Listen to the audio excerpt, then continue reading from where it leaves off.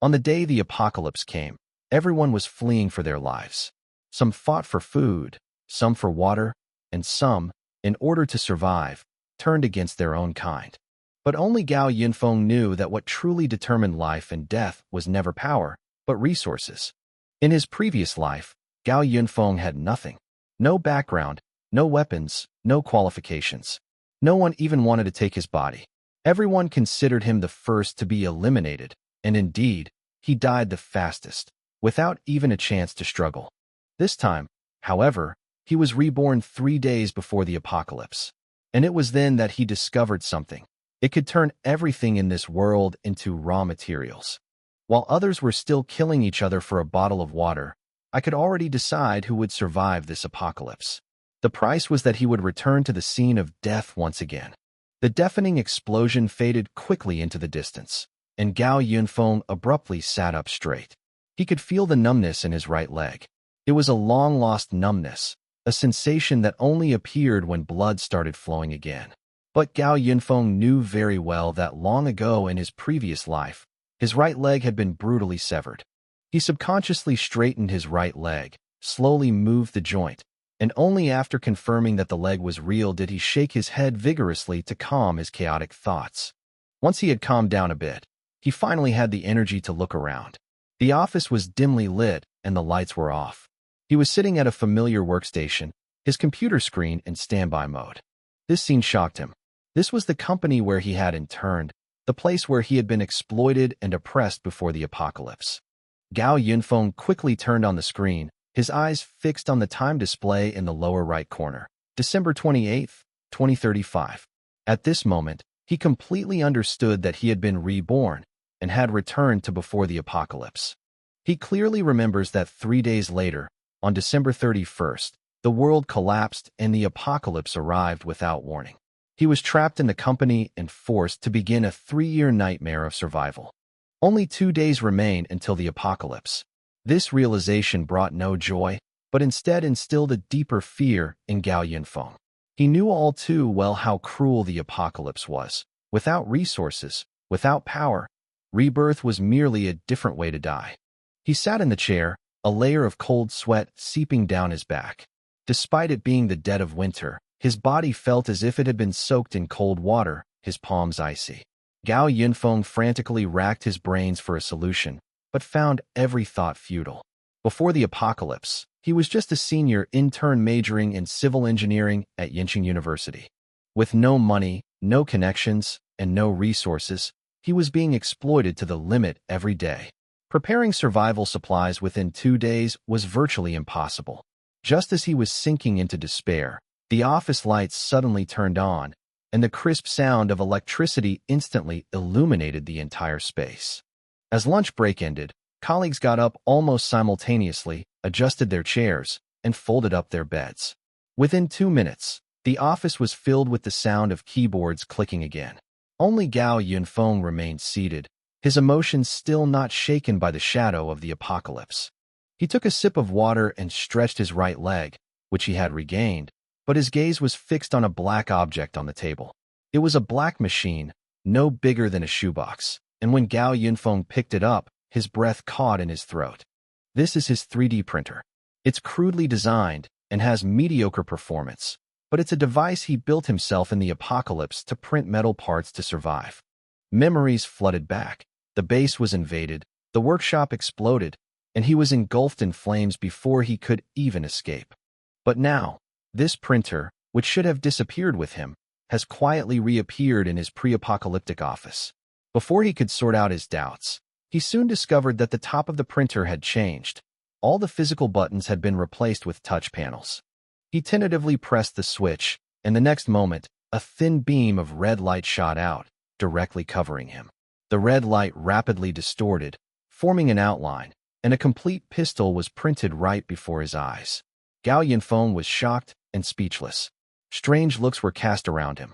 He forced himself to remain calm and quickly hid the printer and pistol in his coat. At that moment, a clear thought surfaced in his mind. As long as this printer remained, the apocalypse might no longer be a dead end.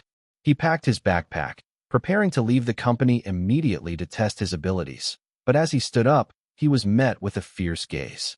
In the corridor, Yang Jiaqing was staring intently at him. That name sent chills down Gao Yinfeng's spine. In his previous life, it was this very man who, during a time of scarcity, had tacitly allowed his right leg to be cut off. Hatred surged in his chest, but he knew this wasn't the time for retribution. Gao Yinfong chose to ignore him and walk away, but Yang Jiaqing forcibly stopped him. The other party pressured him, refusing his leave of absence and flaunting his gold watch with an arrogant tone. When he learned that Yang Jiaqing was just an intern, his attitude became even more arrogant, and he ordered him to return to work immediately. At this moment, Gao Yinfong completely lost his patience.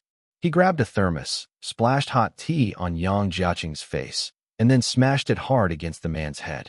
Amidst piercing screams, Gao Yinfong coldly uttered a single sentence, announcing his resignation. Then, without looking back, he walked out of the company, sunlight falling upon him. The pre-apocalyptic world remained quiet.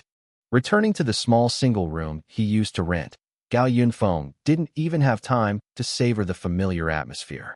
He rushed to the desk and placed the mysterious printer and the pistol he had just printed side by side. He quickly disassembled the gun and confirmed that it was a homemade gun commonly found in post-apocalyptic survivor bases. It was crudely made, but it was a usable weapon. In his previous life, countless mechanics survived thanks to these homemade firearms. They couldn't compare to military weapons, but they could save lives in critical moments. Having confirmed this, Gao Yinfeng's heart pounded faster, and he immediately turned his attention to the printer itself. He pressed the start button, but the machine didn't respond. The next moment, a line of red text appeared on the screen: raw material inventory, 0 cubic meters. Gao Yinfong immediately realized the problem, but this printer had neither a power cord nor any interface for feeding raw materials. He tried clicking the ingredients option and then pressed the plus key repeatedly. A few seconds later, a screeching sound suddenly came from behind him. Gao Yinfong turned around abruptly and saw that the wardrobe, bedside table, and bed were all moving toward the printer at the same time, as if pulled by an invisible force. He immediately shut down the material absorption function, and all the furniture stopped instantly. After a brief moment of calm, Gao Yinfong stood aside, restarted the material absorption function, and set the suction power to maximum. The next second, the furniture was rapidly pulled closer, disappearing into thin air when it was less than 30 centimeters away. The raw material inventory on the screen fluctuated, eventually settling at 3 cubic meters. Gao Yinfeng's heart pounded. He immediately absorbed all the other furniture in the room, leaving only the table, chairs, and computer. He thus confirmed that this printer could absorb any inanimate object, while living things remained unaffected. With sufficient raw materials, the printer restarted and quickly printed out another identical homemade gun. Gao Yinfong realized that as long as there were raw materials, this machine could produce an unlimited number. He then connected the printer to the computer, and the program automatically popped up, displaying a list of printable items. The list mostly contained clothing and furniture, while the weapon inventory still only had a homemade gun. He tried to modify the attributes, but failed due to insufficient materials. However, changing the coat to a cotton-padded coat printed successfully. Gao Yinfong immediately realized that the printed content was highly related to the absorbed items. To verify this, he moved the printer into the bathroom and turned on the tap. Before the water even started flowing, it was sucked into the machine. Back on the computer, the ingredient values slowly increased, and the list added a large number of food options, from bread to meat. Gao Yinfong printed out some food to try. It tasted normal and was fresh and edible. At this point, he was completely certain that this printer could transform everything in the world into resources for survival, and the problems of food and clothing were no longer a limitation. Only two things remained to be solved: weapons and a safe haven. His memories from his previous life told him that the truly deadly threat was never natural disaster, but people. With the emergence of superhumans, the struggle for resources would be the real hell. On the printer interface, all restrictions pointed to metal raw materials. At 5 o'clock in the afternoon, Gao Yinfong decisively went straight to a nearby hardware factory, bought a piece of steel weighing 20 kilograms, and quickly returned. After the steel was absorbed, The program interface updated instantly. Rifles, submachine guns, shotguns, and their corresponding ammunition options were all unlocked. At this point, Gao Yinfong fully confirmed the rule: whatever you absorb, you can create. This was a survival tool powerful enough to rewrite the post-apocalyptic landscape. Gao Yinfong quickly compiled a list of raw materials, and after confirming that the printer was continuously absorbing water, he packed his bag and headed out, his target being the largest steel mill in Yincheng. Before taking the actual action, he printed out a hamburger for himself, and the long-lost feeling of fullness brought him a brief sense of peace. Inside the steel mill, heat waves rolled in, machines roared incessantly, and workers were working overtime to meet demand. Gao Yinfong found a worker, explained that he wanted to buy scrap steel, pulled a wad of cash from his bag, threw it in front of the worker, and gestured for him to lead the way to the boss immediately. All this money was generated by the printer. He set up a numbering system on a 100 yuan bill, copied it in batches, and had long lost track of the quantity. Not long after, a middle-aged man came down from upstairs, claiming to be surnamed Wang and the person in charge of the steel mill, his expression clearly impatient. Mr. Wang initially thought an important client had arrived, but upon seeing Gao Yunfeng's ordinary attire, his expression immediately turned cold, and he only casually inquired about the purpose of the visit. Gao Yinfeng cut to the chase, stating directly that he wanted to buy scrap steel. Mr. Wang instructed him to follow the proper business procedures and turned to leave, but Gao Yinfeng stopped him, uttering only one sentence: "I want it all." Mr. Wang stopped and reminded him that the factory processed nearly 1,000 tons of scrap steel daily, which was no small matter. Gao Yinfeng didn't explain, but simply handed over his bank card, calmly repeating, "I want it all." The moment the card was swiped, Mr. Wang was stunned. The balance on the card was enough to buy a whole week's worth of production. His attitude changed in an instant. President Wang immediately invited him to his office on the second floor, arranged tea, and spoke with a tone that was almost cautiously polite. But as soon as he entered, a familiar voice rang out, causing Gao Yinfeng to pause in his tracks. Yang Jiaqing was leaning back on the leather sofa, looking impatient, clearly having a close relationship with President Wang. The moment he saw Gao Yinfeng, his expression changed from surprise to anger, his tone full of condescending questioning. Gao Yinfeng remained calm and sat down with Boss Wang, simply stating that he had come to buy some things. Yang Jiaqing immediately turned hostile, bringing up the incident of being splashed with water that afternoon to make trouble, but Boss Wang stopped him. After hearing the brief introduction, Yang Jiaqing became even more disdainful, convinced that Gao Yinfeng was just an intern and had no purchasing power whatsoever. Gao Yinfeng completely ignored this and continued to finalize the deal with Boss Wang, ordering all the scrap steel and finished products from the factory to be taken away together, with the sole condition that they all be delivered to the designated location by the afternoon of the following day. Mr. Wang looked troubled, stating frankly that time was tight and transportation pressure was high, while Yang Jiaqing beside him kept sneering. Gao Yinfeng didn't argue, but simply handed over his bank card again.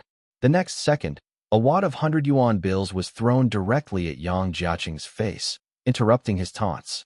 Gao Yinfeng kept throwing out stacks of money, calmly asking if it was enough.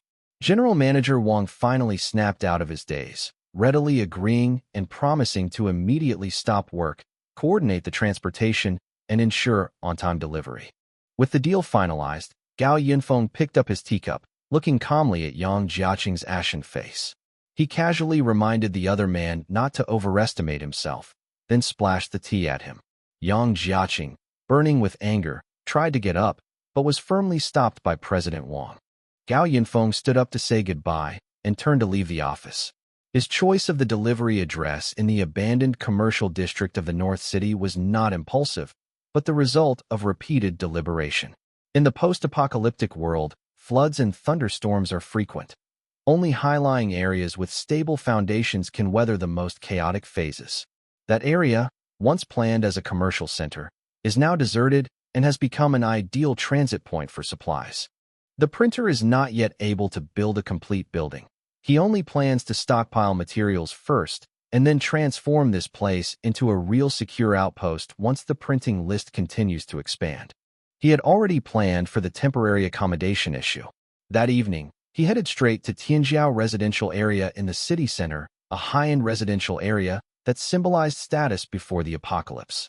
It was inhabited by prominent figures from Yinqing, but these rules would soon become invalid. He approached a real estate agent to inquire about any vacant floors. The agent hesitated for a moment, then led him to a building on the eastern side, where the top 2 floors had always been empty. The reason was simple. The floors were too high and the location too remote, making them more attractive to wealthy individuals. Gao Yinfong immediately decided to rent the 28th and 29th floors. Only after slamming his bank card on the table did the agent realize he'd made a mistake. It was late at night when the contract was signed. Gao Yinfong took the elevator downstairs to return to his old apartment to pack his belongings. He could only take the printer and computer. Everything else had already been used. It was already 9:30, but he still felt unprepared. The apocalypse was only in its final countdown. Every hour could determine life or death. The elevator doors opened, and Gao Yinfong looked up to see a face he knew all too well. Yang Jiaqing stood outside like a wall, his face extremely grim. Gao Yinfong walked straight out of the elevator, shoving the person aside.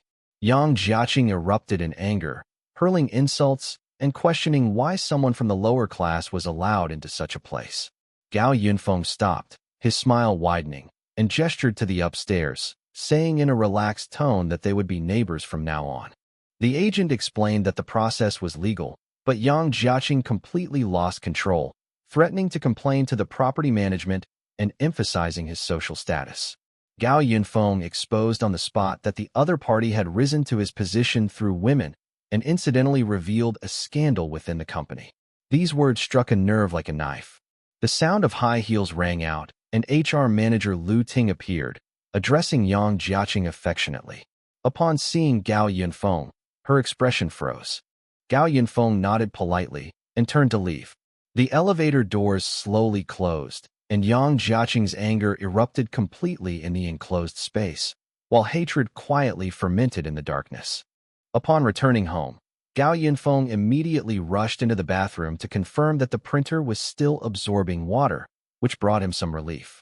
He carried the printer back to his bedroom and connected it to his computer, discovering that the printable list had expanded again, with fruits, snacks, clothes, and blankets gradually being unlocked.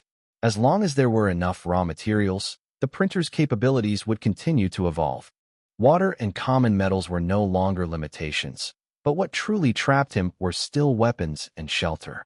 There was no absolutely safe place to stay, and no amount of supplies could hold out. This was a lesson he had learned at the cost of his life in his previous life. He stared at the furniture sorting and suddenly realized something. What if the printer could absorb the entire building? This thought immediately made him both alert and excited. The shelter might not need to be built at all, but rather printed. That night, Gao Yinfong took his printer and computer straight to the abandoned housing development in the northern part of the city. The development zone was deserted in the early morning.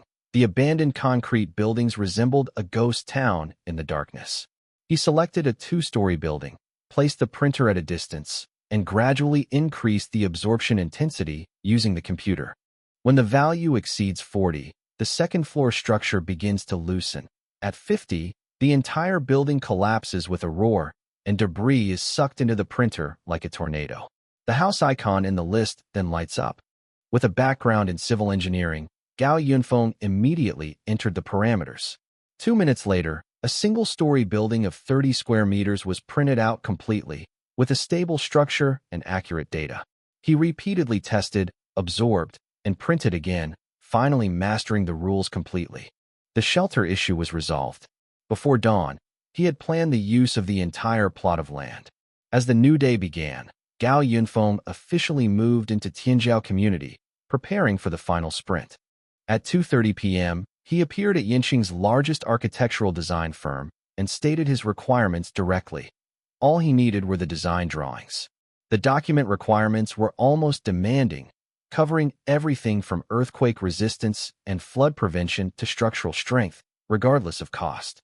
The person in charge, who was initially hesitant, made the decision on the spot after seeing the exorbitant design fee and the additional condition of delivery by tomorrow night.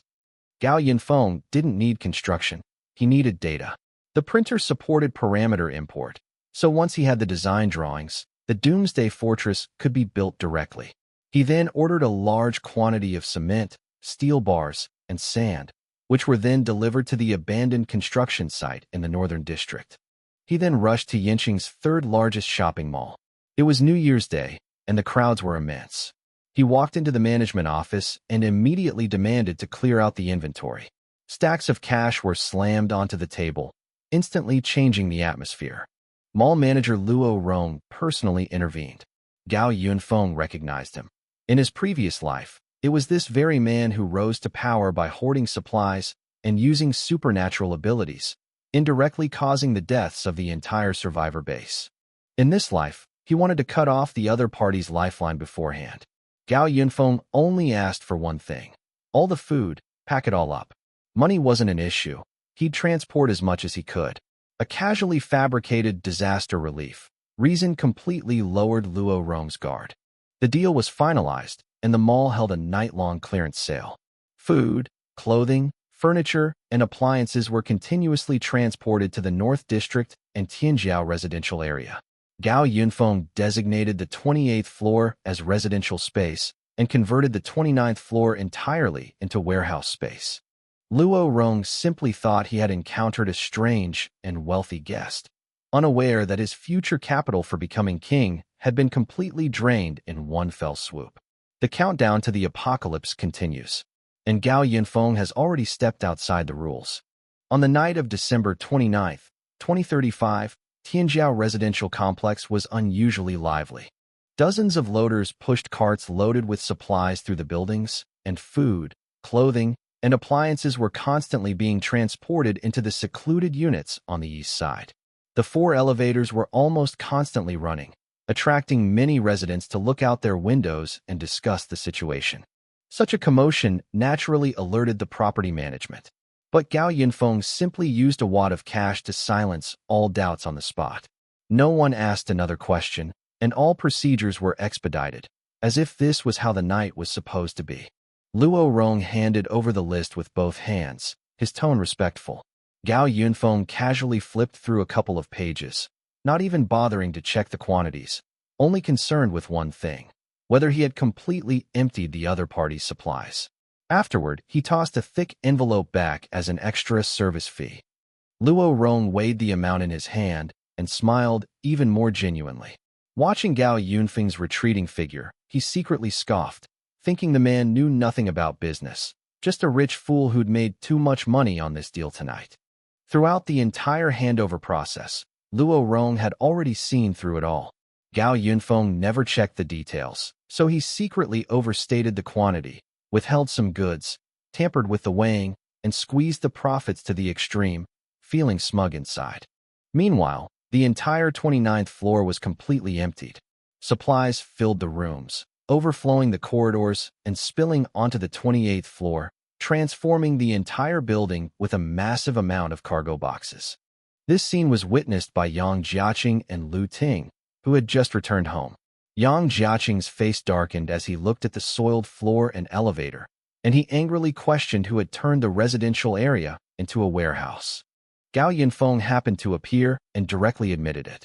His tone was calm, but he was unyielding, leaving Yang Jiaqing speechless for a moment. Lu Ting immediately put on a smiling face, trying to smooth things over and asking for the reason. Gao Yinfong only replied with 3 words: "I'm willing." After he finished speaking, he walked towards the elevator, but was stopped by Lu Ting, who began to speak well of Yang Jiaqing, trying to ease the previous conflict. Gao Yinfong looked at the two of them, his tone laced with a smile. He then asked Lu Ting when she had started interfering in his relationship with President Yang, his words dripping with sarcasm, causing both of them to freeze instantly. Lu Ting quickly changed her tune, emphasizing that everyone was one of us. Gao Yinfong, however, immediately pointed out that he had already resigned and could no longer be considered one of us, thus exposing the veil covering their relationship, and the air instantly froze. Yang Jiaqing finally snapped and started hurling insults. Gao Yinfong stopped and retorted without hesitation. The two confronted each other in public on the first floor, their argument quickly drawing attention.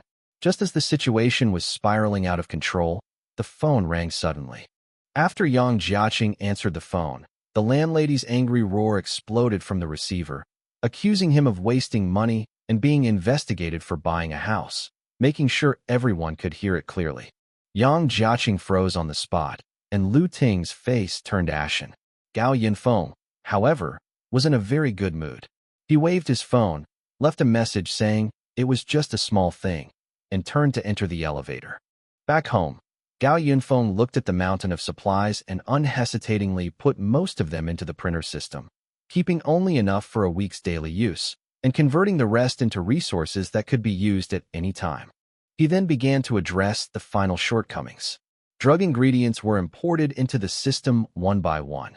Samples were tested for colds, pain relievers, fever reducers, and burns, ensuring a solution for any situation. At 2 a.m., he confirmed the list was correct. Tomorrow will be the last peaceful day in the world. Afterwards, torrential rains will fall globally, and the end of the world will officially arrive. As soon as it was light, Gao Yinfong began to reinforce his residence. He sealed off the elevator, installed alloy doors, and set up traps, his movements swift and decisive, without the slightest hesitation, as if he had rehearsed it countless times. He then drove to the northern part of the city. Tens of thousands of tons of steel had already been delivered, and he immediately started recycling the raw materials at full capacity, also taking over the warehouse and supplies. His efficiency was ruthless and precise. After everything was prepared, he returned to his apartment complex. But the moment he stepped into the building, he was stopped by two police officers. They showed their identification, stated they had received a report, and asked him to cooperate with the investigation. Before Gao Yinfong could speak, he heard familiar footsteps behind him. Yang Jiaqing walked over with her pregnant belly, her face filled with barely suppressed smugness, as if she had finally gotten her chance to turn the tables. Yang Jiaqing publicly pulled up the surveillance footage, pointing to the image of Gao Yinfong taking the printer with him when he left the company, claiming that it was company property, and even implying that it involved dangerous items. His tone was aggressive, as if he wanted to make a big scene and define the matter on the spot. He then pulled out the company's asset list, deliberately emphasizing the high value of the 3D printer, attempting to frame the incident as malicious theft and attract onlookers to gain the upper hand in public opinion. Gao Yinfong glanced at the list and calmly pointed out that the model numbers and sizes were clearly inconsistent, and the logical flaws were obvious. Yang Jiaqing, however, pretended not to understand and became even more agitated, continuing to incite the onlookers. The crowd began to whisper among themselves. The commotion from the previous night's mall clearance sale was still building, and Gao Yinfong quickly became the center of attention. The police turned to him, demanding an explanation regarding the dangerous goods, and stated they would conduct a lawful inspection. Gao Yinfong nodded in agreement, his tone calm, and even offered to conduct a search. His gaze towards Yang Jiaqing was filled with undisguised mockery, as if waiting for the other to continue his performance. Taking advantage of the situation, Yang Jiaqing dredged up old grievances, attacking Gao Yinfeng's background and origins, attempting to intimidate him with his status, which drew frowns from the police. Gao Yinfong, however, stopped arguing and calmly inquired whether he had already been convicted of theft. The police truthfully stated that it was just a routine check.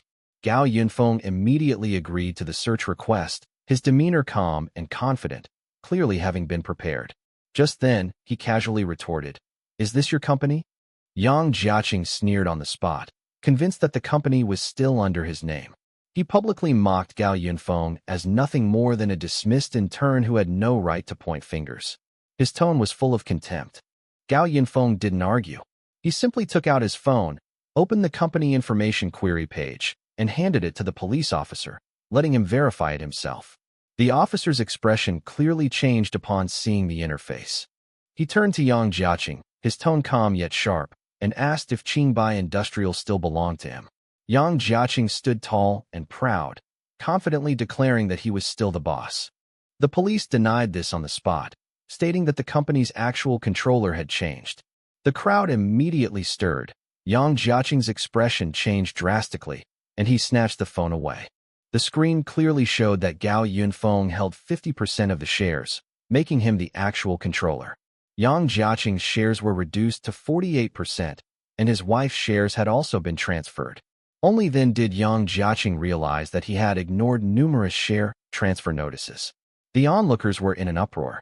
Gao Yinfong appeared relaxed, a smile playing on his lips. He had already secretly orchestrated the acquisition, collaborating with Yang Jiaqing's wife. The other party sold their shares decisively, caring only about the money, not about the person. He publicly played a recording of his and his wife's argument from the previous night, the sound amplified through a Bluetooth speaker, instantly causing an uproar at the entrance of the residential complex. Yang Jiaqing lost control and rushed forward to grab the phone. Gao Yinfong simply threw the phone into his arms, his tone indifferent. After completing a routine check and confirming there were no illegal items, the police left, and the matter was classified as a private dispute. Yang Jiaqing trembled with rage, grabbing Gao Yinfeng's collar, but unable to utter a single coherent sentence. Gao Yinfong shook him off, coldly leaving only the words, "Don't embarrass yourself anymore."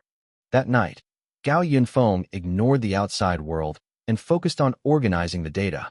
The construction company sent the Doomsday Fortress design drawings on time, which he quickly imported into the printer program, officially locking in the blueprints. At 2:30 a.m., Gao Yinfong drove to Yinqing University of Science and Technology. In his previous life, it was here that he witnessed the true power of artificial intelligence systems. The campus was unusually quiet under the cover of night. The security guard quickly checked his ID and let him through. Following his memory, Gao Yinfong headed towards dormitory building 34, that crucial juncture in his life. He put on his mask, quickly opened the door with a tool, and quietly entered. He noticed girls' clothes hanging to dry in the hallway and realized that this was the girls' dormitory. The target was room 410. Gao Yinfong tiptoed in, finding no computer on the desk. Just as he was looking down to check, a lazy female voice suddenly came from above. "Weren't you out having fun? Why are you back at this hour?" Gao Yinfeng's heart sank. Before he could react, the bed curtains were suddenly flung open, and the girl screamed when she saw his masked face. Gao Yinfong jumped onto the bed and forcefully pinned the girl down to prevent her from calling for help. She struggled desperately, flailing her arms and legs, but she was no match for Gao Yinfong. He quickly sprayed the spray on the girl's face a few times, then pressed his hand firmly against her mouth. The bed frame creaked, and the air was filled with the smell of medicine. But several minutes passed, and the girl still hadn't passed out. Gao Yinfong was getting anxious, so he pulled out a small knife and held it against the girl's neck, whispering a threat to keep her from screaming. Upon seeing the knife, the girl finally quieted down, nodding frantically to signal her submission. Gao Yinfong slowly released her, twisting her hands behind her back and binding them tightly with cable ties. "Don't hurt me. I have money."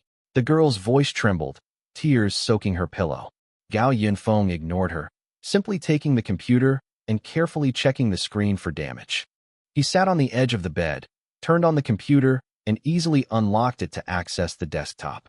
The girl watched in astonishment, completely bewildered as to how this man knew her password. Gao Yinfong smiled slightly and directly opened the folder containing the artificial intelligence program. He entered the familiar password, easily accessed the core directory, and verified the program's existence. The girl finally realized that this person wasn't an ordinary thief, but someone specifically sent to steal her computer. "Who are you? How do you know everything about me?"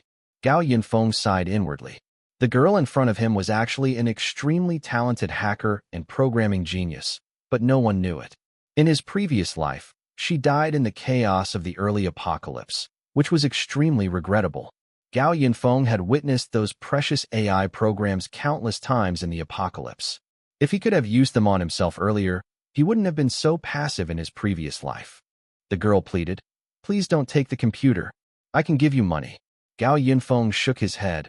"All I want is your computer. No amount of money will help." He shut down the computer and put it in his backpack, then reminded the girl, "You should thank your teacher. He's not as upright as you think." The girl was stunned, not understanding what he meant. Gao Yinfong didn't explain further, but simply untied her cable ties and gently placed her down. As compensation, I'll give you some advice. There will be a global super rainstorm tomorrow, so don't go out, stock up on supplies, and stay away from crowds. He watched the girl curled up in the corner of the bed, her expression complex. He knew he had stolen her work, but there was really no other way. After tidying everything up, he looked down to observe the girl's condition and found that she had finally been hypnotized by the anesthetic spray and was completely asleep. Gao Yinfong left the dormitory silently, glancing back at room 410 in the corridor. With the apocalypse approaching, everyone's fate was unpredictable. The sky outside was already faintly turning white. He quickly went downstairs and left Yinching University of Science and Technology.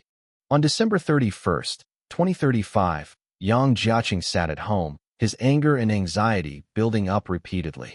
His phone kept popping up with so-called condolence messages from business partners and relatives, each seemingly concerned, but actually drawing a line between themselves and others.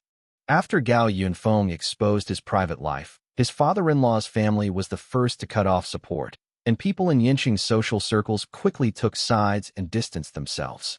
In just one day, his reputation, connections, and escape route collapsed simultaneously.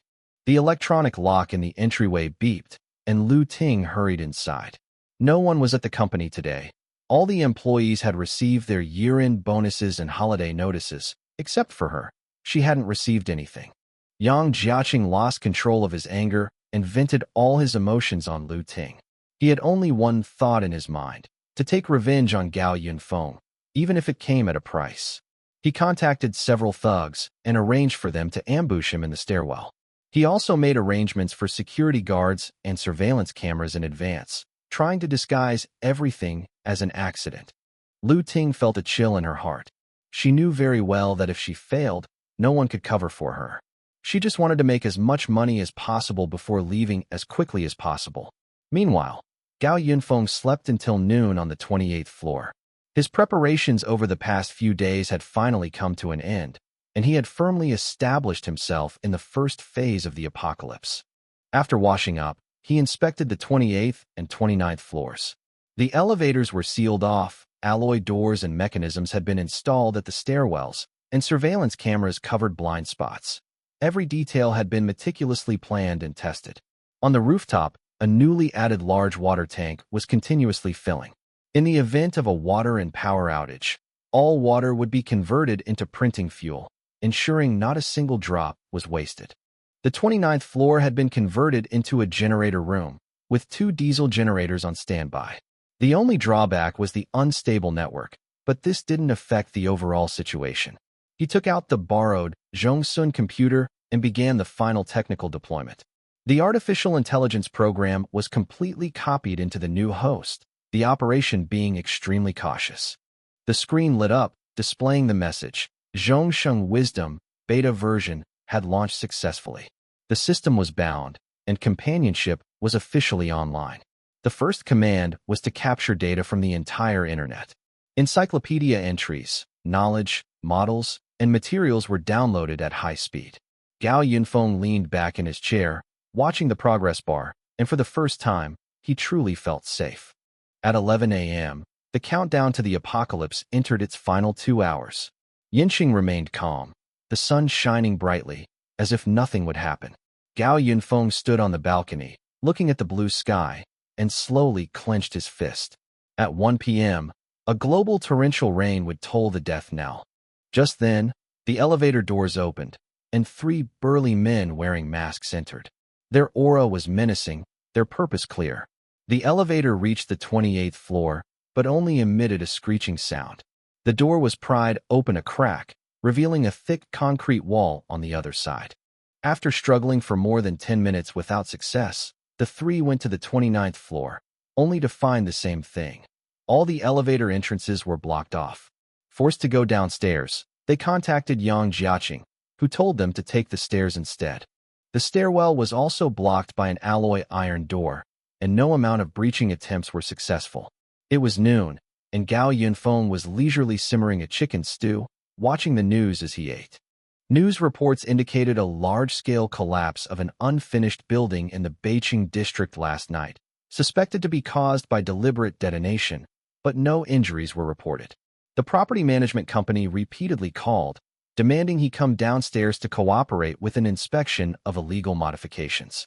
Gao Yinfong declined, claiming he wasn't home, and hung up immediately. The situation in the residents' group chat began to escalate, with the property management team leading the charge in accusing him of posing a safety hazard. Yang Jiaqing seized the opportunity to incite emotions, directing all the blame towards Gao Yinfong. Gao Yinfong then unearthed a pre-prepared secretly filmed video and posted it directly into the group chat. The tide turned instantly, and everyone began to focus on Yang Jiaqing. The phone rang immediately, filled with angry curses and threats. Gao Yinfong only reminded him that he had called those burly men, and then hung up. Dark clouds descended without warning, plunging the sky into darkness. A fierce wind whipped up debris, and torrential rain poured down. 5 minutes later, the entire city was submerged in a curtain of water.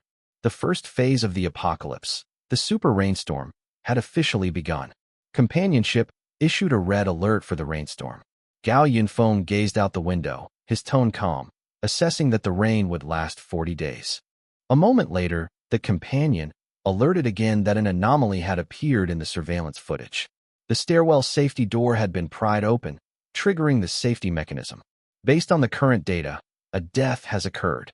The scene shows chaos in the stairwell on the 27th floor. A man lies stiffly in front of the door, unresponsive. Gao Yinfong recognizes the man as one of the thugs sent by Yang Jiaqing. Behind the crowd, Yang Jiaqing and Lu Ting's faces were clearly visible in the surveillance footage. The incident itself was not complicated. Unable to contact Gao Yinfong for a long time, the property management company decided to forcibly dismantle the door.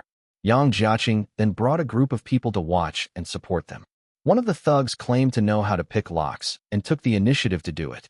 Under everyone's watchful eyes, as soon as the lock-picking tool was inserted into the keyhole, a blinding spark suddenly exploded, accompanied by a muffled thud. The man froze instantly, then fell straight to the ground, motionless. After a brief silence, the hallway erupted in chaos.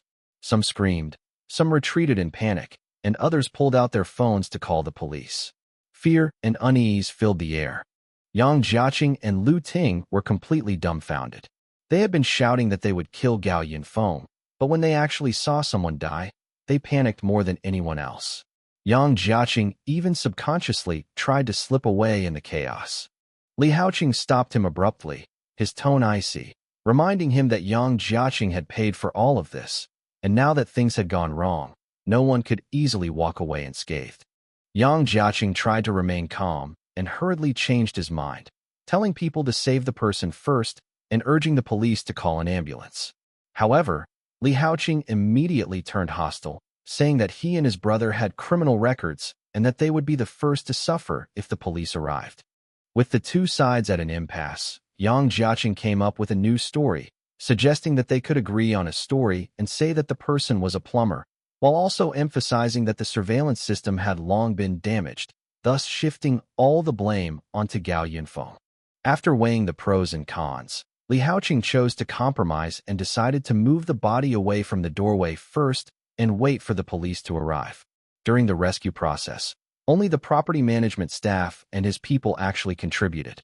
After confirming the death, Li Haoqing was furious and punched the wall, vowing to make Gao Yinfong pay the price. Lu Ting, on the other hand, calmed down and began to plan her future interests. She reminded Li Haoqing that since the person died in front of Gao Yinfeng's door, the other party was already a murderer, and there was no need to take any further action. It would be safer to wait for the police to intervene, and they could also take the opportunity to extort some money. Before everyone could reach an agreement, the sky outside the window grew increasingly alarming. Dark clouds hung low, and torrential rain poured down, as if the entire city were shrouded in it. A coincidence that sent chills down everyone's spine. Someone in the building suddenly realized the situation was dire. After checking the news, their face turned pale. It explained that due to the heavy rain, roads were blocked, and the police and ambulances would be unable to reach the scene quickly.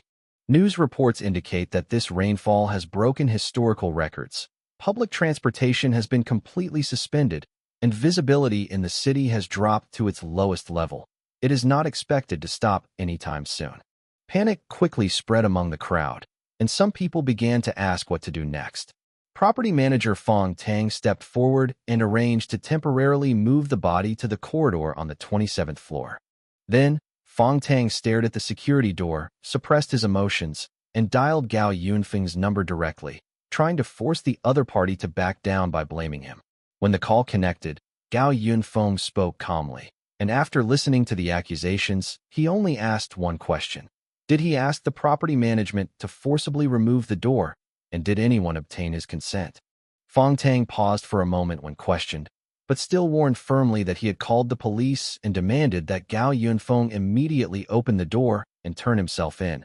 Otherwise, he would forcibly break down the door. Gao Yinfong remained unyielding, speaking casually that he was always welcome and would cooperate if the police came and the door was broken down. During the standoff, Gao Yinfong pointed out the key issue, reminding Fong Tang that the person he should really be looking for was the whistleblower. Without this person, none of the subsequent incidents would have occurred. Fong Tang subconsciously looked at Yang Jiaqing. The voice on the other end of the phone continued, Gao Yinfong calling out to Yang Jiaqing to make sure he heard clearly, his tone filled with undisguised sarcasm. Yang Jiaqing was publicly called out, his face turning ashen with anger and embarrassment. He knew he couldn't wait any longer. Since the police couldn't come, he had to take the initiative to solve the problem. He immediately incited the crowd, claiming that Gao Yinfong must be hiding inside, and that as long as they broke down the door and subdued him, they could send him straight to the police station. Fong Tang looked at the deadly security door, hesitating, wondering how to proceed. When Yang Jiaqing looked up at the torrential rain outside the window, his eyes gradually turning sinister. If the door is blocked, then let's try another place. Gao Yinfong sat in front of his computer watching the monitor. Outside, the torrential rain continued relentlessly.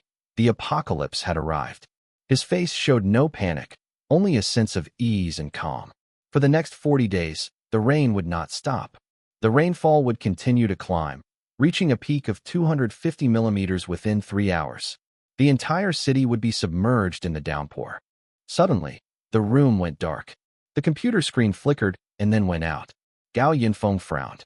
He went to the living room and peered through the wind and rain at the apartment building across the street. The other side was brightly lit, but his side was completely dark, and even the taps were dry. He immediately realized that the property management had taken action, cutting off his room's water and electricity. This trick didn't faze him. He went straight upstairs, through the stairs to the generator room on the 29th floor. Inside, 2 diesel generators sat quietly. The water and electricity lines on these 2 floors had been completely overhauled by him when he moved in. Gao Yinfong skillfully started the generator, and the lights instantly returned as soon as the power was switched on in the room. He then turned on the newly connected backup water pipe to ensure a continuous water supply before returning to the 28th floor. The computer restarted, and the voice of the AI companion sounded, "Sorry, Master. I was disconnected just now." Gao Yinfong calmly replied, "It's nothing, just a power outage. But that's one of your biggest flaws." He sat back down at his computer and pulled up the surveillance footage again. On the screen, Yang Jiaqing, Lu Ting, Fong Tang, Li Haoqing, and Li Haoqing's henchmen were busy working around his security door. The henchmen at the door were bent over, fiddling with lock-picking tools, trying to open the door. Gao Yinfong found it somewhat amusing. These men seemed like a gang of thieves, and each of them was quite skilled. But he knew in his heart that they had no chance of getting in. The moment the power was restored, Gao Yinfong immediately switched off the high-voltage power to the security door. Water in the kitchen boiled, and a large pot of steaming hot water was quickly prepared. 10 minutes passed, and the henchman outside was still struggling, sweat beading on his forehead, but the security door remained unmoved. Seeing this, Yang Jiaqing urged impatiently, "Why hasn't it been opened yet?" The younger brother shook his head helplessly. "It's no use. The lock is too complicated. Ordinary tools can't open it." Lu Ting leaned closer to examine it and whispered, "This door looks like an alloy door from a bank vault. It won't be easy to open." Li Haoqing was furious. He pushed his underling aside and tried to open it himself, but the more he fiddled with it, the more frustrated he became.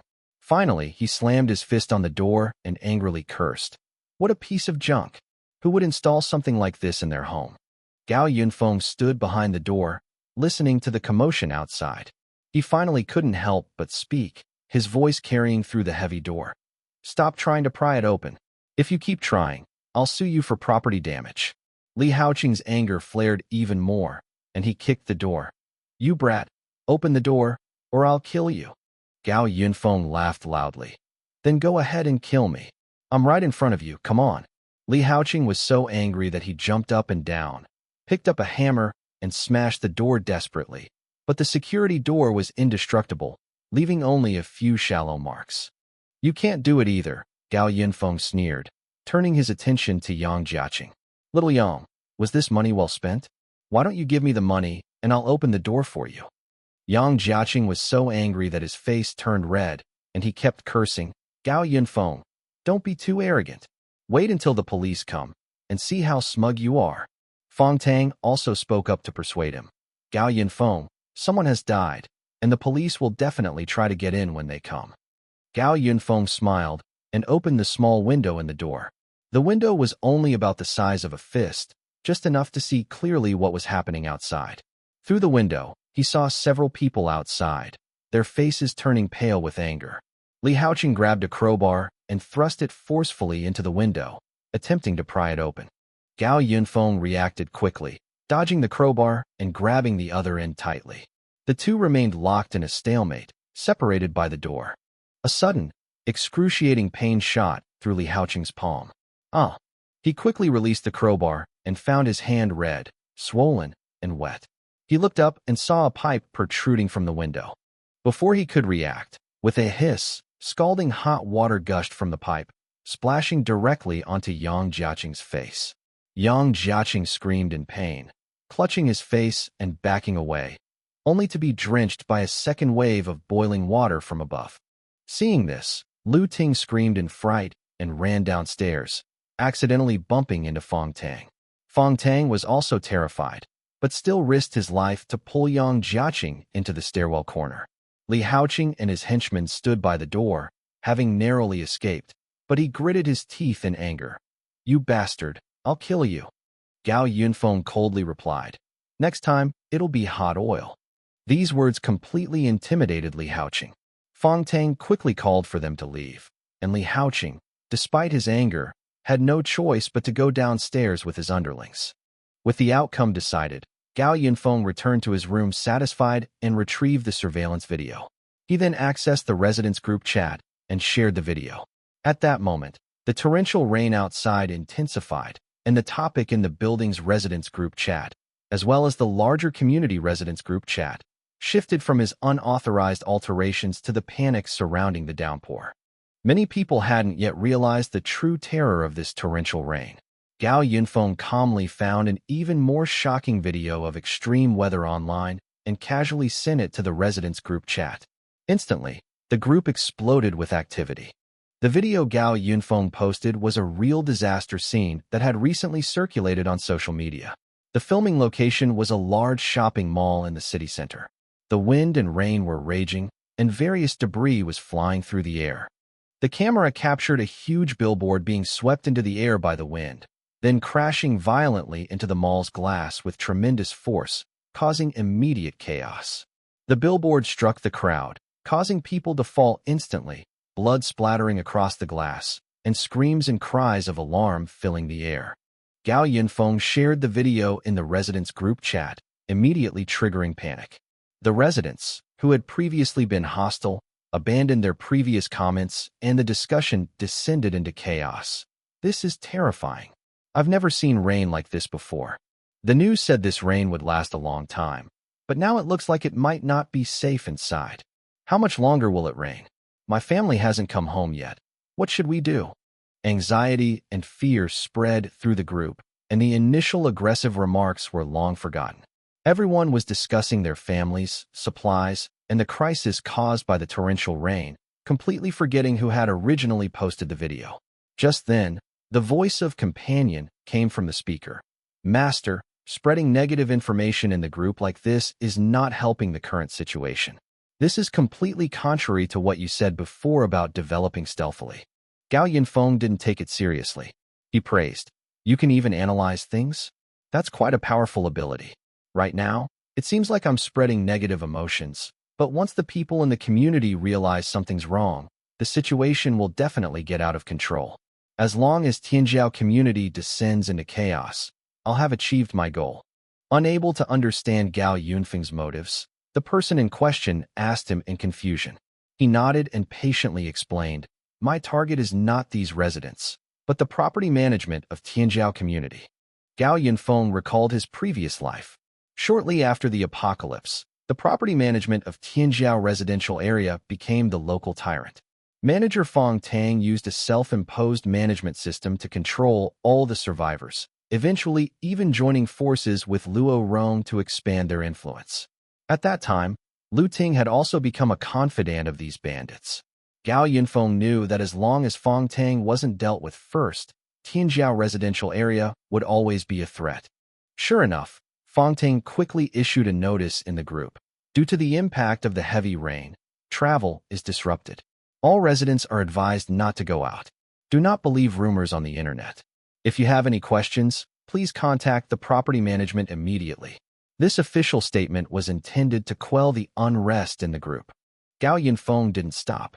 His fingers flew across the keyboard as he uploaded 2 surveillance videos to the residents' group chat.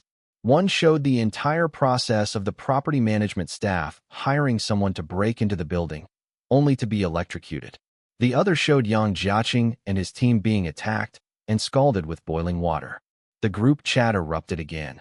How could someone be killed by the property management? Living in a building with a murderer, is there no justice? You altered the house without permission, so it's only natural for the property management to break into the building. Send a message to Fong Tang in the group. Bringing people to pick locks. Is this how your property management treats the residents? Companion reminded again. Master, you will only bring hatred upon yourself by doing this. Gao Yinfong scoffed. It doesn't matter. I just want everyone in the community to remember me. First, I'll build up my reputation and make them afraid of me. Fong Tang continued in the group chat. Everything is stable in the community right now, except for that one person in Building 11 who is causing some instability. Please stay home, and the police will arrest him after the rain stops. The property management staff used professional rhetoric, attempting to shift the blame onto Gao Yinfong. But Gao Yinfong paid no attention. He looked at the 3D printer on his desk. The printer emitted a beam of light, and in less than 2 seconds, a brand new robot appeared on the desktop.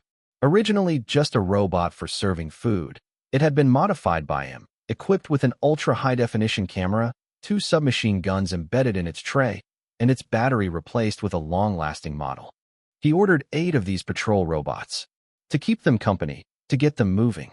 The blue electronic eyes on the top of the robots slowly lit up, and the robots themselves tipped out of the doorway, nimbly rotating in the living room. The 8 robots were distributed across 2 floors, taking turns patrolling. When supplies become scarce, my family will definitely be the target of the entire community. Companion, you will operate these 8 machines, 4 on each floor, with 2 on rotation. Companion instinctively objected. Master, the submachine guns are too violent. Should we replace them with deterrent devices? No need, Gao Yinfong said in a deep voice. The apocalypse has become a primitive jungle law. All invaders must die. You don't want to be destroyed, do you? The companion fell silent for a moment, then suggested, how about replacing it with a built-in Gatling gun, along with infrared and sound sensors, and a chainsaw? Gao Yinfong was overjoyed and exclaimed, I thought I was ruthless enough, but I didn't expect you to be even more ruthless than me. Do exactly as you say. Yes, master. The attendant then operated the printer to upgrade its equipment. Gao Yinfong had specially arranged a dedicated server for the companion, so that even if the network was down, he could still control all the devices locally. Satisfied with entrusting security to artificial intelligence, he returned to his computer and reopened the monitoring screen. The hallway on the screen was empty, and the sound of the torrential rain hitting the glass in the distance grew louder. The real apocalyptic drama was just beginning. Chapter 16. Everyone feels insecure. On the 10th floor, at Yang Jiaqing's home, Lu Ting was applying a wet towel to Yang Jiaqing's face, and Yang Jiaqing screamed in pain when the towel touched him. At this moment, his entire face was as red as if it had been scalded, as if it was already almost cooked. But what was worse was his scalp. The hair on the front half of his head was now falling out at the slightest pull, and the top of his head was also covered with a large, unusual red patch. Gao Yinfong was overjoyed watching the surveillance footage. Luckily, he had found an opportunity beforehand to break into Yang Jiaqing's house and install the cameras. Otherwise, he wouldn't have had anything to watch. He finally understood why pigs were scalded with boiling water after slaughtering. Yang Jiaqing sat on the sofa, howling in pain. In contrast, Li Haoqing was in a better condition. He had only burned his hand, though it was still in a lot of pain. Looking at the apocalyptic downpour outside, Li Haoqing grew increasingly agitated. He hadn't even received the money yet, and had already burned his hand and lost one of his underlings. He glanced at Yang Jiaqing across the street, thinking that he would only come back to Yang Jiaqing for double the reward after sending Gao Yinfong in and getting compensation. Only then could he calm down. It was already 4 o'clock in the afternoon. Li Haoqing hadn't felt it until he sat down and realized he was hungry. He hadn't even eaten lunch before rushing over. So he asked Lu Ting, "Manager Lu, is there anything to eat inside? My brother and I have been working hard all this time and haven't had anything to eat yet." After thinking for a moment, Lu Ting looked at Yang Jiaqing, who had calmed down a bit, and stood up, saying, "Yes, I'll go get it for you." Fong Tang was sitting on the sofa making a phone call. He frowned slightly as he watched Lu Ting bring over several bags of bread and distribute them to Li Haoqing and his companion.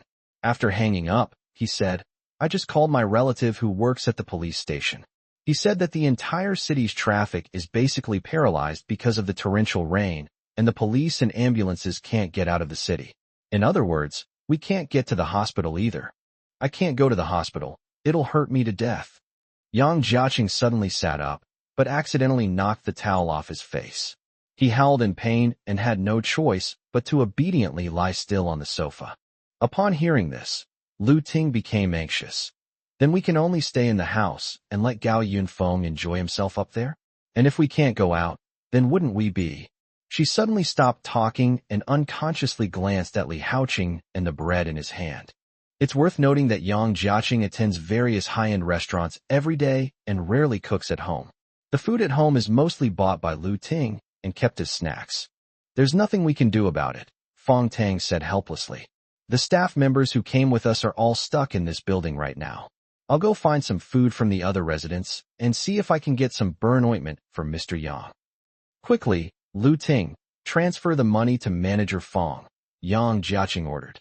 Fong Tang stood up and glanced at the 4 people in the room before leaving, his gaze lingering longest on Li Haoqing. After exiting, Fong Tang went up to the 27th floor. All the staff members were gathered anxiously in the corridor because there was still a body lying on the ground. Fong Tang instructed everyone to tidy up the empty room on the 27th floor and use it as a restroom, and to temporarily place the body in an empty room as well. Fortunately, the only resident on the 27th floor was not home, otherwise there would have been another argument. After giving his instructions, Fong Tang called over 2 reliable brothers and told them to buy some food from the residents downstairs and put it in an empty room on the 25th floor. "Buy as much as you can," Fong Tang instructed, then waved them away. Actually, Fong Tang had some things he hadn't mentioned at Yang Jiaqing's house. His relative revealed to him that this rainstorm was no ordinary event. According to reliable sources, the authorities had already evacuated important supplies and officials in advance. This greatly worried Fong Tang. Just how serious had the situation become that the authorities had to relocate supplies and people? If they were truly trapped here and couldn't get out, then they would have to prepare some supplies first. That's why Fong Tang frowned when he saw Lu Ting generously giving out bread. He wondered if she would regret her decision later. However, what worried Fong Tang even more were those outsiders. With Gao Yinfong above and Li Haoqing below, their brief encounters indicated that neither of them were easy to deal with. If this torrential rain dragged on for too long, he dared not think any further. In short, his priority now was to find a way to obtain some supplies. On the 28th floor, Gao Yinfong saw through the surveillance cameras that Fong Tang and others were acting suspiciously and plotting something. He had installed hidden cameras throughout the building's corridors, so his camera followed the two people Fong Tang sent out, and sure enough, he discovered something amiss. It seemed Fong Tang had received inside information and was starting to stockpile supplies. Gao Yinfong thought to himself. Watching the two staff members go door to door in Building 11 to collect supplies, Gao Yinfong tapped his fingers lightly on the table a few times, then opened the group chat. Gao Yinfong used a secondary account to forward the official announcement online and then tagged Fong Tang. Property management. The news says this rainstorm will last a long time. We can't go out now, and we can't order takeout. So what are we going to do for food? Immediately, all the homeowners in the group echoed this sentiment. Yes, what about food? I rarely cook at home. There's hardly anything to eat at home. Gao Yinfong raised another question, quoting Fong Tang's announcement. Your property management company will help our residents, right? Immediately, the group was filled with people agreeing with Gao Yinfeng's remarks. Fong Tang, sitting on the 27th floor, nearly vomited blood when he saw a bunch of people tagging him in the group chat. Looking at Gao Yinfeng's alternate account, he cursed inwardly. Which homeowner is this? Why bring up such a sore subject? They really know how to pick a topic. However, it was still necessary to make polite remarks, so Fong Tang replied in the group. Don't worry, everyone. Our property management will do our best to solve your problems. You can raise any needs in the group now, and our staff will register them and solve them for you later. Then the anonymous homeowner who started the conversation was the first to step forward. Oh dear, I don't know when this rain will stop. Could you please buy me some food? Just 50 gene of rice, 20 gene of eggs, 5 gene of pork, and 5 gene of vegetables will do. And could you also bring me 2 packs of cigarettes? I'll be very grateful. Clasps hands in a fist. Property management, please buy me a few pounds of beef brisket. I want to eat fish, and also bring me back a king crab. The screen was filled with messages that Fong Tang could hardly bear to look at. Even Lu Ting tagged him, saying, could you please bring some more carrots and corn, and buy 2 more pounds of pork bones? Do you want the dragon bone and dragon blood? Fong Tang could only reply with a smiley face. He then went online to check all the official reports about the torrential rain, his heart tightening once again. If this rain continues, the neighborhood will be in chaos sooner or later. Chapter 17, The Hacker's Skill. January 1st, 2036. This day should have been a joyous New Year's Day, but the entire city of Yinqing was immersed in immense anxiety. The torrential rain had been pouring down since yesterday afternoon. Of course, Gao Yinfong was an exception.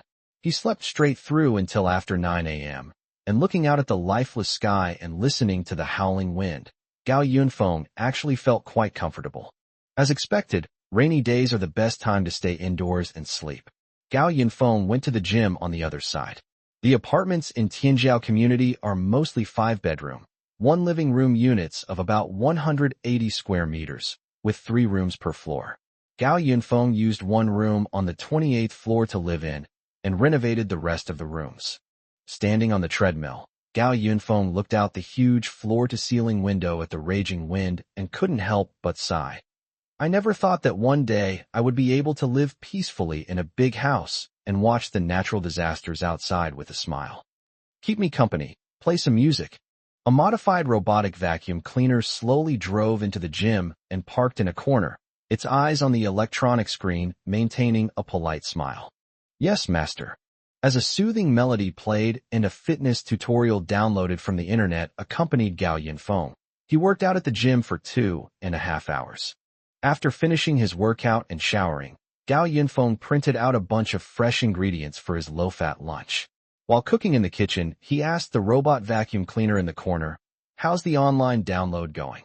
The companion replied, "Master, based on the urgency of the information you provided, I have downloaded and stored the vast majority of lifestyle information from the internet on our server." After the apocalypse, the internet was basically gone. So Gao Yinfong first printed out a large server and stored it in the next room, and then had his companion move almost the entire internet to the server. Gao Yinfong nodded and continued to ask, "What about those relatively difficult-to-obtain materials?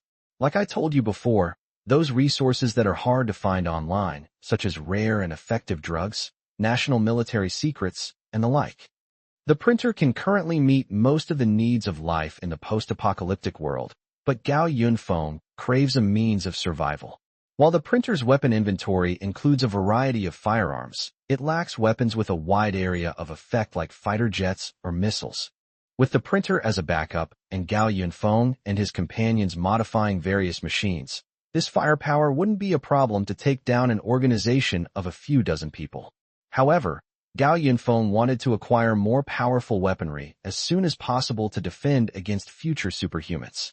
It's said that the rich rely on technology, while the poor rely on mutation.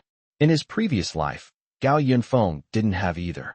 Now that he's been reborn and is rich, why not quickly arm himself with the power of money? However, the companion explained, "Master, as long as you don't get any terminal illnesses in the future, you don't need to worry about diseases that can be cured with medication. As for weapons, I can't crack those official secrets with my current abilities, and even relevant personnel can't freely access the official security network, let alone hack into it." "Can't you do it yet?" Gao Yinfong said with some regret.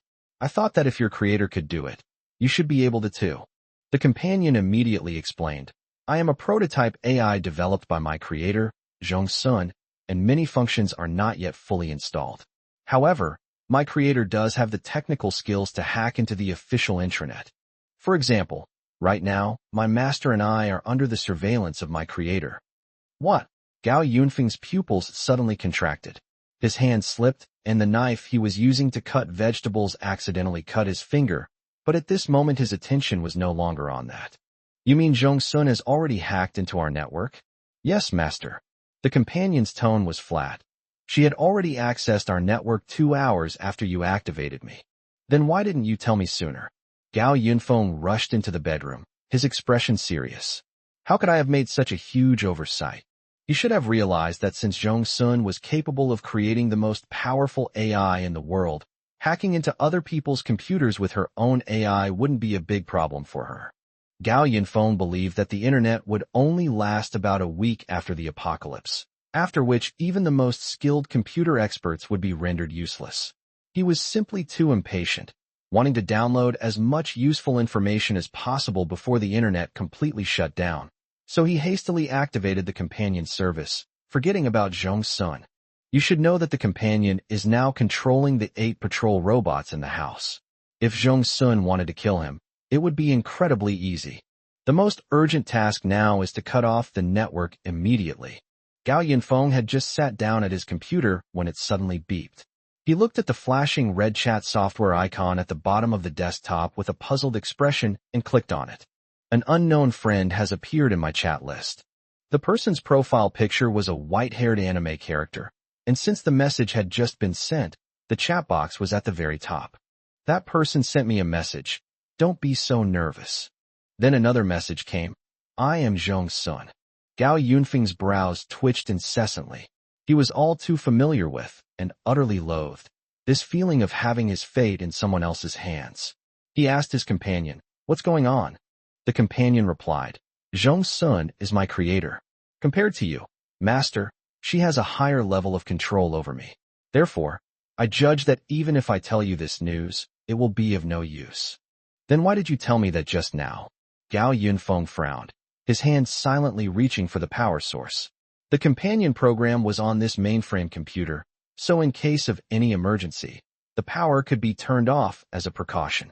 "It was Miss Zhong Sun who asked me to do this. She wanted to talk to Master." The companion slowly explained.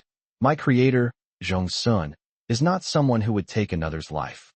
Moreover, she is an honest and upright person. Master, you don't need to react so strongly. You were created by her. How can you not side with her?" Gao Yinfong calmed himself down a bit. He believed that Zhong Sun wasn't the kind of killer, and besides, it was still the early stages of the apocalypse. Normal people would still be wary of the law. He rubbed his forehead and asked, "So, what does she want to talk about?" "Please wait a moment." The companion suddenly went offline. Just as Gao Yinfong was wondering what was going on, a voice came from the speaker. It's a girl's voice, not an AI-generated one. It's a real person's voice. "Hey, can you hear me?" "Hello, Gao Yinfong. I am Zhong Sun." Chapter 18 Transactions. Gao Yinfong tried his best to steady his twitching eyebrows with his hand and replied, I'm listening. From the speaker, Zhong Sun first put on a suit of armor. Well, you used my computer to connect to your network and then activated my AI while there was internet access, so you really can't blame me. I understand, Gao Yinfong said irritably. So, what do you want to talk about? Unexpectedly, after a brief silence, Zhong Sun spoke up. My teacher concealed from me the fact that he had followed the official transfer, and he also attributed all the procedures I had done to himself. How should I tell him this? Gao Yinfong replied. So, as one of the top computer experts in the country, you were betrayed by your dear teacher, and as a result, you can't get official protection and are now trapped somewhere unknown. Is that what you mean? Yes, Zhong Sun answered readily. Then she revealed her purpose. Don't misunderstand, I didn't mean you any harm.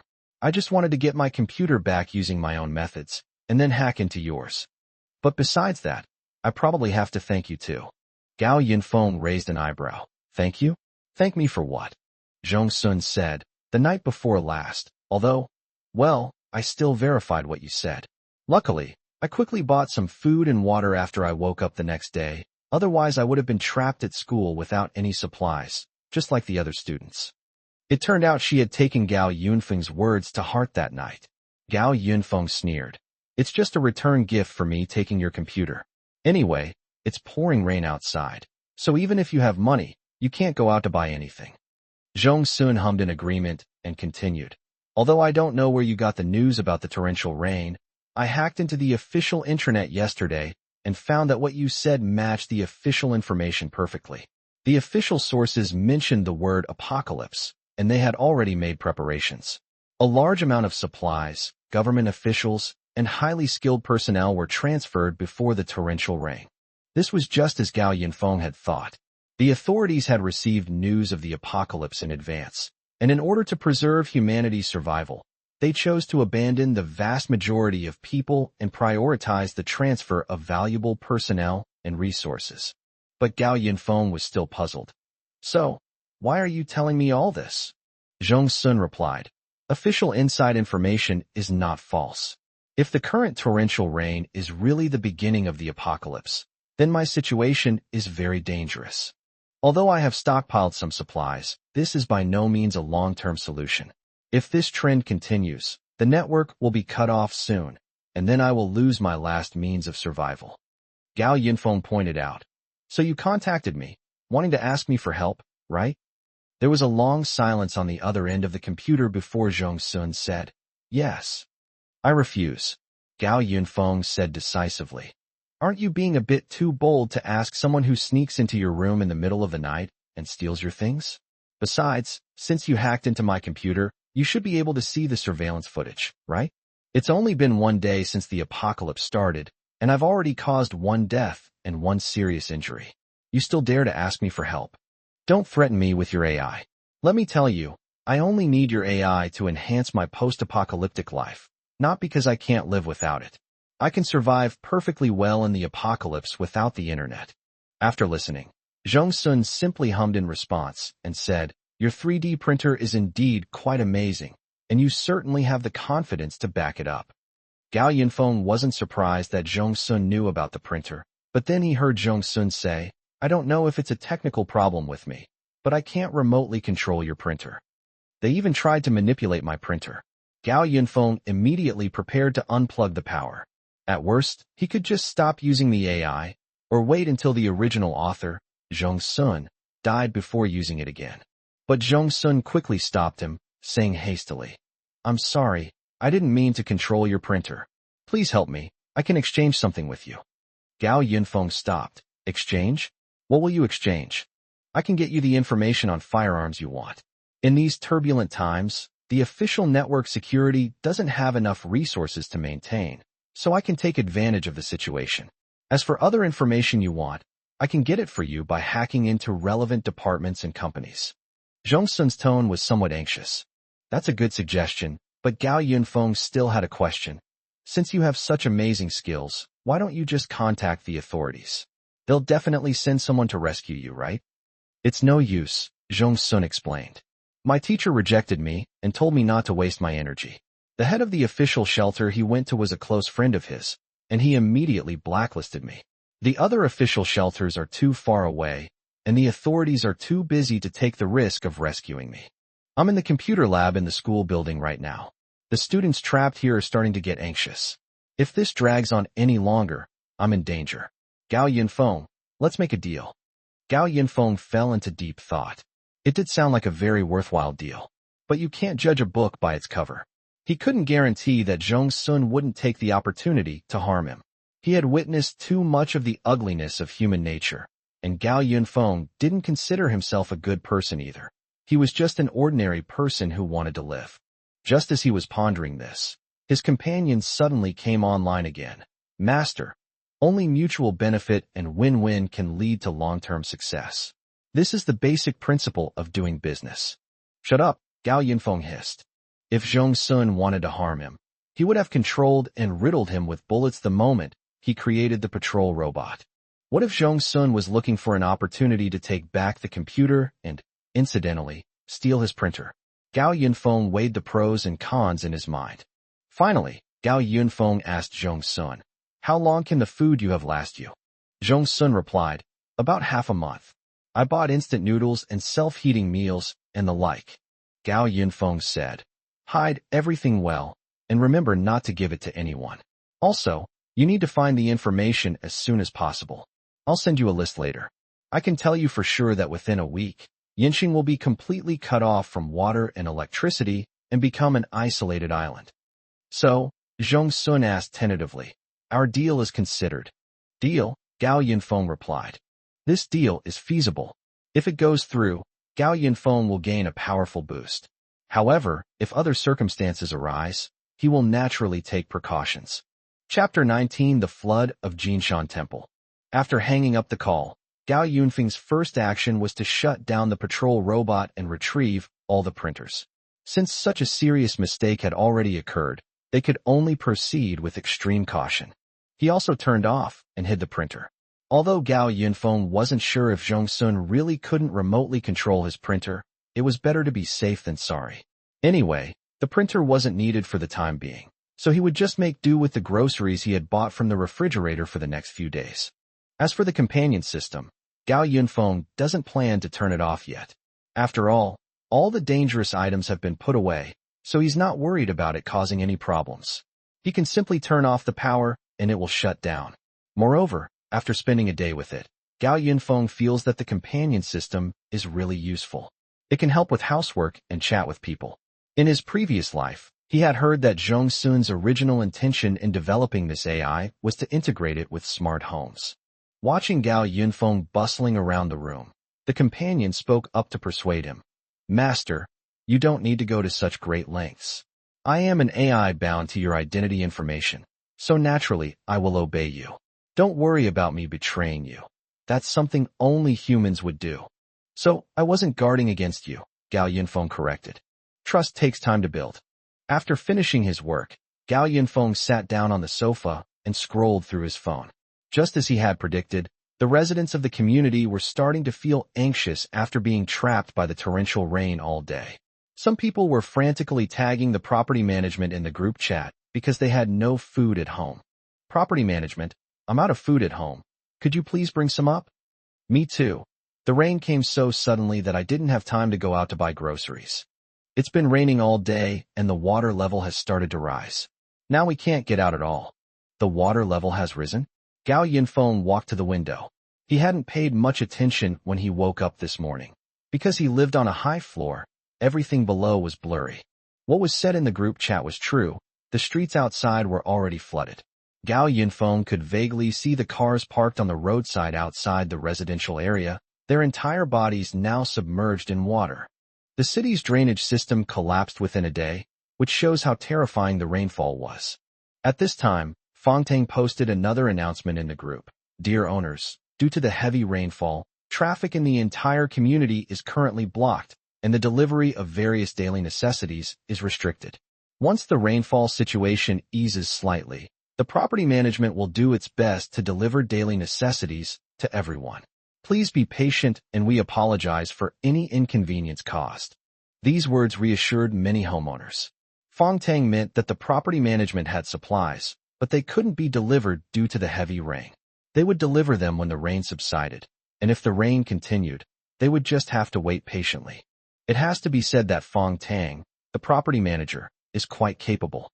Gao Yinfong checked the surveillance footage and found that the property staff were on the 27th floor at that time, but Fong Tang was nowhere to be seen. The scene shifts to the 25th floor, where the door to the room Fong Tang used as a temporary warehouse is locked. The companion then says, "Master, I've been monitoring the property management's activities since yesterday. They went door to door yesterday buying up a lot of food and storing it on the 25th floor. A rough estimate is that the food should last the property management for about half a month. Half a month. That's like emptying most of the residents' food supplies."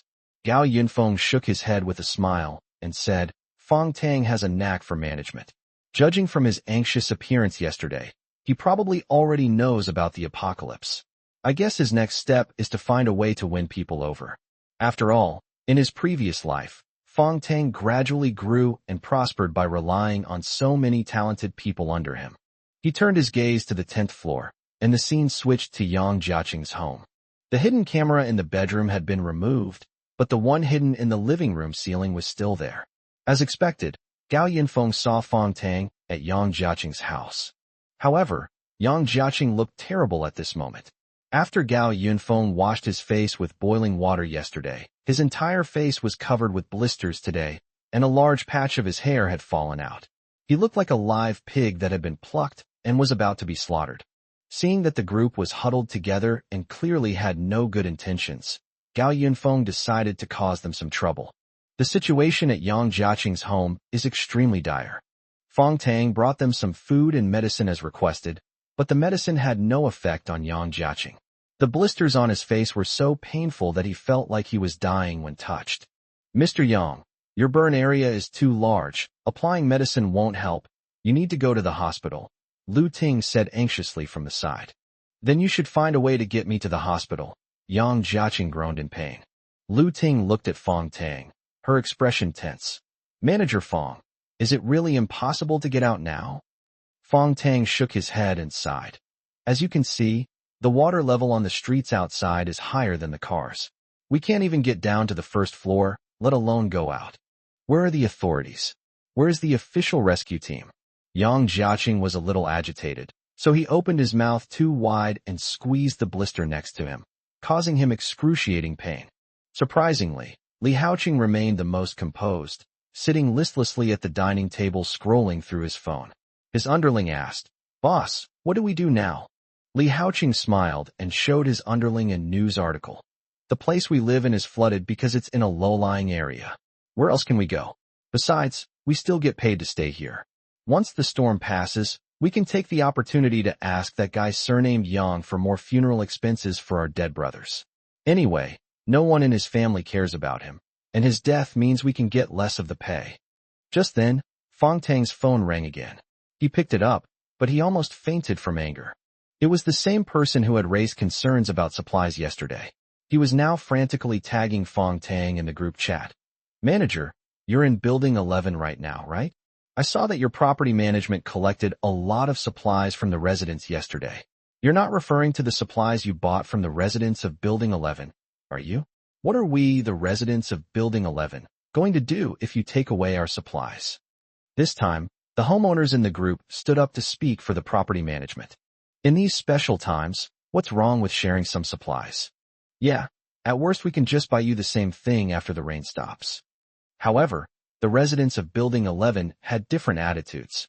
Some felt that it was no big deal to hand over some supplies to the property management during this special period, while others were reminded by Gao Yinfong that if they sold their excess supplies to the property management, what would happen if they ran out of food later? Just as Fong Tang was watching the group chat with its lively debate, Gao Yinfong asked another question in the group. "What if this torrential rain doesn't stop?" After saying that, Gao Yinfong sent a video and a screenshot to the group. Those were the official internal notifications of the impending apocalypse and surveillance footage of important official figures being transferred, which Gao Yinfong had asked Zhong for. Chapter 20 Suspicion. The group chat immediately erupted in chaos again. Although some people expressed doubts about the message sent by Gao Yinfong, everyone was still discussing it in the group. Is this document genuine? It has an official signature and electronic seal on it. Has the rainstorm become so severe that even the authorities have to evacuate? What will we do if the officials leave? I recognize that person in the video. He really is a high-ranking official in Yinxing. In an instant, the homeowners, who had been somewhat appeased by Fong Tang, began to stir again. Gao Yinfong, however, was quite pleased with himself. The news would likely spread quickly, but it didn't matter anymore. The official withdrawal was a fact, and they didn't have the time to track down those who spread the information. Most of them had already been abandoned. That's right. Gao Yinfong wanted to create chaos among these people. On the 10th floor, Fong Tang panicked completely when he saw the message. If he could still give excuses when Gao Yinfong asked about supplies, what was he going to do now that the apocalypse was public knowledge? What if everyone believed it? Where would he go to buy supplies? Looking at her phone, Lu Ting looked at Fong Tang with a puzzled expression.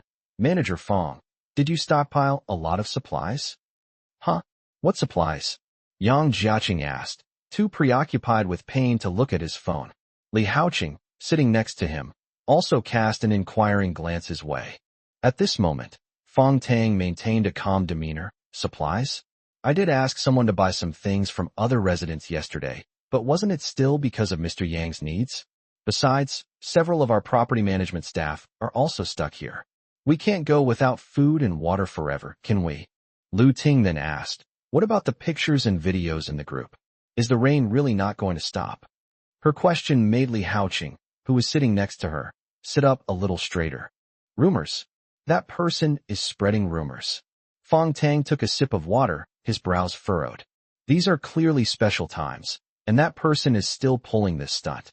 Isn't this a classic case of spreading rumors with a single word, but debunking them is exhausting? Immediately afterward, Fong Tang spoke in the group, urging everyone not to believe the rumors and not to lose faith in the official channels. Then, Fong Tang tagged Gao Yinfeng's alternate account, asking him, which household are you a homeowner in? If spreading rumors causes serious consequences, we can call the police and sue you. Gao Yinfeng replied, I live in Building 11, room 2503. Fong Tang was slightly taken aback. Wasn't 2503 the room he used to store supplies? At this moment, Li Haoqing came over and borrowed Lu Ting's phone to look at the chat history in the group. However, Fong Tang didn't notice at all, because he was busy looking for various evidence online to refute the pictures and videos posted by Gao Yinfong. Li Haoqing stared at the red electronic signature in the lower right corner of the screenshot, then watched the entire video. A multitude of thoughts flashed through his mind. On the other side, the teaching building of Yinxing University of Science and Technology. Because the school had already started its New Year's Day holiday when the rainstorm hit, many students had already left the school, but some were trapped in their dormitories and classrooms. Zhong Sun might be a little different. She chose to come to the teaching building on her own initiative. Since Gao Yunfeng's warning on the evening of the 30th, Zhong Sun rushed to the teaching building as soon as she woke up in the morning and tried her best to hack into the official internal network again using the computer lab. After Gao Yunfeng's words were confirmed, she immediately went to the school supermarket and bought a batch of supplies as much as she could. At this moment, Zhong Sun was sitting behind the podium in the computer room on the 6th floor. She kept typing out various codes on the computer, looking for vulnerabilities in various resource websites and hacking into them, then copying all the data and repeating the operation over and over again. Suddenly, a crisp knock sounded on the large classroom door. Zhong Sun had just finished typing the last line of code and was watching the resources begin to transfer when she turned off her computer screen and got up to open the door. As soon as the door opened, a howling wind blew as if it could even lift the floor tiles in the corridor. Huang Feiqing gripped the door frame tightly with one hand and looked at Zhong Sun. Hi, Zhong Sun. What's wrong? Zhong Sun saw that Huang Feiqing's small body was almost blown away by the wind, so he stepped aside and said, Come in first. Huang Feiqing pulled up a chair and sat down. After a moment, she asked, Zhong Sun, why are you alone in this classroom? I happened to be here when the rainstorm started, and I had nowhere else to go, so I just stayed here, Zhong Sun replied. Actually, no. Zhong Sun chose this place after weighing the pros and cons, taking into account Gao Yinfeng's reminder and official information. She had nowhere else to stay besides her dormitory, and the teaching building, being tall and well-equipped, was indeed an excellent temporary shelter. Really, Huang Feiqin stood up, but her eyes unconsciously drifted to the aisle between the two rows of computers opposite her. Zhong Sun. Huang Feiqin suddenly looked at Zhong Sun with pleading eyes. Several classmates of mine are in the multimedia classroom downstairs. We've all been stuck here all day, and we're cold and hungry. Do you have any food? Everyone was suddenly trapped here. Normally, we wouldn't bring much food to the teaching building. Zhong Sun was about to return to the podium when he noticed Huang Feiqin's gaze. She looked in the direction indicated and saw a blanket spread out in the corridor, along with quilts, pillows, and even a change of clothes, which made Zhong Sun feel a little embarrassed. Who brings these things to the teaching building? Huang Feiqin, however, seemed unconvinced and continued. We were thinking of going back to the dormitory yesterday, but the rain was just too heavy. The water level on the first floor is now up to our calves. We should have gone to the school's supermarket to buy some food first. But even if you come looking for me, I will, Zhong Sun shrugged. Huang Feiqin pointed out to her, but we saw you yesterday carrying a big box of things up here, and the box was full of food. Oh. Huang Feiqin nodded. Yes, all of us classmates saw it. As she spoke, she grabbed Zhong Sun's hand and shook it vigorously. Hey Zhong Sun, we're all just stuck here for now. If you have any food, you can share it. We can chip in and give you a little extra so you can make a profit. It's not about the money. I really don't have it. Zhong Sun kept refusing. Huang Feiqin pleaded and begged for over 10 minutes, but Zhong Sun remained unmoved, so she had no choice but to leave sheepishly. Before leaving, Huang Feiqin glanced around the computer lab and asked Zhong Sun, "Are you all right here by yourself? Do you want to go to the multimedia classroom downstairs? A few of us classmates are here." "No need. This place is fine." Zhong Sun waved his hand, and Huang Feiqin left. Zhong Sun sighed and returned to the computer on the podium. She wasn't very noticeable in class to begin with, and rarely communicated with her classmates. Huang Feiqin's pretentious familiarity made Zhong Sun feel a little uncomfortable. Zhong Sun continued hacking into the next website, but a message popped up on the webpage and caught her eye. The news of the apocalypse suddenly spread online, accompanied by videos of several leaders from Yincheng evacuating. Zhong Sun understood that in order to protect the core of humanity, the authorities had no choice but to abandon the majority of ordinary people, and it was only a matter of time before people realized something was wrong. But why did it suddenly spread like wildfire? She clicked on the message and almost fainted. What is Gao Yinfong doing? Chapter 21 Chaos begins. The discussion of apocalyptic scenarios is gaining traction online, and even though it's only been 2 days since the torrential rain started, people are still skeptical of these rumors. But what if this goes on for too long? Will everyone remain calm and patiently wait for rescue at home? In Tianjiao residential area. After Gao Yinfong spread the news, the property management responded promptly by showing some disaster relief videos from the internet to reassure everyone. But ultimately, this only had a mitigating effect. As time dragged on, the torrential rain reached its 5th day. That day, Zhong Sun sent a compressed file to Gao Yinfeng's email address early in the morning. "I've gotten you everything that meets your requirements," Zhong Sun patiently explained. "Hacking into the official website isn't easy, and a lot of data has probably already been taken away. I've already gotten you conventional firearms like fighter jets and missiles, but I can't get anything like nuclear bombs. You simply can't find that data on the official website." Gao Yinfong examined them closely, and he obtained a complete set of data not only on weapons, but also on the latest medical equipment, industrial machinery, and even machines under development. "You're a true genius," Gao Yinfong praised her. Zhong Sun sighed. "Normally, these things would be protected by layers of encryption. Even if I could hack in, I would be discovered very quickly, and I might even be invited in for tea the next second. Fortunately, it's the apocalypse now, so even if I openly visit other people's websites, no one can arrest me." Gao Yinfong nodded, a rare smile appearing on his face. "You're quite efficient. If I use my own computer, it will be faster. The computers in the school's computer lab are too outdated." Zhong Sun's words were a veiled hint to Gao Yinfong. Gao Yinfong leaned back in his chair and asked his companion, "Companion, what's the water level in the neighborhood right now?" The companion responded quickly, "Master, the water level has already risen to the 3rd floor. The rain outside is not only not decreasing, but will continue to increase. In another 2 days, the water level in the community is expected to rise to the 6th floor." Gao Yinfong nodded, then turned to Zhong Sun and asked, "What's the situation on your end?" "It's probably a bit better here," Zhong Sun answered honestly. "The teaching building is on higher ground, and the water level has only just reached the 2nd floor. But the whole building has already lost water and electricity. I'm communicating with you using a tablet right now." Gao Yinfong then asked, "How many people are in your building right now?" "I don't know, maybe a dozen or 20. I haven't really run into any of them downstairs, except for one who came to borrow supplies from me a couple of days ago." "Oh, I said I didn't have any." "That's right." Gao Yinfong flipped through the documents again, confirming that the deal with Zhong Sun had been successful. "I can tell you that this rain won't let up for about another week.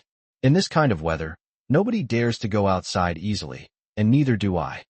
A week later, the rain will begin to weaken to the normal level before the apocalypse. There will be a gap at that time, which you can take advantage of to move." But Zhong Sun on the other end of the phone remained silent for a while before saying, "Even if the rain lessens, where will I go? Besides, I can't swim." After much deliberation and weighing the pros and cons, Gao Yinfong finally said, "Send me your exact location, and I'll try to help you. Until then, you have to find a way to survive on your own." Zhong Sun kept her promise, so Gao Yinfong should also fulfill his own promise and reciprocate. After hanging up the phone, Gao Yinfong took out the printer again and started the patrol robot. He imported all the data Zhong Sun had given him into the printer, and then instructed his companion, add 2 more patrol robots, and upgrade their equipment as well. The companion said, "Master, have you finally started to believe Zhong Sun? After all, they are just a proposed partner," Gao Yinfong said calmly. After all, he had learned a little about them in his previous life through Zhong Sun's mentor. After assigning tasks to his companions, Gao Yinfong opened the Tianjiao community's residents group chat. The group chat exploded again. Come to think of it, it's unreasonable for no one to go crazy after 5 days of torrential rain, especially for people who don't have any supplies to begin with. In the group chat, the residents of other apartment buildings have basically gone crazy. "It's been 5 days. Where's the rescue? Property management, don't you have supplies? Send them to me. I beg you, please send the supplies quickly. I'll give you money, any amount you want.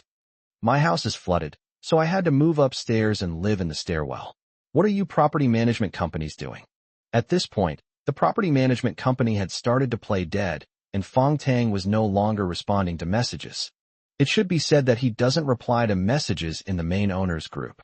In the smaller owners group for Building 11, Fong Tang had just posted a message half an hour ago.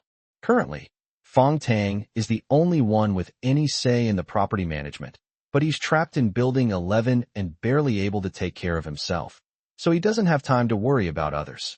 In his previous life, people only gradually ventured out after 40 days of torrential rain, and Gao Yinfong guessed that it was around that time that Fong Tang began to gradually take control of all the survivors in Tianjiao community. Gao Yinfong glanced through the chat history of the 11th Building Owners Group and smiled slightly. Fong Tang was actually distributing supplies honestly. The incident began when Fong Tang had people take away many residents' supplies. After Gao Yinfong stepped forward and announced the apocalypse, some residents of Building 11 couldn't sit still and went to Fong Tang to ask to get their supplies back. By yesterday, with rainwater reaching the 2nd floor and rescue efforts still nowhere in sight, some residents finally started to feel fear. They rushed to the 27th floor to demand their supplies back from Fong Tang, who then adopted a compromise, distributing the supplies. To prevent a rebellion by the building's residents, Fong Tang joined forces with Yang Jiaqing and Lu Ting, and even arranged for Li Haoqing to keep watch. Order was effectively restored within the building, and everyone had no choice but to agree in order to deal with the crisis. Meanwhile, the group chat was on, with the microphone on, discussing what to do in the days to come. The residents of Building 11 were discussing their anxieties about the future when someone suddenly suggested, Didn't that tenant in Building 28 hoard a lot of supplies? Could we go and make him hand them over? Some people agreed, but many more were worried.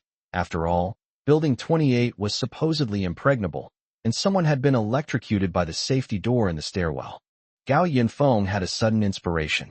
He went into the kitchen, brought out a large pile of ingredients, and started making hot pot. Then, he turned on the camera. The people who were discussing the matter were very curious when they saw someone turn on a camera, but what was in the lens was even more captivating. It's hot pot. Gao Yinfong thought to himself. Don't be afraid to come. I'd love for you to come and steal my things. Chapter 22 Video Negotiation. With supplies so scarce in the entire building, how can anyone afford to have hot pot? Who's this? Starting a hot pot? Why don't you bring out all this food so we can all share? Seeing the unfamiliar user with no name tag, everyone started to curry favor with this hot pot eating big shot. On the 27th floor, Fong Tang saw this scene and, combined with the unmarked account, immediately guessed who the person was. On the 10th floor, Lu Ting sat on the bed, looking haggard, but the sight of a hot pot on the screen suddenly roused her. However, harboring suspicion about who possessed so much wealth, she immediately guessed who it was. That's right, this person is Gao Yinfong. Fong Tang suddenly realized. No wonder this person stirred up trouble in the group twice. It turns out it's Gao Yinfong who thrives on chaos. Fong Tang hurried down to the 10th floor, where Lu Ting and the others also had something they wanted to discuss with him. Upon entering the house, Li Haoqing and his younger brother sat in the living room, looking distraught. As for Yang Jiaqing, he was now confined to bed. Due to extensive burns on his face and the lack of effective treatment, his wounds had begun to fester and he had developed a high fever. Currently, only Lu Ting was taking care of him. Lu Ting asked with some concern, "Manager Fong, what do you think Gao Yinfong is up to now?" Fong Tang guessed. He's probably trying to stir up conflict among the residents. There aren't many supplies in the building right now, and everyone is tightening their belts. He told us he has supplies. Isn't he just trying to make us fight amongst ourselves? Or maybe he wants to use this to win over reliable residents in the building for his own purposes. Looking at the delicious food on his phone, Li Haoqing couldn't help but feel greedy. But then he thought about the impregnable defenses on the 28th floor and decided against it. So he asked instead, "What should we do? Since that kid has deliberately provoked public anger, let's all go up there together, break down his door, and take his supplies." "How are you going to get up there?" Fong Tang thought for a moment and said, "No rush, let me have a go at him first." In the group chat, Fong Tang suddenly spoke up, "Please be quiet, everyone." Then he asked Gao Yinfong with concern, "Mr. Gao, it's been a long time." "Mr. Gao?" Upon hearing this, everyone realized that Gao Yinfong had already switched to a different account to keep an eye on things. However, no one dares to speak out yet, since it is obvious to all that Gao Yinfong has a large amount of supplies. Seeing that he had been exposed, Gao Yinfong simply stopped pretending. "Oh, Manager Fong, how have you been? You sound like you're doing pretty well, right?" Fong Tang wasn't angry. He continued, "How could that be? These are difficult times. Everyone is struggling to make ends meet. All of our property management staff look much more haggard." Gao Yinfong ignored his polite words. Fong Tang quickly got to the point. "Mr. Gao, we may both have been wrong about what happened before. On behalf of all the residents of Building 11, I would like to express our sincere apologies to you.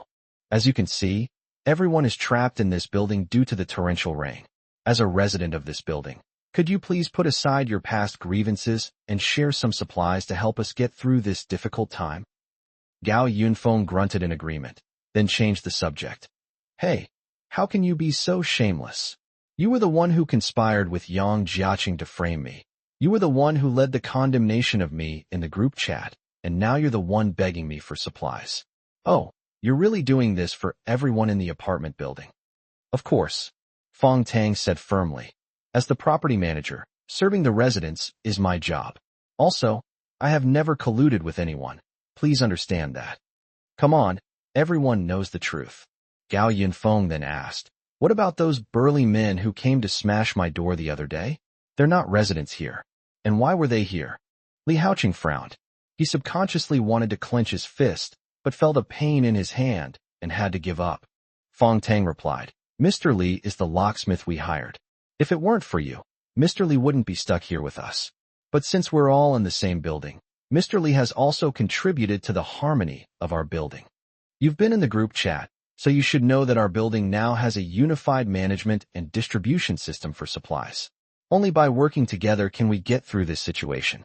Mr. Gao, as a resident of Building 11, you should also work together to maintain the harmony and stability of the community. Fong Tang's words were echoed by everyone in Miley. Those who had just been trying to curry favor with Gao Yinfong now turned around and accused him of being selfish and cold-blooded. They said he shouldn't have hoarded so many supplies and enjoyed eating hot pot all by himself while the rest of the residents went hungry. Gao Yinfong chuckled twice. Who were these people who were telling me to get out of the community? What? Now that I have supplies, they're treating me like a resident again. Oh right, where's Yang Jiaqing? All the previous grudges started because of him. Where is he?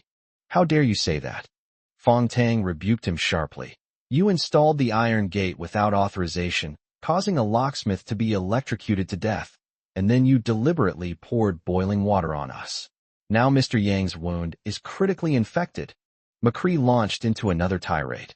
Silence, Gao Yinfong shouted, and the microphone fell silent instantly.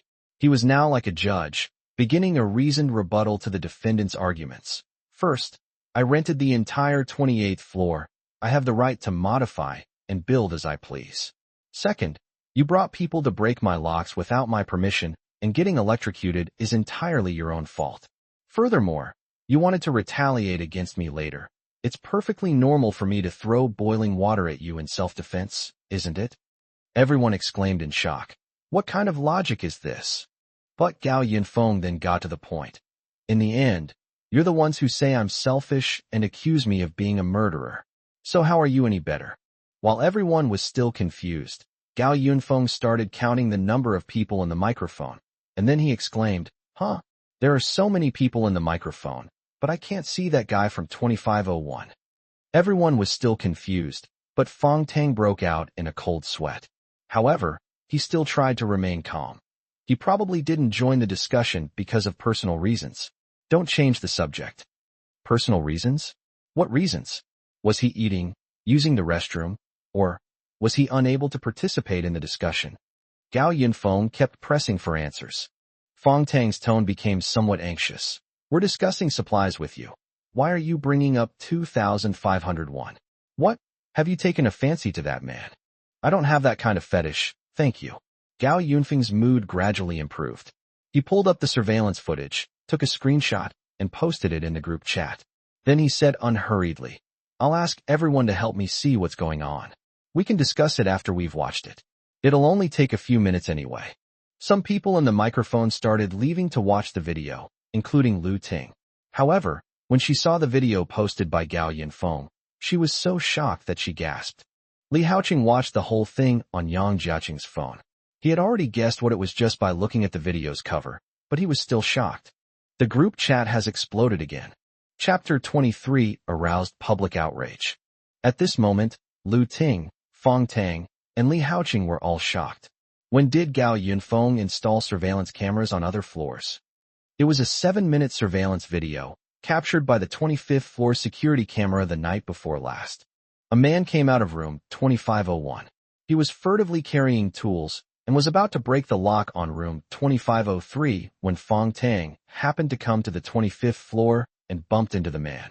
The man started arguing with Fong Tang, and the topic of supplies was clearly mentioned in the argument. About 3 minutes into their argument, Li Haoqing arrived on the 25th floor with his henchman, looking menacing. Without a word, he kicked the man to the ground, who muttered something under his breath before heading back inside. At this moment, Li Haoqing, clearly enraged, stepped forward and tightly locked the man in a lock. Then, one of his henchmen grabbed a rope and roughly put it around the man's neck. And so, the two of them strangled the man to death. The body was then dragged into room 2501, while Fong Tang watched coldly from the sidelines the whole time. After everyone had roughly finished watching the video, Gao Yinfong sent a message in the group. So, does this count as spreading rumors? For a moment, everyone fell silent. Only Fong Tang continued to try and excuse himself, The resident of 2501 tried to steal our supplies, which are the lifeblood of all of us residents. Mr. Lee and I immediately came out to stop them, but we accidentally caused a huge mistake. Please rest assured, the supplies are still intact in our property management's hands, and we will continue to do our best to ensure everyone's livelihood. Gao Yinfong smiled and typed, "Anyway, I've left the video here. You can decide how you want to view it. However, it's not impossible for me to share the supplies, since I've caused quite a bit of trouble and feel very guilty. How about this? Have General Manager Yang, Mr. Lee, and Manager Fong each kowtow 3 times to me in front of my door, and I'll consider sharing the supplies with everyone. It's getting late, and I haven't finished my hot pot yet. Goodbye." Gao Yinfong closed the group chat and then called his companion. "Report to me immediately if those people downstairs make any moves. They will be visiting us soon, and we need to find an opportunity to prepare a gift for them." "Yes, master." As for what was discussed in the group chat later, Gao Yinfong could guess. The supplies in the apartment building would only be consumed continuously. Fong Tang could still distribute supplies to all the residents for now, but what about in a few days? The supplies that dozens of people in a building could receive would only decrease, and in the end, they would have to turn their attention to Gao Yinfong. In the afternoon, Gao Yinfong, who was exercising at home, was suddenly informed by his companion that the power was out in the apartment building. That same evening, the companion told Gao Yinfong that someone had arrived. He checked the security camera footage and saw countless lights flashing in the hallway. The hallway was crowded with people, including Fong Tang, Lu Ting, and others who were knocking on the emergency exit.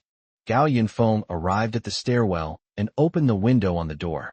Lu Ting, who was on the other side of the door, thought there was boiling water again and took 2 steps back in fright.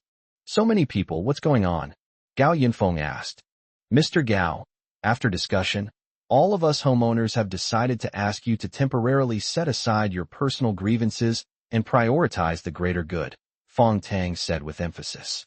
Gao Yinfong glanced at Li Haoqing, who had a fierce look on his face, next to Fong Tang, and immediately laughed. "Does holding a homeowners meeting in Tianjiao community really require such a big fuss? And when have I ever been preoccupied with personal grudges? I've always put the big picture first." Fong Tang nodded repeatedly, smiling apologetically. "Yes, since Mr. Gao has already let bygones be bygones, let's continue to get along well. Please open the door first and hand over the supplies to the property management so that we can distribute them." A chorus of agreement immediately filled the hallway. It seemed Fong Tang had dangled a carrot in front of these people. Whoever could lead them to survival would become the leader. However, Gao Yinfong wasn't having any of it. He immediately retorted, "Hand over supplies? What supplies? Why should I share my things with you?" Fong Tang was slightly taken aback. "But didn't you just say—" "What did you say?" "Prioritize the big picture." Gao Yinfong got to the heart of the matter. Shouldn't everyone prioritize their own survival right now? It's raining so hard outside. Who knows how many floors it will flood? Those of you living on lower floors, instead of staying here, you should hurry up and move your belongings before the water rises. And another thing, weren't you all against and ostracized me before? Why are you all scrambling to get a share of my supplies now? Please, who do you think you are? Do you think you're some kind of social elite? Wake up, we're all trapped in this building now. Your previous status and wealth are nothing. Living well is the most important thing. However, Gao Yunfeng's words did not stop the crowd. Instead, they stirred up a huge uproar, and everyone began to criticize him. Who do you think you are? If it weren't for the torrential rain, would you even have the right to yell here? That murderer's got some nerve. Believe me, when the rain stops, I'll get my brother-in-law, who's an official, to arrest you. Everyone living here is worth over 10 million. You're just a tenant. We're giving you face by acknowledging you as a member of the community, and you have to accept that." At this moment, Li Haoqing picked up the stick in his hand and pounded hard on the safety door, making a dull sound, and everyone stopped. Through the window, Gao Yinfong saw Li Haoqing pointing at him, his tone unfriendly. "Kid, we are all very angry with you right now. If you know what's good for you, open the door quickly, and we can let bygones be bygones. Otherwise, don't blame us for tearing down your house and throwing you out." "Oh ho, threatening me?"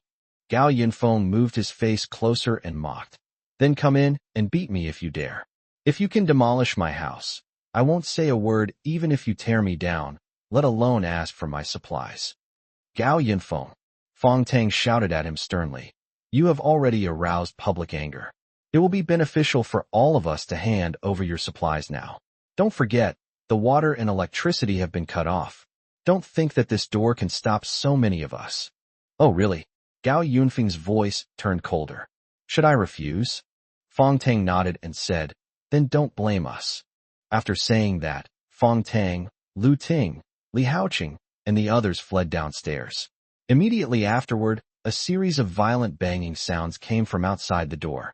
A group of homeowners rushed forward and began violently demolishing the security door with hammers, axes, and other tools. Some even attempted to pry the door open with lock-picking tools. Gao Yinfong scoffed and said, Who told you my water and electricity were cut off? A sudden groan erupted outside the door, followed by a flash of electricity. The person trying to pry open the door had triggered a high-voltage circuit. With so many people crowded outside the safety door, one person's electrocution would affect everyone. Soon, those closest to the safety door were all dancing amidst the screams of agony. Gao Yinfong, behind the door, was already grinning. Chapter 24 The Alluring 28th Floor. The wailing of the group terrified those following behind who were preparing to rush forward. The people huddled together in front of the safety gate clung to each other, as if glued together. There's electricity on the door. Chaos erupted in the stairwell. Lu Ting felt a sense of relief upon seeing this. Thankfully, she had sent those people ahead to lead the charge. Help! Help! Some people tried to pull their loved ones out, but the moment they touched them, they also cried out in pain. Manager Fong, what should we do now? Lu Ting asked timidly. How would I know? Fong Tang was also anxious, but going up now would just mean getting electrocuted. Li Haoqing, however, remained calm. Wearing insulated gloves, he used a stick to push through the chaotic crowd and then jabbed the hand of the first person to be electrocuted while unlocking the door. The moment the hand was released, the current stopped, and all those who had been electrocuted collapsed at once. The air was thick with the smell of burning, and none of the people who had been electrocuted stood up for quite some time. The stunned crowd then screamed in terror, "Murder!" As everyone scrambled to escape downstairs, Fong Tang stared incredulously at the corpses strewn haphazardly upstairs. He recalled Gao Yunfeng's previous actions, and a thought flashed through his mind. Could it be that Gao Yinfong had received advance notice of the apocalypse? Otherwise, how could he explain his thorough preparations?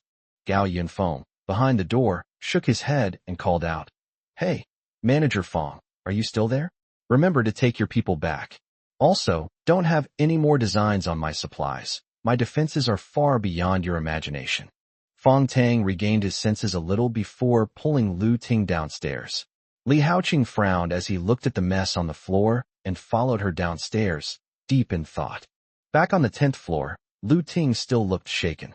She asked Fong Tang, what should we do now? Ever since Fong Tang's hiding of supplies was exposed, he joined forces with Yang Jiaqing and Li Haoqing to maintain order in the apartment building. But now, the order that had been painstakingly established was about to be completely disrupted by Gao Yinfong. Li Haoqing then said, The torrential rain outside hasn't stopped, and our supplies won't last much longer. So we absolutely must get our hands on Gao Yunfeng's supplies. The fierce wind outside kept pounding against the windows with a series of muffled sounds. By the only candlelight, the group sat around the dining table, heads bowed in deep thought. Lu Ting clutched her stomach and then pleaded with Fong Tang.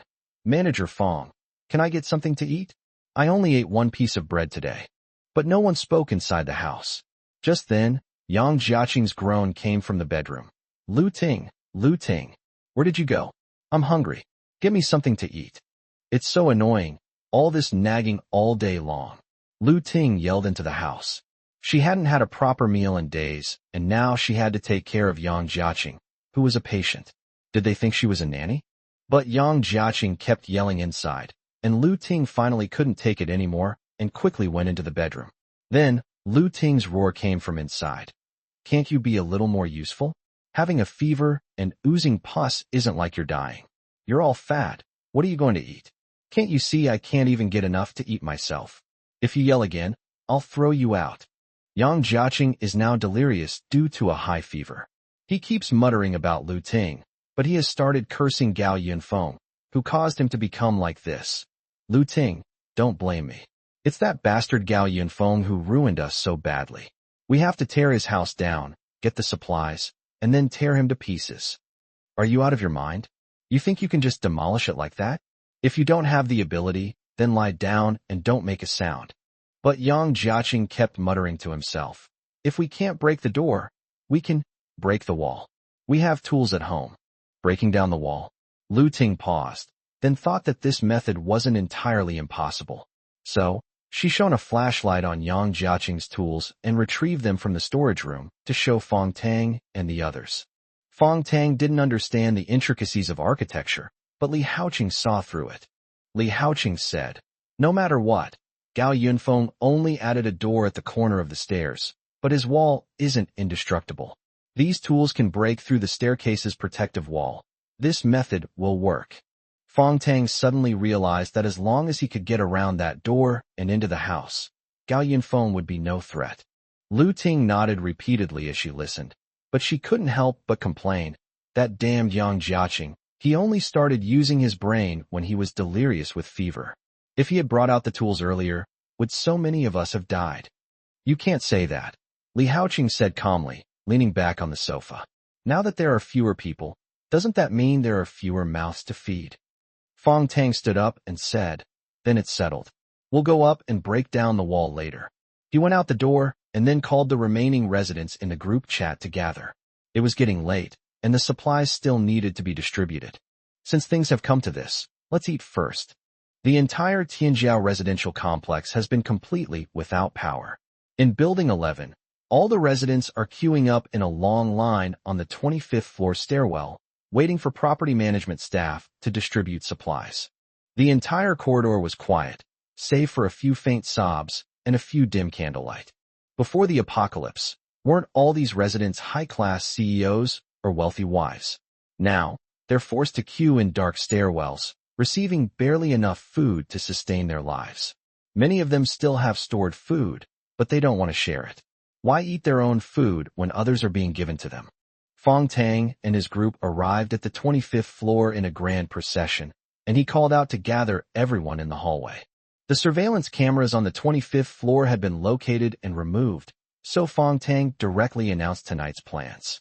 Upon hearing that there was a way to get to the 28th floor, everyone immediately perked up as a delicious hot pot was beckoning to them. The plan was set, and 2 hours later, everyone surrounded the 28th floor. It's currently on the 28th floor.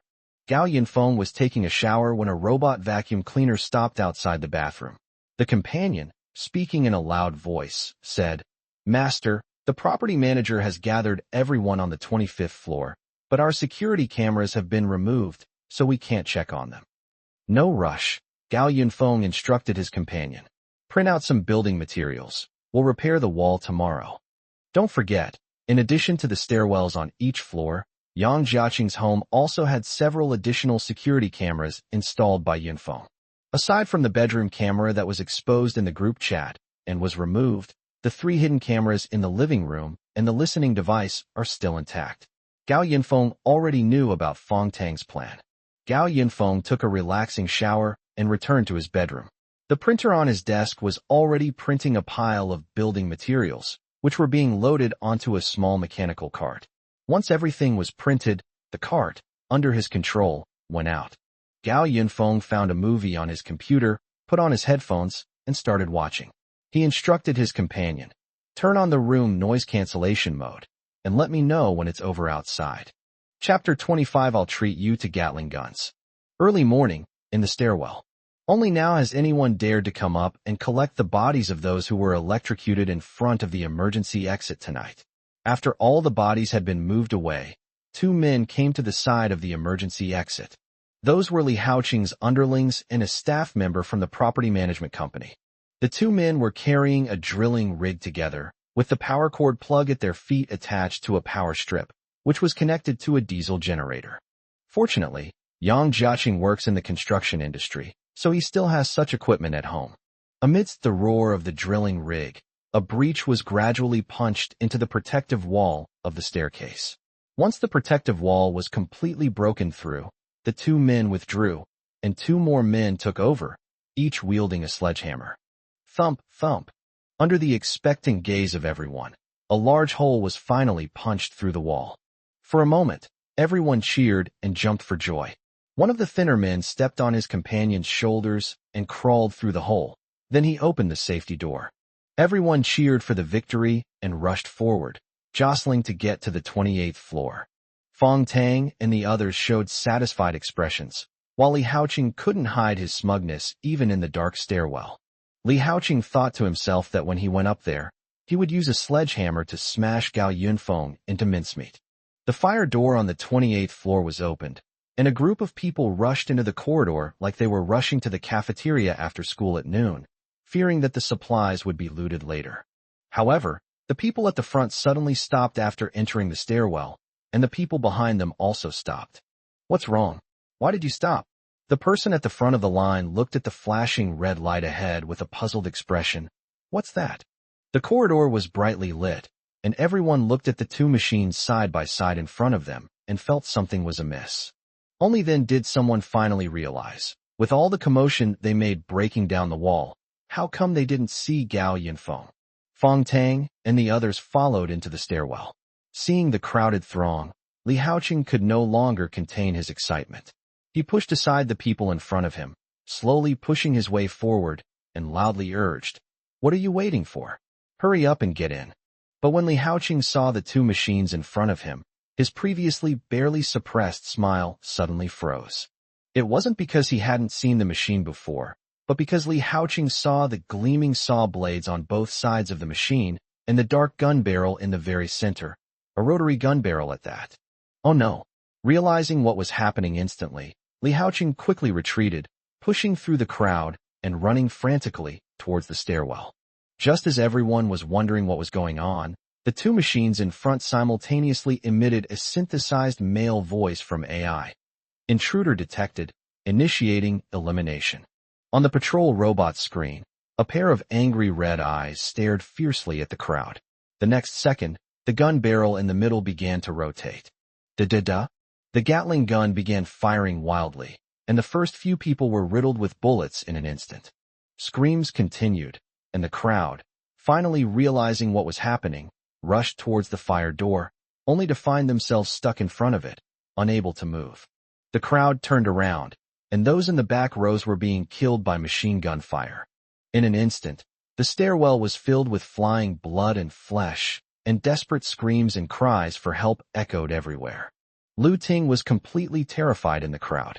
She frantically pushed her way toward the fire door and screamed for help. Fong Tang panicked. He felt warm liquid splashing on his back, so he pushed forward with all his might and finally squeezed himself into the stairwell.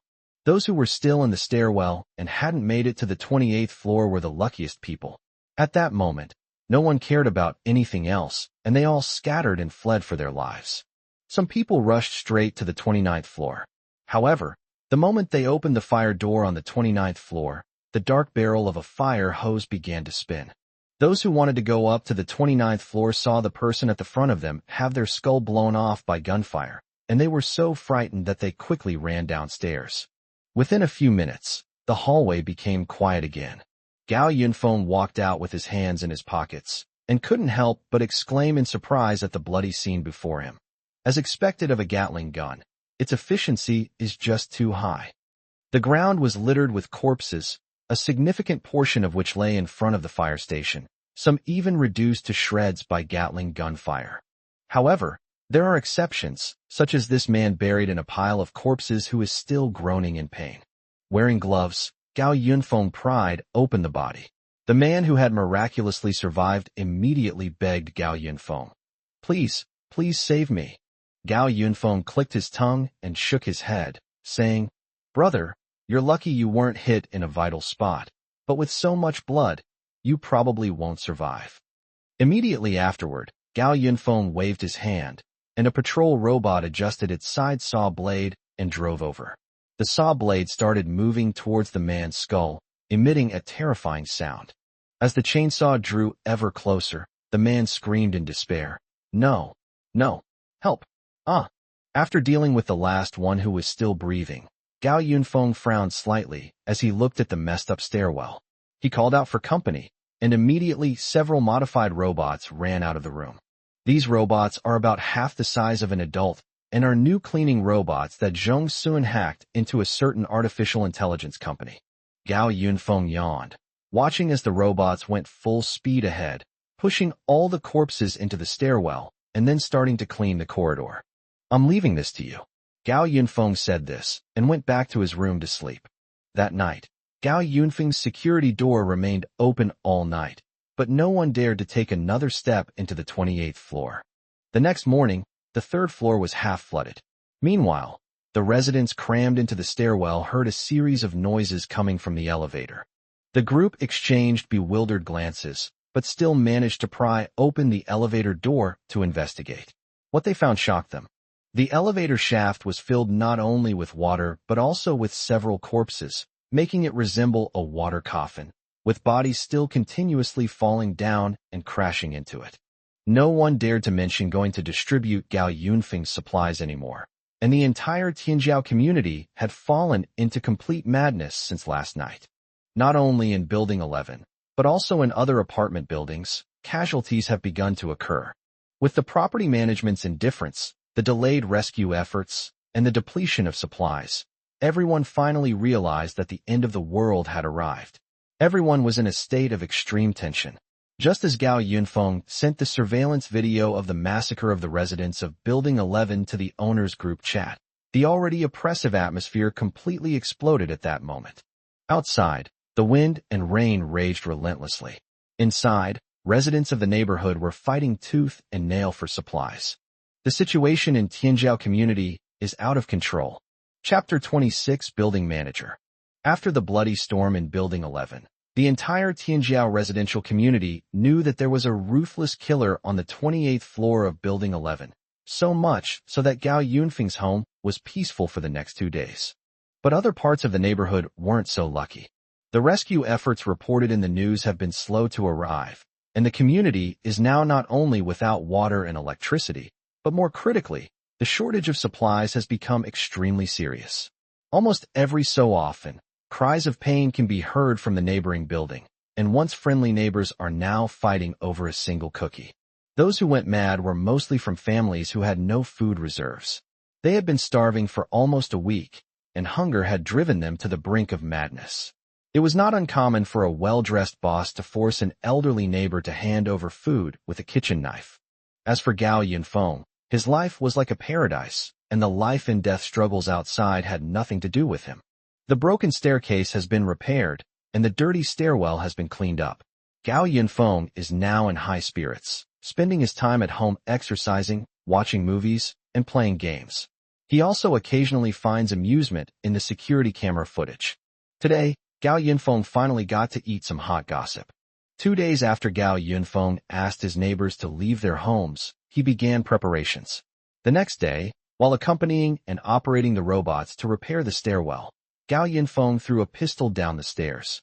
The pistol landed on the 27th floor and was eventually picked up by the property management staff, who rushed up to the scene. Just now, a gunshot rang out from inside the apartment building. At this moment, in the surveillance footage, the staff member who found the pistol was pointing it at the others who rushed over from the 18th floor. He had had enough of this kind of life. The man's voice trembled, and he was on the verge of a breakdown. Get out. All these supplies are mine. Get out. He shot and killed the resident on the 18th floor and stole their supplies. Fong Tang caught up, but when he saw the gun in the man's hand, he was so frightened that he took 2 steps back, saying, "Away, calm down. Let's talk this out." "Say what nonsense? I've been starving for so many days, and I only get a tiny bit of snacks every day. Now you know how to talk to me nicely." Awei was still very agitated. Fong Tang hunched over, hiding behind several people.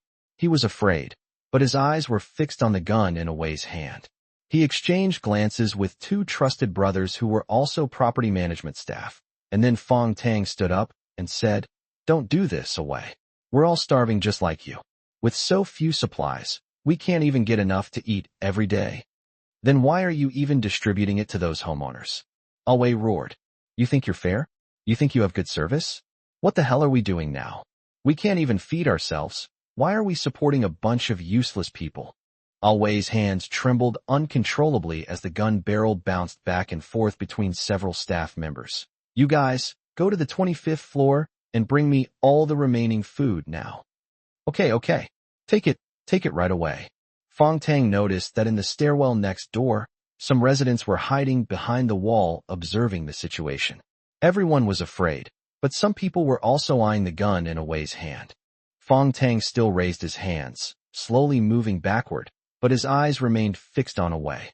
The moment Fong Tang noticed Wei's distraction, he immediately shoved a property management staff member in front of him forward. The man lost his balance and fell straight towards Wei. In a moment of panic, Wei fired a shot, but before he could react, he was knocked to the ground by the man. At the same time, Fong Tang and two others rushed forward and subdued Wei. He desperately pulled on the gun in Wei's hand, and finally, with the combined efforts of the three, they managed to take the gun from Wei. The situation immediately changed. Before Wei could even cry out after falling to the ground, two men next to Fong Tang each grabbed a stick and began to beat him mercilessly. The beating lasted for about 10 minutes, until blood flowed from Wei's nose and mouth. His face was disfigured, and he gradually lay on the ground without making a sound. Fong Tang felt it wasn't a bad deal to exchange one of his men's lives for a pistol. He looked at Wei's corpse with disgust, kicked it hard, and then picked up the gun and walked into the house. Li Haoqing, standing behind the fire door, saw the whole thing clearly. He snorted coldly and then went downstairs. Gao Yinfong finished his melon while drinking his cola. In his previous life, even though Fong Tang eventually abandoned most of the people in the community, he still managed to win over the remaining ones by providing them with small amounts of supplies every day. Now that he has guns, Fong Tang probably won't adopt his previous gentle management style anymore. The longer the end times last, the more people's true nature will be revealed. However, Gao Yunfeng's original intention was to give the gun to Li Haoqing. He had hacked into the population system a couple of days ago and confirmed Li Haoqing's identity. A petty thug with a criminal record, and the first person in the building besides him to make the first kill, the gun in his hands would definitely give Fong Tang a headache for a long time. Fong Tang only started killing today, while Li Haoqing has already killed 2 people. Just yesterday, Li Haoqing and his henchmen broke into a house to steal supplies, but they were discovered by the homeowner, who then stabbed the homeowner to death. Sure enough, the first thing Fong Tang did after getting the gun was to knock on doors from house to house. At each floor, he would ask the residents to come out under the pretext of a meeting. He would then discuss with them the current serious situation and that the safest solution was to hand over all their belongings to the property management company for unified management. Most of the homeowners who still had food stored at home were unwilling, but upon seeing the gun on Fong Tang's waist and the several large men behind him, they all chose to back down and hand over some supplies. As for those who were unwilling to hand over supplies, or who did not have any, Fong Tang, contrary to his usual practice, had the men in property management uniforms behind him give them a good education. However, those who were forced to live in the stairwells due to the rainstorm or who had no supplies at all applauded Fong Tang's actions. They believed that those who hoarded supplies were too selfish and did not care about the lives of other residents. And so, with each floor of Fong Tang asserting its dominance, he became the building manager of Building 11. Meanwhile, the 25th floor, after a long absence, was stocked with new supplies. However, Fong Tang deliberately didn't look for the 10th floor, which was Yang Jiaqing's home. Gao Yinfong now understood that, in order to maintain his newly established management rights, Fong Tang's first priority was to eliminate all uncertainties. Aside from Gao Yinfong, whom he dared not touch, the person he most needed to deal with right now was Li Haoqing, who was living in Yang Jiaqing's house. With Gao Yunfeng's expectation, Fong Tang led several henchmen to the 10th floor. The real show is about to begin. Chapter 27, The Building Manager's Fleeting Appearance. Fong Tang and his group headed to Yang Jiaqing's house in a large group. He called Lu Ting to open the door and then went inside. Lu Ting was momentarily stunned by the large crowd. She asked, "Manager Fong, what's going on? Why are there so many people here today? Where is Li Haoqing?" Fong Tang asked bluntly. "How would I know? Lu Ting waved her hand, stepped aside to let Fong Tang pass, and then asked, "By the way, I heard you shouting inside the building just now. What happened?" "No, we just re-established the rules in the hallway." Fong Tang entered the room and looked Lu Ting up and down in the dim light from the window. It's been 8 days since the apocalypse began. Lu Ting, like everyone else, has become quite haggard, but she still exudes an alluring charm. On the other hand, if Lu Ting hadn't approached Fong Tang earlier, he might not have agreed to Yang Jiaqing's request to help deal with Gao Yinfong. Yang Jiaqing was barely alive, and Li Haoqing was an outsider. Lu Ting was left alone in the house, which inevitably made her feel lonely. So Fong Tang patted Lu Ting's pale face and said, "I need to talk to Li Haoqing about something. You can go up for dinner later." "Really?" Lu Ting exclaimed excitedly. "Manager Fong, you've got a lot of supplies, haven't you? And you've taken care of Gao Yinfong?" "No, not at all." Fong Tang searched the house, but found no trace of Li Haoqing. Just as he was about to leave, he heard Yang Jiaqing's voice coming from the bedroom.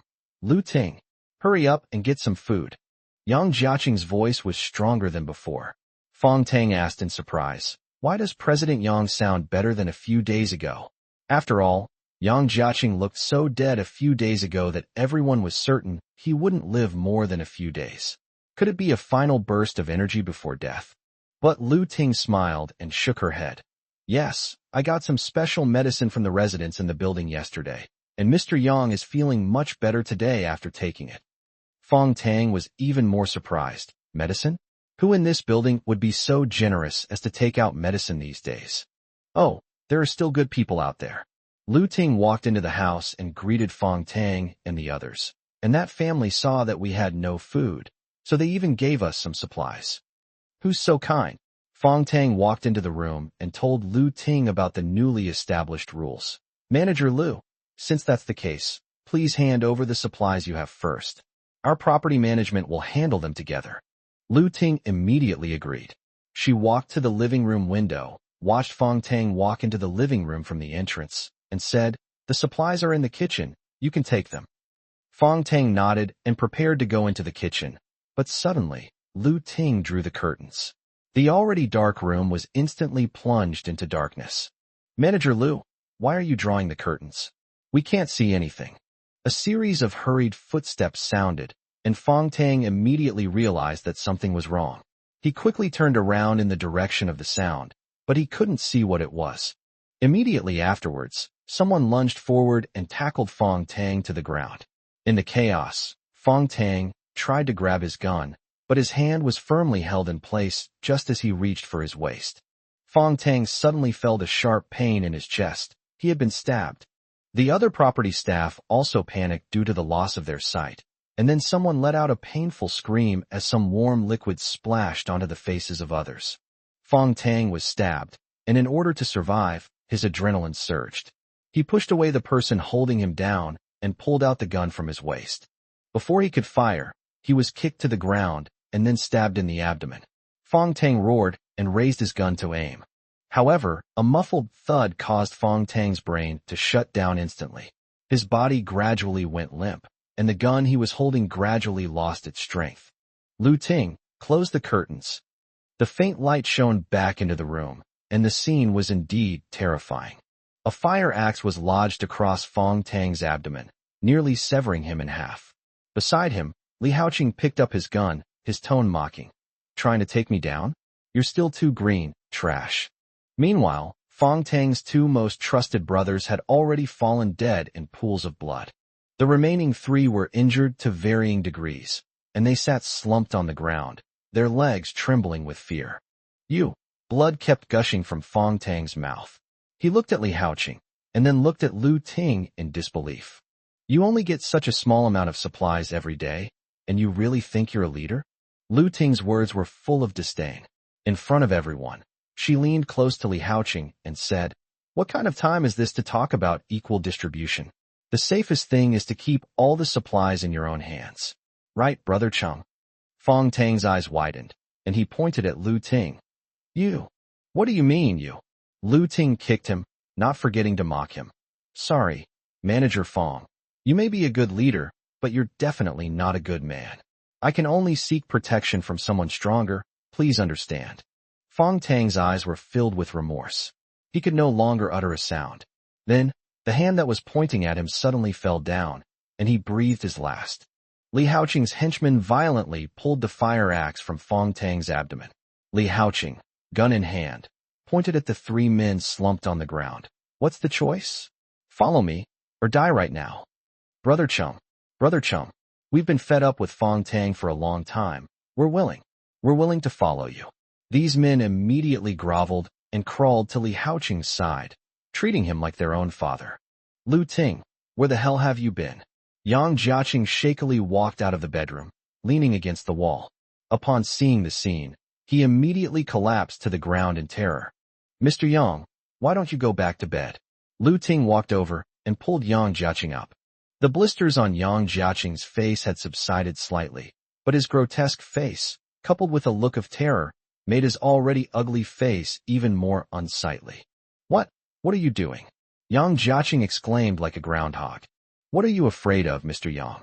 Lu Ting comforted him. If Brother Cheng hadn't brought the medicine, would you still be alive today? Yang Jiaqing exclaimed, then looked at the menacing-looking Li Haoqing. He no longer cared about being cuckolded. He just wanted to find a crack to hide in. Mr. Yang, Li Haoqing called out to him. Come and help me clean up the house. Yang Jiaqing was so frightened that he couldn't move an inch. Li Haoqing asked him in a slightly sinister tone, What's wrong? Are you so sick that you can't use your strength? Your face isn't your hand. Yang Jiaqing could only nod repeatedly. He scrambled forward and, together with the others, carried the bodies of Fong Tang and the others out. The bodies left a long trail of blood as they dragged on the ground. Gao Yinfong watched the game on the monitor and exclaimed with delight. Look, I won the bet. Li Haoqing defeated Fong Tang in a one-on-one fight. The companion said, Fong Tang won the support of most people in the apartment building. Logically, he shouldn't have underestimated his opponent. As a result, he lost his life for nothing. Gao Yinfong shook his head. You don't understand human nature. Fong Tang was obviously too cocky, and his lust got the better of him, so he wasn't on guard against Lu Ting. He never dreamed that he would fall for a vixen. At this moment, Gao Yinfong received a message. It's Zhong Sun. Chapter 28 Reaching a Consensus. To Gao Yinfeng's surprise, Zhong Sun sent another file. He opened it. It was an upgrade plugin for the companion feature. Gao Yinfong frowned slightly and asked her, What do you mean by this? Zhong Sun quickly replied, I express my sincerity to the only person who can get me out of this predicament. That's a really straightforward and sincere offer. Zhong Sun added a note. This plugin can further enhance the computing power of companionship and also gives companionship a more humanized upgrade program. It's not about making companionship more human, but about enabling it to make the most beneficial judgments for the owner from their perspective. Zhong Sun's sudden action suggests that something must have happened. Sure enough, Zhong Sun sent a long message.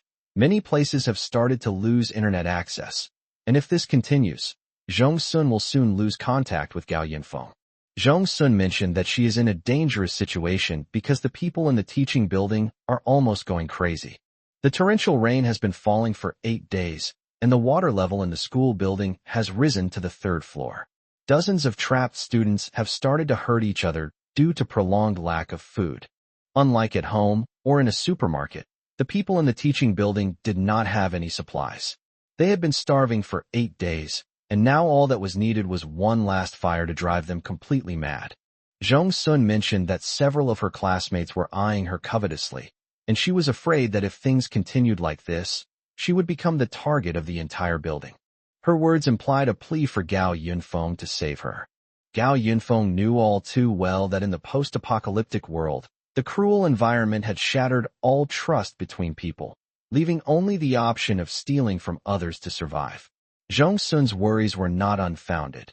Gao Yinfong had anticipated this day would come ever since it became known that she possessed supplies. But Gao Yinfong looked out the window. The wind and rain were still raging through the city, and in the distance, many high-rise apartments had even had their windows blown out. Going out at this time was extremely dangerous. So Gao Yinfong called out to his companion, asking it to analyze the best route from Tianjiao Community to Yinqing University of Science and Technology. The companion points out a route, but also warns, Master, going out now is not a wise choice. But if your author keeps dragging this out, things could get dangerous, Gao Yinfong said. He could have simply given up on Zhong Sun. But since the other party had shown sincerity, and he did indeed need such talent in the future, Gao Yinfong decided to lend a hand. The companion analyzed, based on the current wind force, rainfall, and distance, the probability of an accident occurring when going out at this time is 85%. Gao Yunfeng's gaze fell on the 3D printer next to him, and he immediately opened the printer's print list. The companion seemed to understand Gao Yunfeng's idea, and it controlled the computer to automatically select a whole list of water transportation. Just a second later, companion offered the optimal solution. Master, we can make some changes to our actions. However, we need to wait until the rain has flooded most of the city. Gao Yinfong crossed his legs and watched as his companion opened the electronic map of Yinxing, which marked the route to the school. He then explained, I have analyzed the rainfall over the past few days and the road conditions in various parts of the city. The water level was marked at intervals along that route, with the shallowest section already 3 meters deep. Then, the companion switched the page back to the printer program and immediately opened the settings for a military submarine. Master, since it's inconvenient for us to move in the storm, why not just go underwater? I will make the most significant modifications to the military submarine to turn it into a flexible yet robust rescue submarine, and then devise the safest travel plan. At that time, we just need to wait for the wind outside to weaken a little, and then we can take the city road and head west. Gao Yunfong nodded and asked his companion, when will the wind start to weaken? The companion replied, about 3 days. Okay, you can prepare it. Gao Yinfong had just stood up when he remembered something else. Is Zhong Sun monitoring you right now? The companion replied, no, the teaching building where Zhong Sun is located has lost power. All she has now is a tablet and a mobile phone. If you want to contact her, do it now. The network is extremely unstable right now, and I expect the entire city to be completely without internet tomorrow. Gao Yinfong nodded, then sent a message to Zhong Sun. The message was brief. Gao Yinfong told Zhong Sun a way to ensure she could survive the next 3 days. Zhong Sun did not reply for a long time. It wasn't until late at night that Gao Yinfong received a simple good reply. At that point, the internet in Yinxing was completely cut off, and the two lost all contact. The network outage also signaled that Yinxing had officially entered a period of chaos. After 8 days of torrential rain and isolation, each house and building formed its own small community. There was no longer any trust between strangers. All that remained was mutual scheming. Another day passed, and there was no more communication in the Tianjiao community's residence group chat. Even through the misty rain, you could see several people fighting over a few supplies in the stairwell of the building across the street. The situation is even worse in Building 11. Ever since Li Haoqing obtained the only pistol, he and his recruited henchmen have been running rampant in the building. Yesterday, right after he killed Fong Tang, he went to every floor, gun in one hand and Fong Tang's head in the other, to assert his dominance over the building. Of course, Li Haoqing wouldn't dare to come to Gao Yunfeng's territory, not even considering who gave him the gun. Less than a day after taking office, Li Haoqing ordered all the residents in the building to hand over their grain rations, with death as the only punishment for any disobedience. Of course, some people objected, but the next second, Li Haoqing's henchmen chopped off their heads with a single blow, and after that, no one dared to disobey anymore. Gao Yinfong watched on the surveillance footage as Li Haoqing wielded a gun and acted arrogantly, much to the amusement of the building's residents.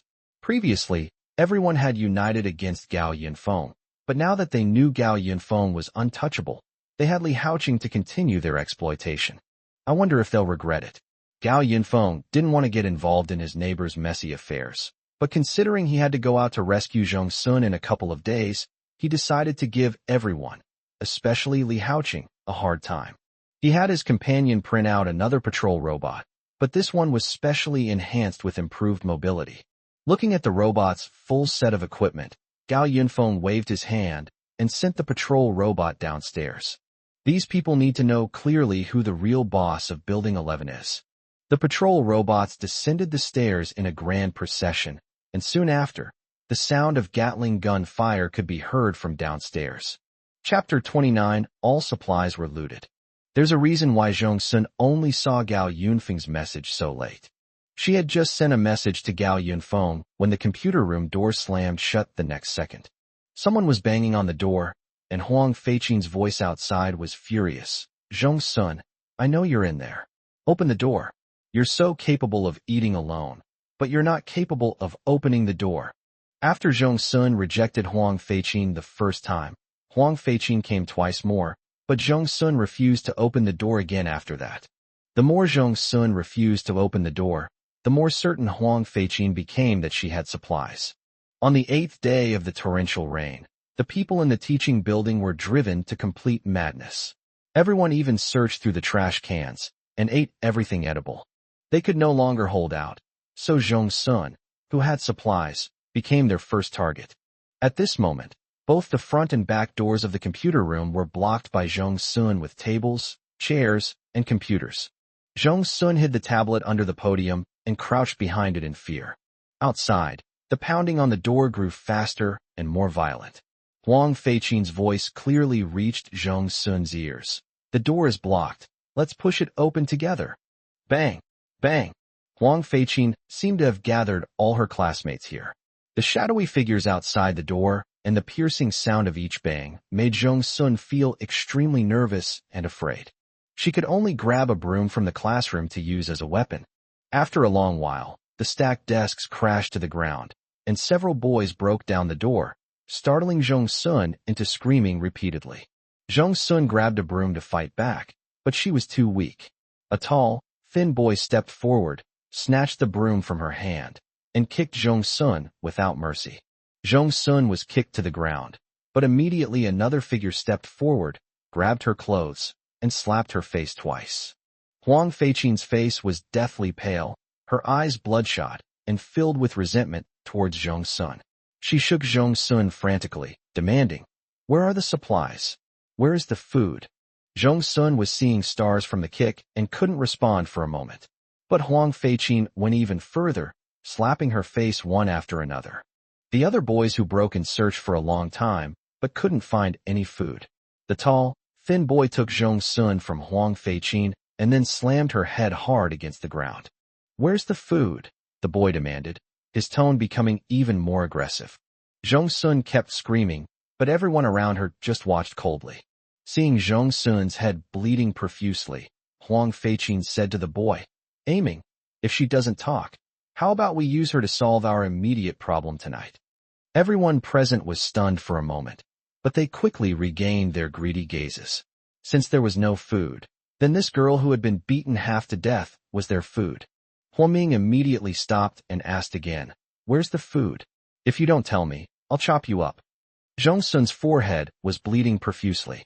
She was too weak to resist any longer, and in the end, she could only grit her teeth and say, "The air conditioner is inside the air conditioner."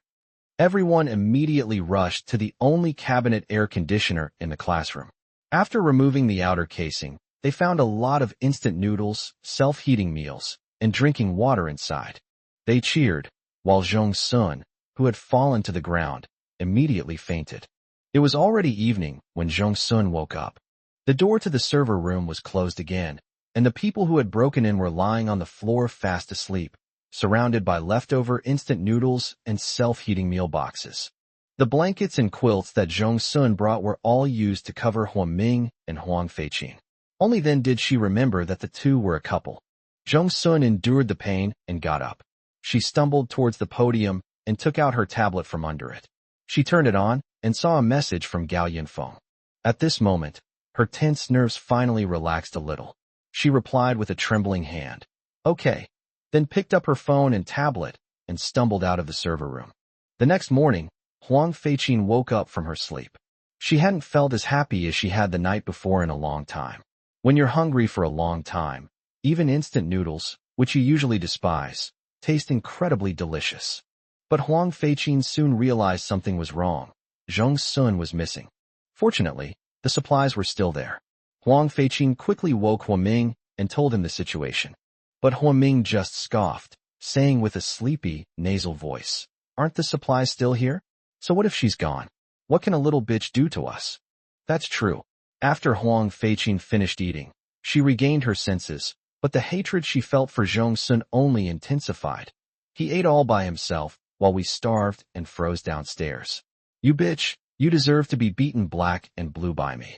But there was an even more serious problem, and Huang Feiqin quickly shook Huaming awake. She first looked at the other classmates who were still sleeping nearby, and then whispered to Huaming, Ming, these supplies were prepared for herself by that bitch Zhong Sun. There are so many of us now, and these few supplies won't last long. Huaming immediately snapped out of his daze after her reminder. The two of them took stock of the supplies and roughly estimated that they could only feed the people in the room for one day. If there were only two of them, they could probably last for 2 to 3 days. Huaming pulled Huang Feiqin aside and discussed a solution with her.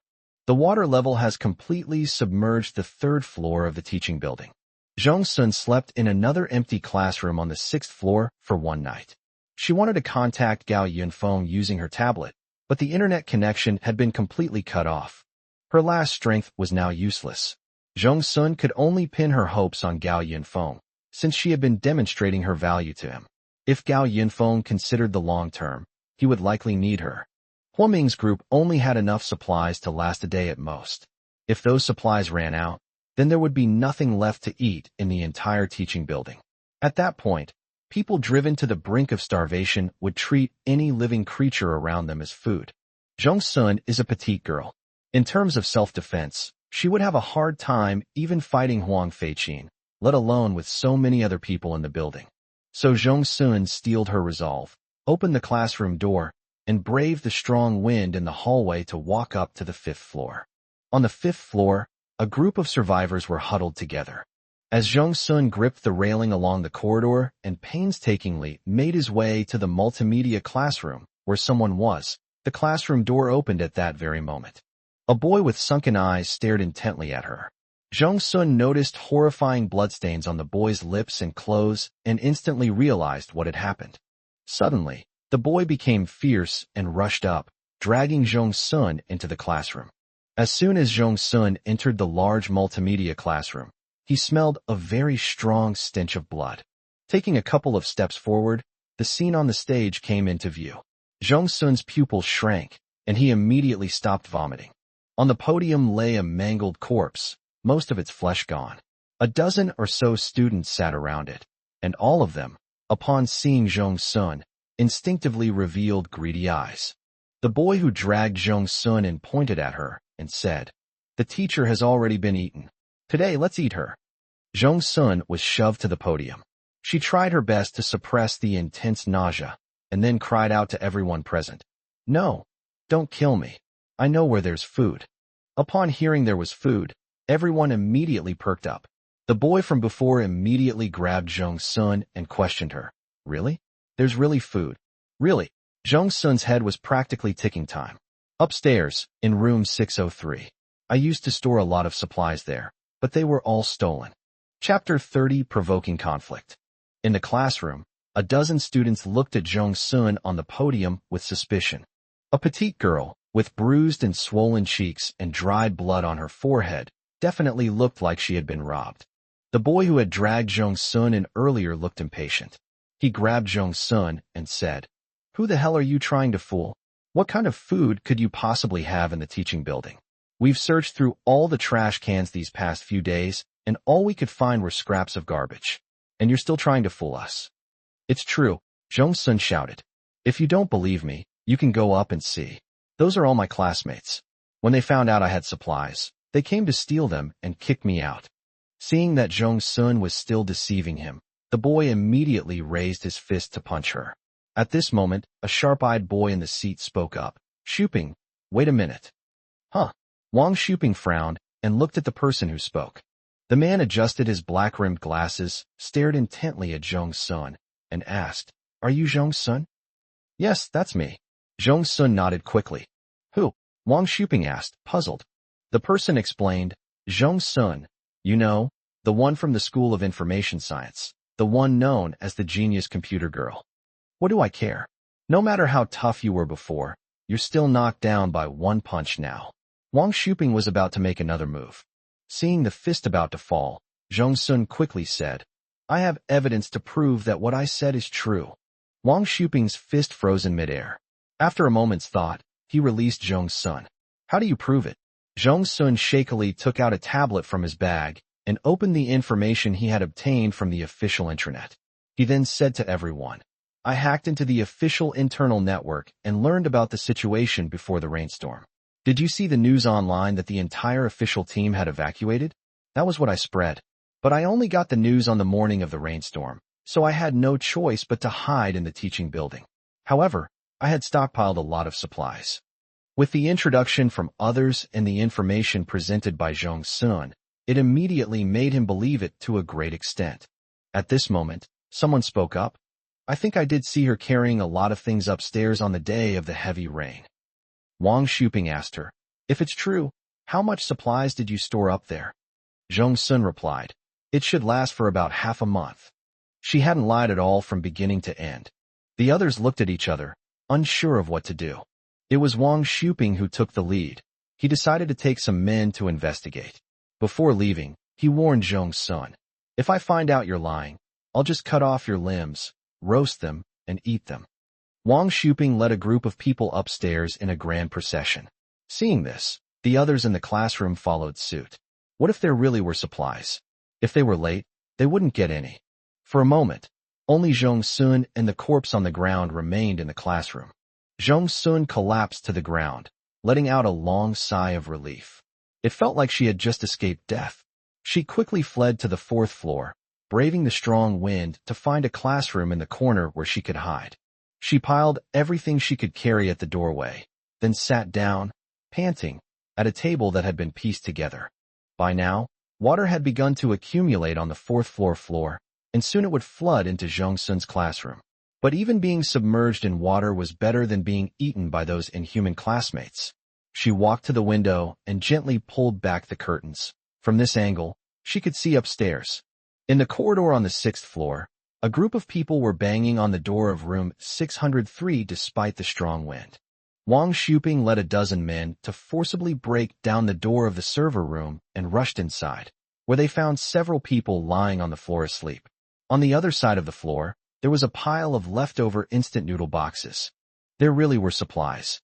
Wang Xuping immediately pulled out a fruit knife, and the men behind him also pulled out sticks. He threatened, hurry up and bring out all the food. What are you doing? The people inside the house were startled awake, but when they opened their eyes, they saw a group of people and immediately became terrified.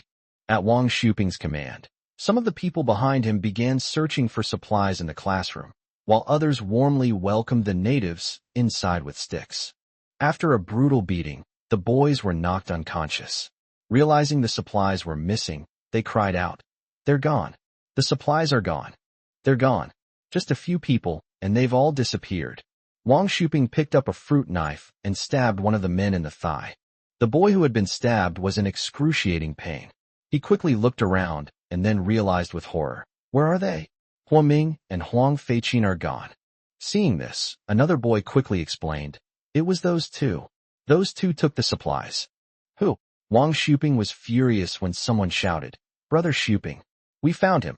Several people carried a boy who had been beaten unconscious into the house from outside, with a girl beside him. Seeing this, their companions hurriedly urged, Huaming, Huang Feiqin, where did you hide the supplies? Bring them out quickly. What supplies? I don't know, Huang Feiqin protested, her voice trembling with tears. You still say you don't know? You too ran away. You must have hidden the supplies. I didn't, Huang Feiqin cried, even louder. She and Huaming had indeed hidden the supplies elsewhere, but they ran into Wang Xuping's men as soon as they came out of another classroom. Huaming was no match for them, and was knocked unconscious with several blows. Wang Xuping glared at the group, then violently pulled Huang Feiqin over and slapped her hard across the face, making her dizzy. Do you know what I mean? Huang Feiqin shook her head desperately, crying, which made Wang Xuping hit her even harder. He slapped her again, yelling, do you know what I mean? We only went out to look for the supplies after we discovered they were missing. Huang Feiqin explained earnestly. Stop pretending. You guys can't even keep an eye on the supplies. Wang Xuping slapped him again. After being slapped several times, Huang Feiqing's face was bruised and swollen. She burst into tears, then suddenly remembered something and hurriedly said, "It was Zhong Sun. That bitch must have stolen all the supplies while we were sleeping." To everyone's surprise, Wang Shuping sneered twice and said, "These supplies are so precious now, and you guys can't even guard against a woman? Who are you trying to fool?" He then slapped Huang Feiqing across the face again. "It really was Zhong Sun who did it, brother. Can't we talk this out? Please don't resort to violence." Huang Feiqing almost knelt down. Wang Shuping kicked her over and said, "Okay, let's bring that woman up here and ask her all about it." He turned around, but suddenly paused. "Why are you all here?" In the server room, everyone who was with Wang Shuping was present. He asked sternly, "Where's that woman? You all came up here. Wasn't anyone watching her?" The crowd looked at each other in bewilderment, and only after Wang Shuping roared did they go down to arrest the person. Chapter 31. Dogs fight dogs, ghosts fight ghosts. A strong wind was blowing in the hallway, and a dozen or so people couldn't find Zhong Sun anywhere in the teaching building for a long time. They couldn't believe that Zhong Sun would rather stay in the water than come up. Unable to find Zhong Sun, Wang Shuping vented his anger on Huaming and his group. He kicked Huang Feiqing to the ground, then grabbed the unconscious Huaming and stabbed him with a knife. Huaming was jolted awake by the pain. He looked at the menacing-looking crowd in the room and was immediately terrified. He hurriedly said, "Supplies. Supplies are in 606. Huang Feiqing, who was standing next to him, was dumbfounded. She tried her best to pin the blame on Zhong Sun, but Huaming woke up and confessed everything. How come her boyfriend is even more of a coward than her? A short while later, Wang Shuping and his men found supplies in classroom 606, and everyone returned to 603 with smiles on their faces. Pointing to the meager supplies, Wang Shuping asked, "That's all? That's it?" "No, that's all." Huang Feiqing shook her head. With his smack, Wang Shuping slapped Huang Feiqing again, making her feel dizzy and disoriented. "Did I ask you?" Wang Shuping pointed at Huaming. "Anything else?" "That's all, really. That's all we have." Huaming continued to beg for mercy. Wang Shuping was skeptical. He tapped Huaming's face with a fruit knife and said, "That woman said she had enough supplies to last half a month. Is this all?" "Oh, brother, you can't believe that bitch's words. When she said half a month, she meant enough for herself to eat for half a month." Huang Feiqing hurriedly said. Wang Shuping slapped her again, leaving Huang Feiqing lying on the ground, unable to get up. "Who the hell asked you?" However, Huang Feiqing's words made sense, and Wang Shuping still threatened Huaming with a knife. "Do you have one or not?" The pain and fear in Huaming's body had brought him to the brink of collapse. He suddenly burst into tears, his crotch soaked. "Yes, in 607, and a little in 608 too. Good heavens, it's well hidden."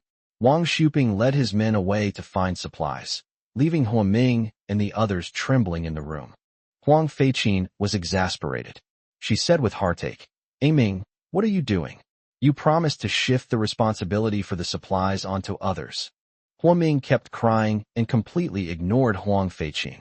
As the other three people slowly gathered around, Huang Feiqing's breath caught in her throat again. Her voice trembled as she asked, What are you doing? We're out of supplies. Please don't, Huang Feiqing and Huaming were beaten again. Zhong Sun watched people moving back and forth in the corridor on the 6th floor and guessed that they had already received the supplies. Gao Yinfong told her to give the supplies to Huang Feiqing and the others, and then find a way to leak the information to the other survivors in the teaching building, so that they would have a conflict and temporarily ignore her. However, Zhong Sun also knew that the little bit of supplies was not enough to feed a dozen or so people, so it was only enough to get them through today. She drew the curtains and lay down on the pieced-together table.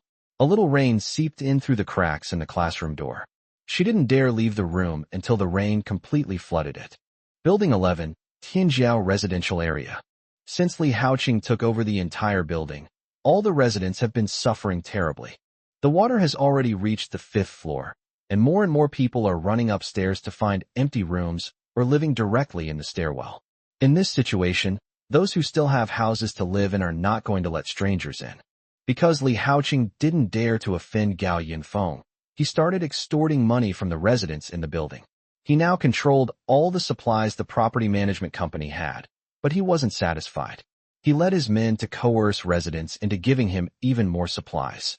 The residents dared not speak out against their anger, and several who resisted had already been killed by Li Haoqing. That day, Li Haoqing was sitting in Yang Jiaqing's house eating instant noodles, enjoying Lu Ting's personal service. Meanwhile, Yang Jiaqing, the true owner of the house, had been evicted and, like other homeless people, was forced to sleep on the floor in the stairwell. Put. A series of gunshots rang out from upstairs, startling Li Haoqing so much that he dropped the bowl he was holding. What's going on? He was a little flustered and quickly picked up the pistol on the table. It sounds like gunshots, Lu Ting said worriedly. Gunshots? Who else in the entire building besides Li Haoqing would have a gun? A series of urgent knocks sounded at the door, and Li Haoqing's henchmen rushed into the room, saying to him, "Big brother, Gao Yinfeng's robot has come down." What? Li Haoqing still remembered the terrifying configuration of that patrol robot. With a chainsaw and a Gatling gun, even 10 Li Haoqings wouldn't be enough to kill it. Why isn't Gao Yinfong staying at home? What's he doing taking the robot down here?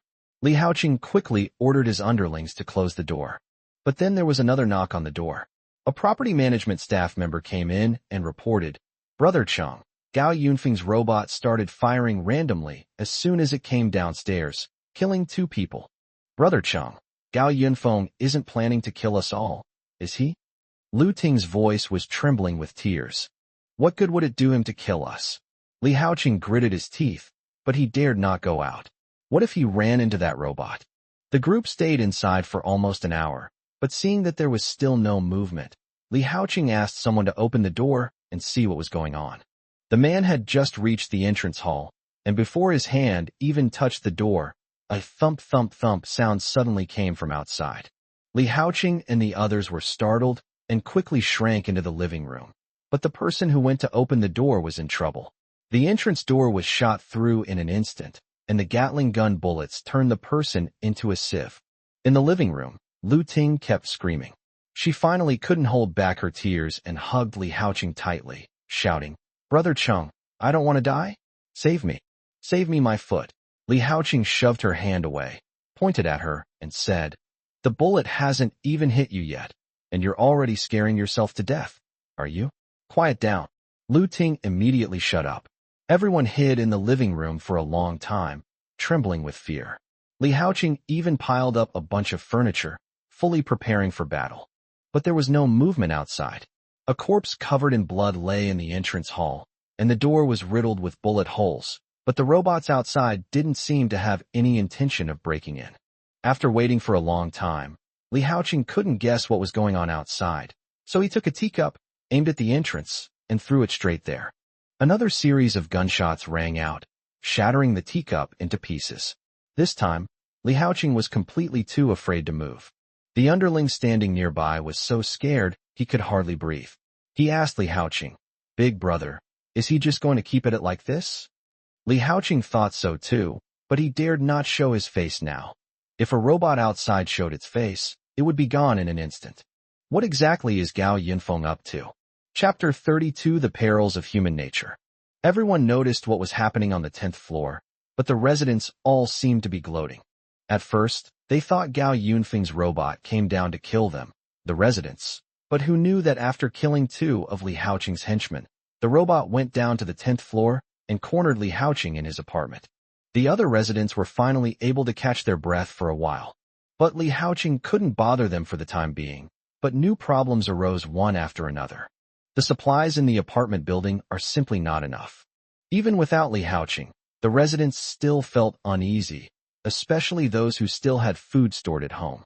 One family had more than half of their grain stolen by Li Haoqing and his men, and then other neighbors broke down their door, leaving them with nothing but the remaining grain. Among the group of people robbing, there was an ugly man. His face was covered in wrinkles, as if it had been dehydrated and liposuctioned, with dead skin hanging down haphazardly. Even his hair was gone, with only half of it remaining on the top of his head. Yang Jiaqing is in a terrible state now.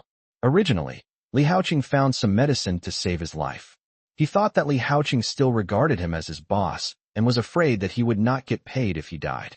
But who knew that Li Haoqing saving him was just a casual thing to do? I thought saving your life would still be useful, since I could ensure you were still fresh when I needed you. But now that Fong Tang is dead, all the supplies are mine, so you can go wherever you want. Li Haoqing roughly kicked Yang Jiaqing out of the house, and even took his woman. No, Lu Ting was someone Lu's mother actively pursued. Yang Jiaqing was utterly humiliated. Ever since Gao Yinfong started opposing him, he hadn't had a single good day. Despite the pain on his face and body, Yang Jiaqing, fueled by intense resentment, persevered. He had lost dozens of kilograms.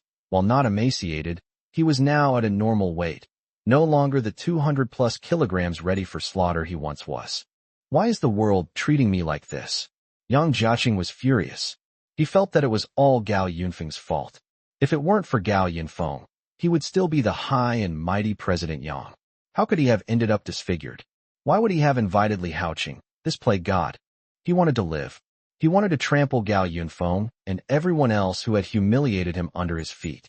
With this obsession, Yang Jiaqing rushed into a house whose door had been smashed. At the beginning of the downpour, Lu Ting would at least feed him some porridge, but as supplies dwindled and he became bedridden and delirious due to an infected wound, Lu Ting naturally stopped taking care of him. He hadn't eaten anything for many days. He completely ignored the family's advice and rushed into the kitchen to find something to eat. But after searching for a long time, he couldn't even find a single cockroach. Therefore, Yang Jiaqing turned his attention to the owners of the house, a widow and her child. Speak. Where is the food? Yang Jiaqing roared. No, we have no food at home. The mother held a kitchen knife and shouted at Yang Jiaqing to get out.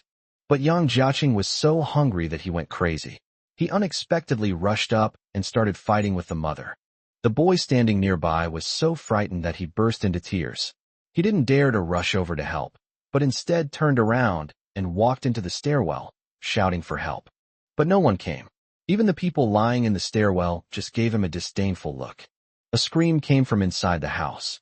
Yang Jiaqing had snatched the knife from the mother and slashed it at her neck. The boy watched as his mother struggled on the ground for a few seconds, clutching her neck, before falling silent. Only then did he rush forward and hug his mother. Mom, but my mother had already passed away. Looking at the blood all over the ground, Yang Jiaqing, who was standing to the side, immediately had a smug look in his eyes. Yes, that's it. I'm General Manager Yang, and you all have to treat me with the utmost respect.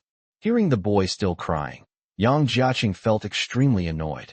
He chopped the boy's head with the knife. Not long after, the people in the stairwell could no longer hear the cries from inside the house, but instead heard the thud of a knife chopping bones, and the stairwell was filled with a thick smell of blood. Curious, the group approached the entrance to the house, only to find Yang Jiaqing chopping up a corpse in the living room, with a little boy lying beside him. He was chopping away, cutting off chunks of flesh and putting them into his mouth. No one found the scene bloody and terrifying. They stared numbly at the two corpses on the ground, their eyes gradually igniting with primal desire. Noticing someone in the entryway, Yang Jiaqing looked up and glared at them fiercely, muttering indistinctly.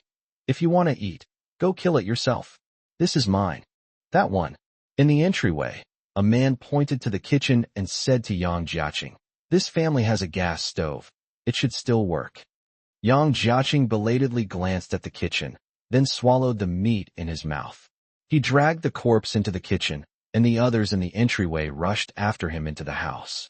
On the 28th floor, the companion, who had been monitoring the situation on the 10th floor through the perspective of the patrol robot, said to Gao Yinfong, Master, 6 hours have passed, and Li Haoqing doesn't dare to come out again. Not only are they afraid to go out, they don't even dare to pass by the corridor directly opposite the entrance door. Gao Yinfong paused the movie and said, that robot is almost out of power, right? Let the second one go and take over. We've been working diligently as Li Haoqing's doorman. He should thank us.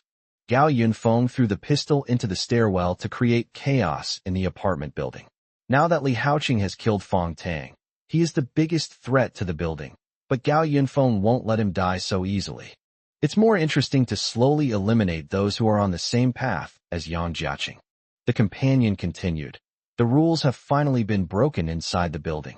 Yang Jiaqing broke into a house today, but a lot of people followed him in. They stayed in that house for a long time before coming out, their clothes and mouths covered in blood. That's perfectly normal, Gao Yinfong said calmly. To be honest, it's already quite late for this to happen at this point. In the post-apocalyptic world, cannibalism is rampant. With no food available, those still alive become prey, and the weak cannot survive on their own. In his previous life, Gao Yinfong chose to join the official survivor base because he was too weak. But now, he can achieve complete self-sufficiency in supplies and weapons with a 3D printer, so he no longer needs to rely on any organization or base. After all, in the apocalypse, the most dangerous thing is not natural disasters, but people. He wanted to be a carefree immortal, indulging in pleasure in his own paradise. Gao Yinfong opened the printer and checked the various improved parameters of the military submarine. He ordered his companion, get everything ready. We'll leave for school first thing tomorrow morning. But master, it hasn't been 3 days yet. Rules are rigid, but people are flexible, Gao Yinfong corrected. You said it yourself, that reciprocity is the right thing to do in business. After all, Zhong Sun has provided us with so much, it wouldn't hurt to lend a hand, right? Gao Yinfong is not the only weak person. Chapter 33 Departure, School. Early in the morning, Gao Yinfong packed a backpack. Inside were various diving and rescue equipment, and most importantly, a 3D printer. In the living room, 2 drones sat quietly on the floor. These were modified military drones. Keep me company. What's the situation inside the building? Gao Yinfong asked again after tidying up his equipment. Everything is normal so far, the attendant said dutifully. Li Haoqing hasn't left the house all day, and the people on the other floors are behaving relatively well. Really? That's good. Gao Yinfong finished tidying up his equipment, slung his bag over his shoulder, and walked out of the room. I'm leaving the house to you. This was the first time Gao Yinfong had gone downstairs since the rainstorm. 2 drones were operating around him, one in front and one behind, to protect him.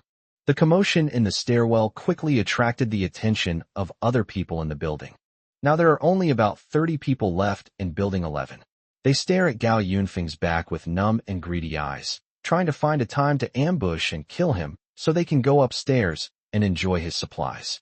However, as soon as the accompanying drone detected people, it immediately fired a warning shot, the bullets hitting near their feet, signaling them not to have any bad intentions. Gao Yinfong went down to the 6th floor, by which time the torrential rain had completely flooded the 5th floor. He stood in the stairwell and took out a bundle of explosives from his bag. The explosives were placed on the outward-facing wall of the stairwell. Gao Yinfong went upstairs to take cover. With a loud bang, a large hole was blown in the wall. People upstairs heard the commotion and wanted to come out to see what was going on, but they were forced back by the gun barrel of the drone. Gao Yinfong looked at the hole that had been blasted open and nodded in satisfaction. Outside, the wind and rain continued to rage, and the fierce winds that could blow people away relentlessly poured into the stairwell, making the heavy fire doors rattle loudly. The drone could no longer maintain its stability and had to wait upstairs. Gao Yinfong had no choice but to grab the stair railing. He shouted for company, and a remodified patrol robot slowly made its way to the 6th floor. This robot has not only increased in size and weight, but its bottom has also been redesigned to resemble 2 feet. The feet use electromagnetic attraction, so it will firmly stick to the ground with each step to prevent it from being blown away by the wind. The robot stood in front of the hole, and then its 2 robotic arms extended outwards. The tips of the robotic arms slowly lowered, and the robotic claws on them unfolded, their combined range just enough to enclose a submarine. Gao Yinfong walked behind the robot and opened its back.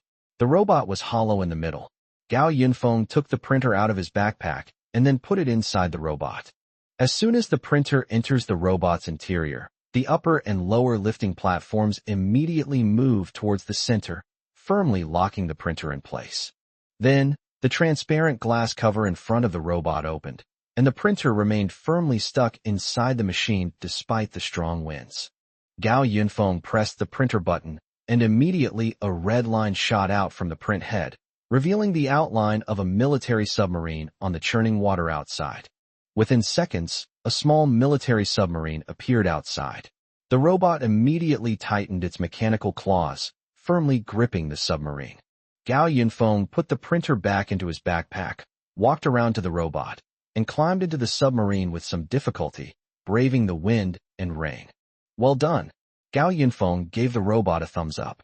The submarine hatch closed. Gao Yinfong started the submarine, then inserted a USB drive into the submarine's computer, officially allowing his companion to enter the submarine. All instrument readings are normal. Fuel is sufficient. Master, you can proceed. The dutiful companion broadcasted. Go. Gao Yinfong pulled down the control lever, and the robot's claws in the stairwell released their grip, causing the submarine to plummet.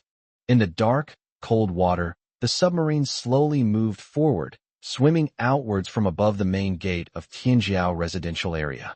Visibility was poor underwater, and debris thudded onto the submarine. Gao Yinfong followed the navigation route, while the robotic arm accompanying and controlling the submarine cleared away the larger pieces of debris nearby. The once bustling city is now submerged in water, and the bottom of the water is full of traces of human existence. Halfway through the journey, the companion suddenly spoke up. Master, you don't need to grip the control stick so tightly. I'm the one piloting the submarine. Shut up, let me participate. Gao Yinfong told his companion to shut up. He had indeed received intensive training in driving submarines, but his mediocre skills were no match for an all-around AI that could drive the submarine autonomously. We're about to reach the lowest water level. Switch driving mode. The announcement came over the loudspeaker. Ahead lay Yinqing's former central commercial street, where the water level was still too shallow for the submarine. The submarine began to sink steadily in the water, and just as it was about to touch the ground, the four wheels on the bottom of the submarine started to turn, and the submarine turned into a car and drove swaggeringly on the road. After leaving the area, the submarine surfaced again and changed its mode of propulsion. It took 2.5 hours for the submarine to reach the West District, where Yinqing University of Science and Technology was just ahead. Nearly a third of the entire university was submerged in water, and the central teaching building was where Zhong Sun was located. The submarine slowly approached the teaching building and then stopped. The companion analyzed the wind direction and the building's internal structure to determine the optimal stopping point. The companion steered the submarine to a sheltered spot and said, Master, no school has ever stipulated that submarines can be parked inside school buildings. We have it now. Gao Yinfong maneuvered the submarine to retreat slightly, then aimed at the wall and launched a torpedo with a whoosh. The torpedo immediately blasted a large hole in the wall, but Gao Yinfong felt there wasn't enough space, so he launched another torpedo. The teaching building has a square, circular design, with a large platform on the second floor in the middle for award ceremonies, performances, and other events. The submarine sailed into the building in a grand procession, then slowly surfaced. The submarine docked at the edge of the corridor. Gao Yinfong opened the submarine hatch and then used a grappling hook to hook the submarine onto the corridor railing. The commotion Gao Yinfong made attracted people in the teaching building to come out and see what was going on. Everyone was guessing his identity based on Gao Yinfeng's demeanor. This is the 5th floor? Gao Yinfong knew that the building only had 6 floors, and now only the last 2 floors were flooded. He was fully armed, wearing a black combat uniform similar to that of a SWAT officer, with an oversized waterproof backpack on his back, several grenades hanging from his waist, and a rifle in his hand. Strangely, despite the commotion Gao Yinfong made, there was no reaction at all in the teaching building. Didn't Zhong Sun say there were 20 or 30 other living people besides her? Gao Yinfong thought to himself. He searched the 5th floor, and when he pushed open the door of a multimedia classroom, a stench hit him. The room was filled with dead bodies. Chapter 34, A Bunch of Crazy People. Gao Yinfong walked into the classroom and found 2 self-heating meal boxes amidst the mess on the floor. The stench came from the dismembered body on the podium, and there were 6 other bodies in the classroom, which appeared to have been dead for a short time. These people are really ruthless in their fight, Gao Yinfong thought to himself. 2 days ago, he told Zhong Sun that the survivors in the teaching building would soon have their last shred of conscience worn away by hunger, and that if Zhong Sun wanted to save his life, he should not appear in their sight. However, since it was already known that Jong Sun had supplies, she would definitely be the first target to be attacked. So Gao Yinfong told her to give the supplies to those crazy people, and then spread the word that they had supplies, so that the survivors in the building would start fighting among themselves. However, there seemed to be a few ruthless characters among these survivors. Gao Yinfong noticed that almost all of the 6 fresh corpses had knife wounds, and judging from the food packaging on the ground, the conflict was probably caused by unequal distribution of supplies. Where did Jong Sun go? Gao Yinfong searched the entire 5th floor, but there was no one else alive. Gao Yinfong frowned slightly. The situation seemed a bit dire. He quickly went up to the 6th floor, gripping his rifle tightly. Excluding the bodies on the 5th floor, there should be about 10 survivors left in the teaching building. Gao Yinfong prioritized checking the computer labs according to the room numbers, but he didn't find any living people in either of the 2 labs he searched. When he opened the door to classroom 603, he was greeted by a scene of garbage and scattered bloodstains. The facilities in the computer room had been destroyed. Gao Yunfeng's heart grew increasingly gloomy. Had Jong Sun not held out until he arrived? Had he made a wasted trip? After checking all the classrooms in a row, Gao Yinfong walked along the corridor to the other side of the teaching building. Suddenly, he seemed to hear a noise. Listening carefully, he realized that someone was crying. The wind outside was too strong, so Gao Yinfong searched the classrooms one by one, finally confirming that the sound was coming from classroom 618 in front of him. The classroom curtains were tightly drawn. Gao Yinfong pressed his ear against the door, and the crying was very clear. Who is it that's crying so horribly? Gao Yinfong frowned, then kicked the door open. In an instant, the world fell silent. The room was pitch black. Gao Yinfong turned on the flashlight he carried with him. The moment he shone it, it made people gasp. In the large classroom, 4 people sat under each of the 4 windows, each with their hands raised. Upon closer inspection, it became clear that their hands were tied to the window bars. The one wailing and howling was one of the bound individuals. In the clearing in the middle, a group of people were gathered in a circle, seemingly doing something. When Gao Yinfong moved the light to the crowd, they all turned their heads. Their faces and clothes were covered in crimson, and blood continued to spread across the floor. Gao Yinfong gave a light "heh," realizing they had stumbled upon someone's mealtime. However, there was one exception, a tall, thin boy sitting on the platform who suddenly stood up when Gao Yinfong entered. Gao Yinfong shone his flashlight around the room and found it filled with boys. He didn't see Jong Sun. Could Jong Sun be in the center of that crowd? Gao Yinfong secured the flashlight to the side of his rifle and cautiously stepped forward. At that moment, the boy on the podium suddenly asked, "Who are you? Are you a rescuer?" Gao Yinfong didn't speak. When he was about 3 meters away from the group, he said, "Everyone, disperse." Everyone remained seated on the ground, unmoved, their eyes all numb. It wasn't until Gao Yinfong fired a shot into the air that they belatedly scattered. Gao Yinfong stepped forward and carefully examined the corpse on the ground, which had been eaten and was now scattered in pieces. Judging from the head, it's a man's, and he's wearing glasses. Oh, that's all right then. Gao Yinfong then looked away and walked outside. Sorry, wrong way. Please continue. But the boy on the podium called out to him again. Are you a rescue worker? The boy took a big step off the podium and ran towards Gao Yinfong.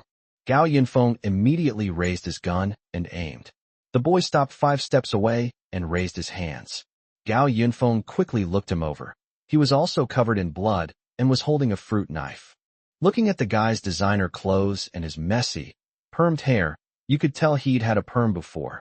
He must have been a rich guy. The boy smiled, but the blood on half of his face made his smile look somewhat eerie. I'm Wang Shuping. My father is the chairman of the Shiri group.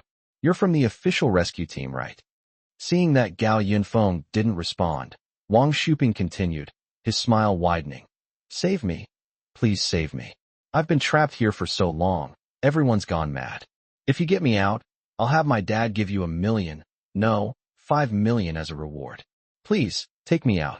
Wang Shuping slowly moved forward, and Gao Yinfong said to him, Brother, you've got it wrong. I'm not here to rescue you. Also, don't come any closer. If you can get here, you can get out too, right? Wang Shuping continued forward. I think you're the one who's gone mad, Gao Yinfong said coldly. Stop right there. This is the last warning. At this moment, the burly boy who had been wailing and howling by the window suddenly started crying again and shouted, Help! They're going to kill me. They're going to eat me. The other three who were tied up also shouted for help. The others who had scattered to the side also gathered around, following behind Wang Shuping, and also begged Gao Yinfong to rescue them. Wang Shuping pointed to the people by the window and the corpses on the ground, muttering, Everything edible in the teaching building has been eaten. We had no choice but to do this, but it's an emergency evacuation, right? It's okay. Take me out of here. My dad will get me the best lawyer. These people are all crazy. Gao Yinfong clicked his tongue inwardly, then pointed his gun at the crowd and fired 2 shots. 2 people fell to the ground. The others were startled and immediately stopped in their tracks. Wang Shuping also paused for a moment, but then said to Gao Yinfong, Brother, I know it's been tough for you to get here, but do you know what kind of life I've been living here? My dad's the chairman. If you take me out of here, I guarantee you'll have a bright future in your next life. Ah, Gao Yinfong, too lazy to waste words, shot Wang Shuping directly in the leg. His tone was icy and chilling. How I got here is none of your concern, but you seem to be having a pretty comfortable time here. The building has been without food for so many days. Everyone else is eating. Why are you the only one not making a sound? Also, could you put down the knife in your hand? The wounds on your body are obviously from a fight. You did those corpses on the 5th floor, didn't you? And you ate that food too? Kid, you're pretty good at fighting, but your acting is still lacking. Gao Yinfong observed the expression on Wang Shuping's face and continued. Let me guess, you were the first one to start killing people in this building, weren't you? Wang Shuping's expression gradually froze, replaced by a sinister smile. What are you standing there for? Make your move. A sudden gust of cold wind swept behind Gao Yinfong. Someone had been waiting for an opportunity to launch a sneak attack. Under the beam of the flashlight, the group of people who had been frightened suddenly swarmed forward and surrounded Gao Yinfong from all sides. The flashlight suddenly went off, followed immediately by a gunshot. Chapter 35. This trip was worthwhile. The howling wind made the classroom door rattle loudly. Gunshots rang out continuously in classroom 618. Suddenly, the entire classroom was brightly lit. A humanoid robot, 1.8 meters tall, stood at the classroom door. Its feet were firmly rooted to the ground, and 2 large lights were mounted on its head where its eyes should have been. Its right arm was a heavy Gatling gun, and its left arm was a long chainsaw used for logging. The companion spoke in a completely emotionless, mechanical voice. Master, I told you long ago to try to avoid all risks. We should have taken care of everyone else as soon as we found there were no targets here. Gao Yinfong stood in the middle of the classroom, surrounded by a large group of people lying around him. To put it bluntly, it's just too dark in the room. You should have come in with me and turned on the lights. Let's see who dares to come near me then. Gao Yinfong joked. On the ground, Wang Shuping, shot in the chest, stared in shock at the robot standing at the door, his words filled with resentment. What? What is that thing? Ah, my AI assistant. It has a locking function to ensure that every bullet hits you accurately. After saying that, Gao Yinfong pointed to the bulletproof vest he was wearing. Of course, I'm also prepared myself. Upon arriving here and sensing something was amiss, Gao Yinfong first printed out a robot, then had his companion control it, and they split up to carry out their respective tasks. Gao Yinfong shoved the rifle in his hand into Wang Shuping's mouth, forcibly stuffing the muzzle into his mouth. Ugh! Wang Shuping finally felt scared.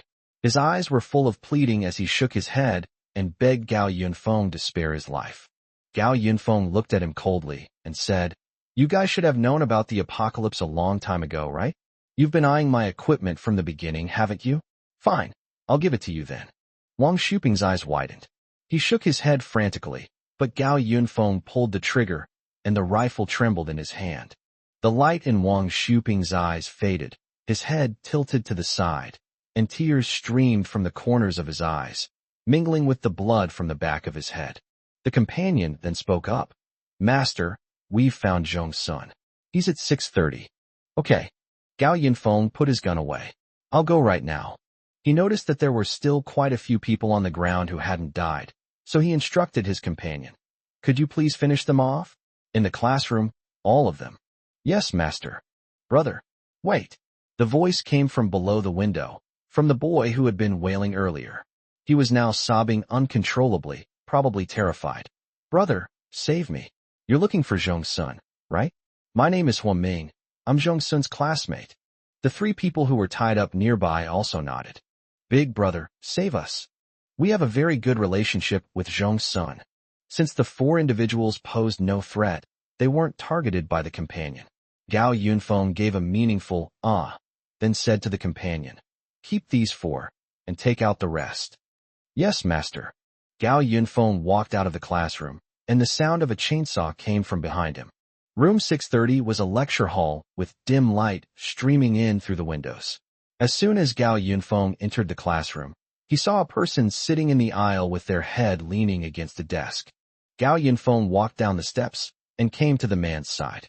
The person tilted their head, their messy short hair covering most of their face, and their chest rising and falling slightly, indicating that they were still alive. Gao Yinfong put the gun aside and brushed aside the hair that was covering the man's face. Zhong-sun's face was completely bloodless. He noticed that Zhong-sun's clothes were soaked, then touched Zhong-sun's forehead. Oh, he had a fever. Gao Yinfong patted Zhong-sun's face. Hey, Zhong-sun, wake up.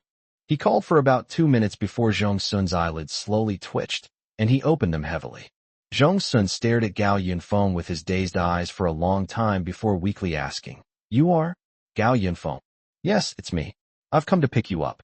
Gao Yinfong took out a bottle of water for her to drink some water and asked, Are you all right? Zhong-sun took a couple of sips of water and let out a long sigh of relief. Anyway, I'm still alive. Gao Yinfong chuckled twice and was about to pull her up when another groan rang out in the classroom. Is anyone else here?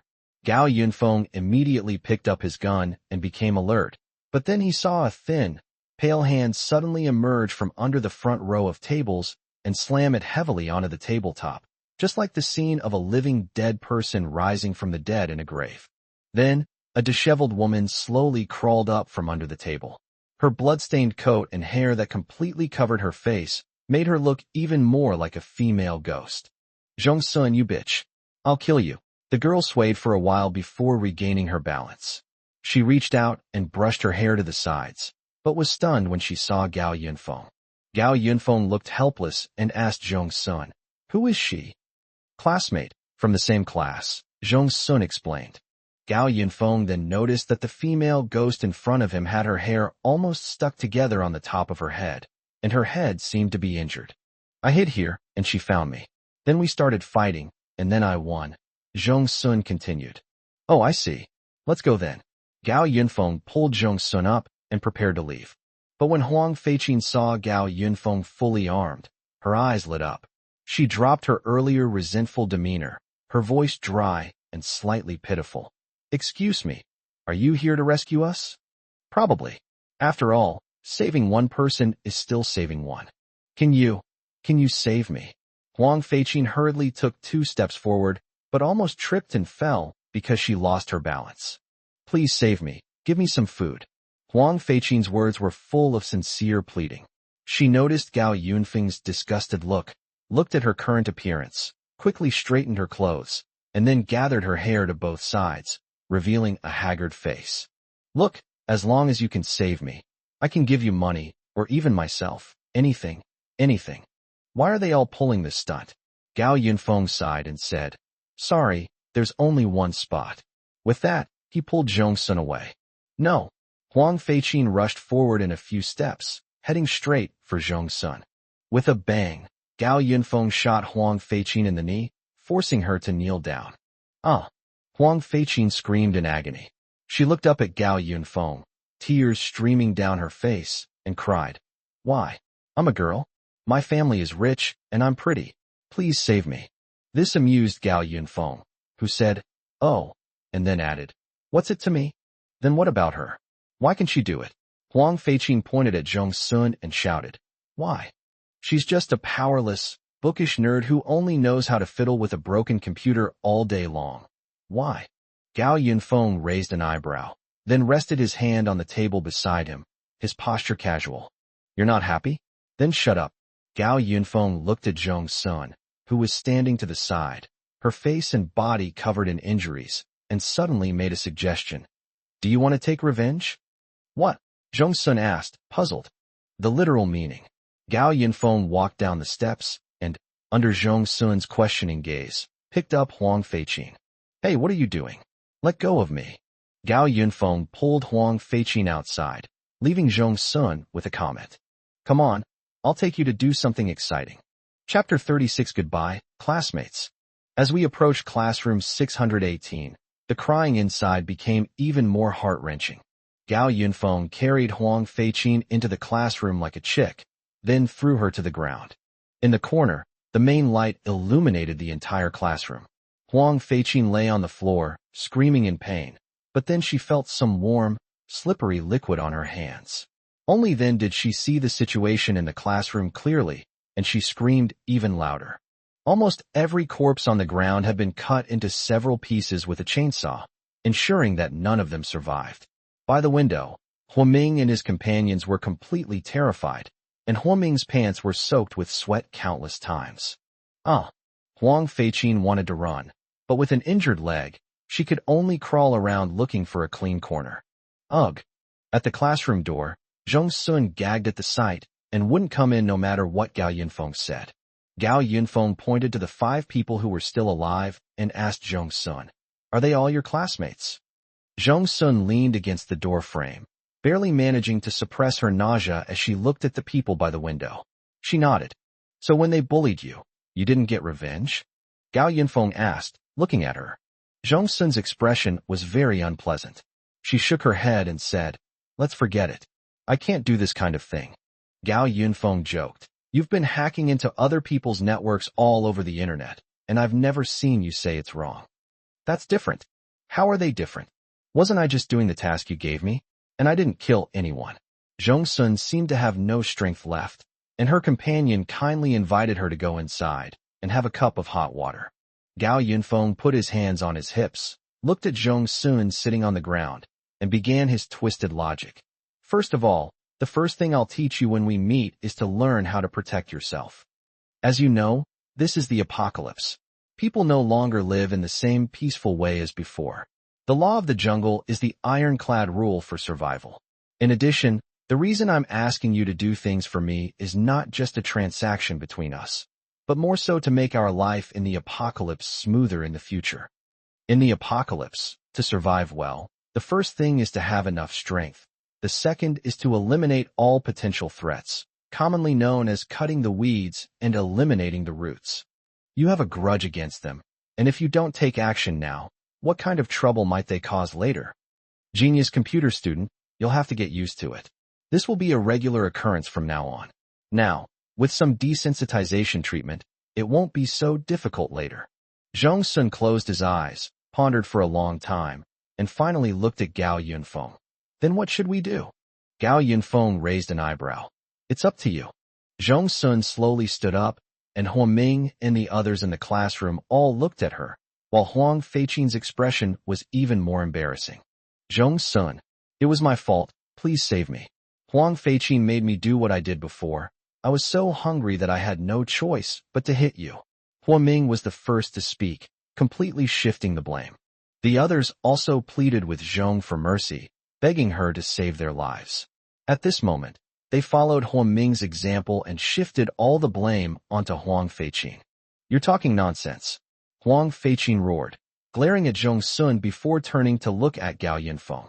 She didn't know the relationship between the two, but she knew her life was entirely in Zhong Sun's hands, and she didn't want to end up like that pile of flesh on the ground. So, Huang Feiqin crawled towards Zhong Sun with all her might, pleading repeatedly, Zhong Sun, don't listen to them. But they were the ones who took the supplies. It has nothing to do with me. I was wrong. I shouldn't have hit you. I'm sorry, please save me. She crawled to Zhong Sun's feet and hugged one of his legs tightly with both hands. Zhong Sun frowned. She struggled to break free from Huang Feiqin's grasp, but Huang Feiqin clung to her again. Please, we're classmates, we're friends. I'll do anything to save me. Huang Feiqin pleaded desperately, tears streaming down her face. Zhong Sun disgustedly brushed her hand away, looking at her coldly. You really only have yourself on your mind. Where did your arrogant attitude go? Now you know how to beg for help? Sorry, Huang Feiqin. I'm not someone who's easy to talk to. Zhong Sun ignored Huang Feiqin and turned to the robot beside him. Keep me company. Give me a hand. Okay, which way of dying do you want for her? The companion stepped forward, raising a Gatling gun and a chainsaw. Just like that puddle on the ground, right? Zhong Sun turned to Gao Yinfong. Is there a bomb? Gao Yinfong nodded. Let the others have their way. Let's just set a time bomb and leave. Zhong Sun turned and went out the door. Okay. Gao Yinfong took out a bundle of pre-prepared time bombs from his backpack. He walked into the pile of corpses and looked at Wang Xuping's open mouth, which looked like he was dying with his eyes wide open. Gao Yinfong put the bombs into Wang Xuping's mouth and set the time. Keep me company and hurry up, Gao Yinfong said before leaving the classroom. Zhong Sun, Huang Feiqin shouted desperately, but no matter how she called out, Zhong Sun did not respond. The robot started its chainsaw and slowly walked up to Huang Feiqin. Watching the sharp teeth spin and emit a piercing sound, Huang Feiqin was already terrified and lost control of her bladder. She shook her head, desperately crying out, No, no, oh. The four people by the window also cried out in despair. Huoming's eyes were swollen from crying. They struggled desperately, but no matter what they did, they could not break free from the ropes binding their hands. The water level on the 5th floor has risen again. Gao Yinfong told Zhong Sun to get into the submarine first, while he waited to accompany him as he unloaded the robot and then used the printer to retrieve it. This trip was definitely worthwhile. Gao Yinfong sat in the submarine and closed the hatch. The submarine then sank and swam towards the outside of the school. Just as the submarine emerged from the teaching building, a violent explosion was heard inside. Zhong Sun turned around, but couldn't see anything. She breathed a sigh of relief and slumped back in her seat. The bomb's power has been adjusted. It'll be over in an instant, Gao Yinfong said jokingly, gripping the control lever. What? Are you reluctant to part with your classmates? No, not at all. Zhong Sun's strength finally dissipated at this moment. She said in a very soft voice, We weren't that close to begin with, so it doesn't matter. Suddenly, Zhong Sun changed the subject. To be honest, I'm quite scared. I'm afraid you might not come until tomorrow or not at all, and then all my efforts will be in vain. Thanks. Gao Yinfong nodded and said calmly. After all, we are partners, and we must be trustworthy in business. There was no movement beside him for a long time, so Gao Yinfong turned his head to look. Zhong Sun was curled up in his seat, his eyes closed as if he had fallen asleep. I hope you can bring me value in the future, so that my long journey to save you won't have been in vain, Gao Yinfong thought to himself. The submarine slowly advanced through the flooded city. Chapter 37 Goodbye, Mr. Yang. Zhong Sun still insisted on staying awake. Along the way, she explained the situation in the teaching building to Gao Yinfong in fits and starts, and only then did Gao Yinfong understand the whole story. 2 days ago, when Gao Yinfong asked Zhong Sun to give away the supplies, Zhong Sun's supplies had already been snatched away by Huang Feiqin and others. Afterwards, Zhong Sun revealed the news to Wang Xuping and others, and then she hid in a classroom on the 4th floor. As the two had predicted, Wang Xuping seized the supplies, but they immediately faced a new problem. There weren't enough supplies to go around. The survivors in the teaching building were all temporarily grouped together, and they lacked trust among themselves. They obeyed Wang Xuping because he was the most ruthless when he took action and was the first person in the building to kill. The teacher who initially tried to maintain order was killed by Wang Xuping. As time went on, everyone became so hungry that they started eating corpses to stave off hunger. The supplies were right in front of them, but there weren't enough for more than a dozen people. So, it was only natural that everyone started fighting each other over the supplies. Zhong Sun only knew that after killing a few people, Wang Xuping successfully intimidated the remaining survivors. So, after discussing it, they went to 603 and captured Huoming and his group, who were in a weak position, to use as reserve food. Huang Feiqin escaped because Wang Xuping went to the restroom during the ransacking of 603. She stumbled away and randomly opened the door of a classroom to hide inside, where she happened to bump into Zhong Sun, who was hiding in 630 because the fourth floor was completely flooded. Zhong Sun was observing Wang Xuping and the others across the street through the window when Huang Feiqin rushed in. Upon seeing Zhong Sun, she immediately charged at him and started a fight.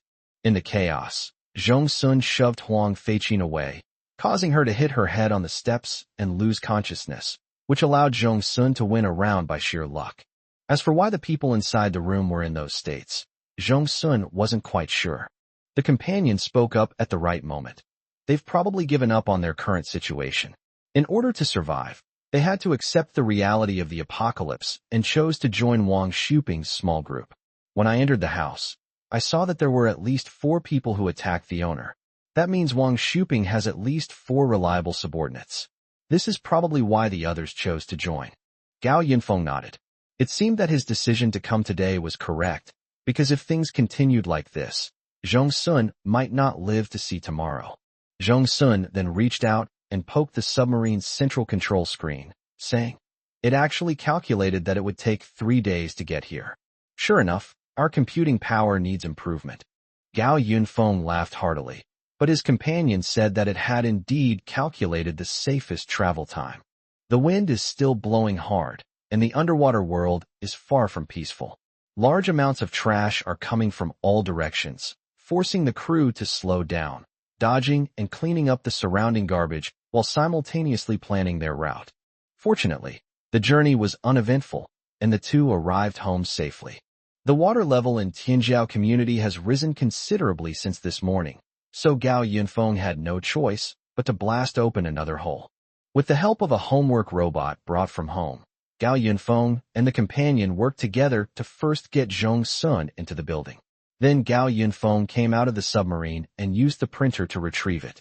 "Your printer is really impressive," Zhong Sun said. "Don't tell anyone about this," Gao Yinfong reminded her. "Of course, we can't disclose our partner's trade secrets." However, Zhong Sun had to force herself to return.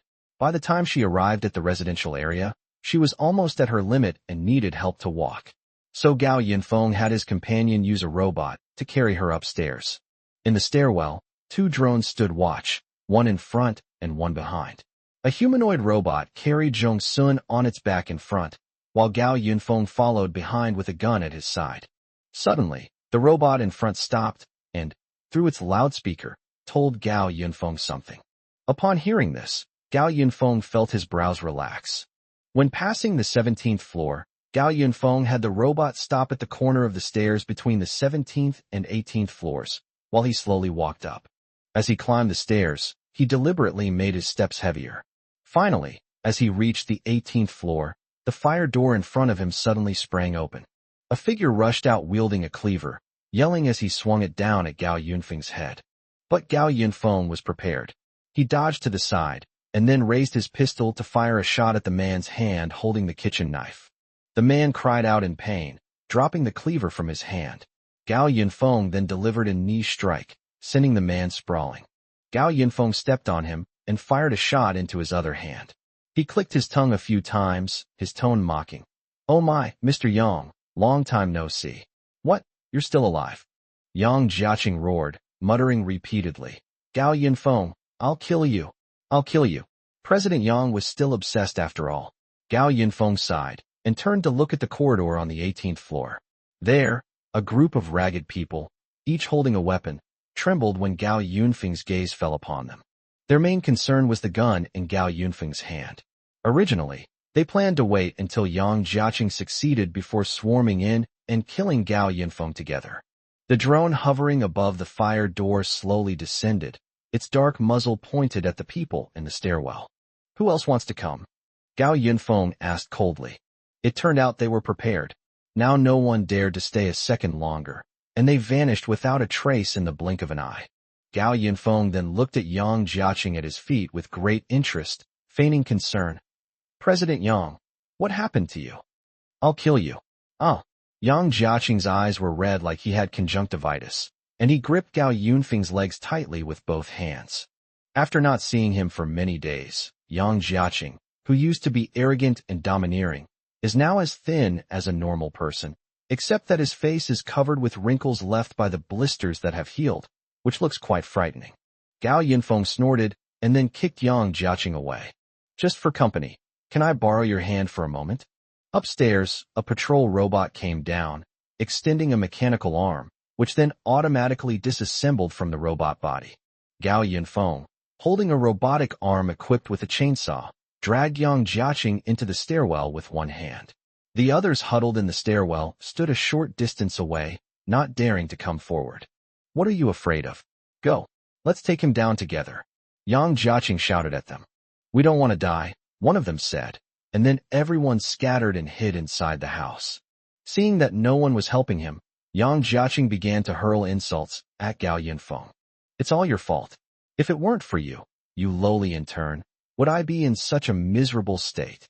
If it weren't for you, would I have let a thug into my house? Would I have given that slut Lu Ting the chance to sleep around in my bed with other men? It's all your fault. It's all your fault. Gao Yinfong clicked his tongue and shook his head, sighing. President Yang, this isn't my fault. Ultimately, isn't it because you're incompetent? If you weren't so incompetent, would I have to shit and piss on your head? Would Lu Ting have to cheat on you in front of you? Even though you cheated on your wife first, you two are a perfect match, a match made in heaven. Gao Yinfong suddenly stomped on Yang Jiaqing's hand, causing Yang Jiaqing to scream in pain. Does it hurt, Mr. Yang? Do you want to be free? Gao Yinfong asked him with a smile. You bastard, I'll kill you. I'll skin you alive and tear you apart. Yang Jiaqing was still in a state of impotent rage. Okay, come on. Try and touch me. Gao Yinfong started the chainsaw and waved the high-speed spinning blade in front of Yang Jiaqing. If you don't make a move, I will. Gao Yinfong smiled at Yang Jiaqing, whose expression gradually changed from anger to fear. As the chainsaw drew closer to Yang Jiaqing's right leg, he finally panicked. No, please, stop. I still quite liked how you were just now. You had some arrogance, but not too much. Gao Yinfong stepped on Yang Jiaqing, and the chainsaw gradually moved downwards, finally landing on Yang Jiaqing's upper thigh. Blood splattered all over Gao Yinfong, but he was still enjoying it and pressed the chainsaw down even harder. In his previous life, when Yang Jiaqing ordered his right leg to be cut off, did he spare him? This time, he will make Yang Jiaqing wish he were dead again. Amidst Yang Jiaqing's agonizing screams, Gao Yinfong sawed off his right leg. But that wasn't all. Gao Yinfong then placed the chainsaw on Yang Jiaqing's left leg. With a smile, Gao Yinfong said to Yang Jiaqing, Goodbye, Mr. Yang. The pig-like screams echoed through the apartment building, lingering for a long time. Chapter 38 Respectfully escorting President Yang back home. On the 28th floor, Gao Yinfong came out feeling refreshed after taking a shower. Zhong Sun had a high fever and fell asleep while being carried upstairs. Gao Yinfong printed out another robot, had the companions give Zhong Sun a quick wash, and then carried it into the guest room. A robot equipped with sophisticated medical equipment is giving Zhong Sun an injection in the guest room. Gao Yinfong returned to the bedroom and asked his companion, Is everything done? The companion responded, I've done my job as host. I've called back the doorman on the 10th floor, and everything is arranged. He had the patrol robot keep Li Haoqing inside, mainly to prevent Li Haoqing from tripping him up when he went out. Now that he's back, it's time to let the person inside out for some fresh air. Li Haoqing has been locked in the house for 2 days. These past 2 days he's been restless and unable to eat or sleep, fearing that the robot outside his door will rush in and restart him in his sleep. Fortunately, Li Haoqing managed to stay at home safely for 2 days thanks to the supplies he had looted. Even today, a series of eerie howls echo from outside the door, a sound that sends chills down one's spine. For some reason, the screaming continued, as if it had been recorded and was being replayed over and over again. Lu Ting felt really creeped out by the sound. She nudged Li Haoqing and said, Brother Cheng, why does that sound so much like President Yang? Really? Li Haoqing also felt that the constant noise outside the door was really annoying, but they didn't dare to go out. The sound kept repeating all night, and Li Haoqing and the others were on tenterhooks the whole time. The noise outside the door gradually subsided early the next morning. Li Haoqing wanted to see what was going on, so to be on the safe side, He threw several pillows into the entryway, but there was no reaction. After another hour of haggling, Li Haoqing finally decided to have one of his underlings stand in the hallway directly opposite the entrance to test the waters. The underling was extremely unwilling, so Li Haoqing simply pushed him over. There was still no response. The younger brother walked shakily to the entrance hall, where there was the body of the previous victim who had been harmed by the robot. As soon as the door opened, the younger brother paused slightly. He told Li Haoqing, "Brother Chung, it's safe outside." "But what?" Li Haoqing finally emerged from around the corner, but as soon as he reached the entrance, he couldn't help but exclaim, "President Yang?" "What, Mr. Yang?" Lu Ting walked over, but when she saw the scene outside the door, she was so frightened that she screamed loudly. In front of his house, Yang Jiaqing pressed himself against the wall, his eyes fixed on the front, staring at everyone inside with an extremely terrified look. Li Haoqing slowly stepped forward. He noticed a red mark between Yang Jiaqing's eyebrows, and upon closer inspection, realized it was an iron nail. Yang Jiaqing had been nailed to the wall. Extremely long iron nails had been driven into his head, shoulders, and chest. His legs had been sawed off and nailed to either side of the doorway. Beneath Yang Jiaqing's body lay a tablet and a small speaker. Li Haoqing picked up the tablet and discovered it still had power. The tablet unlocked with a single tap, revealing only a video that had been looping all day, surveillance footage of Gao Yinfong torturing and killing Yang Jiaqing. After the video ended, the tablet's desktop wallpaper displayed a large line of red text. "Mr. Yang, I've brought it back to you." Inside the entryway, Lu Ting was still shaken, but Li Haoqing was furious. He slammed the tablet to the ground and roared, "Damn Gao Yinfong! How dare you provoke me?" The underling beside him said, "Brother Chung, Gao Yinfong provoked us. We can't just let it go like this. We have to find a chance to get rid of him completely." "Get rid of him? You make it sound so easy. Can you handle that robot with the Gatling gun?" Li Haoqing was furious. He took his anger out on Yang Jiaqing's corpse, kicking it repeatedly until Yang Jiaqing's face was mangled beyond recognition. Li Haoqing went back to his room. He felt that even if he had a pistol now, it wouldn't matter, as Gao Yinfong would make a move against him sooner or later. But it was still pouring rain outside, and they couldn't get out or hide from it. At this moment, the younger brother pointed out the window and said, "Brother Chung, look, hasn't the rain lessened a lot?" Li Haoqing looked out the window. Although the rain hadn't stopped, it was still slightly less intense than the torrential downpours of the past few days, the kind that could blow people into the air in an instant. "It seems like the sky isn't so dark anymore.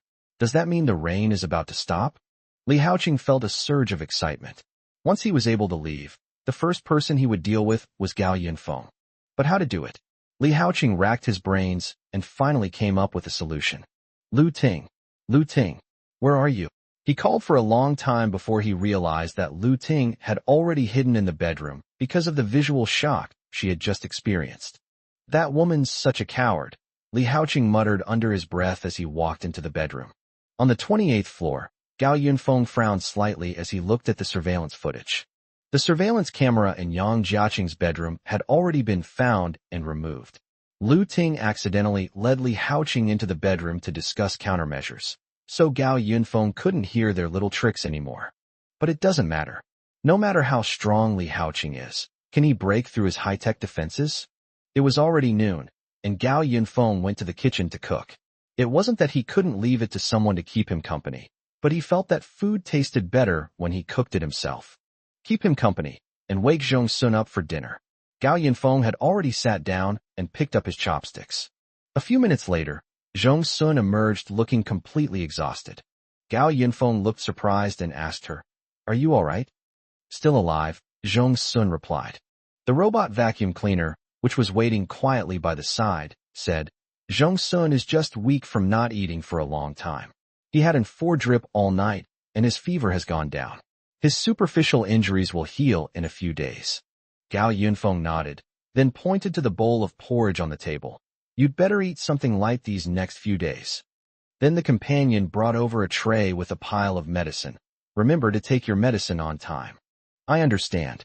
Zhong Sun silently picked up his bowl and ate. Gao Yinfong teased her, "You should be grateful.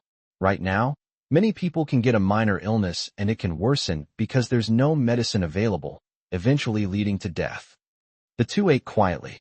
Although Zhong Sun ate slowly, he ate 2 large bowls of porridge, showing how hungry he was. Gao Yinfong put down his chopsticks and said to Zhong Sun with a solemn expression, "First of all, we are now formal partners. I will provide you with safe accommodation and supplies. In return, you must provide me with sufficient value." "Understand." Zhong Sun nodded. "I understand. It's the apocalypse now. You won't take in someone who only eats rice." "I'll try my best."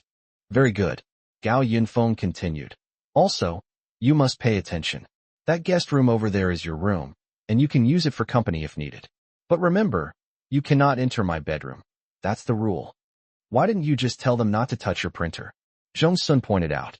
Gao Yinfong nodded, stood up and faced the window, then slowly said, "There's something I need you to do first today."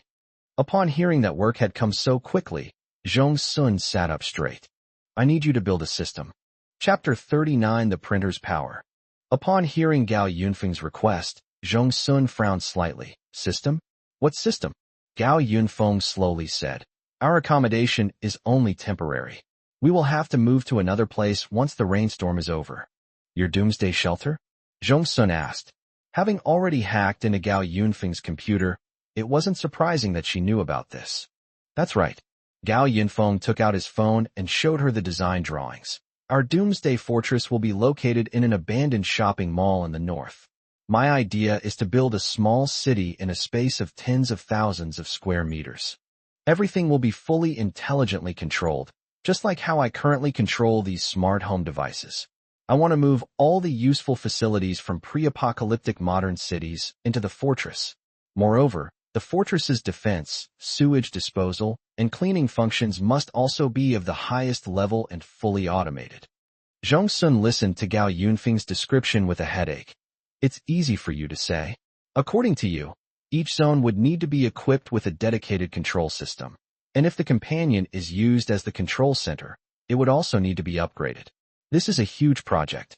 Then you'll have to step up your game." Gao Yinfeng snapped his fingers and brought Zhong Sun's computer out of the bedroom. "Here's your computer back. Just let me know if you need anything. You know we're in the same boat now."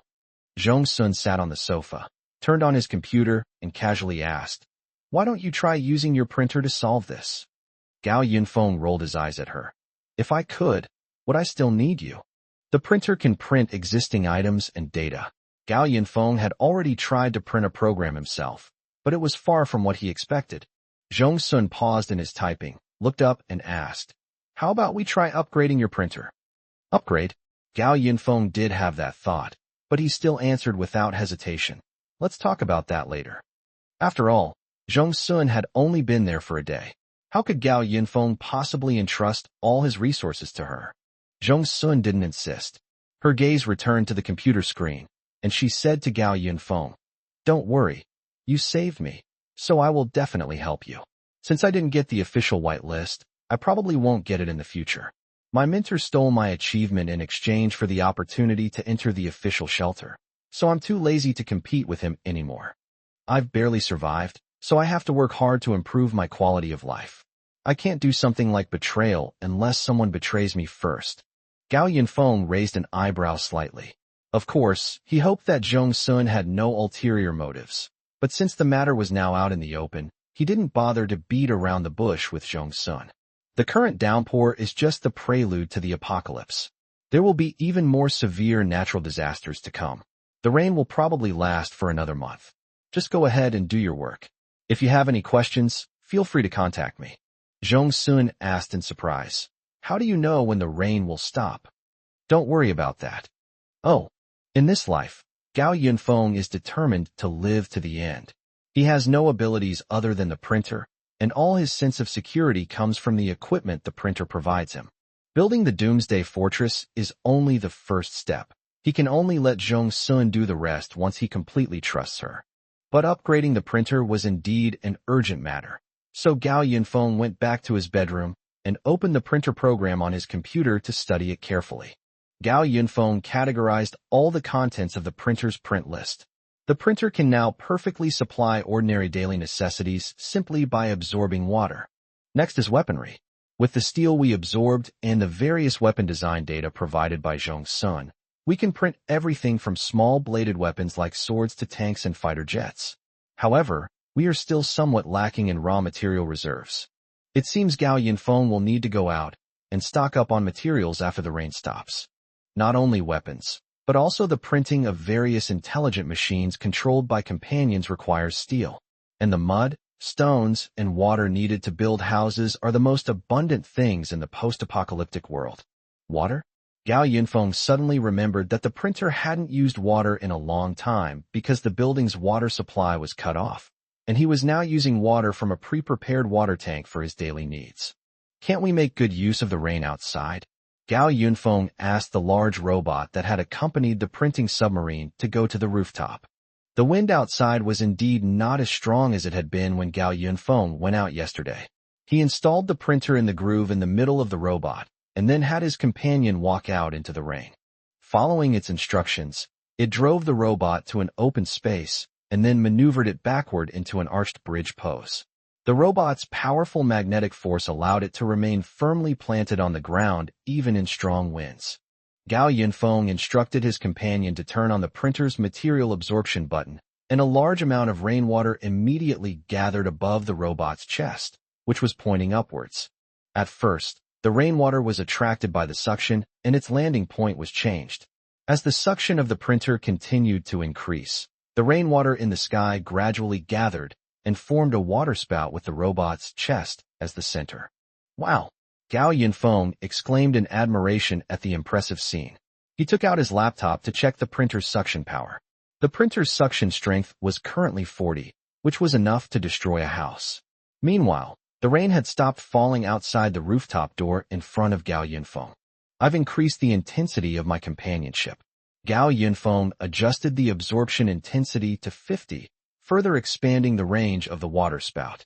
With the intensity set to 60, the waterspout expanded again, and the accompanying figure immediately calculated its range. The waterspout's maximum radius has reached 30 meters, and its absorption height is 200 meters. Gao Yinfong continued to increase the intensity. As the intensity reached 70, a large patch of dark clouds above the waterspout disappeared, revealing the long-lost blue sky. Master, I suggest lowering the intensity. Such a large-scale operation could easily arouse suspicion from others and cause unnecessary trouble. The companion offered a timely reminder. Gao Yinfong knew the importance of knowing when to stop while he was ahead, and he was preparing to reduce the absorption intensity when suddenly something unexpected happened. Amidst the rumbling thunder in the sky, a bolt of lightning suddenly struck. As it hurtled downwards, the lightning changed direction and struck directly at the robot's location. Boom! After a thunderbolt, another lightning bolt struck the robot with equal precision. Master, be careful, there's lightning. The companion suddenly disconnected after this warning. Oh no! Gao Yinfong quickly stopped the printer, but then he was surprised to find that the printer program had displayed a garbled screen. Stop it! Why won't it stop? Gao Yinfong pressed the power button on the computer so many times it almost broke before the printer finally stopped. The waterspout in the sky disappeared along with the lightning, and the raindrops began to fall orderly onto the rooftop. Gao Yinfong kept calling for company, but received no response. Not far away, the robot was still in the arched bridge pose in the rain, but the breathing lights on its body had gone out. Is the printer okay? Gao Yinfong stared at the garbled screen, at a loss. At some point, the garbled text disappeared. Gao Yinfong anxiously checked the program. Gradually, his expression changed from anxiety to shock, and finally to surprise. No way! Gao Yinfong stood up excitedly, unable to believe what he was seeing. The printer has been upgraded. Chapter 40. The printer has been upgraded. Gao Yinfong. What happened? Zhong Sun, who was downstairs, heard the commotion and ran upstairs. As soon as she got upstairs, she saw Gao Yinfong standing in front of the rooftop door, looking agitated. Zhong Sun asked anxiously. There was such a loud clap of thunder just now. The power went out in the house, and even the connection to the house was cut off. What were you doing? Oh, right, companionship. Gao Yinfong quickly asked Zhong Sun. So, is the power back at home now? Zhong Sun nodded. The thunder stopped and then resumed shortly. The companionship is restarting. The comforting voice from the laptop sounded again. Master, I'm here. Quickly, call the robot back. Gao Yinfong said. The robot, soaked to the bone, returned indoors, and Gao Yinfong hurriedly brought out the printer. After returning to the 28th floor, Gao Yinfong plopped down on the sofa, holding his laptop while the printer sat on the coffee table. Zhong Sun walked over and sat down beside him, asking, What exactly happened? Look, Gao Yinfong turned the computer screen toward Zhong Sun. Zhong Sun stared at the printer program interface, full of doubt. Isn't this printer program the same as the one I saw before? At this moment, Zhong Sun realized the difference. When did printers add a scanning function? Not only that, Gao Yinfong said, pulling up the printout and pointing to the extra options. Look, all these extra options are power supply equipment. Zhong Sun glanced at them, then connected his computer to the network and searched for the devices. These are all very advanced power supply and energy storage devices. Gao Yinfong nodded, then analyzed. I originally thought that printers couldn't absorb non-physical things like air or wind, but now it seems it's not that they can't, but rather that it depends on what kind of substance it is. Water corresponds to daily necessities. Mud, sand, and stones correspond to buildings. Metals correspond to various mechanical equipment, and electricity corresponds to energy, they both exclaimed in unison. Previously, Gao Yinfong maintained the power supply to his home using a diesel generator, and he had to print out the necessary fuel separately. Similarly, when the submarine was printed, the fuel was pre-installed and printed along with the submarine itself. In other words, printers can now directly print on these power-powered devices, bypassing fuel and directly generating power. Gao Yinfong then printed out a power storage device, which was indeed fully charged. However, Zhong Sun had another question. Then what is the printer's scanning function for? Well, Gao Yinfong wasn't sure yet. He grabbed a teacup, then used the computer to click on the scan and turn it on. A fan-shaped beam of blue light shot out from the print head. After scanning the teacup, the print head automatically shifted its angle and printed an identical teacup next to it. Then the print head automatically returned to its original position. Gao Yinfong opened the lid and found that the teacups were not only exactly the same, but also had the same amount of water left inside. Zhong Sun was still puzzled. This function seems similar to your printer absorbing data, saving it, and then printing it. You've been keeping a close watch on me, haven't you? Gao Yinfong teased her. Just then, a comforting voice sounded. Master, would you like to try this? The companion turned on the large TV in the living room and randomly played an animated film. Previously, printers could only absorb physical objects and then print them. Does this scanning function represent another aspect? This was discussed in the accompanying analysis. Gao Yinfong pointed the printer at the television and then started scanning. The blue light swept across the TV screen and then printed a doll of a character exactly like the one in the picture on the floor in front of the coffee table. It really is true. Zhong Sun exclaimed. No wonder it's the AI I created. Gao Yinfong picked up the doll and examined it closely, then found it in the printer list. The doll's attributes could still be changed through settings. Can you also copy the virtual data? Gao Yinfong then scanned the main unit in the bedroom and found that all the data was completely consistent after turning it on. Even the companionship had been completely replicated. Suddenly, two identical voices came from the speaker. However, Gao Yinfong didn't need two companions for the time being. He took back the computer he had just printed and said to the companions, Companion, put on a Transformers movie to watch. Watching Gao Yinfong fiddling with the printer in front of the TV, Zhong Sun sat on the sofa and raised an eyebrow. What? Do you want to print out a Transformer? How will I know if I don't try? Gao Yinfong scanned and printed out the Transformers from the video, but unfortunately, what came out was a toy. The companion said, It seems that these unrealistic things can only be imitated in appearance, while real things can be completely copied. Gao Yinfong was not discouraged. He smiled and said, What's the big deal? We got important information. At least we know how to upgrade the printer. It's worth it. Since charging the printer is so effective, Gao Yinfong needs to make a proper plan. In the previous life, after nearly 40 days of super rainstorms, the rain would gradually decrease and return to normal levels. At that time, extremely rare super thunderstorms would occur, and nature would be the best power bank for printers. The plan was set. Gao Yinfong was in an incredibly good mood. He checked the time, then turned and went into the kitchen. Today's harvest was bountiful. Let's have a good meal tonight. How about hot pot? Zhong Sun broke the silence. But didn't you just say at noon that I needed to eat something light? Gao Yinfong pointed at her and said, I'll give you a clear broth hot pot and a lot of vegetables. That's fine. I don't really like eating meat either. Gao Yinfong turned around and teased her again. What? Are you not only a computer genius, but also a nun? No. Zhong Sun looked a little embarrassed. After seeing those scenes yesterday, I really couldn't eat any meat. Gao Yinfong strolled leisurely into the kitchen. Oh, I see. It'll be fine after a while. I thought it was because you've been a vegetarian for a long time. It's good that you're not a strict vegetarian. As the companion had previously mentioned, Gao Yunfeng's actions on the rooftop were witnessed by many people nearby. They were terrified, thinking some new disaster was about to occur, but after that strange waterspout, they found that the rain was much lighter than before, and even the wind was not as frightening as usual. A week passed, and 20 days had gone by since the apocalypse began. The rain finally decreased visibly. By this time, the entire Yinqing had become an underwater ruin.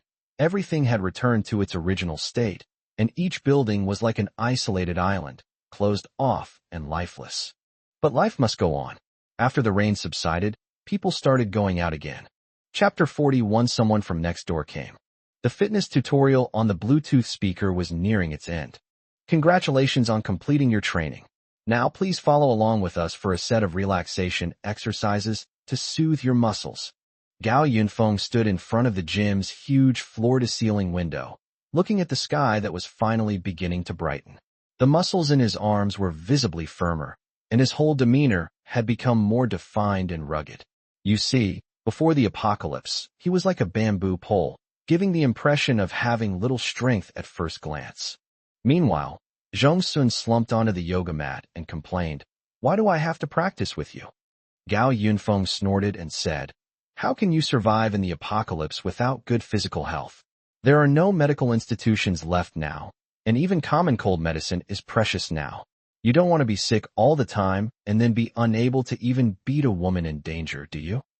The two took separate showers, and when they came out, a food delivery robot had already placed breakfast on the table, a standard weight loss meal. A TV series was playing on the television. After finishing his breakfast, Gao Yinfong said contentedly, Look, technology changes lives. Once you get used to entertainment like games and TV dramas, going back to the primitive life would be worse than death. Our lives here are so much more comfortable than anyone else's. Zhong Sun was watching TV intently and casually hummed in agreement. I didn't expect you to be so well prepared. The first thing you did after getting the companion was to use its information processing capabilities to download all kinds of resources from the entire internet. By the way, where did you get so much inside information about the apocalypse? Even the official preparations for the evacuation weren't as comprehensive as yours. Gao Yinfong replied to her, Don't ask so many questions. This is called being prepared for a rainy day. After a while, the rain outside subsided a bit, and the companion came out to report, Master, the rain outside has now been downgraded to a yellow rainstorm warning based on the amount of rainfall.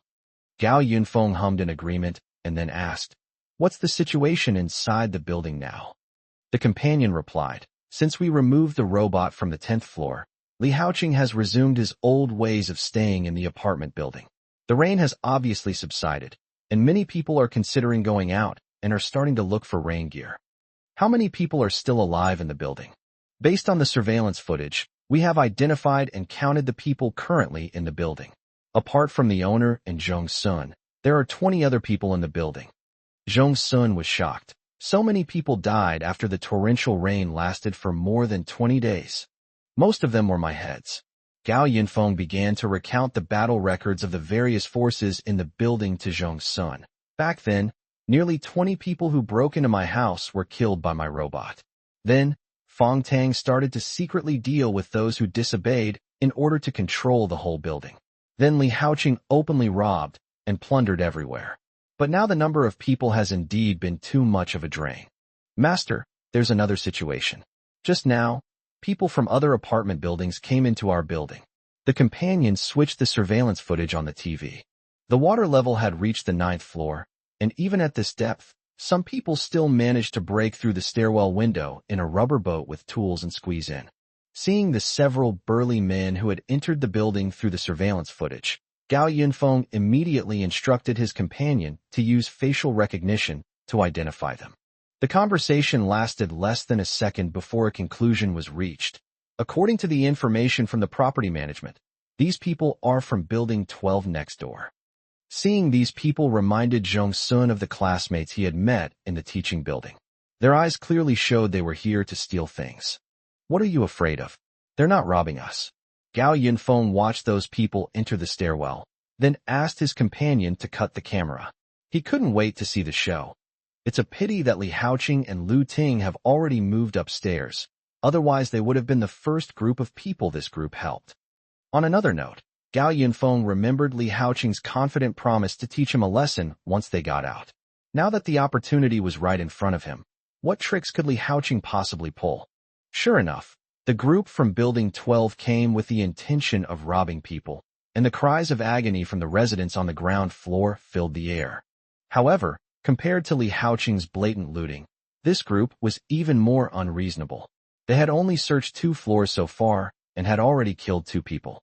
Those who had no supplies to begin with were simply killed and carried to the 9th floor to be taken away with them. Gao Yinfong clicked his tongue and shook his head, then added, "A large proportion of the residents in Building 12 are single.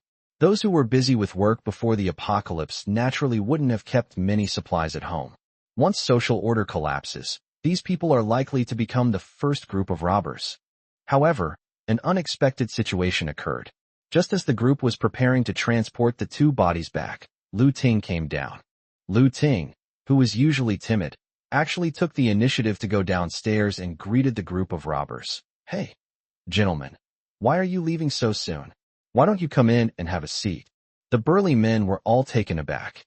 At a time like this, would there still be any generous families who would invite guests over? Just as the group saw that Lu Ting was somewhat attractive and wanted to try and get some money out of her, heavy footsteps sounded downstairs. Li Haoqing, dressed in loose black clothes, slowly walked down, holding a large machete in his hand, while his henchmen behind him also held fire axes.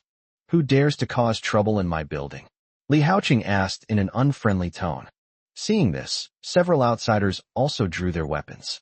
The leader said disdainfully, "Humph, 5 against 2, the advantage is in my hands." Gao Yinfong saw on the surveillance footage that Li Haoqing, wielding a machete, charged straight from the stairwell into the hallway. His reaction was swift and his actions ruthless. Together with his henchmen, they prevented the attackers from finding any opportunity to launch a sneak attack. No wonder he came from a petty thug background. His skills are truly unmatched by those office workers, Gao Yinfong exclaimed. Li Haoqing quickly won the match without taking any damage.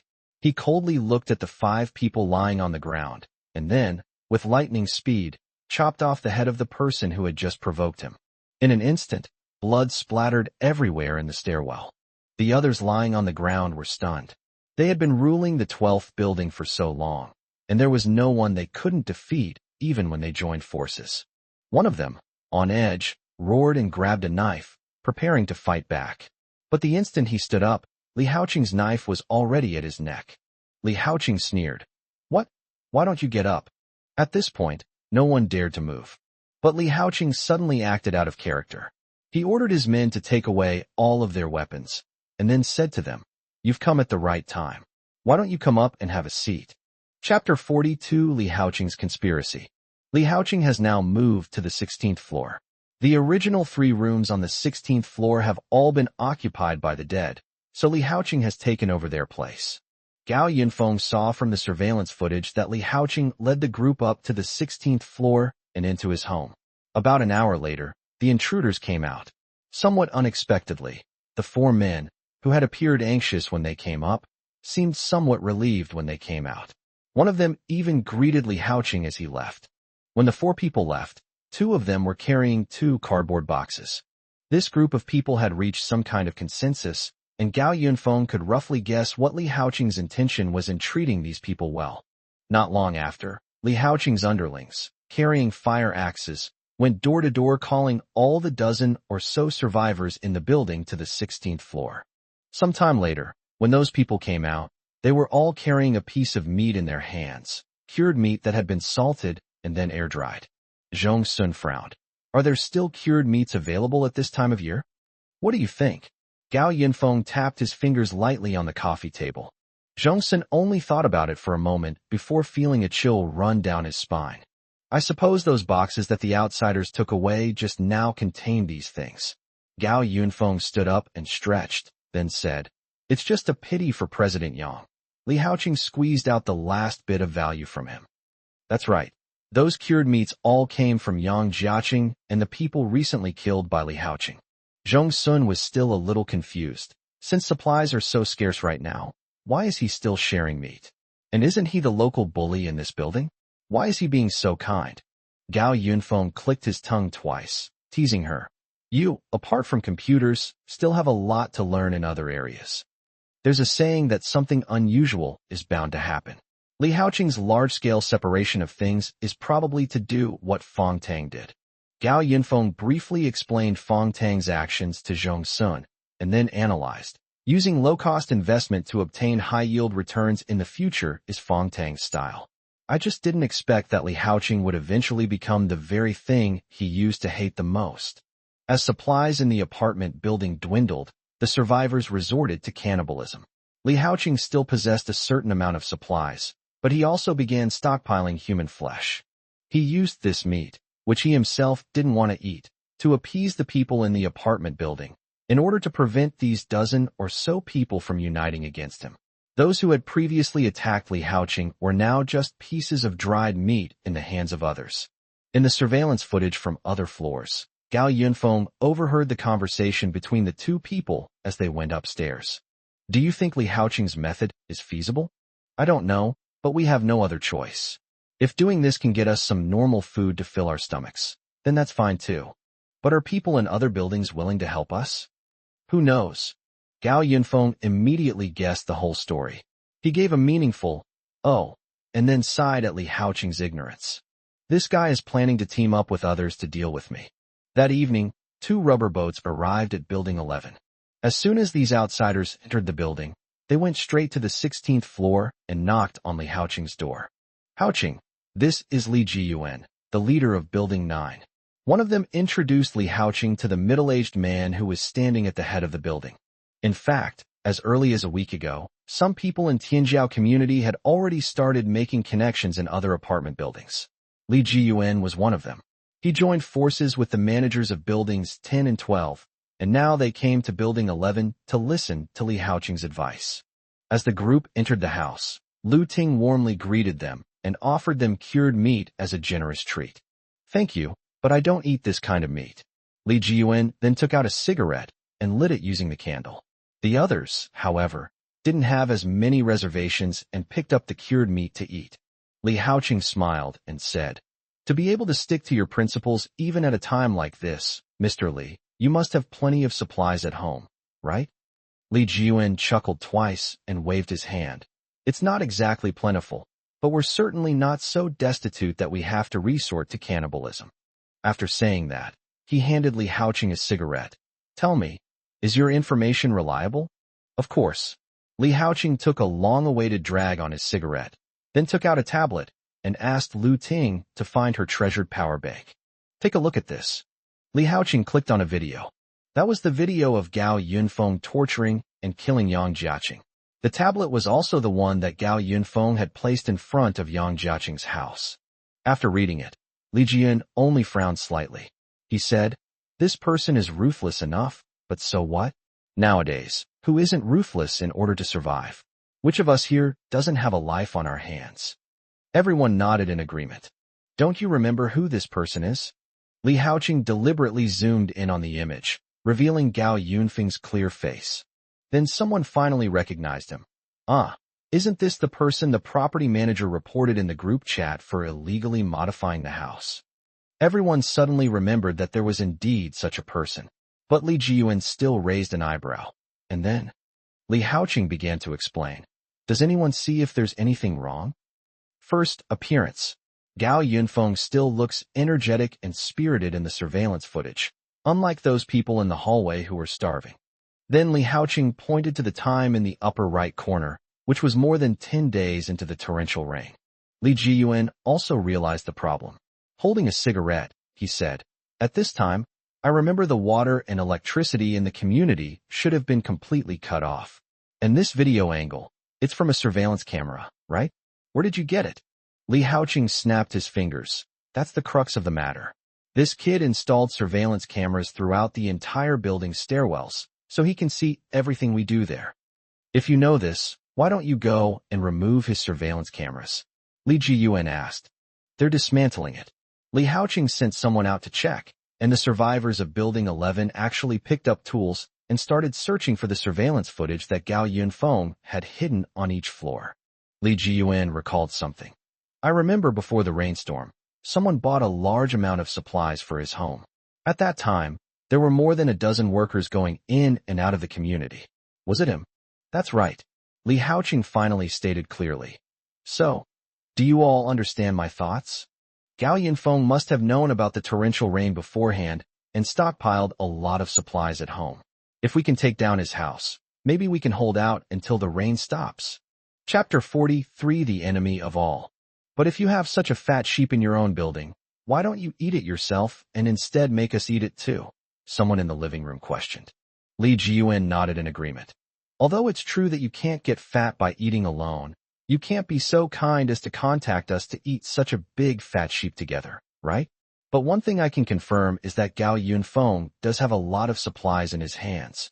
The manager of the large supermarket closest to our community is named Luo Rong, and I've known him for a long time. According to him, before the rainstorm, someone came to him and bought all the food in the store, regardless of its quality. Although the reason for the purchase was to donate to charity, the rainstorm came so suddenly that the supplies must still be in Gao Yunfeng's hands. Even the supplies he moved home were just the tip of the iceberg. These words stirred excitement among the crowd. Such a large amount of supplies would be enough for them to live on for a long time. Li Haoqing nodded and said, If I were capable, I would certainly choose to eat alone, but I just can't do it. Then he changed the subject. May I ask you, fellow building managers, how many people are left in your building now? Those attending the council meeting were all managers and confidants of buildings 9, 10, and 12. They all became leaders through hard power and naturally knew how many people they had under them. Li Jiyuan said, There are probably about 50 people left in our building. Most of the dead died from illness or starvation, and some died while fighting for supplies. The number of others was roughly the same. Li Haoqing pointed outside and said, Those dozen or so people are all the living people in our building 11. So few?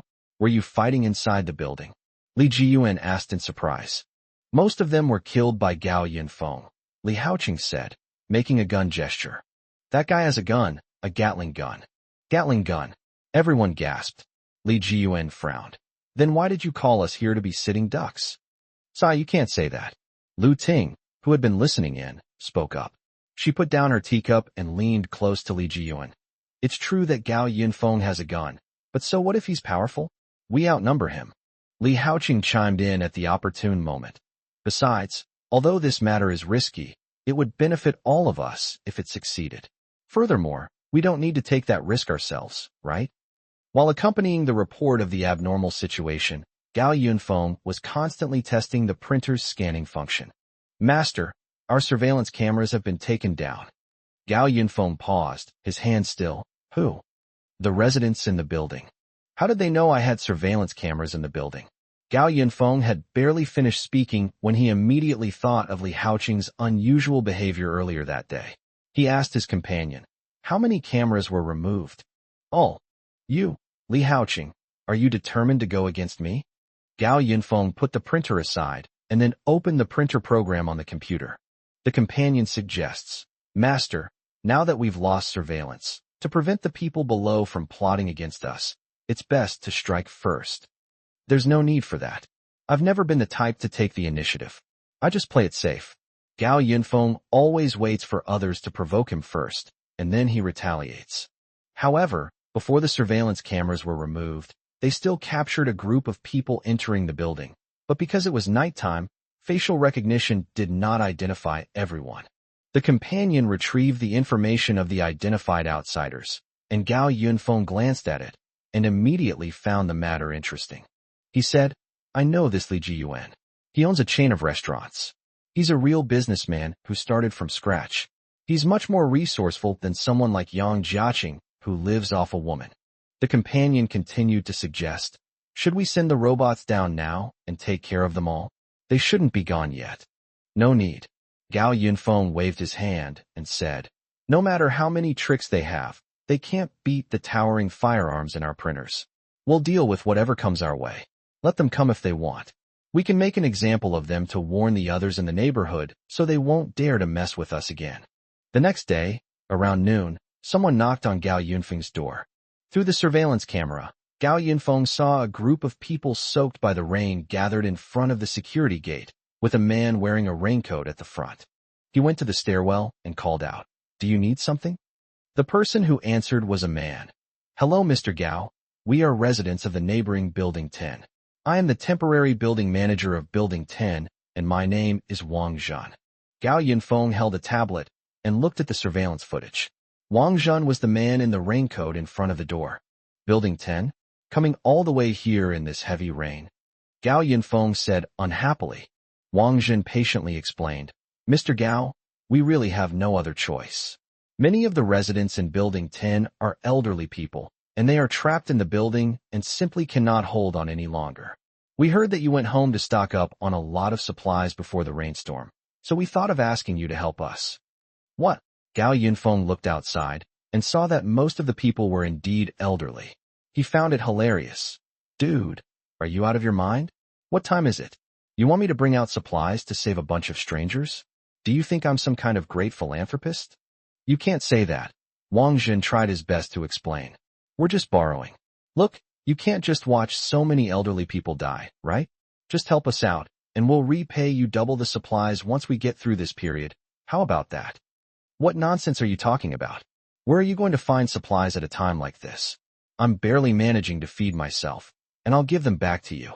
Gao Yinfong didn't want to argue with Wang Zhen anymore and turned to go back into the house.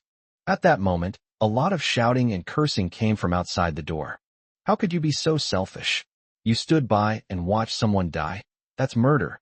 My son has already starved to death. Oh my God, how am I, an old man, supposed to live? My wife starved to death because there was no food. Since you have supplies but won't share them, you are the murderer who killed my wife." Even worse, some people sat directly in front of the door and made a scene, demanding that Gao Yinfong open the door and give them food. Gao Yinfong found it absurd. Of course he knew these people were definitely called by Li Haoqing's gang, but just making a scene in front of his door wouldn't have any real impact on him. Just as Gao Yinfong was pondering Li Haoqing's true intentions, a sound of shattering glass came from upstairs. Immediately afterward, a burst of gunfire rang out. Someone broke in. Gao Yinfong found it unbelievable. Chapter 44. The enemy makes the first move. Building 11, 25th floor. All the residents were crammed into one room, each wolfing down the cured meat provided by Li Haoqing. Now that all supplies in the building have been exhausted, they will obey even the orders of Li Haoqing, who used to plunder them, in order to survive. Everyone had only one thought: to shoot down the 28th floor and kill Gao Yinfong. If it weren't for Gao Yinfong, they wouldn't be in such a terrible situation. Li Haoqing, Li Jiyuan, and others were in another room on the 25th floor. At this time, everyone was sitting around a table. Li Jiyuan asked, "Jin Zhao, how is it?" The person surrounded by the crowd was holding a remote control, while a phone stand was placed on the table with a phone lying horizontally on it. The man holding the remote control, Huang Jin Zhao, was pressing buttons on the remote while keeping his eyes glued to his phone screen. Suddenly, a series of gunshots rang out from upstairs, and the phone screen went black. Huang Jin Zhao angrily threw the remote control aside and said, "So that's why this kid is living such a comfortable life. Turns out he has some kind of advanced technology." On the 29th floor, Gao Yinfong looked at the parts scattered all over the floor with some frustration. He had previously focused his home's defenses on the 28th floor and had only replaced the windows in the 29th floor hallway with better windproof glass. I just didn't expect that at this time. People would still have drones. Accompanying you? What's going on? Gao Yinfong asked the patrol robot beside him. The companion replied, "This drone just broke through the window and rushed in. I shot it down. I'm asking whose drone it is. It's probably someone named Huang Jinzhao." A person's identity information popped up on the screen on top of the robot, followed by the message, "He's a technician at a listed technology company. But don't worry, Master. I already had a plan for this situation when I was analyzing the identities of the people in the community." Gao Yinfong frowned slightly. Tianjiao community truly lived up to its reputation as the most upscale residential area in Yanqing. It was only natural that such a technical expert would be present there. "So, what's your strategy?" The companion listed several scenarios, explaining in detail. Assuming all similar individuals in the entire Tianjiao community survive, the threats they could pose to us include, but are not limited to, breaking down doors, airdropping, damaging our power supply system, and explosions. They even have explosives? Gao Yinfong was surprised to find that this neighborhood was full of hidden talents. Wang Zhen, who was downstairs just now, works in the blasting team of the construction crew. He has a background in chemistry, so he can most likely make his own homemade bombs. Sigh, Gao Yinfong stroked his chin thoughtfully, finding the situation increasingly interesting. He went downstairs back home and took out a laptop. While Zheng Sun was still holed up in his room working on the system, Gao Yinfong took a chip directly from the wreckage of the drone and asked, "Companion, can we hack into it?" The companion replied, "Yes, but there's no network right now, so we can only hack into the device connected to this drone." "That's enough. I just wanted to say hello to these people anyway." On the 25th floor, Huang Jinzhao was still explaining to Li Haoqing and the others. The robot in Gao Yunfeng's house is a modified machine that is not available on the market, and his house even has electricity. This kid is not easy to deal with. Upon hearing this, Li Jiyuan suddenly realized, right? Wasn't that the person who spread the doomsday news in the group chat before? After receiving an affirmative answer, he clapped his hands angrily. That kid got the doomsday news from somewhere and made ample preparations in advance. He not only stockpiled supplies, but also electricity, water, and even weapons and equipment. This guy is a real problem. That's really unfair of him. He knew about the apocalypse beforehand and didn't even tell us neighbors. Lu Ting gritted her teeth in anger. Then Gao Yinfong has to pay the price. We have to go up there, rob him of his supplies, and take his equipment. Li Haoqing patted her head and said, "If you're so capable, why don't you go open his door?" Li Jiyuan said, "You've tried before. It's easy to break into Gao Yunfeng's security door. But how do we deal with his guns? Since they've used robots, they can take turns guarding us 24/7. "No problem." Huang Jinzhao stepped forward and said, "I still have drones at home. We can use Wang Zhen's homemade explosives to carry out a suicide attack. As long as we find the right moment when Gao Yinfong comes out, we can send the drone through the window to blow him up and kill him. Then we will win." "Is that so?" A voice, carrying a hint of electricity, left Li Jiyuan and the others present completely bewildered. But Li Haoqing and Lu Ting reacted as if under stress, immediately becoming alert and looking around. "Here it is," Lu Ting exclaimed. On Huang Jinzhao's phone screen, Gao Yinfong was sitting on the sofa, legs crossed, sipping fine tea. "Is he Gao Yinfong?" Li Jiyuan asked in confusion. Huang Jinzhao was even more shocked. "No way, they could still hack into my phone at a time like this." Gao Yinfong just smiled and said, "Since you know I've made thorough preparations, then it's not a problem for me to stockpile some hacking skills, is it?" Gao Yinfong. As one of the initiators of this operation, Li Jiyuan stepped forward first. He said to Gao Yinfong, "Since we're on the table now, let's be frank. We are truly sorry that we have no other choice but to come to you. So please help us, our neighbors who are in dire straits." Gao Yinfong thought Li Jiyuan was incredibly shameless. Neighbors? What kind of neighbors were clamoring to kick me out before, and now they're plotting to kill me? I can't stand having neighbors like that. Li Jiyuan said with a pained expression, "This is a last resort. Look, We haven't had a proper meal in over 20 days. They say people will do anything in a crisis. As the person with the most supplies in the whole community, you should help us out. I know you have all the supplies from the Runhuanja supermarket next door, right? As neighbors, we won't go too far. Let's talk this out. If you hand over 70% of your supplies, we'll stop here, and we can still be good neighbors. Why are you still half asleep? Talking so much in your sleep. Gao Yinfong clicked his tongue repeatedly. What if I refuse? Refuse. Li Jiyuan's eyes suddenly turned fierce. He pointed at Gao Yinfong and said, Don't think we're afraid of you just because you have a few guns. All the people in our 4 apartment buildings are now condemning you. If we're united, breaking into your apartment won't be a problem at all. No sooner had he finished speaking than a loud boom came from outside, causing the ground to tremble slightly. While the people on the 25th floor were still wondering what had happened, screams began to erupt from outside. Help! Murder! Help! There's a bomb! A bomb! Li Jiyuan was shocked. Wang Zhen's bomb was still on the 25th floor. Where did this bomb come from? On the other end of the phone, Gao Yinfong looked at everyone with a playful expression and asked jokingly, What did you just say? Chapter 45 Physical Deterrence. Screams echoed continuously in the stairwell. Li Jiyuan was about to send someone out to check the situation when the front door was suddenly flung open with a bang. Everyone saw Wang Zhen running in, looking utterly disheveled. What's going on? Li Jiyuan asked him. Brother Jiyuan, that kid also has a bomb. Wang Zhen was still in shock. Li Jiyuan's original plan was to have Wang Zhen lead a group of elderly people from Building 10 to Gao Yunfeng's door to distract him, and then have Huang Jinzhao use a drone to scout the situation. But unexpectedly, the drone was shot down by the other side, and Wang Zhen, unaware of what was happening, continued to harass Gao Yinfong in front of his door. After Gao Yinfong ran upstairs and didn't respond for a long time, Wang Zhen got a little impatient and wanted to go downstairs to report the situation to Li Jiyuan. But little did he know that this action would save his life. He had just reached the 27th floor when he heard the elderly people upstairs say, The door is open. Wang Zhen turned around and saw something round sweep over the heads of the middle-aged and elderly people, followed by a loud bang, and the stairwell immediately descended into chaos. Gao Yunfeng's bomb killed a large group of people who were gathered in front of the safety gate. The remaining people ran downstairs crying and shouting, and they were all more or less injured. I don't think you guys are united. How are you going to fight me? Gao Yinfong shook his head repeatedly on the phone.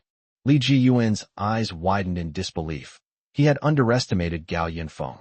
But then again, it made sense. If Gao Yinfong could stockpile Gatling guns before the storm, surely he could get his hands on bombs.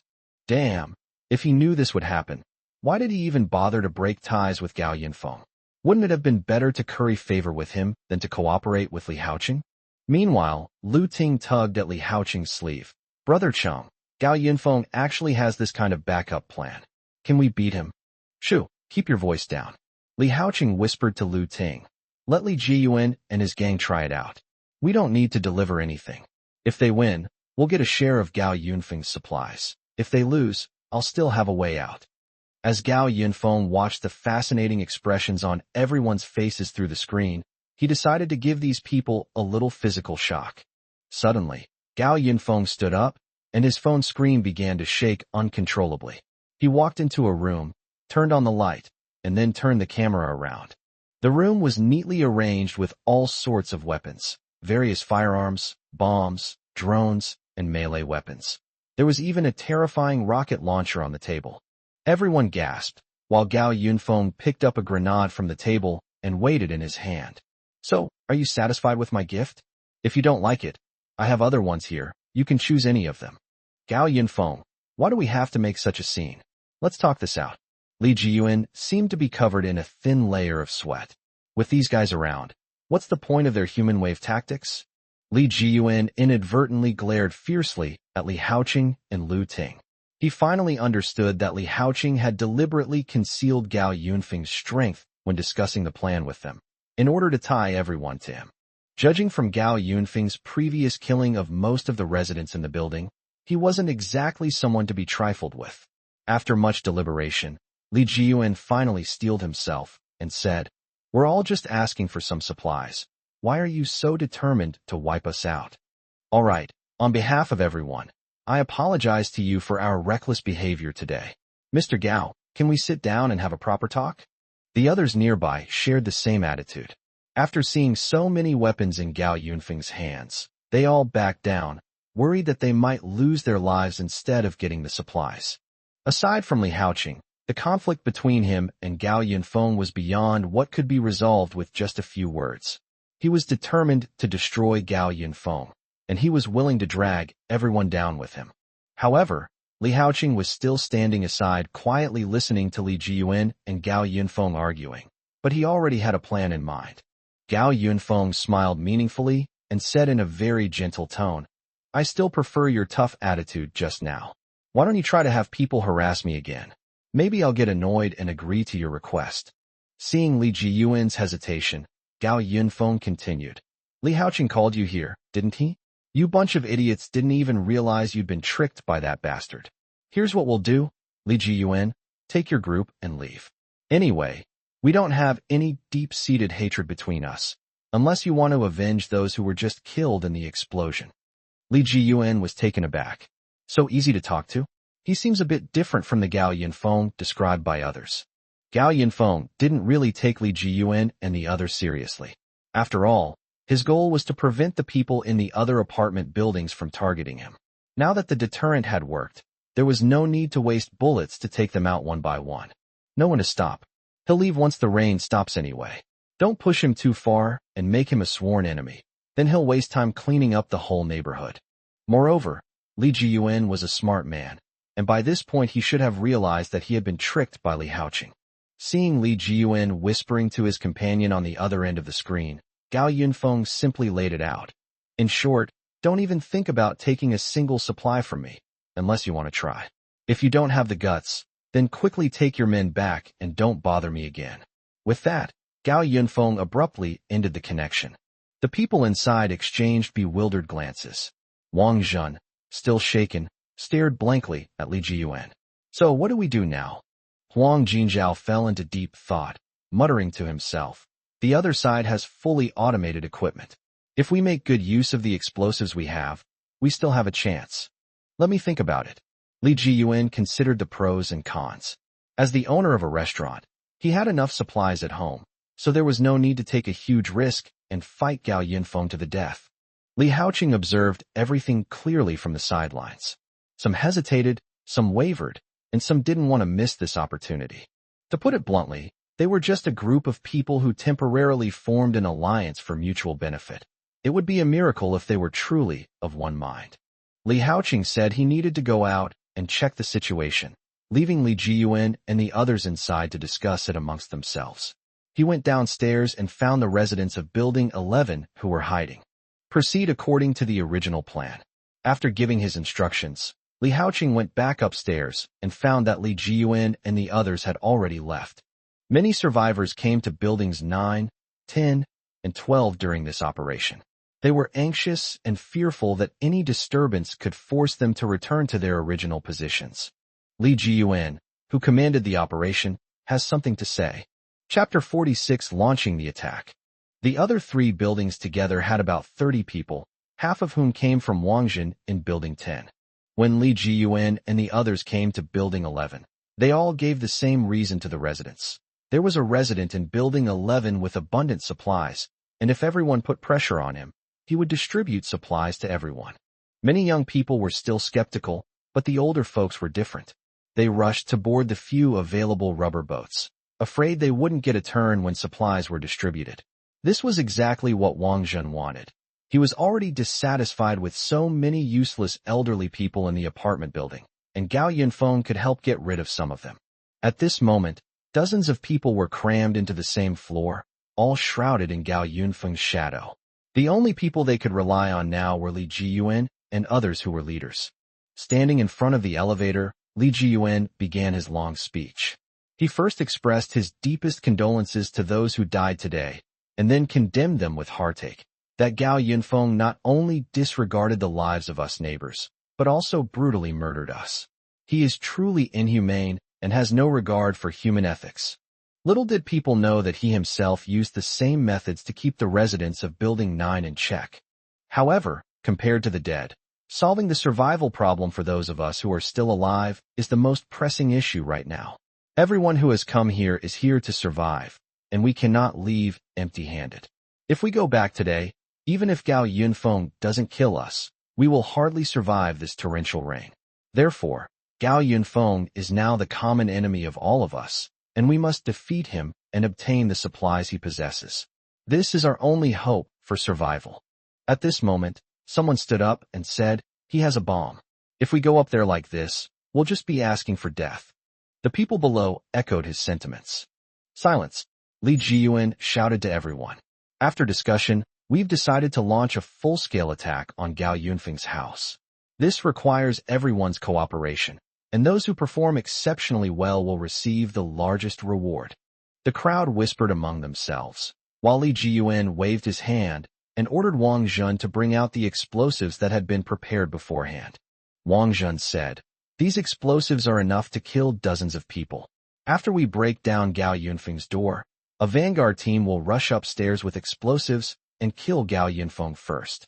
Gao Yinfong only has a few grenades and a few broken guns at most. How can he stop us?" But the others remained silent. Rushing upstairs with explosives, wasn't that a suicide squad? Who would want to do something like that? At this moment, several young people in the crowd volunteered to step forward. They were residents of Building 11, and they denounced Gao Yinfong, saying that so many people had died in the building because of him, and that they were willing to be the first to act for everyone's sake. And so the plan was finalized smoothly. An hour later, everyone was ready to launch a coordinated attack on Gao Yunfeng's house. Watching everyone organize their weapons, Li Jiyuan nodded with satisfaction. He went downstairs to light a cigarette, but unexpectedly, Li Haoqing came up behind him.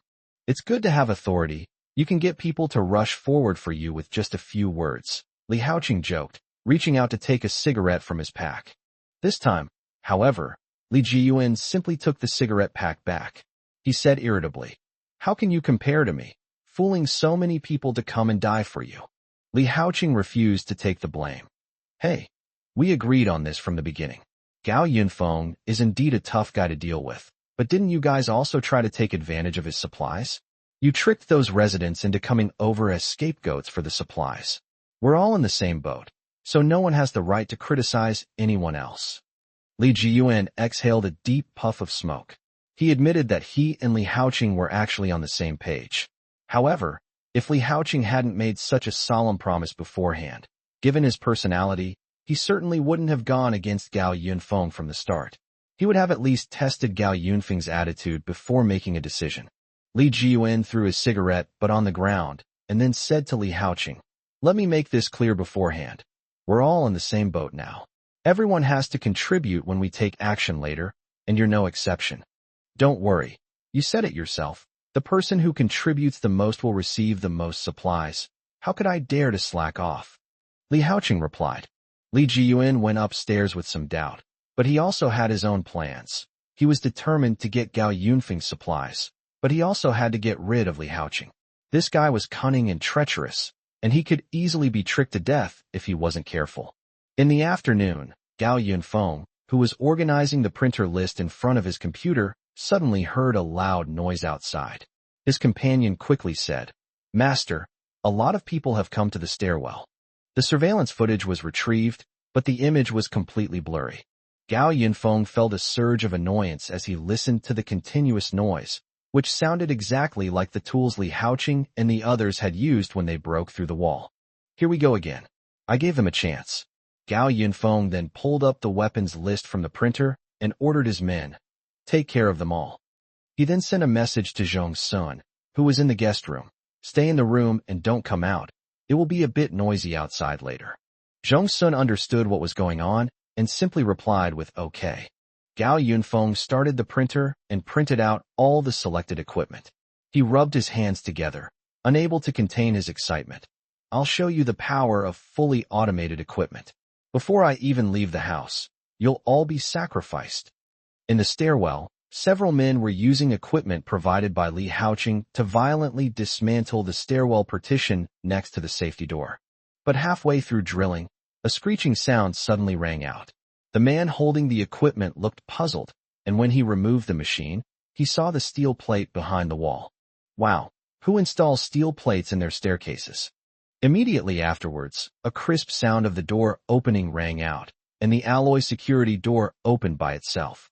Someone shouted with delight that the door was open, but the person standing in front of the emergency exit didn't seem to notice. The moment the door opened, someone saw a robot about half a person's height standing in front of the fire door on the 28th floor, with the terrifying gun barrel in the middle of the robot already starting to spin and charge. There are guns. The patrol robot fired a burst of bullets, instantly turning the people facing the door into sieves. Quickly deploy defense. In the bedroom, Gao Yinfong was slightly puzzled upon hearing this. Defense. The surveillance footage shows a strong, muscular man charging up from around the corner, carrying a thick metal security door through the door. Behind him, a group of people follow, launching their attack together. These people must have taken the security doors from somewhere, but their defensive capabilities were surprisingly decent. Gao Yinfong smirked. It seemed he really had to kill everyone in the building. Do these people really think I opened the door for them because I was afraid? Accompanying you, releasing poison gas. Chapter 47. Human figures resemble ears of wheat, easily blown down. Using the iron gate as a shield, the survivors slowly made their way upstairs. The patrol robot, having received instructions to accompany them, immediately withdrew. They finally arrived at the 28th floor, but stopped when they reached the fire door. Should we go to the 28th floor or the 29th floor? The man holding up the iron gate asked the person behind him. Of course we'll go up to the 29th floor. Those guys from Building 11 said all the supplies are on the 29th floor. But shouldn't we take care of that guy Gao something first? What if he pulls out a gun and blocks us again after we go upstairs? For a moment, everyone blocked the stairwell and argued, and no one dared to go into the 28th floor or take a step towards the 29th floor. At this moment, someone finally noticed the problem. Wait a minute. Where are those Vanguard members with the explosives? Shouldn't they go up to the 28th floor and blow up that guy surnamed Gao? Yeah, where's the suicide squad? I mean the Vanguard. Only then did everyone realize that the people who had volunteered to be the Vanguard were gone. Where are they? Which building are they from? It seems like all of those people are from Building 11. It was agreed that those few people would go and blow up Gao Yinfong first, but now they've all disappeared. What are we going to do? They were able to use the iron door to block bullets because of the narrow space in the stairwell, but once they enter the corridor on the 28th floor, the nearly 50 square meter elevator lobby will allow the armed robot to do whatever it wants, and they will easily become live targets. At this point, someone suggested, how about this? That guy, Gao, lives on the 28th floor. Let's block off the 28th floor, then go up to the 29th floor to get the supplies. That's right. Everyone agreed. Killing Gao Yinfong wasn't their mission in the first place. They just wanted the supplies. So, the group closed the fire door on the 28th floor and then moved heavy objects to block the door. A large group of people rushed up to the 29th floor, as if the delicious food was already beckoning to them. The fire door on the 29th floor was unlocked. The same burly man holding the iron door led the way. He rushed in and quickly leaned against the wall, turning the iron door towards the elevator shaft, but there were no gunshots. The incandescent lights in the hallway were on, their warm white light illuminating the clean marble floor and casting a reflection of the man's features. Haha, the 29th floor is undefended. That's great. The man's tone was excited, and this sentence stirred up the emotions of everyone following behind him. Great, there's food. Quick, I'm starving. Charge.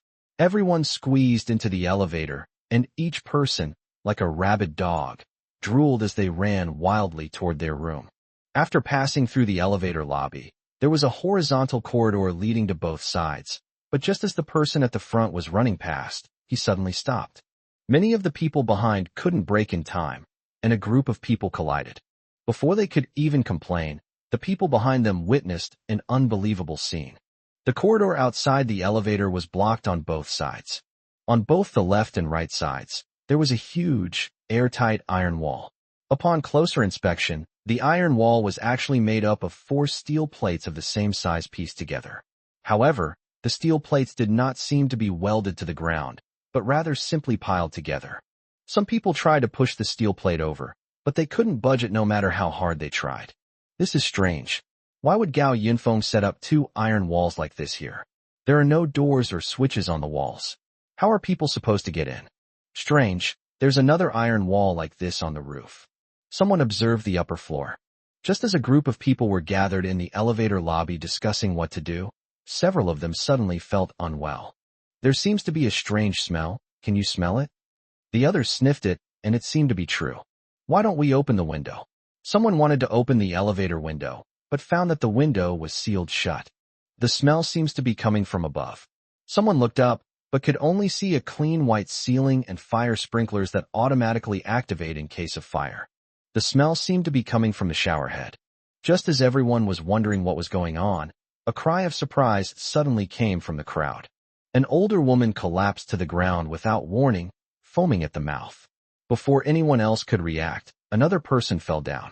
The crowd was like ears of wheat in a field, easily blown down by the wind. Oh no, poison gas! By the time a large number of people collapsed in the elevator, it was too late. Those who tried to run lost consciousness and collapsed to the ground before even reaching the stairwell. On the 28th floor, Gao Yinfong looked at the surveillance footage on the 29th floor. The people in the video all fell down at once. He couldn't help but sigh. They came with such a fuss, but they died so quietly, without making a sound. That's good. The companion reminded. Master, the poison gas will soon cover the entire building. Please remember to stay indoors and not move around for the next 6 hours. I know. And remember to remind Zhong-sun while you're at it. Gao Yinfong looked at the person lying on the monitor with a sense of boredom, wondering what other tricks Li Haoqing and the others might pull. Suddenly, a loud boom came from outside. Gao Yinfong felt the ground tremble. What's going on? Gao Yinfong said unhappily. Master. The companion switched to the surveillance footage from the 28th floor. Someone blew a hole in the floor. The footage from the surveillance camera was taken in another room, the room that Gao Yinfong had converted into a gym. The surveillance camera's view came from a robot vacuum cleaner placed in the gym. At that moment, a large hole was blown open in the center of the empty room, and 2 drones slowly flew out of the hole. Gao Yinfong frowned slightly. The flooring in Tianjiao residential area isn't very good quality. How could it be destroyed by their homemade bomb? The companion's analysis. If the amount of explosives is large enough, it's still possible. They probably wanted to blow up your room directly, but they didn't expect to blow up the wrong room. Watching the drones constantly changing direction in the search, Gao Yinfong tapped his fingers lightly on the table twice. He said, high technology against high technology, but they've got the wrong targets. Accompany them. Get rid of those 2 drones. He said, I'm already handling it. On the 27th floor, Huang Jinzhao and Wang Zhun each held a remote control and used a drone to search for Gao Yinfeng's whereabouts throughout the room. The drone searched the entire room, but only found a neatly arranged pile of fitness equipment. Huang Jinzhao frowned and said, Did we bomb the wrong place? Lu Ting, who was standing to the side, said, See, I told you, Gao Yinfong is in another room. Standing behind Huang Jinzhao, Li Jiyuan urged, Quickly, while the people upstairs are drawing Gao Yinfeng's fire, use the drone to blow him up. Huang Jinzhao was getting impatient. You have to wait until we find the person. Oh no, they really bombed the wrong room. Gao Yinfong isn't in this room at all. Wang Zhun clicked his tongue and said, I don't have enough explosives left to blow another hole. Speaking of which, has it quieted down upstairs? Lu Ting asked anxiously. Li Jiyuan urged. Those people can't hold out for long. Let's hurry. Li Haoqing couldn't wait any longer. He found a ladder, moved it to the bottom of the hole created by the explosion, and then used the ladder to climb up to the 28th floor. He pulled out a pistol, his gaze turning cold. Li Haoqing vowed that this time he would definitely kill Gao Yinfong. Chapter 48. You guys jumped into this pit yourselves. Li Haoqing wasn't the only one who climbed up the ladder. His underlings and all the residents of Building 11 also did. The residents, who were so hungry they had lost their usual friendliness, heeded Li Haoqing's advice. Rather than saying they heeded it, it would be more accurate to say they had no other choice. They had all witnessed Li Haoqing's methods, and they knew that disobeying him would not end well. Li Haoqing gave them two choices. Either take a gamble and join him to take down Gao Yinfeng's house, or stay downstairs and continue to feed on the dead until no one was left. Everyone was holding a knife, and some even used a stainless steel basin as a shield. Looking at the well-decorated gym, the group couldn't help but sigh. It's true that comparisons are odious. Everyone else is starving, but Gao Yinfeng still has the mind to work out at home. They cautiously made their way out of the room, unaware that their every move was being filmed by a robot vacuum cleaner in the corner. Gao Yinfeng remained completely calm. All the fire sprinklers in the stairwell had now been replaced with poison gas. Anyone who stepped into the stairwell would die instantly. When Li Haoqing and the others arrived at the entrance, Huang Jinzhao's two drones were parked there. One of the drones kept flying back and forth at the door, as if urging Li Haoqing to hurry up. Li Haoqing opened the door and let the two drones go out first. Both drones were equipped with Wang Zhan's homemade explosives. He sent the drones out first to scout ahead, and Li Haoqing went out after confirming it was safe. The drone flew slowly forward along the corridor. Everything appeared normal on the surveillance footage. Huang Jinzhao turned the camera around to observe other directions in the corridor and found that the corridor was spotless. There were no signs of a struggle, not even a footprint on the ground. Strange, didn't the others rush up? Why didn't a fight break out? Huang Jinzhao wondered. Wang Zhan, who was standing nearby, also said, "Yeah, I just heard some really loud gunfire up there. How come nothing happened on the 28th floor? How strange." Li Jiyuan was also puzzled. Lu Ting sensed something was very wrong and suggested, "How about we call Brother Chung and the others back first?" Li Jiyuan immediately objected. "What are you yelling about? We're already up there. Are you going to let such a good opportunity slip by? Don't forget we have drones scouting ahead first. Even if something happens, they'll retreat on their own." The drone continued forward through the elevator shaft. Inside the room, Li Haoqing placed a mirror by the door to observe the drone's movements. Seeing the drone moving forward without any obstruction, Li Haoqing immediately signaled for the residents of Building 11 to go out first. Several men walked out of the room shakily. The man in front of them held a stainless steel basin in front of him and looked around warily. Nothing unusual. The person in the lead relayed the message to the people in the room. Only then did Li Haoqing come out of the room and walk with the others to another room at the end of the corridor. Everyone remained vigilant, and as they passed the elevator, Li Haoqing sensed something was wrong. He shouted, "Wait a minute," and then yelled at the person in front of him, "Isn't this strange? But there's nothing here. Idiot, it's strange that there's nothing there. Where did those dozens of people who rushed up go?" Li Haoqing thought to himself, with such a commotion, those dozens of people couldn't have just vanished into thin air. But now there is indeed no one else in the hallway except them, and even the fire doors in the stairwell are closed. Some people speculated. Did they go up to the 29th floor? After all, we told them before that the supplies were on the 29th floor. That seemed to make sense. The drone ahead had already reached the door of another room, and one of the drones turned to face the group, signaling them to come and open the door quickly. "Quickly, open the door and let the drone in to scout ahead," Li Haoqing ordered. The people at the front had just taken 2 steps forward when they suddenly stumbled, and all the grown men fell to the ground without warning. "What's going on?" someone exclaimed. Li Haoqing looked at the person lying on the ground in surprise, and then realized that there seemed to be a strange smell in the corridor. Could it be? What happened? Seeing their teammates suddenly fall, the others also began to panic. But the next second, 2 more people collapsed and couldn't get up. Damn it, there's poison gas. Li Haoqing finally realized that no wonder the drones in front of him hadn't detected anything unusual. It turned out that Gao Yinfong had released poison in the stairwell. Downstairs, Li Jiyuan and the others were dumbfounded as they watched people fall one after another in the video. What's going on here? In the following scene, Li Haoqing, who was walking at the back of the crowd, seemed to realize that there was a problem and wanted to retreat back into the room, but the door next to him suddenly slammed shut without warning. Li Haoqing was pounding on the door, looking somewhat panicked. Now Li Jiyuan and the others realized that the situation was not good. They had fallen into a trap. Just as Li Jiyuan and the others were not fully aware of the situation, Wang Zhan encountered a problem. "Why is my drone not displaying anything?" "What? Huang Jinzhao was puzzled, but he immediately realized that his drone had also gone black. What's going on? Hello, hello. Huang Jinzhao kept pressing the remote control, but the drone had no image. He quickly picked up his phone to check the drone's remote control system, but the system showed no problem. Just as Huang Jinzhao was racking his brains, he noticed the upper right corner of his phone. Huang Jinzhao exclaimed in surprise. When did my phone connect to Wi-Fi?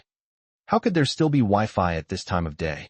On the 28th floor, Huang Jinzhao's 2 drones were still flying normally, but they moved away from Gao Yinfeng's door and gradually flew towards the people in the corridor. Damn it! Why did the door suddenly close?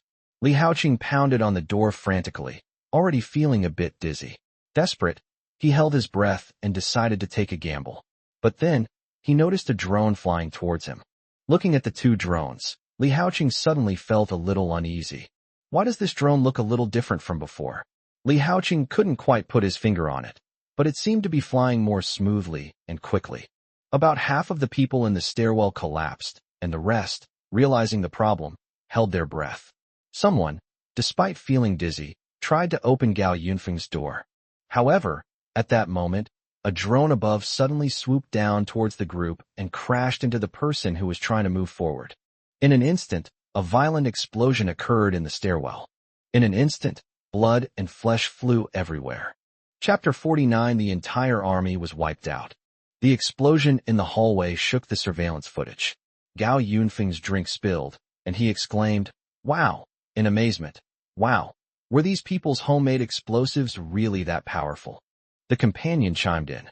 "Master, I'll help fix the stairwell later." Gao Yinfong waved his hand. "No need. We won't be staying here for long anyway. We can just clean it up a bit later." Downstairs, Li Jiyuan and the others also heard the sound of the explosion. Wang Zhen was shocked. "That shouldn't be my bomb, right? My bomb is set to detonate remotely, and I still have the remote control." "I think so." Huang Jinzhao pointed to his phone and said, "My phone was connected to Wi-Fi. I don't need to guess to know that Gao Yinfeng did it." "What does that mean?" Wang Zhen was extremely anxious. Huang Jinzhao gritted his teeth and said painfully, "It means that my drone was hacked by Gao Yinfeng a long time ago, and as a result, we stupidly handed over the bomb to him." Damn it! Huang Jinzhao just couldn't understand it. He learned from Lu Ting that Gao Yinfeng was just a civil engineering intern. How could he possibly have computer skills? Besides, it's the apocalypse now. Who would have the time or inclination to install a wireless network in their home? Now we don't know if Li Haoqing and the others are completely unaware of Gao Yunfeng's abilities, or if Gao Yinfeng himself is hiding his true intentions too well. What ordinary college student has the ability to hoard a lot of supplies and weapons, and even get first-hand information from the authorities, and still have the time to turn their home into a gym and install Wi-Fi? Is this really a college student? Actually, when Companion first hacked into Huang Jinzhao's phone, it also helpfully connected Huang Jinzhao's phone to Gao Yunfeng's Wi-Fi. Therefore, Companion had already grasped everyone's actions the moment the drones were started.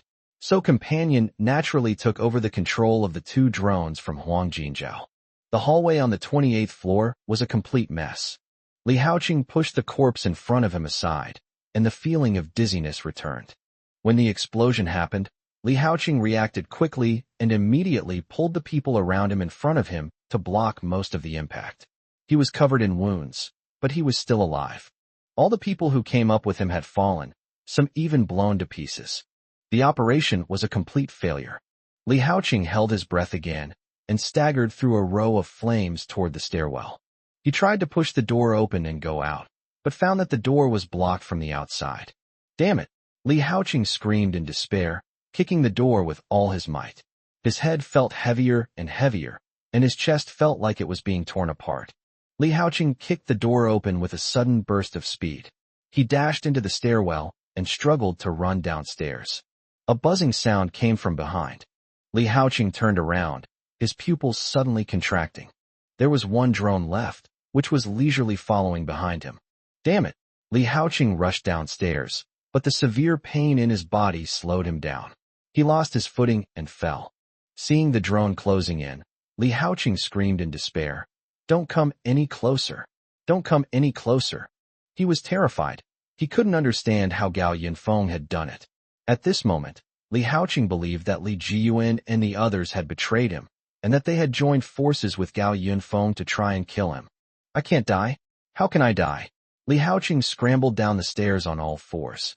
He struggled to escape further down, but when he reached the 27th floor, he smelled that familiar, strange odor through the open fire door. How is this possible?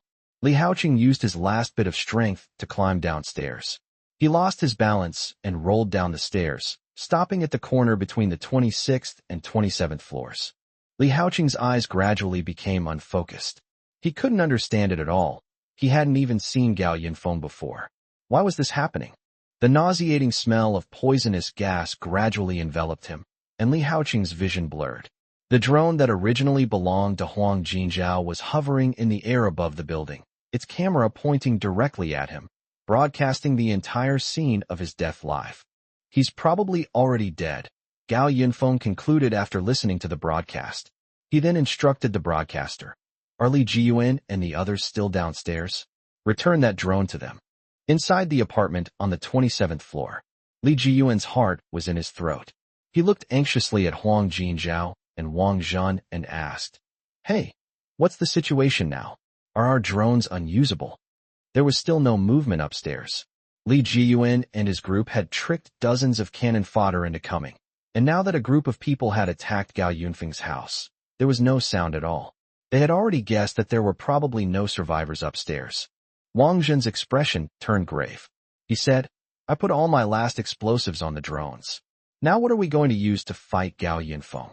Huang Jinzhao had been frantically pressing the remote control, but now he finally gave up. He threw the remote control aside and said, The plan has failed. We need to make a next move. With a loud bang, Li Jiyuan slammed his fist on the table. He stood up, pointed at Lu Ting, and cursed. Were you two lying to us all along? You were the ones who said Gao Yinfong was just an intern with no real skills. Now tell me how you explain that. It's none of my business, brother Yuan. Lu Ting quickly distanced herself. Gao Yunfeng's identity is a fact. At most, we only know that he has a very sturdy door and some weapons. We never expected that so many of us couldn't defeat him. What's the point of saying all this now? Li Jiyuan was so angry that he wanted to strangle Lu Ting, but he immediately regained his composure. Right, let's get out of here. Gao Yinfong is not someone to be trifled with. If we don't leave now, are we just waiting for him to come and kill us? Li Jiyuan still has a lot of supplies at home. If he eats sparingly, it will be enough for him to last for a long time. There is no need for him to stay here and fight Gao Yinfong to the death. He immediately jogged towards the entrance. Seeing this, Wang Zhan and Huang Jinzhao didn't even bother with their equipment and quickly ran away with Li Jiyuan. They were all building managers. Back in their own territory, they remained the kings of the mountain.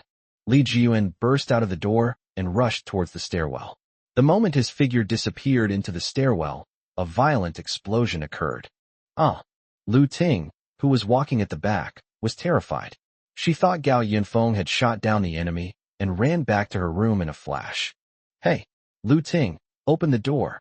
Huang Jinzhao and Wang Zhan had escaped a disaster, but when they tried to go back inside, Lu Ting ruthlessly slammed the door shut, leaving them both outside. Open the door, Lu Ting. Huang Jinzhao pounded on the door frantically, and Wang Zhan did the same. However, just 2 minutes later, both of them suddenly felt dizzy. Huang Jinzhao was still cursing Lu Ting for being heartless, but his knocking on the door gradually slowed down. Lu Ting, open the door. The two gradually slumped down in front of the door and slowly fell to the ground without moving. Chapter 50. The rain gradually weakens. The next day, Gao Yinfong arrived at the gym. The damaged floor had been repaired overnight with the help of robots, and the floor looked brand new. Even the tiles were exactly the same style. As usual, Gao Yinfong asked his companion to play music and fitness tutorials, and then began his workout wearing a sports vest. After nearly a month of training, Gao Yunfeng's physique has undergone a visible transformation. His once normal build now features well-defined muscles in his arms, and even the slight belly he developed during his university years has transformed into slightly protruding abs. As Gao Yinfong lifted a 50-kilogram barbell to the music, His companion turned down the background noise slightly and reported to Gao Yinfong. Master, apart from you and Zhong-sun, there is only one other person left in Building 11. Who? Lu Ting, the companion asked him. She's hiding downstairs. Should we send the patrol robot down to deal with her? No need to waste bullets, Gao Yinfong said. Since she's hiding down there, let her hide. She'll be dead in a few days.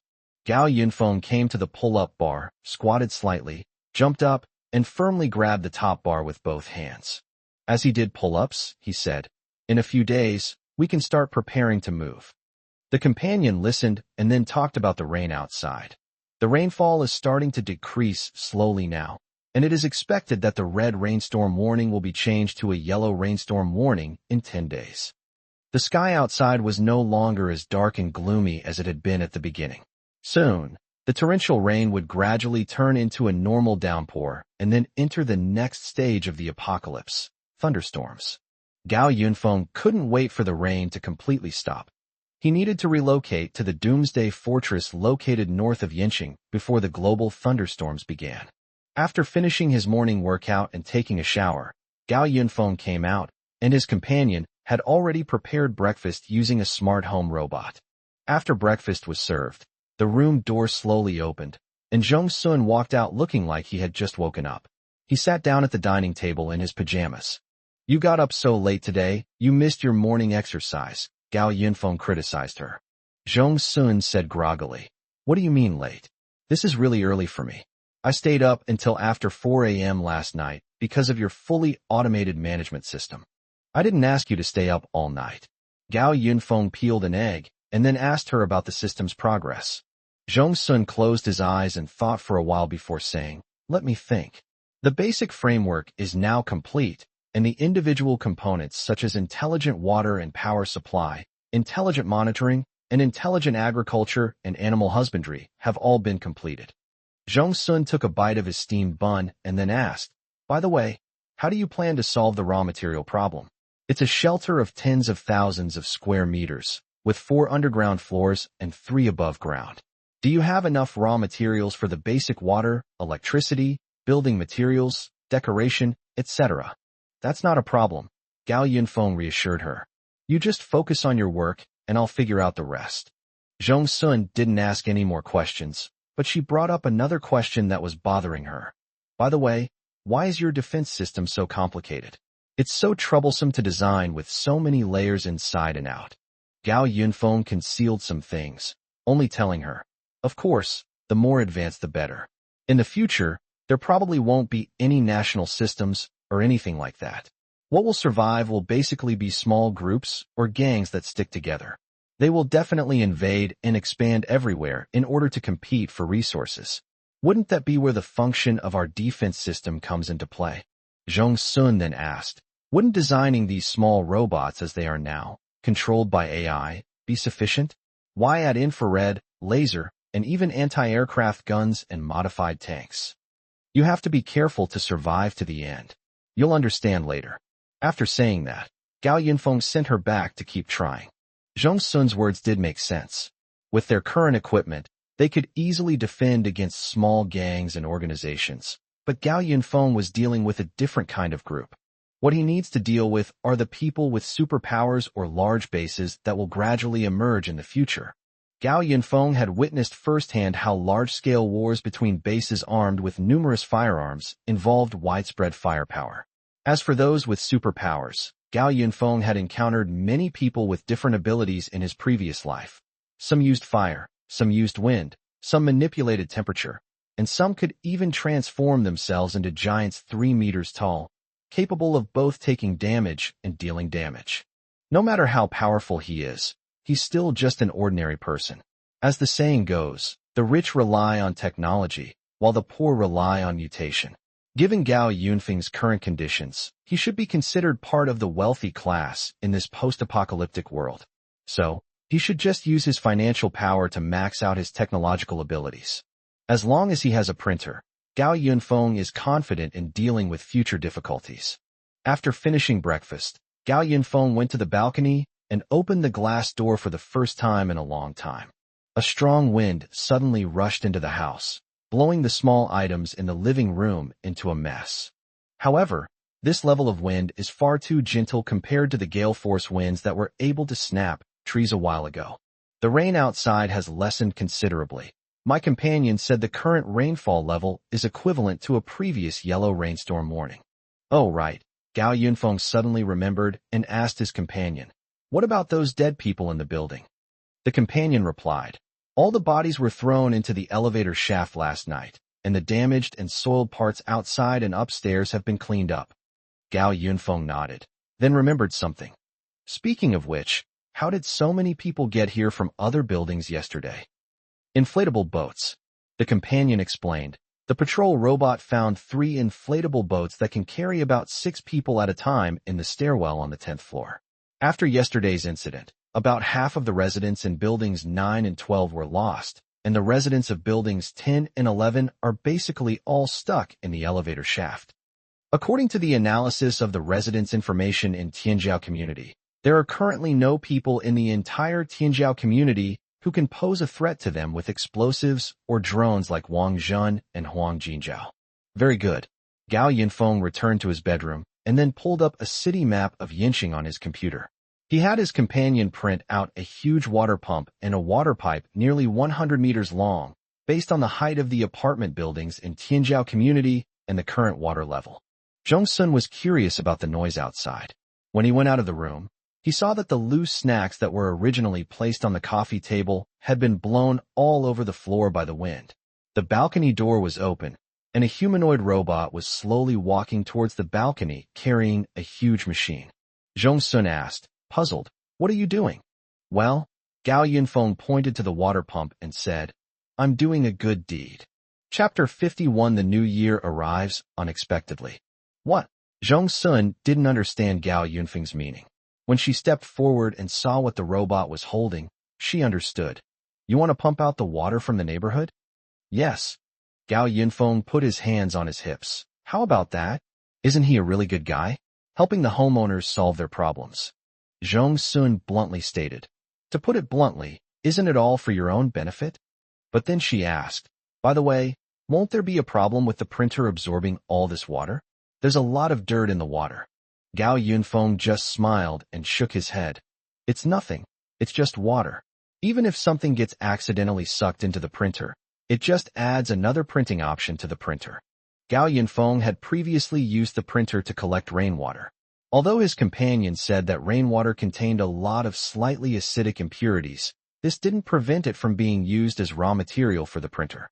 In fact, thanks to some trace amounts of harmful substances in the rainwater, the printer included these in the printing list, which Gao Yinfeng categorized as chemicals. Yesterday, the toxic gas used to deal with the residents was produced by printing out large quantities of these substances and then having his companion tinker with it. Gao Yinfeng finally understood. The printer could separate the raw materials, essentially creating an enhanced filter. And the water accumulating downstairs is also water. Why not take advantage of natural resources? The water pump took up almost a third of the balcony space, and Gao Yinfeng carefully screwed on all 4 corners of the pump. Immediately afterwards, the 100-meter-long water pipe was thrown off the balcony. The pipe landed in the water, and the exposed section swayed incessantly in the wind. The water pipe is long enough, and the end submerged in water has an extra layer of mesh to prevent it from getting clogged by debris. Gao Yinfeng turned on the water pump and increased its power. Soon, murky water gushed out of the drain. "Stay with me, and bring the printer over." A robot, identical to the one on the rooftop last time, slowly approached, the printer securely mounted in its central slot. The robot went to the balcony, stopped and fixed itself about 3 meters from the water pump. Gao Yinfeng adjusted the printer's absorption intensity, and then the printer began to draw all the continuously pumped water to the robot and absorb it all. "Done." Gao Yinfeng clapped his hands. Zhongsun stood to the side and complained. "I mean, why go through all this trouble? Why not just take the printer down and vacuum it up?" Gao Yinfeng said seriously. "The printer must stay within my sight. I'd rather go through some trouble than have anything happen to it. It's our livelihood." Zhongsun admired Gao Yunfeng's caution, but it made sense. Only by being careful could one survive long enough. She also admired Gao Yinfong and was grateful that he was willing to give her a chance. After all, it was incredibly difficult for her to survive alone in this apocalyptic world, and her experiences at school still terrified her. 2 more days passed, and the rain outside lessened a bit. Even the water level in the community dropped slightly, while the raw material storage in the printer continued to rise. Based on the monitoring of rainfall and wind, the companion gave Gao Yinfong a suggestion. Master, in 3 days the rainfall and wind will decrease to a level that is safe for travel. Understood. Gao Yinfong was making minor revisions to the design blueprints of the Doomsday Fortress on his computer. He and his companion had conducted a detailed analysis of the current design blueprints and made comprehensive modifications to them. Gao Yinfong walked out of the bedroom with satisfaction and knocked on the door of Zhong Sun's room. What's wrong? Zhong Sun asked him. We're moving in 3 days. Let's have something nice to eat tonight, Gao Yinfong said. Zhong Sun was amused by him and said, Then we can eat it after we move it. What's the rush now? We were going to eat anyway. Don't you even know what day it is today? Gao Yinfong raised an eyebrow. What? Zhong Sun asked, puzzled. What holiday comes after New Year's Day? Chinese New Year. Zhong Xuansai realized. Is it already Chinese New Year? Gao Yinfong nodded. Zhong Sun was somewhat surprised. How come it's already the new year in just a few days? If people outside hear you saying that, they'll beat you up. Gao Yinfong teased her. People outside feel like every day is an eternity, but you think time flies by. That's true. Time flies when you're stuck in front of the computer all day. Zhong Sun turned to go back to his room. I haven't finished my work yet, so feel free to do whatever you want tonight. Gao Yinfong was still standing in front of the door. He said, You seem a bit unenthusiastic. You used to stay at home during holidays? Pretty much. Zhong Sun sat down at her desk. Her room was a little messy. I've never been interested in these things. I've hardly ever visited relatives or anything like that. I've always just stayed in front of the computer by myself. Gao Yinfong suddenly felt something was off. Why was this person so withdrawn? He should at least live with his family. I haven't been home since I went to university. Zhong Sun's hands were already working nimbly on the keyboard. After a while, she said casually, My family doesn't like me, so I just send some money home every now and then. Gao Yinfong remained silent for a while after listening. He felt there was no need to continue the conversation, so he turned around and prepared to go to the kitchen. How about we have braised goose in an iron pot for dinner tonight? A robot vacuum cleaner, which had been swayed in, followed Gao Yinfong to his feet and reported, Master, someone has come to the door. Gao Yinfong didn't stop walking and casually asked, Lu Ting. After all, there was no one else in this building besides Lu Ting. Yes. Gao Yinfong waved his hand. Tell the patrol robot to chase her away. If she doesn't leave, then send her away.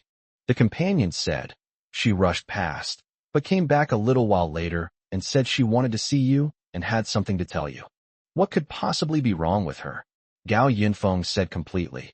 Is she asking me for funeral expenses for Yang Jiaqing and Li Haoqing? She said there are other people who are after you. Gao Yinfong paused, then gave a meaningful, oh, showing a slight interest. After leaving the cooking to his companion, Gao Yinfong went to the stairwell. In the surveillance footage, Lu Ting sat lifelessly in front of the security door, dressed in tattered clothes. Gao Yinfong opened the small window on the security door, which gave him a clear view of Lu Ting's disheveled, dry hair. Hearing the noise, Lu Ting sprang to her feet. Disoriented, she pressed herself against the door, her dry eyes fixed on Gao Yinfong through the small window. She said urgently, Xiao Gao, it's me. It's your sister Ting. I know. Gao Yinfong rolled his eyes at her and asked, Do you need something? If not, I'm leaving. Xiao Gao, Xiao Gao. Lu Ting saw Gao Yinfong turn around and prepare to go upstairs, and hurriedly reached out to stop him, but the window was too small, so she could only stick her fingers in. Seeing Gao Yinfong still walking uphill, Lu Ting became extremely anxious. Don't go, Xiao Gao. I know someone wants to harm you. I've come to warn you. Gao Yinfong paused, turned around, and a barely perceptible smile appeared on his lips. Interesting. Chapter 52, The Shameless Lu Ting. Gao Yinfong returned to the door, looked at Lu Ting with a smile, and asked her, You said someone wants to harm me. Who is it? Lu Ting's eyes darted around before she finally said, "It's from other apartment buildings. The remaining people in Building 9 saw that you killed their people, and they wanted revenge. Go ahead and report it." Gao Yinfong waved his hand, not caring at all. "It's not like we haven't tried before. Come on. At worst we can invite them to the elevator shaft to have a New Year's Eve dinner with their relatives and friends." Seeing that Gao Yinfong had no interest in the news, Lu Ting quickly added, They have weapons, they have explosives, they have drones, and they have guns." "What?" Gao Yunfeng deliberately moved closer, revealing an incredulous expression. "So dangerous." Yes. Lu Ting nodded frantically. She pointed at Gao Yunfeng and shouted urgently, "Xiao Gao, open the door first. Let's go upstairs and talk. "Hey, don't rush," Gao Yunfeng said with a smile. "Since it's so dangerous, I can't just open this door casually." Lu Ting was stunned. How did those people get into his house before? Then Gao Yinfong seemed to suddenly remember something and said, "Oh, I remember that the leader of Building 9 is Li Jiyuan, right? But Li Jiyuan seems to have already passed away. No, he's sunk to the bottom, isn't he?" "That," Gao Yunfong added. "And another thing, Sister Ting, since there's such a powerful group of people in Li Jiyuan's building, why didn't they come a few days ago? If they're so powerful, why is Li Jiyuan the leader of Building 9? Lu Ting's words got stuck in her throat. Seeing this, Gao Yunfeng's smile widened, and he directly exposed him. "Also, I remember that most of the residents in Building 9 are business owners, and some celebrities and internet celebrities. Are there any people powerful enough to handle explosives and guns?" Lu Ting's expression froze.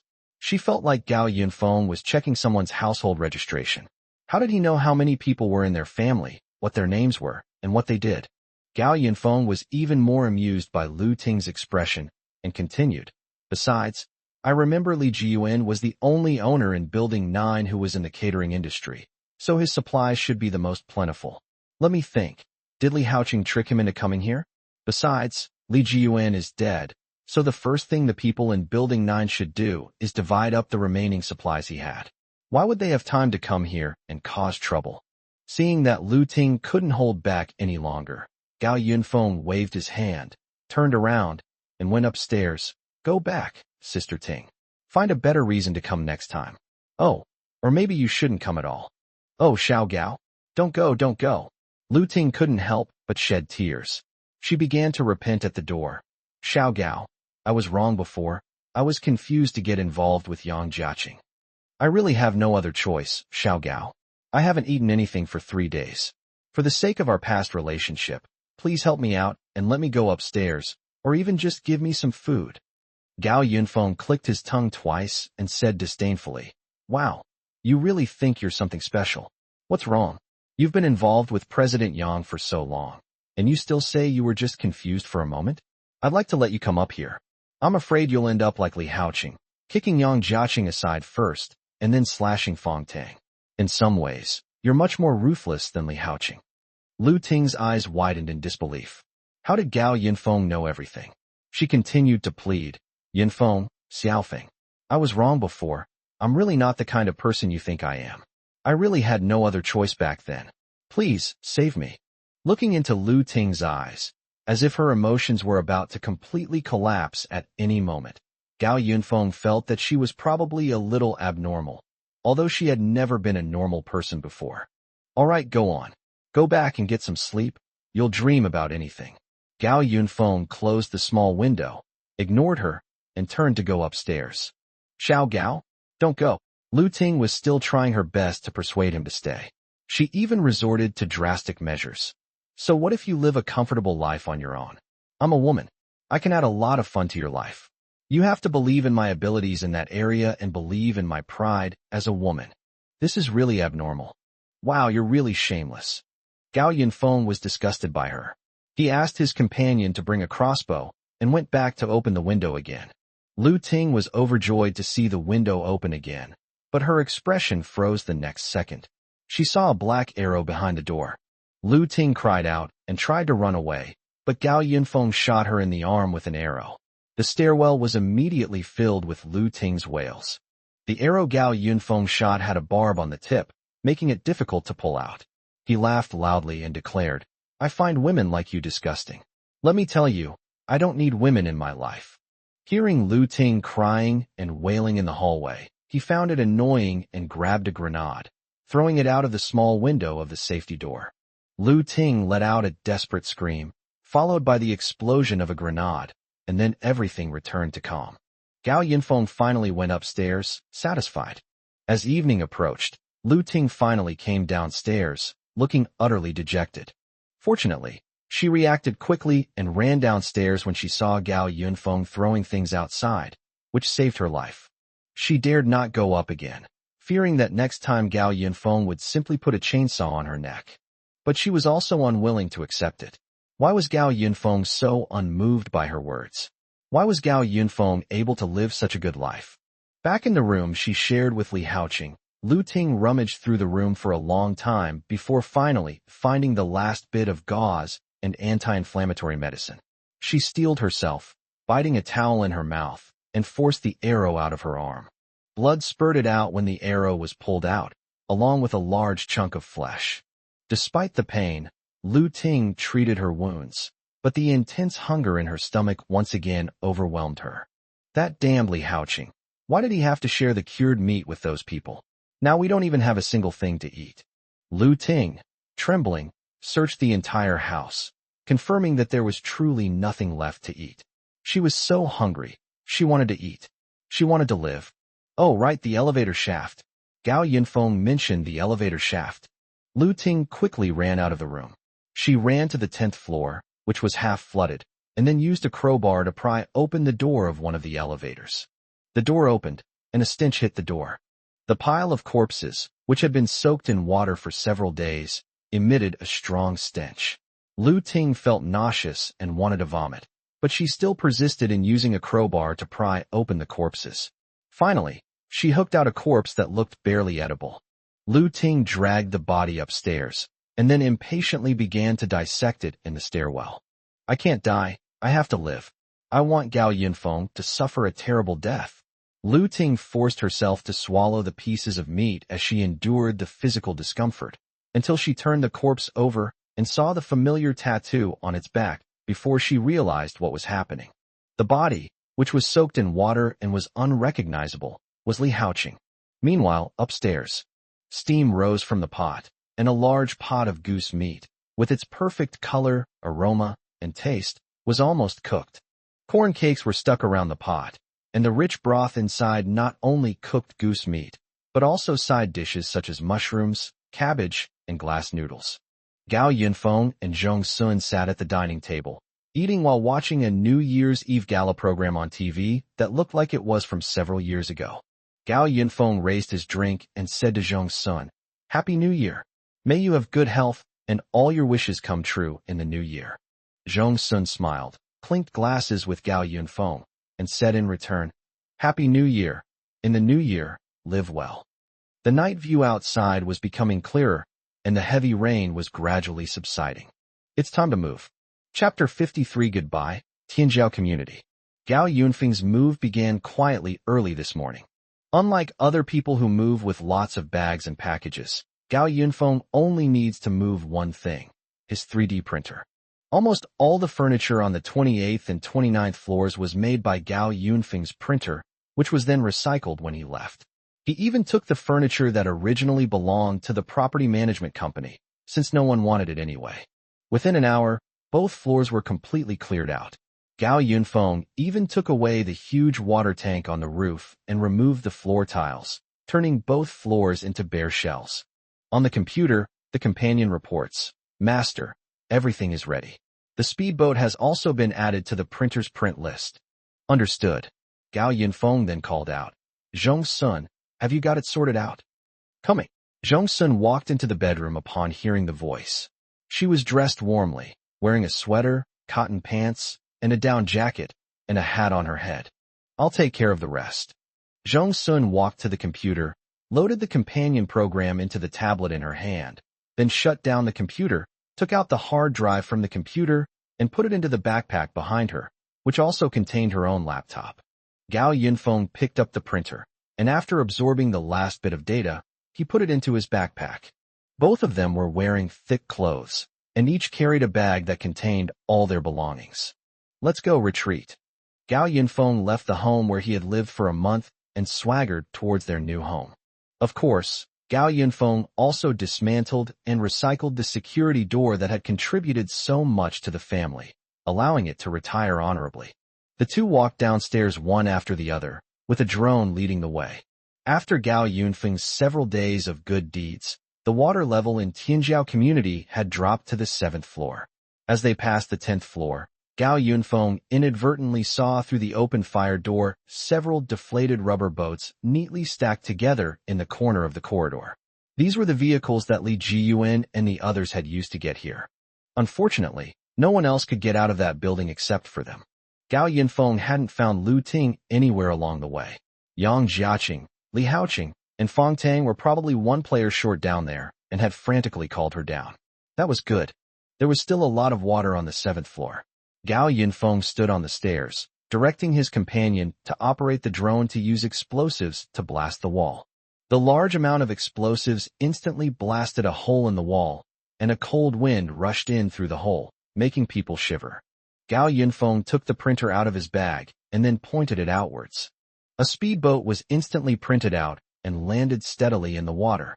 The speedboat had been preset by the crew, and its original open-top design had been changed to a full-face windshield similar to that of a fighter jet. The fuel inside the speedboat had also been set up in advance. Gao Yinfong packed up the printer, put on his water boots, and boarded the speedboat. He then waved to Zhong Sun behind him. Zhong Sun strode onto the boat, and then reached out to close the door. Wait a minute. Zhong Sun took out his tablet and connected it to the computer that was already installed in the speedboat using a data cable. After successfully taking control of the speedboat quickly turned around amidst the roar of the engine and set off, kicking up a huge splash. Goodbye, Tianjiao community. Gao Yinfong comfortably put his hands behind his head, watching the heavy rain continuously wash against the glass. In Building 11, Lu Ting stood by the window watching the speedboat sail away into the distance, her thin, pale face filled with shock. Where did this speedboat come from? Lu Ting couldn't possibly have missed the explosion in the stairwell, but even knowing Gao Yinfong had come down, she didn't dare to move. After a while, Lu Ting figured Gao Yinfong should have gone upstairs, so she went out to check. She heard the sound of an engine and then saw a speedboat leave the neighborhood. Lu Ting had only one thought in her mind. This is terrifying. How can Gao Yinfong have so many things? She was envious, jealous, and hateful. Why didn't she have all these good things? Why could Gao Yinfong live so comfortably? Her hands, gripping the railing, tightened. She vowed to take everything from Gao Yinfong and then tear him to pieces. The speedboat shuttles through the city, and with someone accompanying you at the wheel, you don't have to worry even in heavy rain. Gao Yinfong even started playing movies on the central control screen, passing the time with Zhong Sun. Master, we have arrived at our destination. Gao Yinfong looked out the window. They seemed to be in a lake, with only a few tall buildings standing lonely in the distance. Stay with us and report the water level here. The analysis concluded, based on the height of the buildings in the distance, the current water level is around 4 meters. 4 meters?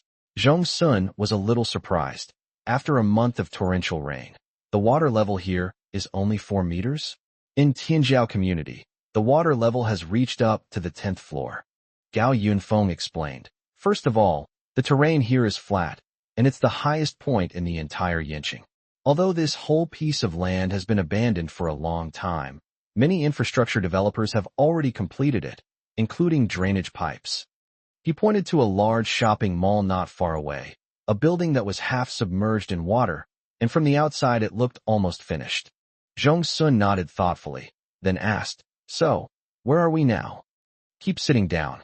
Gao Yinfong connected the printer to the computer in the speedboat, and then asked his companion to open the back door of the speedboat. Suddenly, a pair of robotic arms extended from behind Gao Yinfeng's seat.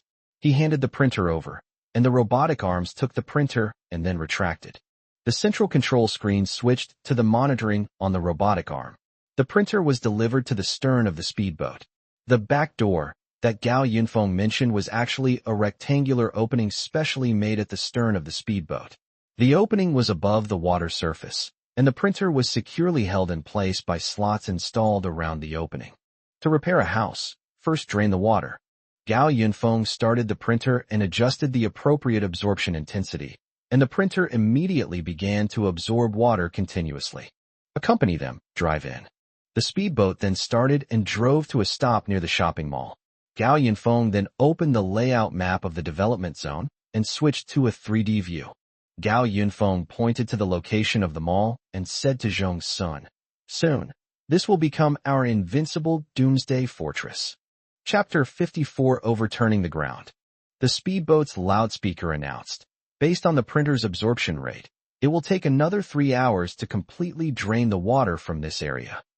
Gao Yinfong said, "We need to increase the absorption intensity. 3 hours is too long." The companion explained, "Master, the printer's absorption intensity is currently at 35, which is the optimal intensity one calculated. We just need to drain the water completely. If the printer's absorption intensity were increased, it could potentially cause some safety issues."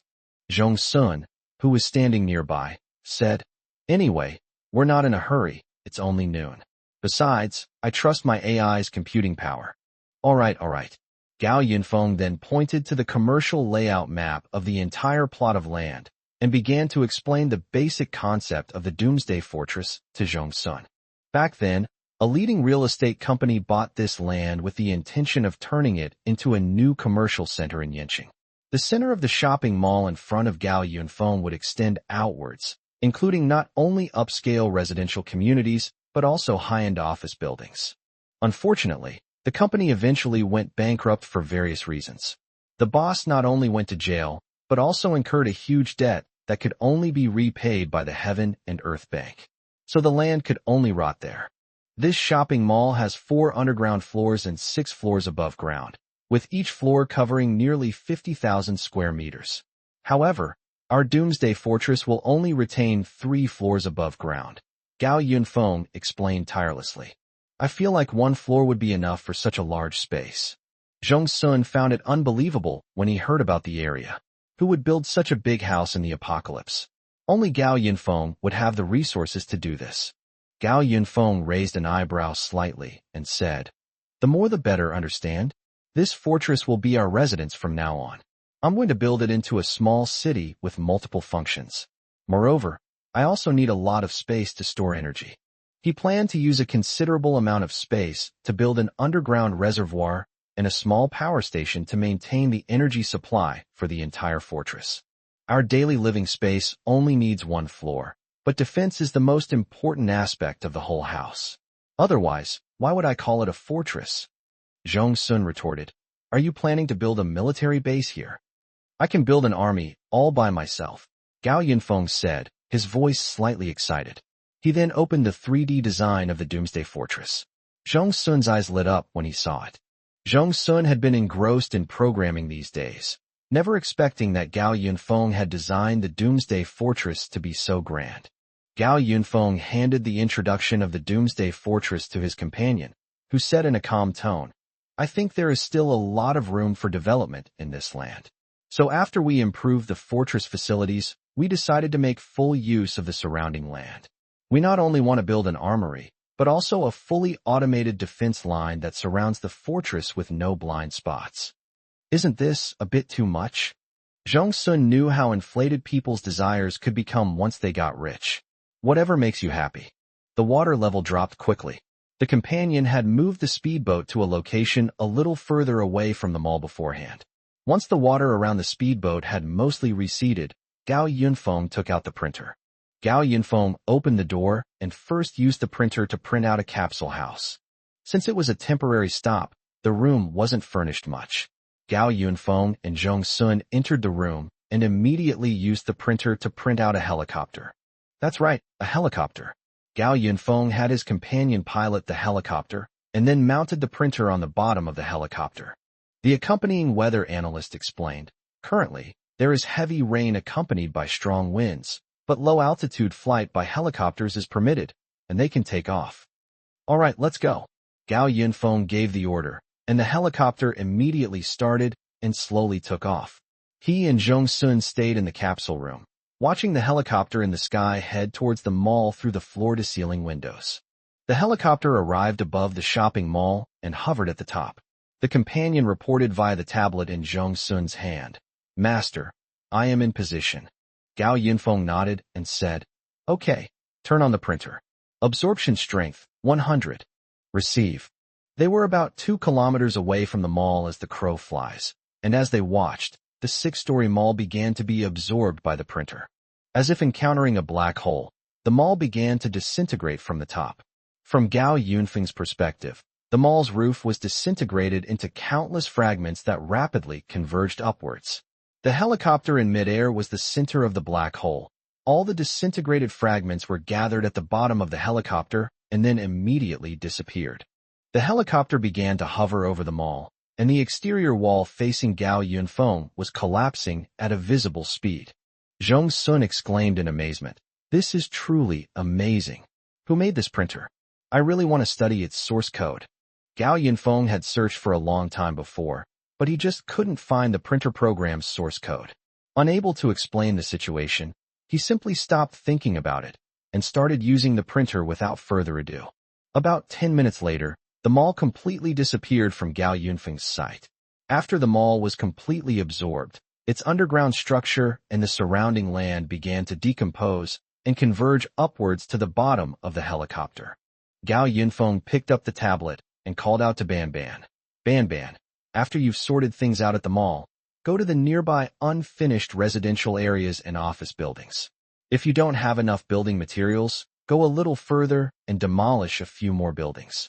The companion said, "No need to trouble the master so much, just lift up the ground." "Good." For the rest of the time, Gao Yinfong and Jong-sun sat in the room eating spicy hot pot until an hour later, when the companion indicated that everything was settled. The two looked out the window again. Although the heavy rain blurred their vision a little, the whole land was clearly different from before. All I could see was a hazy yellow. Large areas of the ground had been torn up, revealing the lush beneath, which then mixed with rainwater to form a vast expanse of mud. "This land looks like it was cratered by a meteorite," Gao Yinfong said to Peiban again. "Peiban, start printing the Doomsday Fortress." Receive. The helicopter returned to the location of the shopping mall and hovered. After about 10 seconds, Gao Yinfong saw an iron wall gradually forming in the pit. 10 minutes later, it was gradually built into a high wall. The helicopters overhead moved slowly forward, and the prototype of the Doomsday Fortress was gradually taking shape. The companion reported the real-time situation. "Master, the printing progress is normal. The Doomsday Fortress is expected to be completed in 1.5 hours." Chapter 55. Moving to the Doomsday Fortress. Under the torrential rain, the helicopter flew back and forth in the wide crater created by the printer. Before long, the huge crater was gradually filled in, and a hard cement surface slowly spread out and continued to extend forward. It's hard to imagine that this well-known wasteland would one day have its first large-scale completed building, and a full-fledged Doomsday Fortress at that. The helicopter flew into the distance and stopped when it was no bigger than a fingernail in Gao Yinfeng's field of vision. Inside the tablet, the companion reported, "Master, the Doomsday Fortress is complete." Received. Thank you for your hard work. The escort flew the helicopter back and stopped in front of the capsule house. Gao Yinfong happily stepped forward and took the printer down, completely ignoring the rain soaking him. He then used the printer to print out a car and beckoned Jong-sun to get in.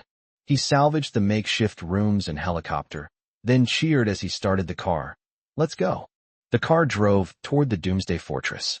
At first, there were some slight bumps along the way, but everything became smooth and comfortable as the car entered the concrete. As they finally approached the Doomsday Fortress, Jong-sun looked at the magnificent building and couldn't help but wonder. The building looked similar to a shopping mall. Gao Yinfong smiled and said, "The exterior is a replica of the shopping mall, so that at first glance people will think this is still that wasteland."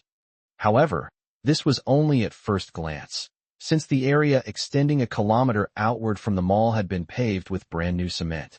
The companion said, "From the outside, It looks the same as the previous unfinished shopping mall, but the entire exterior wall is made of the same alloy as a vault security door, and it has been thickened.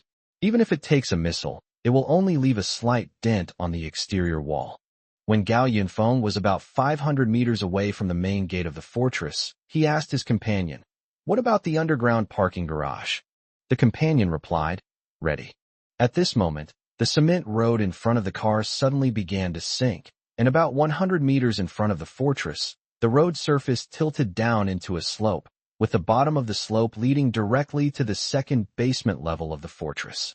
Gao Yinfong drove the car down the slope, and only after the car passed the lowest point of the slope did the slope begin to rise again and return to a normal road surface.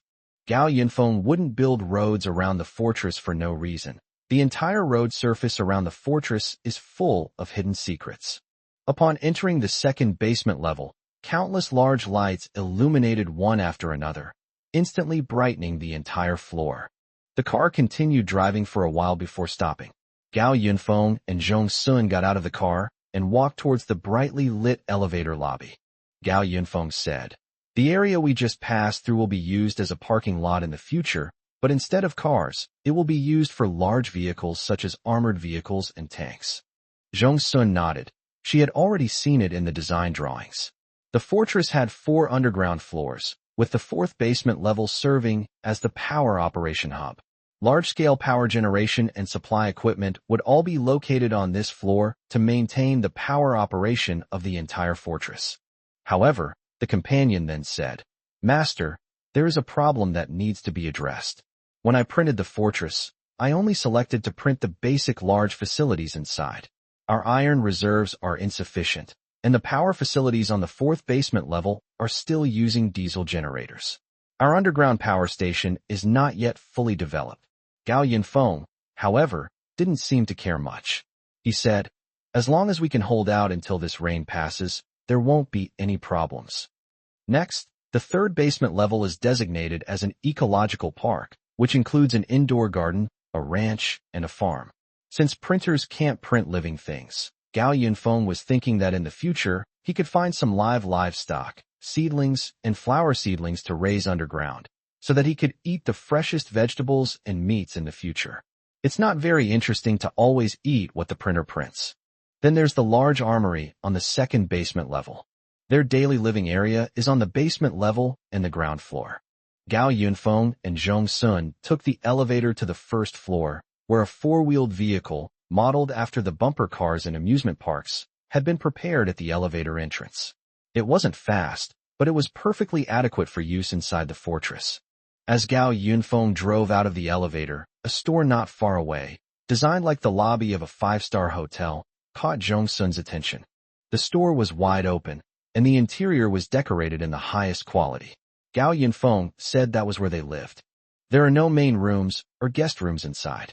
Each room is 100 square meters, so you can stay however you like. Gao Yinfong drove Zhong Sun to a server room. He explained, "This is the control center for the entire fortress, managed by the companion control team, but you can also use it if you need to. Our own servers have been installed throughout the fortress, so internet access is not a problem. Of course, it's connected to our own intranet." Zhong Sun was completely impressed by the magnificent decor in front of her. She said, "There's no need for such a detailed explanation. I'll get used to it by myself when I have time." Finally, she exclaimed, "This place is so big. You're so extravagant. Were you planning to enjoy this huge place all by yourself?" Of course, Gao Yinfong was very honest. If it's a small house like the one in Tianjiao community, it's too cramped. In this apocalypse, you definitely need a bigger space to add some fun to your life. The basement serves as a backup floor, and the same applies to the 2nd floor. However, the basement has a backup control system to facilitate handling emergencies in the future. The 3rd floor, Gao Yinfong used as a helipad. He drove back to his new home, saying as he entered, "Many of the built-in devices haven't been printed yet. After a while, we'll go out and replenish the raw materials to fill the entire fortress, and then you won't feel that the space is too big. There are also mechanisms on the roof. We can put a few planes on the roof for convenient daily travel." Zhong Sun was embarrassed. "Your travel is quite ordinary. Of course, it's the end of the world. We have to treat ourselves well. Gao Yinfong plopped down on the soft, comfortable sofa and turned on the TV to let his companion put on a movie. Oh right. Zhong Sun remembered something. I don't think I saw your water storage. It was raining too hard outside, and I got a little wet. I'd like to take a shower. Go ahead, Gao Yinfong said. There's a residential area near the original shopping mall. It's all been excavated to build a super large underground reservoir in the future. But we have plenty of water, so don't worry. After Zhong Sun entered the bedroom, Gao Yinfong tilted his head and laid down on the sofa. He stretched and yawned, feeling delighted that he had successfully moved to the fortress he had always longed for. Gao Yinfong then remembered that he had also gotten wet, so he got up to take a shower. Before entering the room, he called out to his companion. Companion, go prepare the ingredients. We're having hot pot tonight. Chapter 56, Preparing to Borrow Electricity from Heaven. In the vast open space, Gao Yinfong looked at the nearly 5-meter-tall iron tower and asked, Companion, how were the simulation results? Is this thing usable? A comforting voice came from the tablet in his hand. Don't worry, Master. I've already done nearly 10,000 simulated charging sessions. This energy storage device can already meet your expectations. The power storage device that Gao Yinfong printed out was intended to be used as a power storage device for a doomsday fortress. This power storage device was found by Gao Yinfong from the energy devices that he had previously expanded from the printer. Since the printer underwent a lightning strike upgrade, Gao Yinfong has placed great importance on whether the printer can be upgraded and improved again. The last printer list not only expanded to include many power supply devices, but also added a scanning function. However, the scanning function is currently too limited. After much trial and error, Gao Yinfong has only discovered that, besides completely copying real-world objects, it can also copy and save virtual objects. Take data for example. In the past, printers printed out various electronic devices with brand new factory settings, while the scanning function can perfectly copy the scanned electronic devices and their data. Then came the task of scanning and printing the virtual items on the TV. However, Gao Yinfong tried many times to scan the powerful weapons and even cyber technology on the TV, but all he printed were models that looked exactly the same. Otherwise, Gao Yinfong would have printed a spaceship and retired to space long ago, or he could have just fired a nuclear bomb at anyone he didn't like. Gao Yinfong initially thought that the newly added energy devices in the printer were fully charged when printing because of the characteristics of the items. However, after exploring for a while, he discovered that the electricity also required raw materials. How could the printing device be fully charged for nothing? Unlike ordinary materials, printing electricity is not a simple task. Just as daily necessities require water, machinery requires iron, and construction requires building materials, which come from soil and sand. The raw material needed for energy is electricity. As for why the energy devices that Gao Yinfong printed were always fully charged, it's because the printer at that time absorbed lightning and stored some electrical energy, which was then used as raw material to reprint and feed back into those devices. Currently, the Doomsday Fortress is powered by several diesel generators, while the underground power station originally planned for the 4th basement level has been temporarily shelved due to raw material shortages. In fact, not only the power station, but many floors within the fortress are currently vacant. The reason is that Gao Yinfong stockpiled too little steel before. The total amount of scrap steel and finished steel he had collected was only about 10,000 tons. In order to ensure the defensiveness of the Doomsday Fortress, he used the strongest alloy for the outer wall. Printing the outer wall alone almost depleted all the inventory in the printer. The companion then said, Master, I noticed this problem when I was printing the fortress, so I saved some materials for other facilities inside the fortress. Although the companion had arbitrarily reduced the thickness of the fortress's alloy outer wall, Gao Yinfong wouldn't pursue the matter since it was something he couldn't change. He could simply find more steel to reinforce the fortress later. Even if the companion saves some steel, the fortress now needs intelligent AI everywhere, and the remaining raw materials are just a drop in the bucket. Just like the iron tower in front of Gao Yinfong, it was printed by the companion after recovering some of the equipment in the fortress. Gao Yunfeng's original idea was to increase its size to ensure that the internal power capacity was sufficient. Gao Yinfong is currently located in an area 3 kilometers away from the Doomsday Fortress, which was originally planned to be used as a commercial office building. Gao Yinfong printed a circular building here, with a glass ceiling on top, where rainwater hits the glass overhead and makes a tap-tap sound. Gao Yunfeng's most pressing need right now is to secure raw material reserves for the printers. And the first priority is energy, specifically electricity reserves. The rain is gradually decreasing, and judging from the precipitation levels, it has now dropped to the level of heavy rain, which means we are saying goodbye to the torrential rain. But Gao Yinfong knew that all of this was just the prelude to an even greater disaster. In about 2 to 3 days, the rain, which had subsided, will return to torrential downpours. At that time, a global thunderstorm will wreak havoc on the land. In the previous life, many people took advantage of the rain's weakening to venture out and find supplies, but the sudden change in weather trapped countless people in a new corner. Then, a bolt of lightning struck, sending all those who hadn't had time to go indoors to take shelter to undergo tribulation. But of course, everyone failed. The thunderstorm is expected to last for about 5 days, but Gao Yunfeng's Doomsday Fortress has already taken ample precautions against lightning, so there's basically nothing to worry about. With that absolutely guaranteed, Gao Yinfong naturally turned his attention to the large amount of electricity generated by the thunderstorm. Last time, just a few lightning bolts upgraded the printer. How many surprises will this thunderstorm bring Gao Yinfong this time? That's why he and his companion hurriedly modified a tower-shaped energy storage device. His companion predicted that this modified energy storage device could support the power supply of the Doomsday Fortress for a month. This prediction is based on the assumption that all the components of the Doomsday Fortress are fully prepared.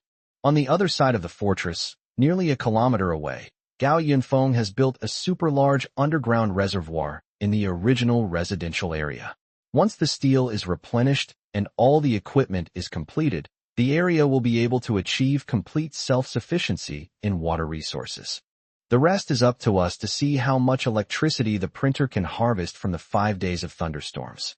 The circular building was specially printed using conductive materials, and a lightning arrestor will be installed before the thunderstorm officially arrives. Then Gao Yinfong will just have to wait for good news. Of course, protective measures are definitely necessary. For example, Gao Yinfong is currently wearing a specially made rubber suit. Although it looks a bit bulky and comical, it ensures his safety, so that a sudden lightning strike doesn't turn the whole house into a transformer box. In addition, Gao Yinfong had also prepared a robot in this room. It was a robot about the height of an adult, and its exterior was also covered with a layer of rubber material. This was to prevent any problems from occurring when the printer was absorbing power, so that the companion could save the printer immediately. Afterwards, Gao Yinfong left the circular building and entered the underground passage through a hidden door in the room's floor. The passage led directly to the second basement level of the Doomsday Fortress. Gao Yinfong got into his vehicle, carefully placing the printer on the passenger seat, and drove towards the fortress. His heart was filled with anticipation. Chapter 57: The Thunderstorm Arrives. The rain outside had visibly lessened, and even the sound of wind and rain outside the window was not as frightening as before. The system has detected an impending severe thunderstorm and advised Gao Yinfong and Zhong Sun to stay indoors and not go out. Gao Yinfong handed the printer to a humanoid robot, repeatedly instructing his companion, "It's in your hands now. Remember, no matter what happens, prioritize saving the printer." You've reminded me of that phrase at least 20 times today. The robot's tone was completely flat as it took the printer and then walked through the underground passage toward the power absorption point 3 kilometers away. Zhong Sun sensed the importance of the matter from Gao Yunfeng's expression, so she told him some good news. "I've finished making the whole system you requested." "Very good." Gao Yinfong smiled, and now he just had to wait for good news from the other side. The robot's head, which was being operated by Gao Yinfong, was a monitoring probe protected by a rubber layer. At this time, Gao Yinfong was sitting in the bedroom and monitoring the situation in real time. The fortress was well soundproofed, but Gao Yinfong could see through the window that the sky outside had darkened further, and lightning flashed intermittently in the distance. The rain will intensify again to the level of a downpour in a little while, and thunderstorms are coming. Master, the printer is ready. In the surveillance footage, in the center of the circular building, the energy storage unit that was originally there has been replaced with a metal frame that is almost as high as the roof, and the printer has been fixed at the very top of the metal frame. On another computer screen in front of Gao Yinfong, the voltage of the room where the printer was located was displayed. The room is made of conductive materials, and with lightning approaching, the voltage in the room is currently fluctuating. The surveillance camera followed the robot's perspective, accompanying the operator as they re-inspected the electrical safety devices that had been pre-installed both inside and outside the building. For additional lightning rods were also installed around the top of the metal frame where the printer was located.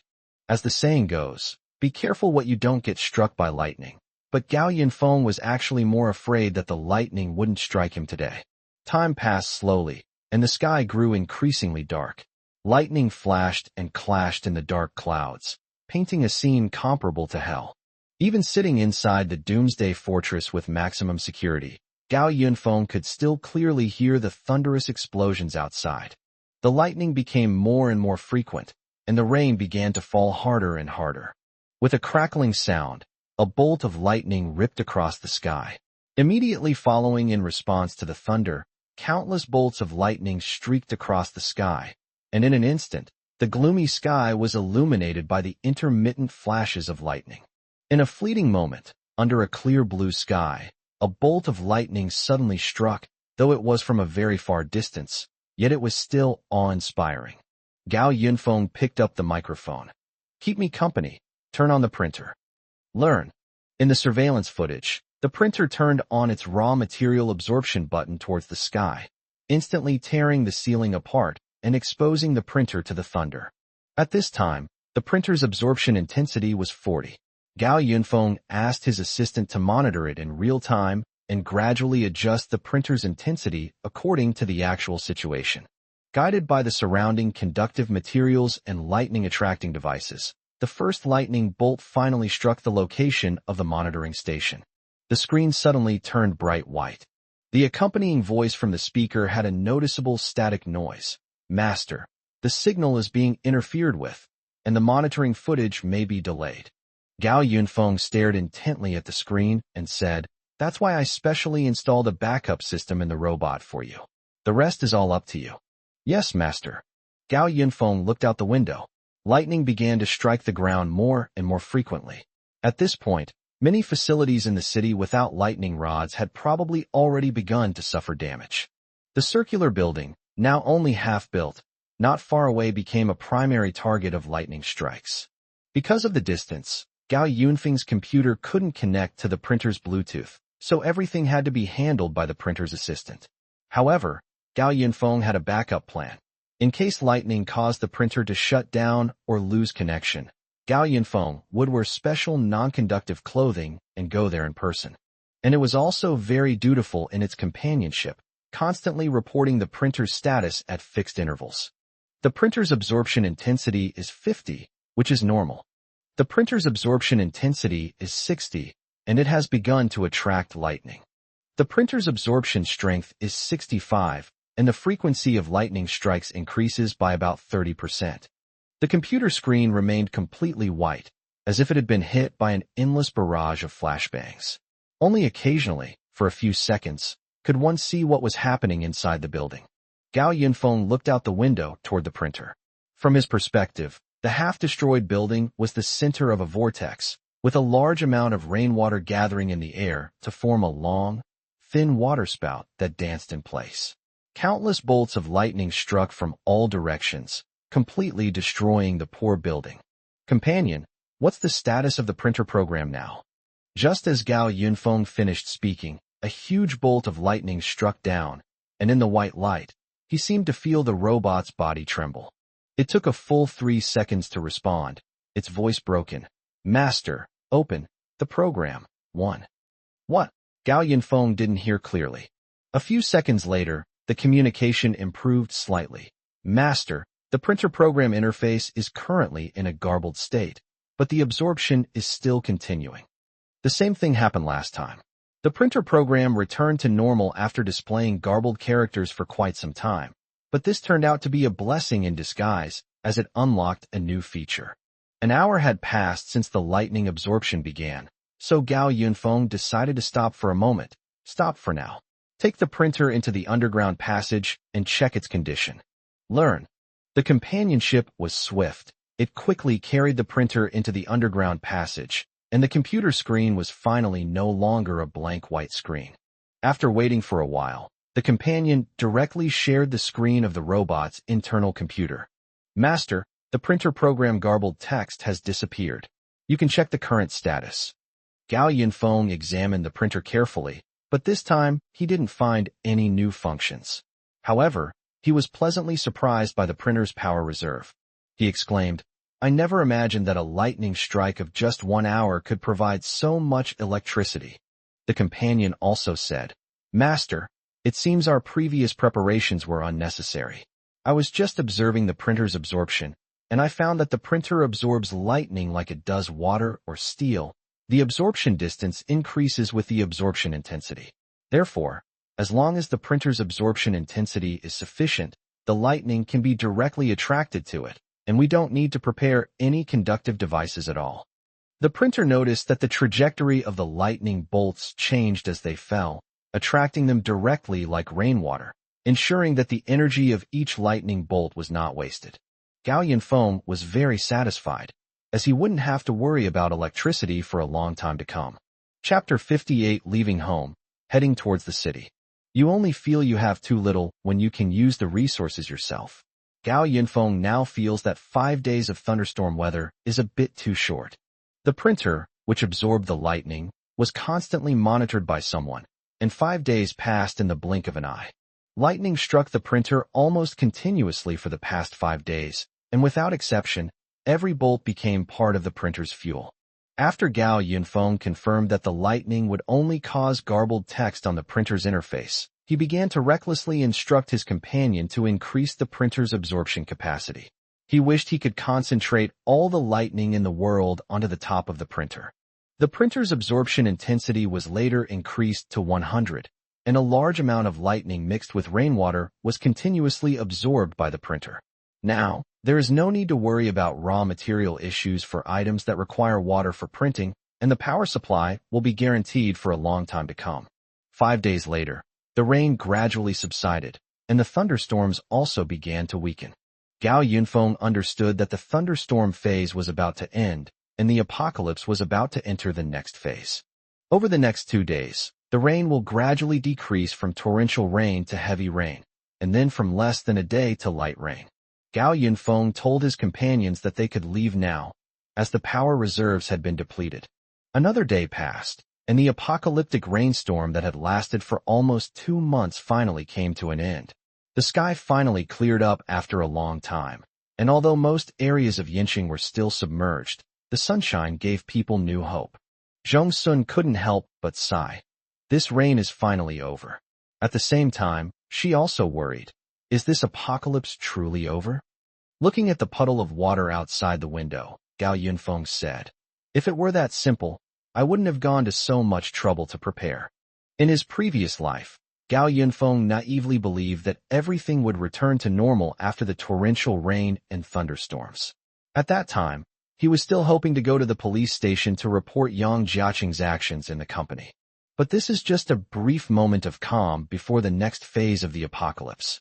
In about 2 days, the apocalypse will enter the next phase. Therefore, Gao Yinfong decided to take action today. He and Zhong Sun roughly analyzed what kind of disasters might be coming. Of course, Gao Yinfong concealed the fact that he had been reborn once. The floodwaters in the city will recede completely soon. What was easily overlooked during the heavy rain and cold weather will definitely cost many lives in the next few days. February has arrived, and spring is just around the corner, a time of growth for all things. However, due to the heavy rains that occurred in winter, followed by strong winds and downpours, the average daily temperature in Yinqing has dropped to around 2 degrees Celsius. Therefore, temperatures are expected to begin to rise in the coming days. Gao Yinfong said, We need to prepare for the high temperatures. I will go out today to collect enough steel, and then hurry up and improve our doomsday fortress. Zhong Sun simply nodded after hearing this, knowing that Gao Yinfong had his reasons. However, when Gao Yinfong was planning his itinerary for the day, Zhong Sun marked a location for him. Upon closer inspection, he saw it was in the center of Yinqing. Zhong Sun explained, "This is the Yinqing Meteorological Bureau. If you have time, go there and see if the equipment inside is still there." Then, she handed Gao Yinfong a USB drive. If the equipment inside the Meteorological Bureau hasn't been moved by the authorities in time, find a working computer and plug the USB drive in. That way, I might be able to access the weather satellites. The natural disaster occurred on Earth. Satellites in outer space should not have been affected yet. Gao Yinfong understood Zhong Sun's idea. If the existing atmospheric monitoring system could be transferred over, it would indeed be of great help in the future. Gao Yinfong put away the USB drive, then slung his backpack over his shoulder, which contained a printer and 2 guns for self-defense. Received. Gao Yinfong drove the bumper car towards the door without turning his head. The main entrance on the first floor is the same size as the mall's entrance, except that Gao Yinfong has changed the door to a fully automatic alloy iron door, requiring facial or fingerprint verification for entry and exit. The massive silver iron gate slid open slowly to both sides, and Gao Yinfong stepped out of the fortress through the main gate for the first time. He stood outside the door wearing a black windbreaker, with an earphone in one ear. A voice came through the earphone. "Master, I have planned the way to travel, but there is a problem. The steel for the printer is almost gone." Gao Yinfong asked in confusion. "Then how do we get there?" He had originally planned to take a helicopter. The companion said, "Currently, our raw material reserves are so low that we can't even print a helicopter, so I chose the most economical and convenient tool, a motorboat." Gao Yinfeng's eyes lit up. "Sounds pretty good." He took the printer out of his bag and clicked print. A modified motorcycle immediately appeared before Gao Yinfeng's eyes. It was a motorcycle with modifications on both sides. If you didn't look at the wheels underneath, it would look exactly like a jet ski, but when the sides were folded up, it became an enlarged motorcycle. Accompanying you on errands is always reassuring. This amphibious motorboat uses a hybrid power system, so the owner can rest assured about its range. Well done. Gao Yinfong got on the motorcycle, took a cell phone out of his pocket, and placed it on the phone holder in front of the motorcycle. This time, the companion was also stored in this cell phone. Gao Yinfong put his bag back on and started the motorcycle. "Let's go, let's set off." The motorcycle sped off like a tiger released from its cage, eagerly heading into the distance. Several kilometers away from the Doomsday Fortress, the water on the ground gradually increased. Gao Yinfong kicked up a neat trail of waves as he drove, and as the navigation on his phone indicated that they were about to leave the highway and enter the city, a voice in his ear reminded him, "Master, we are about to enter deep water." Understood. Gao Yinfong pressed a button on the motorcycle, and an arc immediately shot out from both sides of the motorcycle, instantly transforming it into a motorboat. Gao Yinfong rode ahead of everyone else, and after going downhill for a while, he saw a vast expanse of deep water ahead. He lifted the front of his vehicle and performed a graceful aerial maneuver against the wind. Cool. The motorboat crashed into the water, continuing its journey into the distance amidst the splashing waves. Heading south, Gao Yinfong decided to go to the Meteorological Bureau in the center of Yinqing first, and then detour to the industrial zone along the way. The closer he got to the city center, the more living people he saw. Gao Yinfong had already encountered no fewer than 20 people rowing out in small boats to search for supplies, and they all looked surprised when they saw him. Among them, some had malicious intentions after seeing Gao Yinfeng's clean clothes and cool motorboat. Their intentions were good, but their small, dilapidated boats were no match for Gao Yinfong. After driving for half an hour, the navigation showed that we were about to arrive in the city center. At this moment, the attendant said to Gao Yinfong, "Master, beware of an ambush." Chapter 59 Water Bandits. Gao Yinfeng's phone camera was pointed directly forward, so everyone or anything appearing in the frame would be noticed by his phone's camera. Sensing something amiss, Gao Yinfong quietly slowed down, continuing to steer the jet ski forward while asking his companion, "What's going on?" He himself seemed oblivious to the situation. At this moment, Gao Yinfong was driving on a wide street, surrounded by rows of exquisite office buildings. Half of all the buildings were submerged in water, and there seemed to be no one around.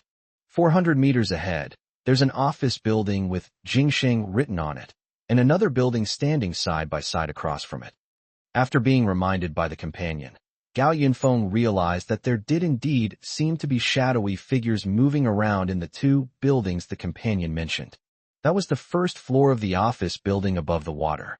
If it weren't for someone suddenly flashing past the window of the building to the left, Gao Yinfong wouldn't have noticed what was happening there.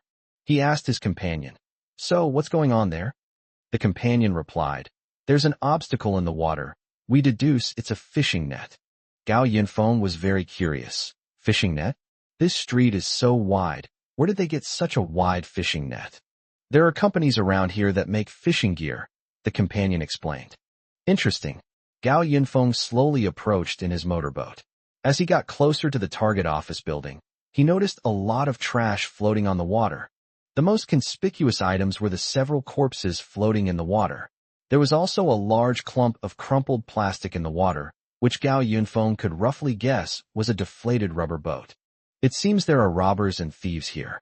Gao Yinfong pretended to be nonchalant and walked into the opponent's net. With his companion's prompting, Gao Yinfong stopped in front of the large fishing net. The next second, a fishing net suddenly emerged from the water, stretching across the entire street and blocking Gao Yinfeng's path. Immediately afterwards, a series of noises began to emanate from the surroundings. Several rubber boats emerged from between the buildings behind Gao Yinfong, cutting off his retreat. There really are some. Gao Yinfong placed his backpack in front of him and reached his right hand into it. He casually tapped his left hand on his leg a few times, waiting for the people to approach. Four rubber boats surrounded Gao Yinfong from both sides. On a rubber dinghy, a shifty-eyed man excitedly said to the burly man next to him, "Brother Jun, what a cool motorboat." The handsome young man stood up, holding a kitchen knife in his hand, his face gleaming fiercely. "Hey kid, you're really in for a world of trouble today." "Oh really? That's terrible. I should have checked the almanac before I left." Gao Yinfong said this, but his tone was as emotionless as when he was reading aloud in school. He then asked an obvious question. "So, what brings all these big brothers here?" Junji immediately puffed out his chest, put his hands on his hips, and said with great arrogance, "Kid, your jet ski looks pretty good. Hand over everything you have, including this jet ski, and then you can leave." Gao Yinfong waved his hand. "No, brother, if I give you all the things, how am I supposed to leave?" At this point, someone started jeering. "How you walk is your business. Just hand over everything useful." Gao Yinfong then said, "What if the things I have don't seem to be of any use to you?" "How is it useless?" Junji's face grew even colder. He looked at Gao Yinfong greedily and said, "You are very useful to us. So that means I can't leave whether I pay or not."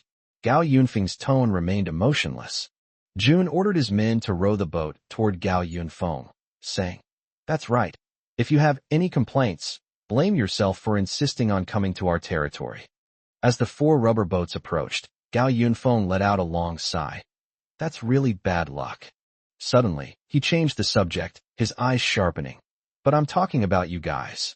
Gao Yinfong yanked his right hand out of his bag, while simultaneously reaching for his waist with his left. Just as the group of ungrateful robbers swung their weapons at him, he had already pointed his gun at them. Put. The submachine guns kept firing at the crowd, and before the people on the two rubber boats could even figure out what was happening, they had all fallen. Jun was stunned for a moment when he saw Gao Yinfong pull a pistol from his waist, but the gunshot the next second made him panic. "There's a gun." Jun's rubber boat was still a few meters away from Gao Yinfong. At this moment, he couldn't leave even if he wanted to. They were in an open area on the water, and they had all become Gao Yinfeng's live targets. Gao Yinfong held a pistol in his left hand and a submachine gun in his right. After clearing out the people on his right with a burst of fire, he caught a glimpse out of the corner of his eye that Junji's rubber boat on his left was already preparing to retreat and escape. He switched the guns in his hands, and a burst of submachine gun fire swept directly into Junji's broad chest. Jun's pupils dilated. He probably had never seen a real gun before in his life, and now he had. He immediately lost his balance and fell headfirst into the water. There were still people on the water, but Gao Yinfong had just blown all the air out of their rubber boats with a burst of fire. The more they struggled to run away, the faster the rubber boats sank. Sure enough, they hadn't gone far when both rubber boats with survivors sank to the bottom. The men who had looked fierce just moments before were now thrashing about in the water like stray dogs. Gao Yinfong turned the motorboat around and swam toward the people struggling in the water. He stopped a few meters away from them and calmly changed the bullets in his pistol. "Help! Help!" The shifty-eyed man reached out to Gao Yinfong, pleading, "Save me. Please, save me." Gao Yinfong began to berate him. "Look at you guys. Why did you have to become robbers? You can't even make a living by robbing people." "I'm sorry, I was wrong." The shifty-eyed man struggled on, pleading, "Please save me. I'll never do it again. I'll never do it again." To everyone's surprise, Gao Yinfong readily agreed. "Sure." Just as the shifty-eyed man's eyes lit up, thinking that Gao Yinfong was being lenient and would let him off the hook, he never expected that Gao Yinfong would point the pistol directly at his head. "Just be more careful in your next life." Bang! The shifty-eyed man sank into the water in remorse. Gao Yinfong, too lazy to waste any more words with the others, shot them all in the head and sent them flying. There were about a dozen more bodies on the water. Gao Yinfong noticed that there were still people in the buildings on both sides, so he raised his submachine gun and opened fire on the glass. "You'd better learn this lesson." Gao Yinfong said this, then used his knife to cut the fishing net blocking his way and continued forward. The commotion he caused attracted many survivors in the vicinity. Chapter 60: Sweeping Away the Weather Bureau. The local meteorological bureau in Yinxing is located near Yinxing TV station and is the meteorological center of the province. Gao Yinfong drove the motorboat to a window, then took out a small hammer and broke the window to enter the house. He walked straight down the corridor and saw a sign that read 3F on the wall at the top of the stairs. The Tianjiao residential area is flooded up to the 10th floor. The terrain there is really unusually low. Gao Yinfong thought to himself. The entire building was indeed empty. Gao Yinfong searched through every room on the 3rd floor, which were all offices. He carried the printer and absorbed everything in the room that he could, including tables, chairs, computers, and air conditioners. After all, every little bit counts. After the 3rd floor was completely ransacked, Gao Yinfong finally made his way up to the 4th floor. The 4th floor was more luxurious than the 3rd floor, and when Gao Yinfong followed the door number to the meteorological monitoring room and pushed open the door, the scene inside was somewhat as he had expected. The equipment in the monitoring room had been almost completely removed, leaving only some data that couldn't be taken away in time and a few scattered computers. It seems the people here evacuated in a rather hurried manner. Gao Yinfong walked into the room, casually placed the printer on a table, and then took out his phone and pointed the camera at the room. "The important things have all been taken away.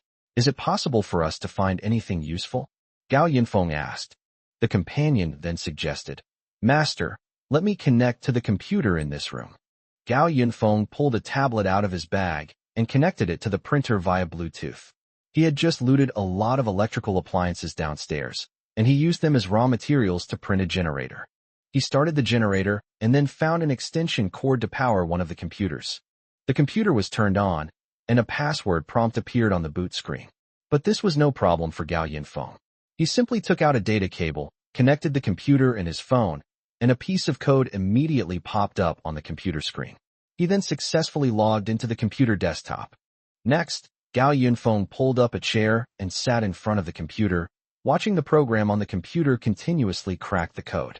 Page after page of code popped up on the computer, making Gao Yinfong exclaim, "High technology is indeed very useful. Master, please insert Zhong Sun's USB drive into the host computer." Gao Yinfong did as instructed, and then a message popped up on the computer screen saying, "Transferring." Gao Yinfong asked curiously, "Is it all done?" The companion replied, "The core computer responsible for receiving official satellite signals has been removed, and since there's no network, I can't connect to the core host." Just when Gao Yinfong thought the matter was over, he was surprised when the conversation took a turn. However, I have already copied all the weather monitoring system and data from this computer. If we get satellite data in the future, we can print out a satellite and launch it ourselves. Gao Yinfong nodded slightly after hearing this. That's all right.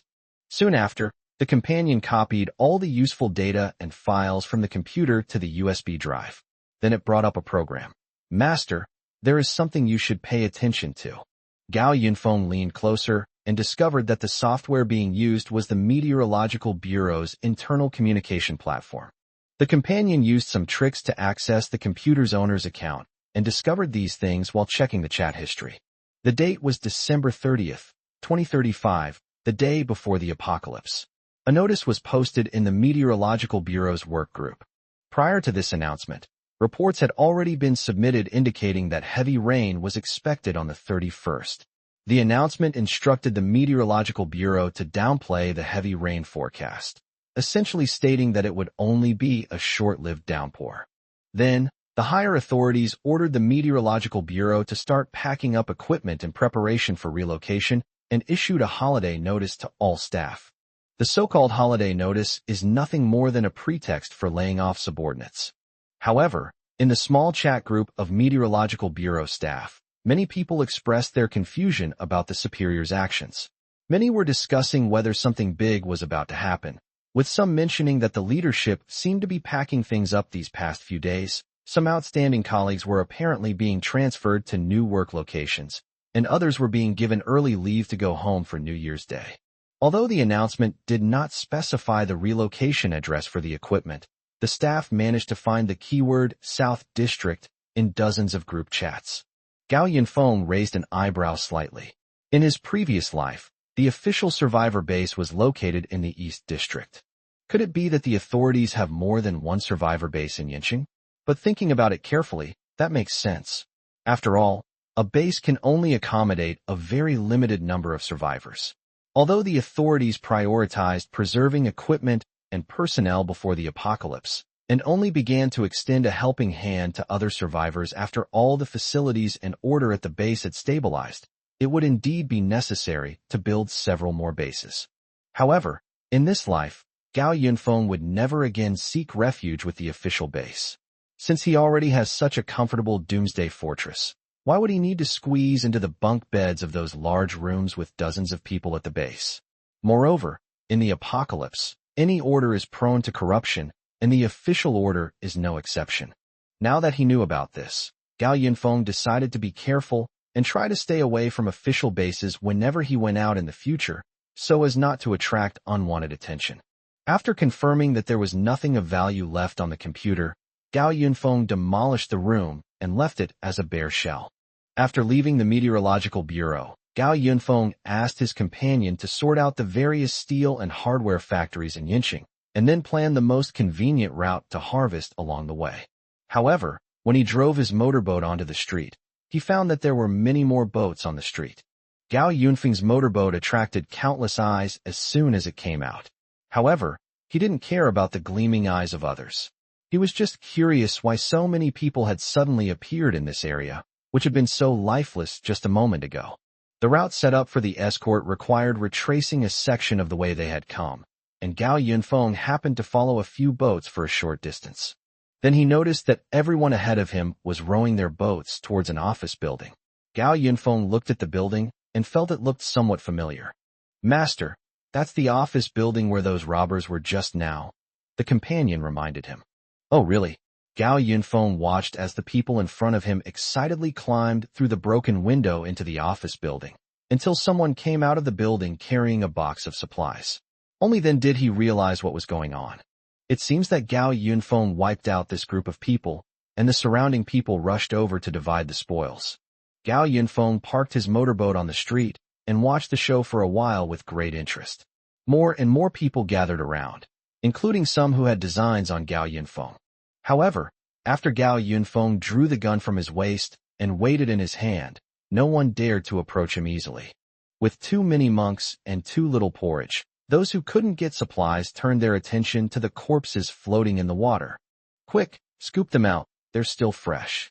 Gao Yinfong shook his head helplessly and prepared to leave. But at that moment, a speedboat slowly approaching caught Gao Yinfeng's attention. While others rushed here anxiously to grab food, this speedboat went straight ahead without stopping. Gao Yinfong took a closer look and saw two people lying on the boat, who looked like patients. Chapter 61 City 0 Yuan Purchase. Gao Yinfong looked at the people on the assault boat and couldn't help but feel a little puzzled. What are three big men on the boat, plus a woman and a child lying on it? Although Gao Yinfong was curious, he wouldn't meddle in other people's business. He was struggling to survive, so why should he care about others?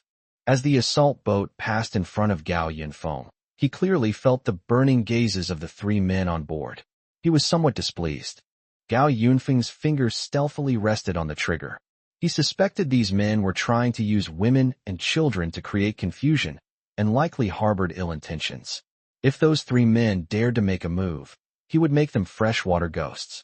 Unexpectedly, when the speedboat was several meters away and level with Gao Yinfeng's motorboat, one of the men on the boat noticed Gao Yinfeng's wary gaze, suddenly smiled, nodded to him, and greeted him. Hello. What? People are still this enthusiastic these days. However, just as he was wondering what was going on, the man opposite him suddenly shouted at him, Behind you. A small boat silently approached Gao Yinfong from behind. A middle-aged man on the boat, holding a machete, assumed a fighting stance, ready to attack Gao Yinfong. Bang! Gao Yinfong didn't even turn his head. He raised his hand and fired a shot that pierced the middle-aged man's head. The man's head lolled to the side, and he collapsed onto the boat. The other crew members on the boat were terrified by the shot, and once they recovered, they immediately rowed away. But this was on the street, in an open area. Where could they run away? Gao Yinfong fired a shot at each of the men's backs, and the boat rocked violently on the water a few times before going still. Do you think I'm blind? Gao Yinfong put away his gun and then paid a little attention to the man who had just warned him. Although his clothes were covered in stains and his face was covered in a beard, the man looked to be about the same age as Gao Yinfong, but his eyes seemed to be much more mature than most people his age. Gao Yinfeng's shot stunned everyone around him. He didn't bother to pay attention to anyone else and restarted the motorboat, speeding away. His first stop was a hardware company 3 kilometers away. The companion happened to have browsed the company's information, so it said to Gao Yinfong, Master, this company specializes in factory equipment parts. I found its profile on a social media platform. The company has a warehouse on the roof. Gao Yinfong nodded slightly, parked the jet ski, and went upstairs. As Gao Yinfong walked up the stairs, he smelled a very strong stench. He frowned and continued upstairs. The stench was strongest when passing by the company's office area. Gao Yinfong looked through the glass door and immediately saw several corpses lying haphazardly on the office floor. At least 3 of the corpses were in a pitted and gruesome state. The building was deathly silent. There was no canteen-like place found in the building, which means that the people trapped in the building were basically without food from the beginning, so it's no wonder that they went crazy and killed each other. Upon reaching the top-floor warehouse, Gao Yinfong simply pushed the door open. Sensing something was amiss, he stepped into the warehouse, his pistol already in his hand. The warehouse had a fairly good metal reserve. Gao Yinfong estimated with his naked eye that there were probably tens of tons of finished metal parts inside. His purpose for this trip was to acquire as much metal as possible, and he specifically chose warehouses or companies that dealt in hardware. After searching the warehouse to make sure no one was there, Gao Yinfong took out the printer and absorbed all the contents of the warehouse. However, just as Gao Yinfong was halfway through his work, the warehouse door, which was slightly ajar, creaked open. Upon hearing the noise, Gao Yinfong instantly raised his gun and aimed. A gaunt man froze in front of the door. His lifeless eyes flashed with a hint of surprise when he saw Gao Yinfong, but his body, which had been restless, suddenly stiffened when he noticed the gun in Gao Yinfeng's hand. Another shocking scene unfolded. The man saw Gao Yinfong holding a black object in his other hand. At that moment, all the products on the shelf in front of Gao Yinfong inexplicably started moving and flew towards the object in his arms before disappearing. Meanwhile, most of the goods in the warehouse had vanished. Gao Yinfong looked at the man with a cold gaze. He clicked his tongue softly and said, "What bad luck." The man turned to run, but Gao Yinfong shot him in the leg. Upon hearing the man scream, Gao Yinfong immediately turned around and absorbed the last remaining items in the warehouse. Gao Yinfong put away the printer and then walked towards the man struggling at the warehouse entrance. The man crawled with all his might, sensing someone approaching from behind. He screamed in fear and then ran for his life with even greater effort. Gao Yinfong walked up to the man in a few steps and stepped on him. "Please, don't kill me," the man begged. "I still have parents. Please don't kill me." "Indeed, there's no need to kill you if we have no grudge against each other," Gao Yinfong said, pointing his pistol at the man's head. "But why did you have to come out when I was busy? Be more careful next time." After dealing with the man, Gao Yinfong checked the entire floor to make sure there was no one else there. Then, he used the printer to absorb all the equipment in the workshop as well. Looking at the dried blood covering the dead man, he must have been the victor in the life-or-death struggle within this building. He certainly had the skill, but his luck was just a bit off. He set off again in his motorboat, and along the way, Gao Yinfong found 2 more warehouses storing hardware products. Just as Gao Yinfong was riding his motorboat down the street, heading west towards the Yincheng industrial zone, a clear gunshot made him slam on the brakes. Who fired the shot? Gao Yinfong immediately changed direction and turned into an alley. He didn't want to be shot in the street. He took out a printer, then took out his tablet, opened the printer program, and printed out a drone on the spot. Go with them and see what's going on. Gao Yinfong was certain that the gunshots were nearby. The drone connected to the companion and slowly took off, flying out of the alley. Gao Yinfong looked at the live feed transmitted back by the drone on his tablet and raised an eyebrow. In the footage, 2 small boats are moored on the water. One of the boats is covered in blood, and a group of people are lifting the bodies from the boat and throwing them into the water. There were a few boxes of supplies on the ship, and it was obvious that it was another group of robbers. The companion asked Gao Yinfong, "Master, these people are blocking our way. Should we deal with them directly?" Gao Yinfong was about to order his companions to make a move when he saw that the group of bandits seemed to have found a new target, and the burly man in the lead had already led his men to chase after them. So he said, "Let's follow them and see." Chapter 62, The Ignorant Reporter. The bandits had their eyes on a speedboat, the same one Gao Yinfong had encountered before. On the street, the white assault boat was blocked by several other boats. The men on the boat wanted to turn around and leave, but the middle-aged man opposite them had already pointed his pistol at them and told them not to move. Upon seeing the gun, the 3 men on the boat dared not move and immediately stopped, covering their heads with their hands. The man who had just greeted Gao Yinfong pleaded, "Sir, please don't shoot. We were just passing by." The middle-aged man scoffed and said, "Whether you're just passing through or not, once you're here, you have to pay the toll. Hand over any useful supplies." The man was taken aback and said, "Brother, we just came out. We don't have any supplies." "Bullshit." The middle-aged man pointed his gun at the other man and said, "You 3 grown men, though a bit dirty, are in good spirits and still quite strong. After so many days of rain, who can maintain this condition? Saying you don't have any supplies is a lie." The robber's attention was entirely focused on the 3 men in the speedboat, completely unaware that a drone had emerged from the alley and flown close to the wall into the balcony of an apartment building. Gao Yinfong had specially installed a microphone with good sound pickup so he could hear their conversation clearly. In fact, he had the same questions about the people on the assault boat. The torrential rains have lasted for nearly 2 months, turning every building in the city into an isolated island. The number of people who can survive in each place, and the condition of those who do, depends entirely on their supplies. In big cities, apart from supermarkets and markets where food is sold and stored, very few people have enough supplies to last 2 months. The bandits were all thin, with eyes like those of jackals, but the men on the assault boat were different. Their eyes weren't dull and lifeless, and although they were also haggard, they looked much better than the bandits. So Gao Yinfong wanted to see who these men were. Anyway, people love a good show. The middle-aged man saw the woman and child lying on the speedboat and asked, "Why are you taking 2 more people with you?" The other 2 men on the speedboat remained silent out of fear, but the young man who had greeted Gao Yinfong was still gritting his teeth and saying, "Brother, they're sick. and we want to take them to the hospital to see a doctor." "What?" the middle-aged man and Gao Yinfong exclaimed in unison. The middle-aged man's henchman was even more shocked and said, "Brother Yong, are they all right? Should we go to the hospital now?" The middle-aged man named Zhang Yong looked incredulous and said, "Have you all lost your minds? What time is it? Going to the hospital? Who are you trying to fool?"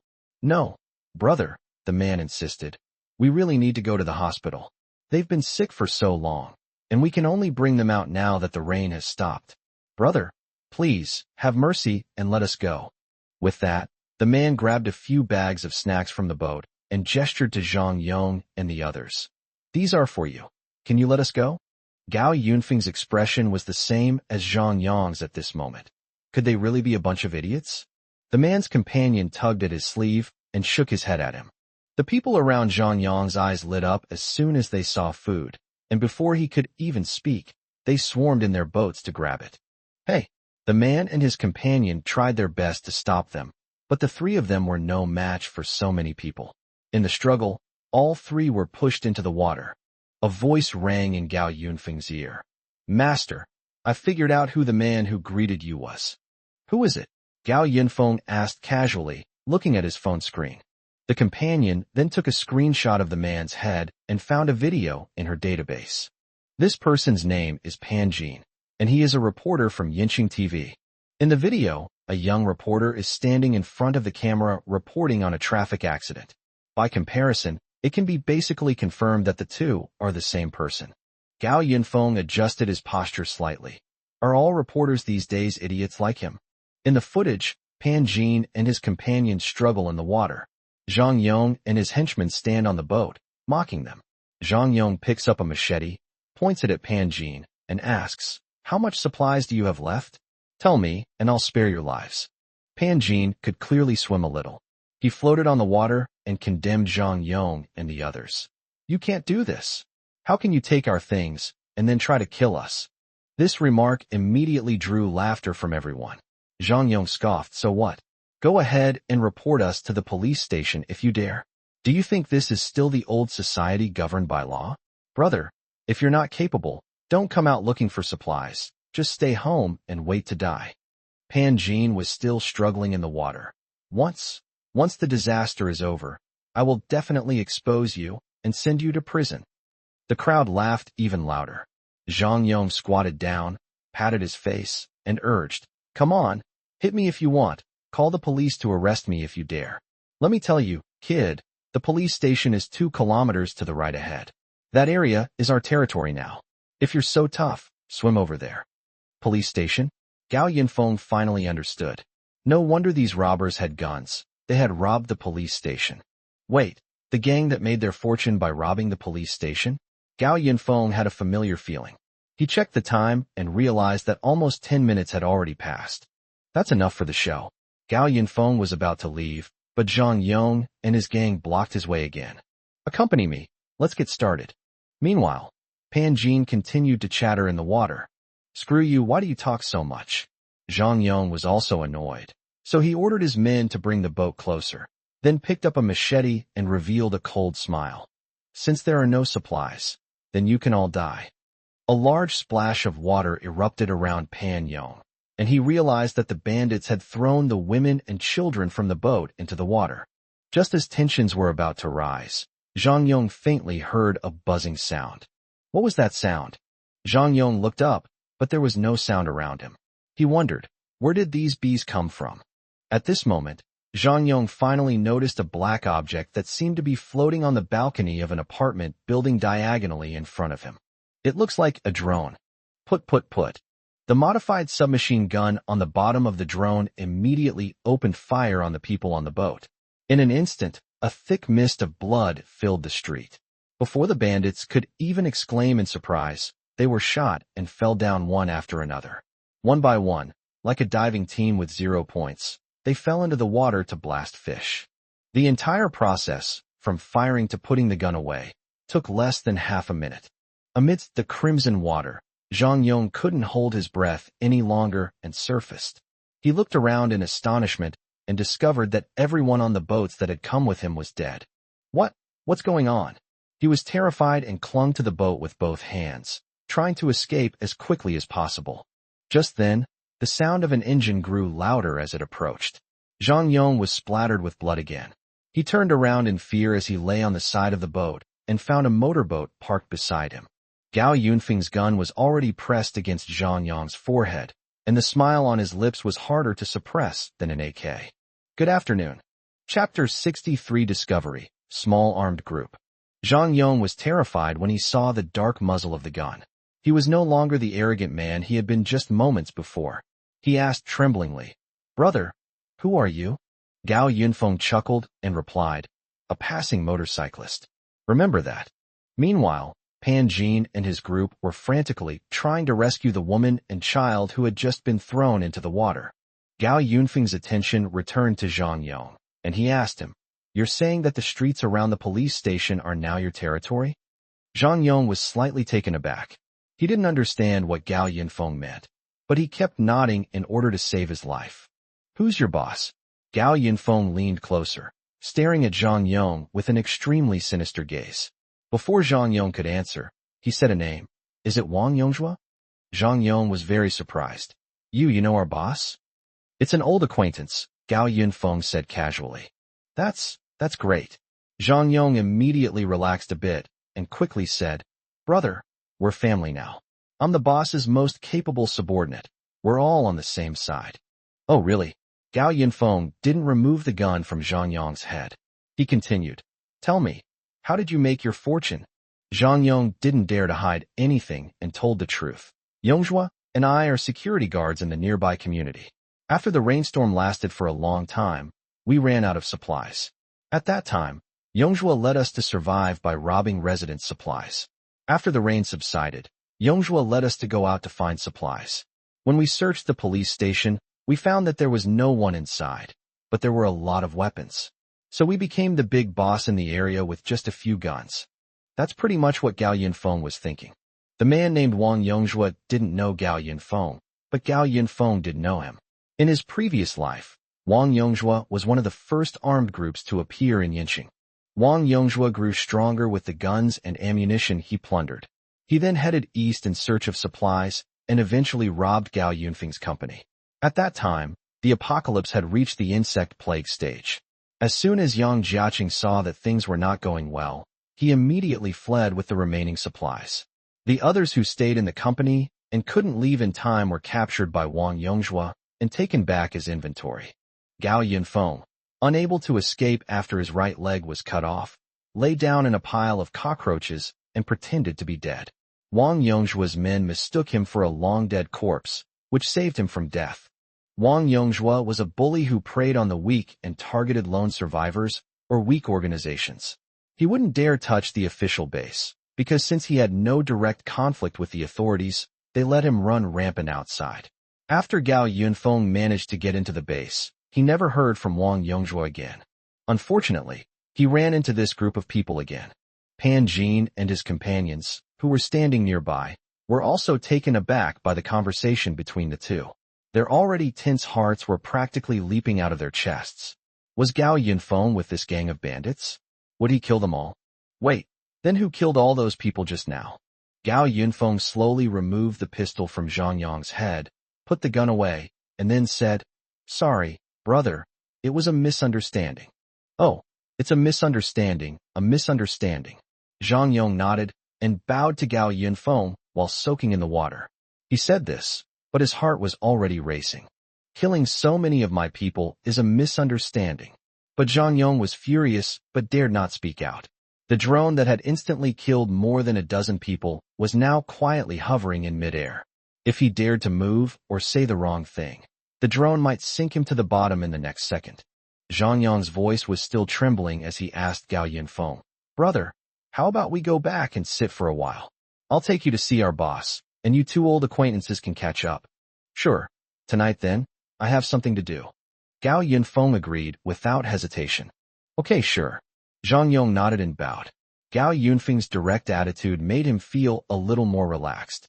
He climbed onto the boat with both hands and feet, and then said to Gao Yinfong respectfully, "Brother, I'll go back first. I'll go back and report to my older brother." I'll wait for you at Jinxing Community up ahead tonight. Sure.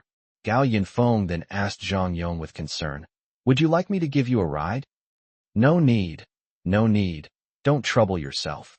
Zhang Yong's last words were still stuck in his throat when a series of gunshots rang out, and his chest was instantly pierced by a bullet. You.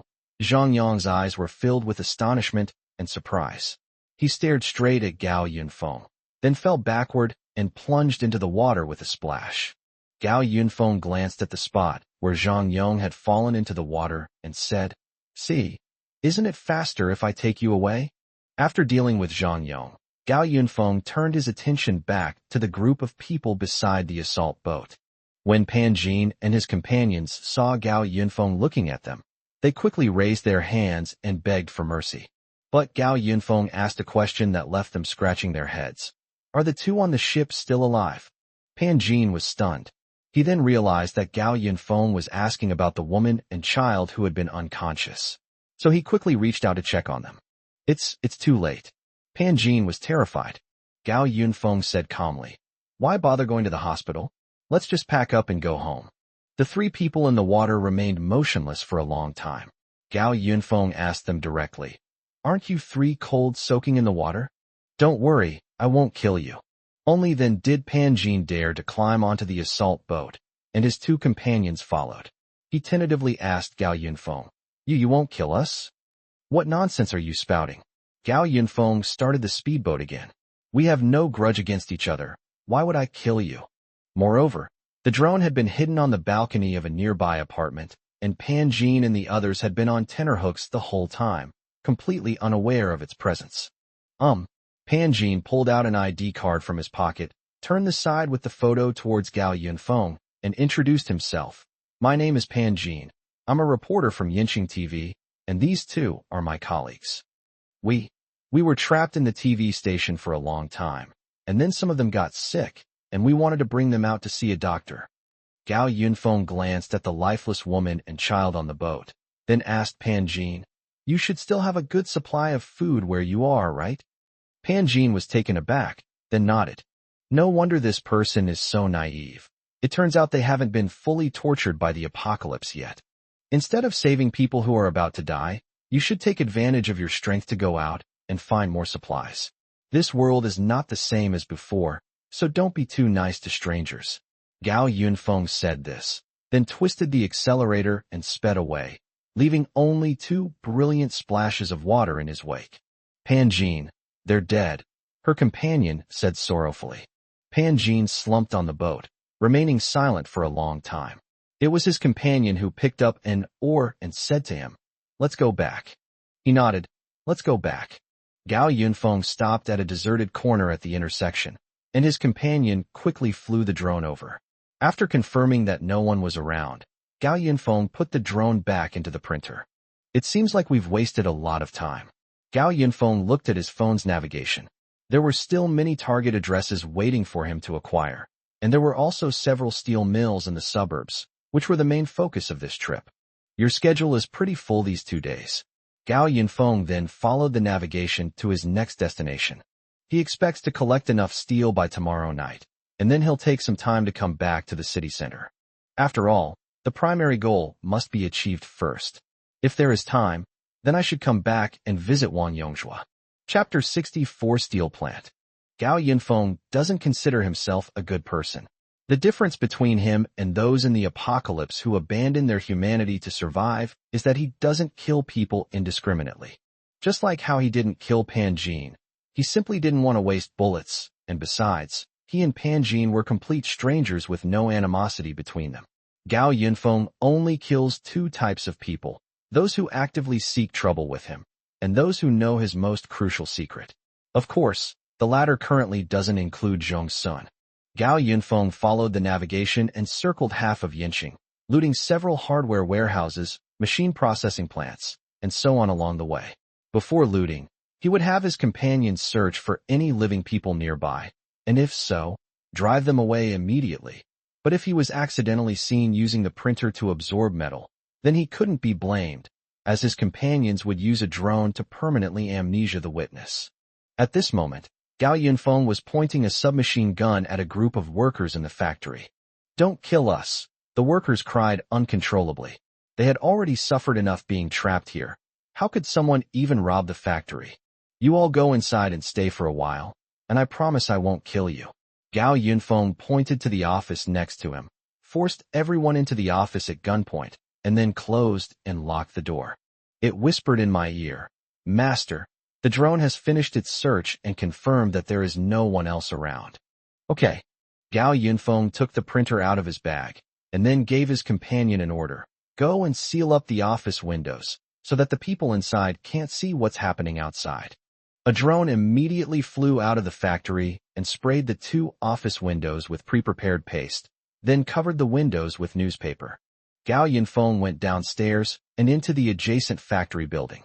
The huge factory building contained tens of thousands of tons of finished and semi-finished steel products, while another factory building contained a lot of finished steel coils.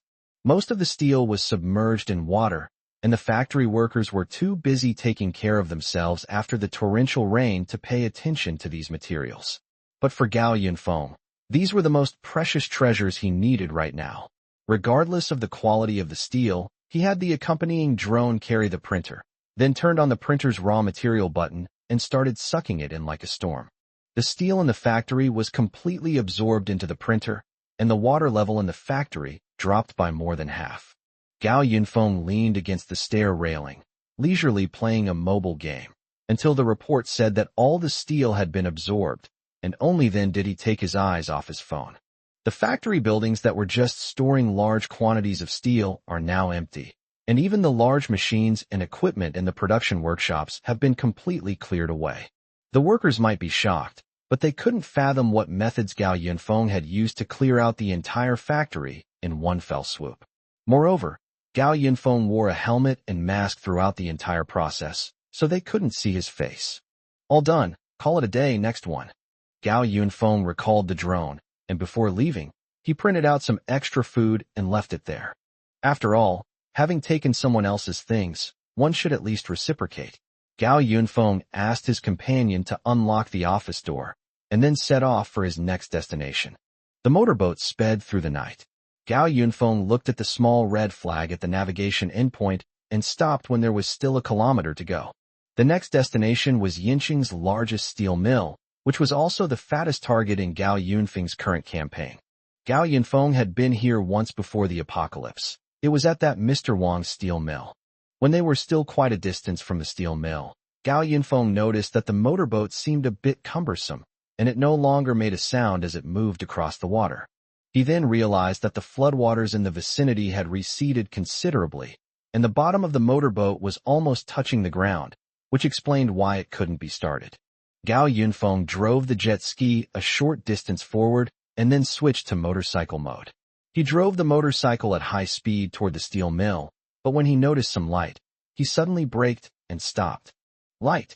Gao Yinfong became wary. He found a secluded corner to hide in, and then printed out 3 drones to send his companion to scout ahead. The drone's surveillance camera was set to night vision mode, and the entire scene was a vast expanse of green, except for one steel mill in the distance that showed an unusual bright color. There is still electricity in the steel mill.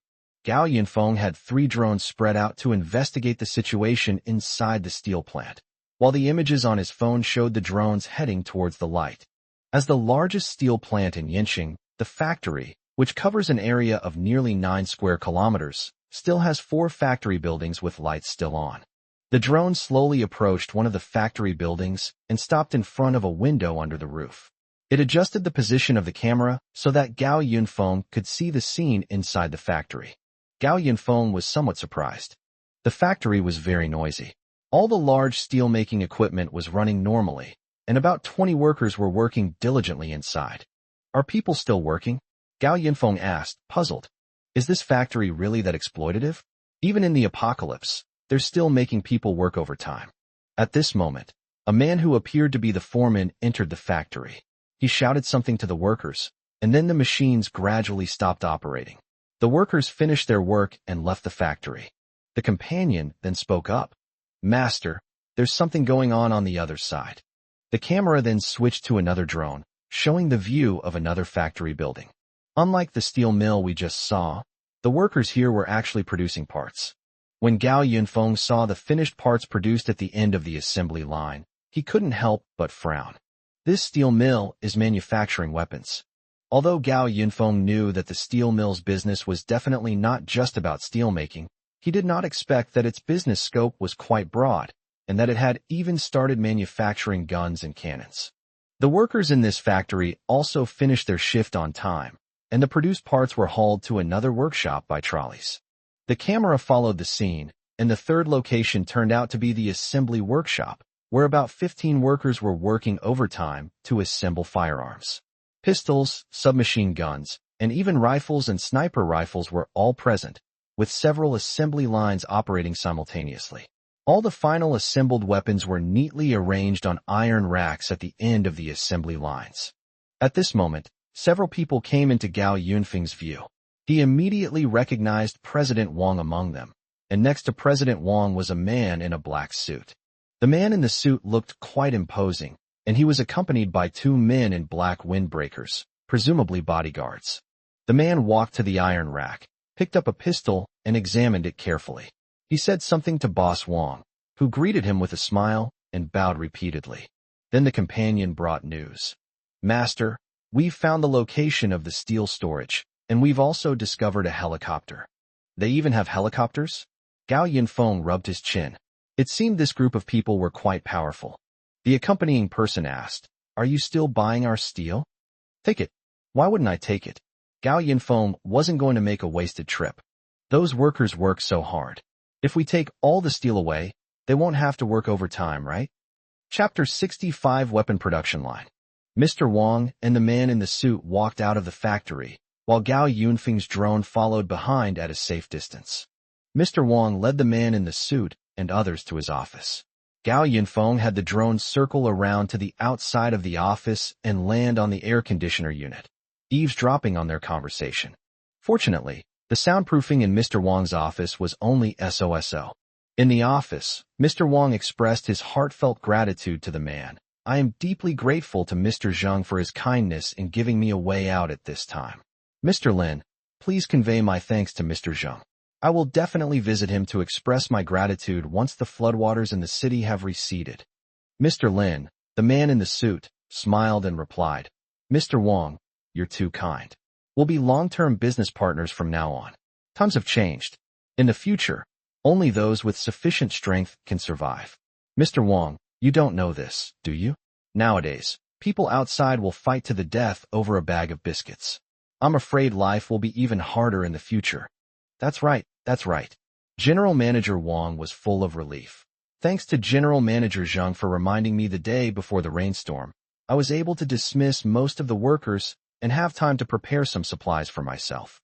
Otherwise, I would have had trouble even feeding myself, let alone supporting nearly 100 workers to work for General Manager Zheng. Mr. Lin said, "Some of the supplies that were promised in advance have already been delivered to your warehouse, and you can go and inspect them. The remaining supplies will be delivered after all the weapons are produced, and our vehicles can enter the steel mill." "Okay, fine." Mr. Wang then asked another question. "I wonder how many people Mr. Zheng plans to build? You need so many weapons." "You don't need to worry about that," Mr. Lin reassured Mr. Wang. "Once we've established ourselves, you, as our partner, will naturally receive our protection.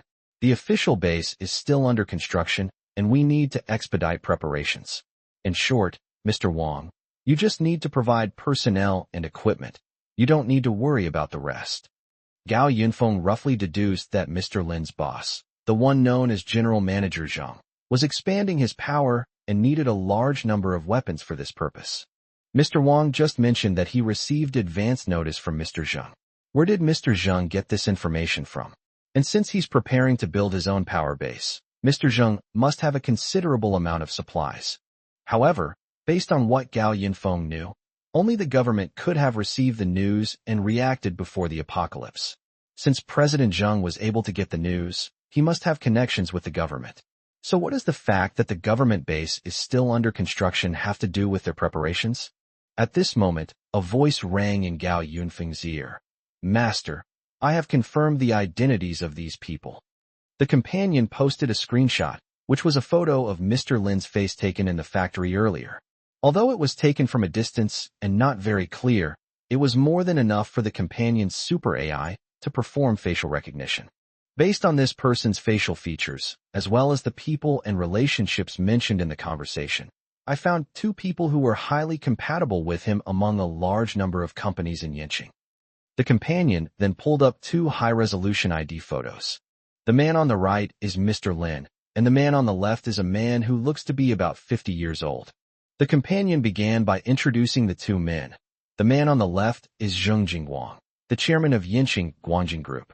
The man on the right is Lin Jintao, his secretary. Guangjing Group? Gao Yinfong remembered it as a very famous technology company in China.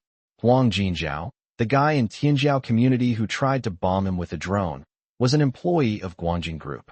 Guangjing Group mainly focuses on high-tech products, including but not limited to automobiles, mobile phones, drones, and other fields.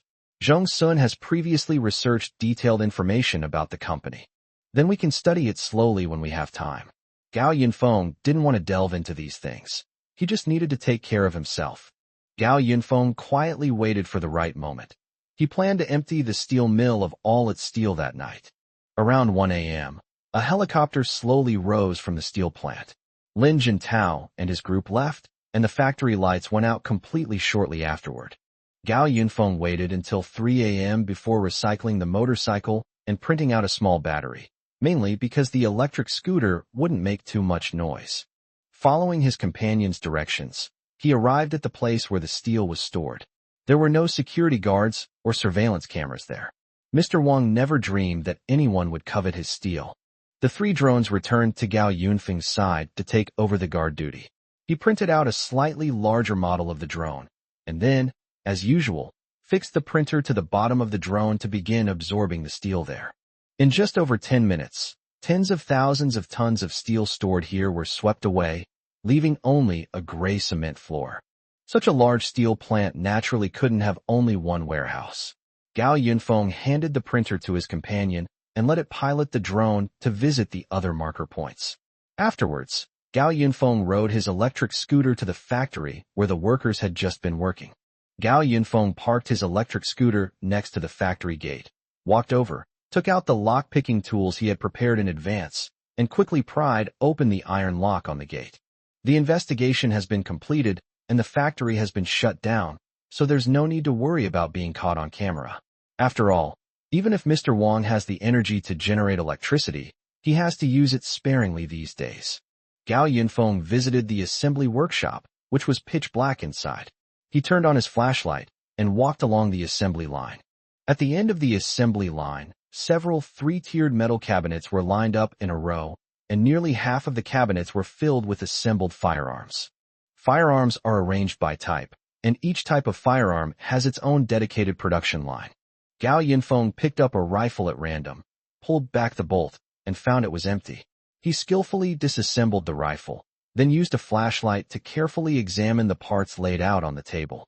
The gun is fairly well made, much better than the homemade guns made by organizations and individuals in the apocalypse, but of course it still can't compare to the military equipment in the hands of the government.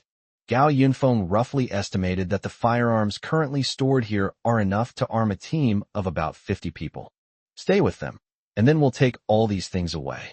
Gao Yinfong turned and walked towards another factory building. Upon arriving at the parts production workshop, Gao Yinfong found various molds for gun parts and blueprints for various weapons. Mr. Wang's steel mill is one of the top in Yinching and even nationwide.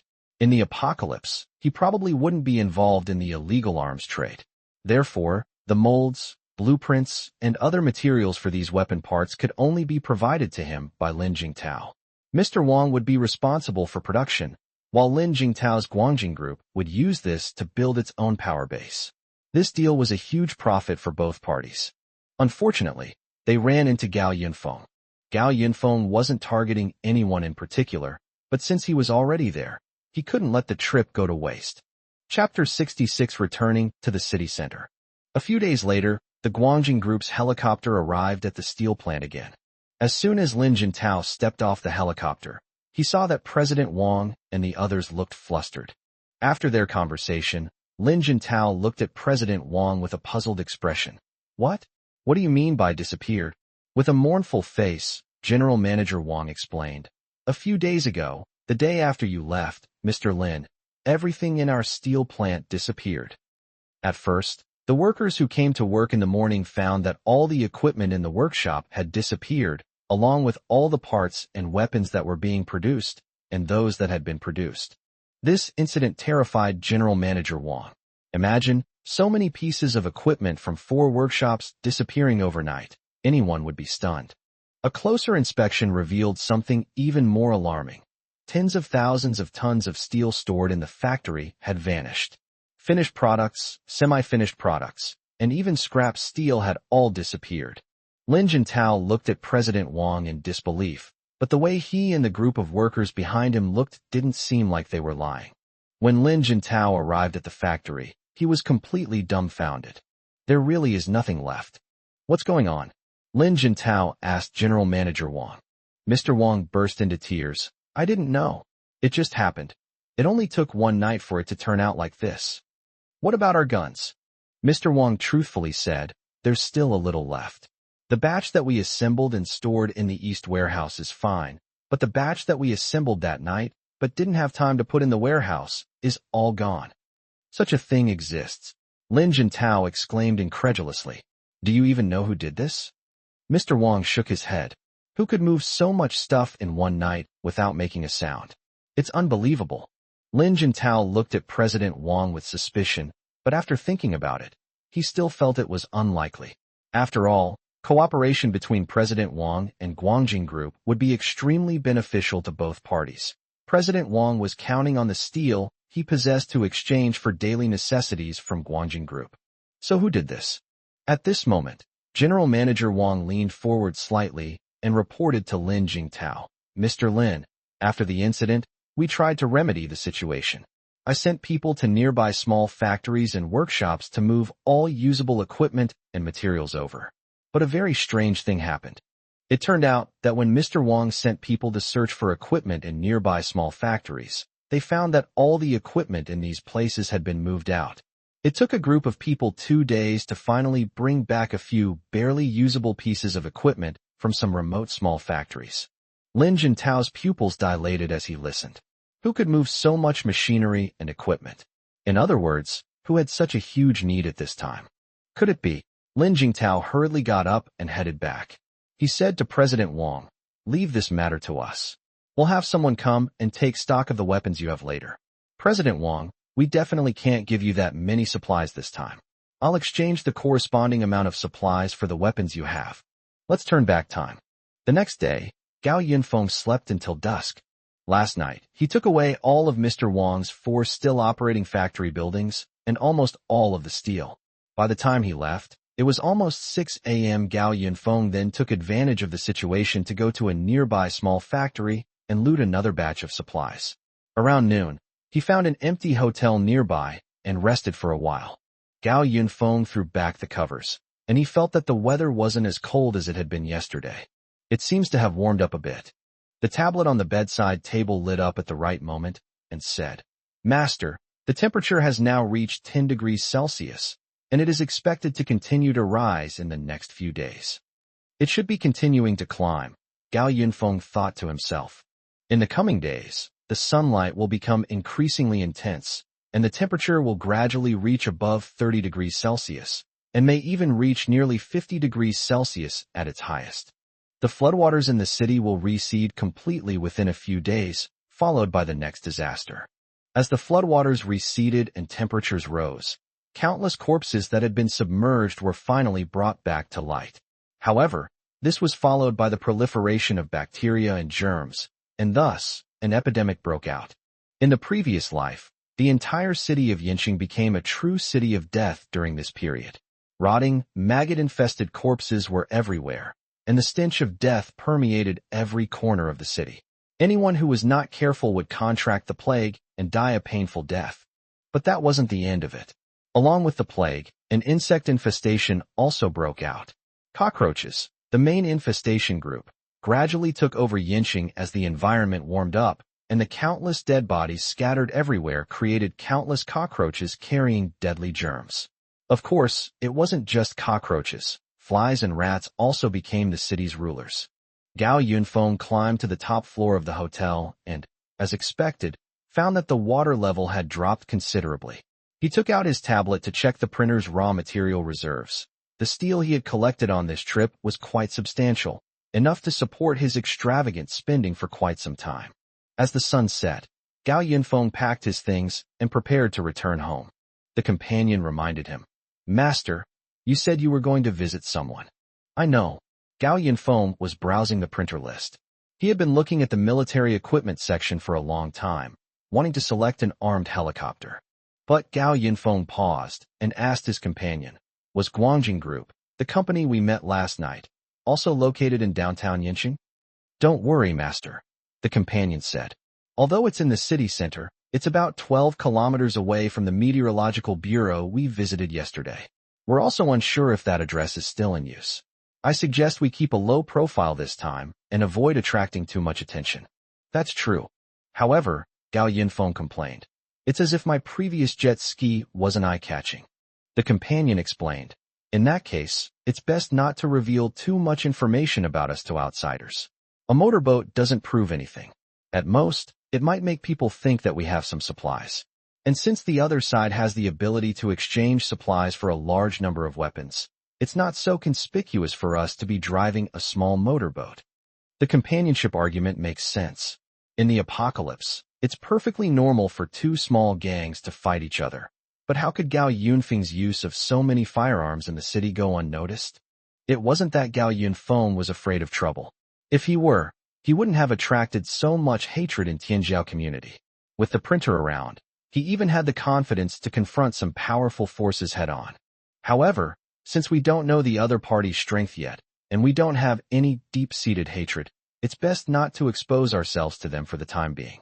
As for him taking so many weapons that were pre-ordered, if you don't tell me and I don't tell you, who will know? We still need to settle scores with Wang Yongzhua from our past life, so it's best to keep a low profile. However, Gao Yinfong kept thinking about one thing on the way. If there were truly such a powerful civilian force, would the entire Yanqing have been in such a chaotic state of multiple armed factions in the previous life? Chapter 67 Jincheng, Residential Area. It is said that two tigers cannot share one mountain, and naturally, too many organizations and forces will not be allowed to coexist in a city at the same time. In his previous life, when Gao Yinfong worked as a repairman at the survivor base, he overheard someone mention this while helping a reconnaissance team repair their equipment. At that time, there were about a dozen armed forces of similar strength in the entire Yanqing, each occupying a portion of territory and surviving on the resources within their territory. Everyone wanted to expand their influence, but in practice, it was too difficult. Everyone wants to swallow up the other forces, but they don't have the ability to do so, so on the surface everyone is still in a stalemate. The situation only changed when the superhumans started to appear. As they spoke, Gao Yinfong drove his motorboat to the intersection near where he had met Zhang Yong and the others the day before. It was already evening, and he quickly arrived near the Jincheng residential area.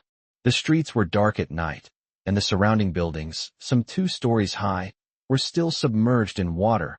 All was quiet. The main entrance of Jincheng community was about 200 meters in front of Gao Yinfong. At this time, Gao Yinfong parked the motorboat next to an office building. He climbed into the office building through the window and only took out the printer and tablet after confirming that no one was in the building. Gao Yinfong printed 5 drones out of the printer in one go. It has to be said that drones are really useful. They are small targets with high maneuverability and can be equipped with different weapons according to needs. With this super AI by his side, even the operation is saved. In the darkness, 5 drones flew out of a window one by one, heading towards Jincheng residential area. Gao Yunfeng's phone screen had switched to the view of one of the drones. The drone's monitoring camera had activated night mode, turning the entire screen a black and green hue. Gao Yinfong instructed his companion to go in first and locate the target. Once they found Wang Yongzhua and his gang, they would wipe them out in one fell swoop. In Jincheng residential area, cries of agony continued. Wang Yongzhua and his men were searching for supplies door to door in Jinqing community in a small boat. He knew that many elderly people in the community liked to hoard things at home, so there must be more supplies than just this. After gaining the ability to freely enter and exit by boat, Wang Yongzhua began to rule the Jinqing residential area, relying on several handguns he found at the police station. He squeezed every last drop of value from the residents who were originally trapped in the same building, then slit their throats one by one, hanging their bodies by the windows of each building as a warning to others. He's living a very comfortable life now. Although his quality of life isn't as good as it was before the apocalypse, at least Wang Yongzhua can hold his head high and be a decent human being again. Previously, there were rumors of poor property management services in Jinqing community. The residents had already applied to change property management companies, but then the apocalyptic torrential rain hit. As the security captain of the community, Wang Yongzhua usually suffers all kinds of difficulties from the residents. Now that the world has ended, he can finally get his revenge on these residents. At this moment, in a certain room, Wang Yongzhua ordered his men to beat the resident of the room half to death, and only then did they manage to extract the location of the supplies from him. Sure, the supplies are hidden in the toilet. Wang Yongzhua kicked the toilet again to vent his anger before ending the day's looting and returning to his hideout with his men. Back in his apartment building, Wang Yongzhua asked his men who had stayed behind, "Have those guys confessed yet?" "Brother, I'm out of ideas." Wang Yongzhua immediately frowned, rolled up his sleeves, and walked into the room that had been converted into an interrogation room. There were 3 men in the room. 2 of them were tied to chairs and beaten black and blue, while the other was hanging up and seemed to be dead. Wang Yongzhua took a baton from one of his men and started beating one of the bearded men. "Did you do it? Talk to me or not." The man was beaten senseless and cried out, "I didn't do anything. What are you saying? Confess now." Wang Yongzhua swung the stick at him a few more times. Wang Yongzhua was asking about Zhang Yong. Yesterday, Zhang Yong and a group of brothers went out and never came back. Wang Yongzhua sent people out to look for him, and they found Zhang Yong floating on the water in a street 2 kilometers away. So he arrested the 3 men and tortured them severely. But anyone with eyes to see knows that Zhang Yong's death could not have been caused by these few people. They had no guns, no boats to search for supplies, and were all weak office workers. How could they have the ability to kill Zhang Yong and the dozen or so people he took with him? It was just that these 3 had offended Wang Yongzhua before, and he simply found a reason to arrest them and give them a beating. After venting his personal grievances, Wang Yongzhua walked out of the room, feeling relieved. His subordinate approached him and asked, "Brother Wang, what about Brother Yong and the others? What can we do? Can we find out who did it?" Wang Yongzhua asked rhetorically, but he himself was puzzled as to how someone nearby had a gun. It wasn't the small pistol in Wang Yongzhua's hand, but a submachine gun with a high rate of fire and a large number of bullets. The bodies of Zhang Yong and the others had at least 5 or 6 bullet holes. What kind of genius was so extravagant as to shoot them with a submachine gun? The more Wang Yongzhua thought about it, the more troublesome things seemed. He shook his head and said, "If there's a well-equipped gang around here, we can't possibly beat them." The subordinate then asked, "So we're not going to avenge Brother Yong?" "You need to find out who did it first." Wang Yongzhua rolled his eyes at him and said, "But we still have to report it. They killed more than a dozen of our brothers. This can't just be left like this. We'll settle accounts with these people after we leave this place.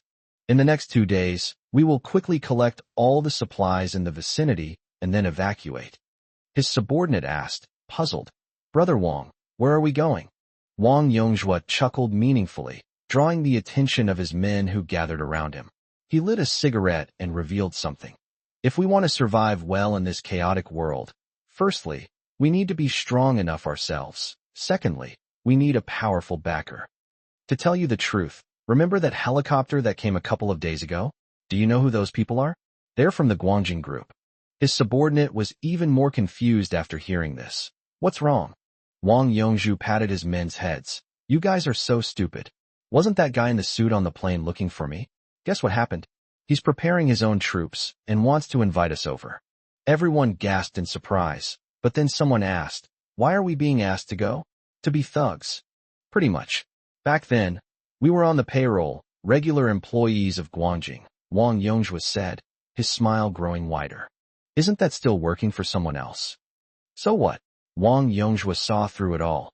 You expect these good-for-nothings in the neighborhood to have enough supplies to feed us for a lifetime?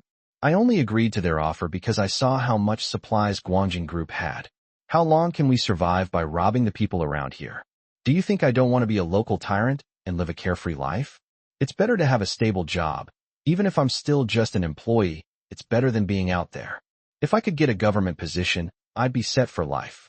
The crowd realized what was happening and began to complain that Wang Yongjua had kept such good news from them. Some people then asked, but why would they contact us? Wang Yongjua shook his head and guessed, they probably see how strong we are and want us to be bodyguards for those bosses. After all, we have enough strength to go around. Everyone was overjoyed, but then someone noticed a red light outside the window and a small shadow indistinctly visible. What's that thing outside the window? Wang Yongjua looked at it for a long time, but couldn't figure it out. One of his subordinates moved closer and observed it for a while before vaguely realizing. It looks like a drone. Wang Yongjua asked in confusion, drones? Where are there drones anymore? Suddenly, something unexpected happened. Before Wang Yongjua and the others could figure out what was going on, the drone outside the window suddenly started making a put-put-put sound. Then the window glass shattered, and the men standing in front of the window were instantly riddled with bullets. Wang Yongjua's pupils constricted sharply, and he shouted, "Oh no! Enemy attack! Chapter 68 One-Sided Massacre. Master, please confirm if this is the target." The accompanying drone landed outside the window of an apartment building, its camera pointed at several people standing in the hallway. Gao Yinfong zoomed in on the image. Among the group of people chatting by the window, only one person was holding a candle, but the candlelight was just enough for Gao Yinfong to see their faces clearly. Gao Yinfong recognized the pockmarked middle-aged man with the cigarette as Wang Yongjua. Although he had only seen him once in his previous life, Gao Yinfong could remember his face as soon as he saw it.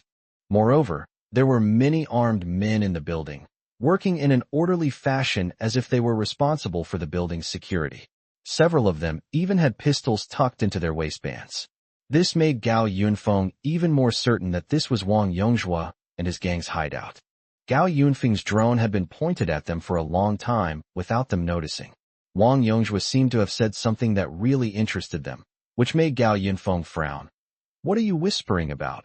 Gossiping about?" He picked up the tablet, opened the drone's operating system, and then asked his companion to hand over control of the drone to him. "Switch to manual operation. Let me do everything."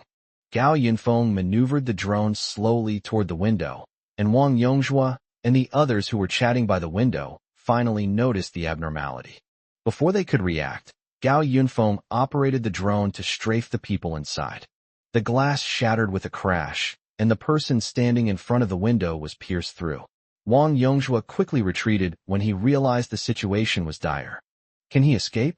Gao Yinfeng's bullets chased after Wang Yongjua's figure. At this moment, his operation interface was similar to a shooting mobile game, with the left hand controlling the direction and the right hand controlling the firing. Gao Yinfong thought his accuracy should be high enough, but Wang Yongjua still dodged into the corner at an extremely fast speed. The bullet grazed Wang Yongjua's ear. He dodged around the corner, his near-death experience leaving him drenched in cold sweat. Where did this drone come from? Wang Yongjua couldn't understand who was targeting him. He noticed the several alarming bullet holes in the wall and couldn't help but think of Zhang Yong. Could it be that this drone killed Zhang Yong? Wang Yongjua pondered this in his mind. He knew he had offended countless people, primarily the residents of the neighborhood and surrounding areas. However, as a security guard who had worked there for many years, he knew that most of the residents were office workers with little ability, only focused on making money and showing off their superiority. Where would they get the power to mobilize armed drones to deal with him? And even if you wanted to deal with him, why didn't you do it earlier? Wang Yongjua couldn't understand it. Who else could use drones so effectively these days? Oh right, Guanjing Group. Didn't they start out with high-tech products? But that shouldn't be the case. Just 2 days ago, that guy surnamed Lin brought people over to talk to him about cooperation. How could he have come to kill him? Just as Wang Yongjua was racking his brains, Gao Yinfong had already entered with his drone. Chaos had broken out in the apartment building. Wang Yongshua's men's first reaction to the gunshots was that their boss had shot someone again. But upon closer inspection, something didn't make sense. How could a pistol achieve such a high rate of fire? Just as the group of underlings were about to head to Wang Yongshua's floor, the other drones outside the window began to take action. In an instant, 5 drones and 5 submachine guns fired simultaneously, shattering all the windows in the apartment building's corridors. Many people were shot through before they could even react. It must be said that the accuracy of the companion was far superior to that of Gao Yinfong. It was as if it had unlocked a lock, with every shot locked onto everyone in its line of sight. Some people even tried to fire back, but the companion reacted faster than them. A chase is unfolding inside the apartment building, with 4 drones relentlessly pursuing and killing the residents, leaving a trail of corpses in their wake. On the other hand, Gao Yinfong was slowly approaching the corner where Wang Yongzhua was hiding in his drone. At this moment, he noticed that the drone's ammo capacity was 5. Gao Yinfong clicked his tongue softly, regretting that he should have aimed at Wang Yongzhua first. As the drone flew around the corner, Gao Yinfong, who was about to fire his gun, paused slightly. Wang Yongzhua is gone. There is another room at the end of this corridor. The companion reminded. Master, Wang Yongzhua has hidden in the master bedroom of that room. It then controlled a drone to come outside and lock onto Wang Yongzhua's location. Gao Yinfong asked, have the others in the apartment building been dealt with? The companion replied, we're cleaning it up now. 3 drones should be enough. Give Wang Yongzhua to me. Gao Yinfong controlled the drone to fly out of the building and circle around to the master bedroom. Inside the bedroom, Wang Yongzhua anxiously watched the movements outside the door. Gunshots echoed continuously in the apartment building, indicating that Wang Yongzhua's men had suffered heavy casualties. His mind raced, trying to think of a way to escape safely. The doors and windows of the room were tightly closed. If Wang Yongzhua continued to hide here and did not show himself, the drone might think that everyone had been killed and left on its own. Wang Yongzhua bent over slightly, trying to crawl under the bed so that the drone might not be able to spot him. Just as he slowly crawled toward the bed, a sliver of bright moonlight shone through the thin gap in the curtains and into the room. Wang Yongzhua suddenly froze, because when his gaze was level with the gap in the curtains, he noticed a tiny red dot outside the window. A drone was watching him intently from outside the window. Oh no! Wang Yongzhua tried to escape, but the bullets were faster than his reaction time. 5 bullets pierced the glass and entered the room, 4 of which hit Wang Yongzhua, with 1 bullet striking him squarely between the eyebrows. Wang Yongzhua never figured out which person he shouldn't have offended. Done. Gao Yinfong shrugged, letting his companion clean up the mess. Soon, all of Wang Yongshua's men in the apartment building were eliminated. Even if some were left outside, with Wang Yongzhua, the leader, dead, the remaining underlings were no longer a threat. The 5 drones returned to Gao Yinfeng's side. He used a printer to retrieve all the drones and then said, that's a wrap, time to go home. However, Gao Yinfeng also retrieved the motorboat, as it was getting late, and he didn't want to waste another hour or 2. So he went to the rooftop and printed out a helicopter. The accompanying pilot flew the helicopter back towards the northern part of the city in the darkness. Several days later, the floodwaters receded completely from Yincheng, and the temperature began to rise steadily. Meanwhile, the corpses of various creatures in the city began to decompose and stink rapidly after being soaked in water and exposed to high temperatures, and a plague swept through the entire city in no time. A helicopter arrived over Jincheng residential area and landed on the roof of one of the apartment buildings. As soon as Lin Jintao and his bodyguards entered the apartment building, they were overwhelmed by a strong odor that made them dizzy. What happened? Chapter 69 High Temperature Warning. When Lin Jintao arrived at Jincheng Community again, the outdoor temperature had reached nearly 30 degrees Celsius. As soon as he and his bodyguards opened the rooftop door, a stench hit them even before they stepped inside. What happened? Lin Jintao was dizzy from the fumes. The bodyguard beside her frowned, recognizing the smell immediately. Secretary Lin, this is the stench of a corpse. Does the smell have to be this strong? Lin Jintao couldn't stand it anymore, so he sent 2 bodyguards down to call Wang Yongzhua up. About 20 minutes later, Two bodyguards wearing masks returned to the rooftop, their expressions serious. Secretary Lin, everyone in this building is dead. What? Lin Jintao asked incredulously. Where's Wang Yongzhua? The bodyguard shook his head. I don't know, but it seems that the people who died inside the building were all his men. Has there been a riot in this neighborhood? Lin Jintao thought about it, and it didn't seem right. Even if someone started the trouble, could they possibly defeat Wang Yongzhua's dozens of men? The situation inside the building was horrific. Corpses were everywhere in the stairwells, and even the rooms. The entire building reeked of maggots under the high temperature. Countless flies buzzed around the building, making it a veritable hell on earth. Even with a mask on, Lin Jintao couldn't suppress the churning in his stomach. His bodyguard brought a stick and turned a corpse over, only to find that it was impossible to identify the face. After much searching, the bodyguards finally found one of Wang Yongzhua's men in another building in the community. He had been doing petty theft elsewhere when the incident occurred. The man wept as he recounted the events of that night to Lin Jintao and the others. Lin Jintao was shocked after hearing this. You mean several drones wiped out the entire building? Yes. The man's legs went weak with fear again as he recalled the scene. How terrifying. Drones were chasing people around the building, killing them. Who did this? Lin Jintao thought and thought. Who in Yinqing could still use a weapon like a drone? Secretary Lin. A bodyguard approached. I just observed that most of the bodies were killed within 3 shots to the head or neck. Judging from the gunshot wounds and the spent cartridges on the ground, it was a military submachine gun. Military? Could it be government personnel? Lin Jintao fell into deep thought, but he quickly dismissed his guess. No, the government wouldn't carry out a massacre for no reason. Besides, according to reliable sources, the 3 government shelters in Yinqing are still closed. They haven't even resolved their own internal problems, so why would they come to the city center to kill people? The bodyguard asked in bewilderment. Who could have done this? Even if a sizable armed group has already been established, the fact that they would dare to expend so much ammunition suggests that their strength is considerable.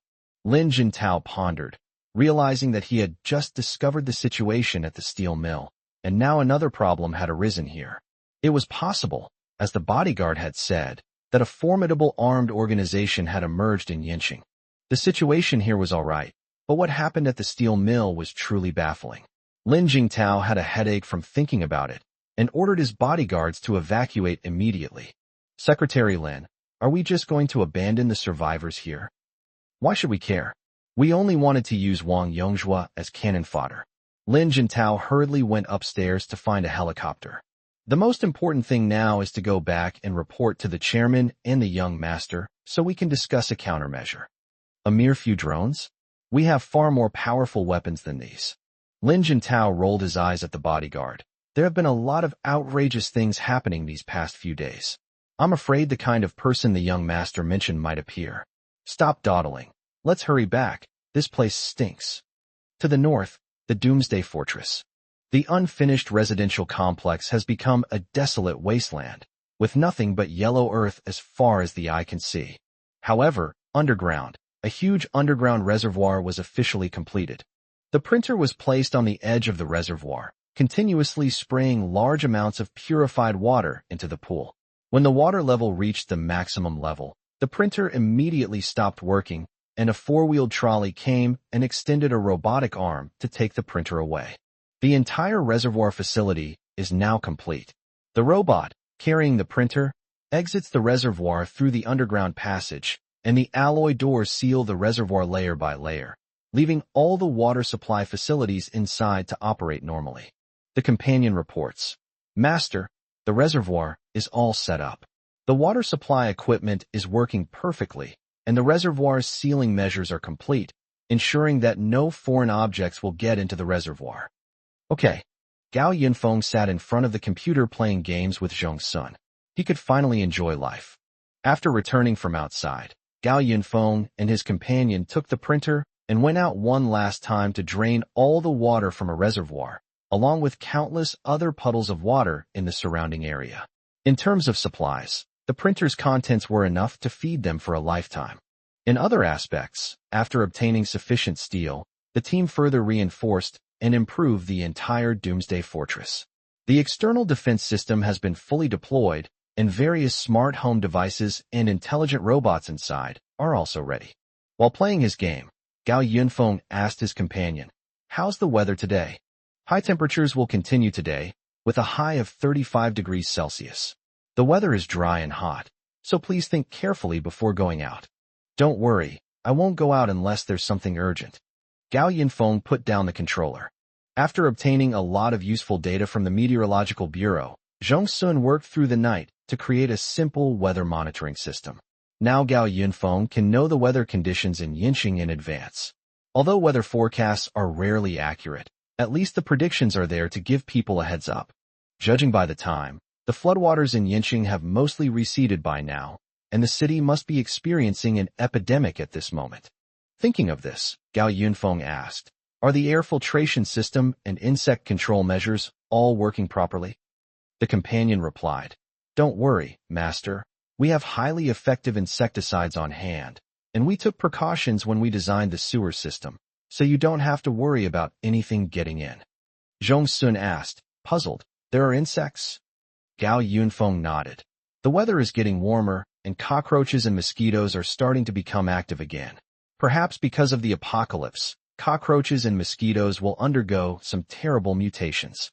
Hearing this gave Zhong Sun goosebumps. She then instructed her companion, "Get a few more robots, specifically for killing cockroaches." Sure enough, 2 days later, Gao Yinfong accidentally discovered many black dots crawling on the ground while reviewing the surveillance footage outside. There were many more cockroaches outside, a dark mass on the ground, and countless black wings fluttering haphazardly in the air. Not only cockroaches arrived, but also some uninvited guests. That evening, the companion suddenly spoke up to warn, "Master, someone's coming." Chapter 70, The First Visitors. Inside, the air conditioning kept the room at a comfortable temperature. Gao Yinfong had just finished showering when he received the message to keep him company. He pulled up the surveillance footage and immediately switched to the corresponding perspective.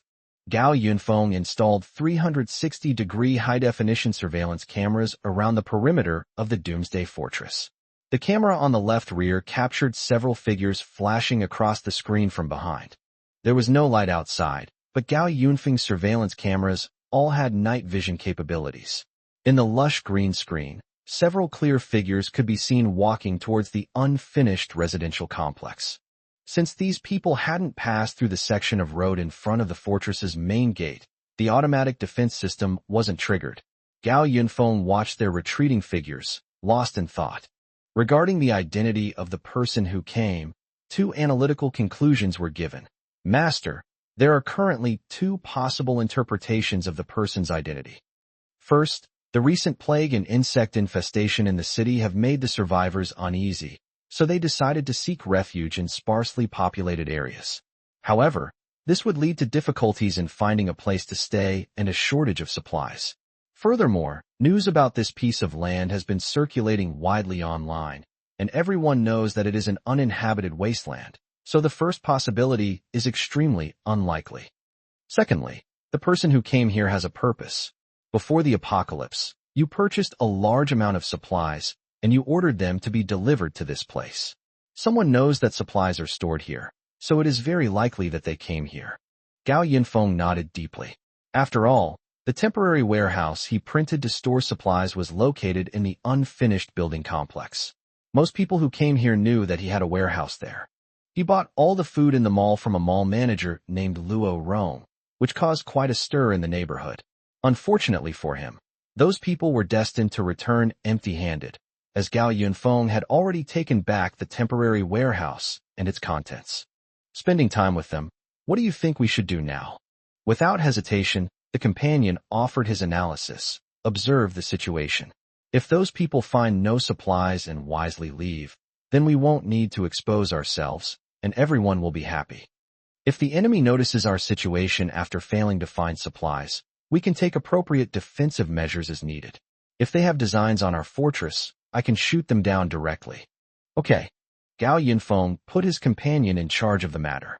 That said, I wonder what happened to Luo Rong after that.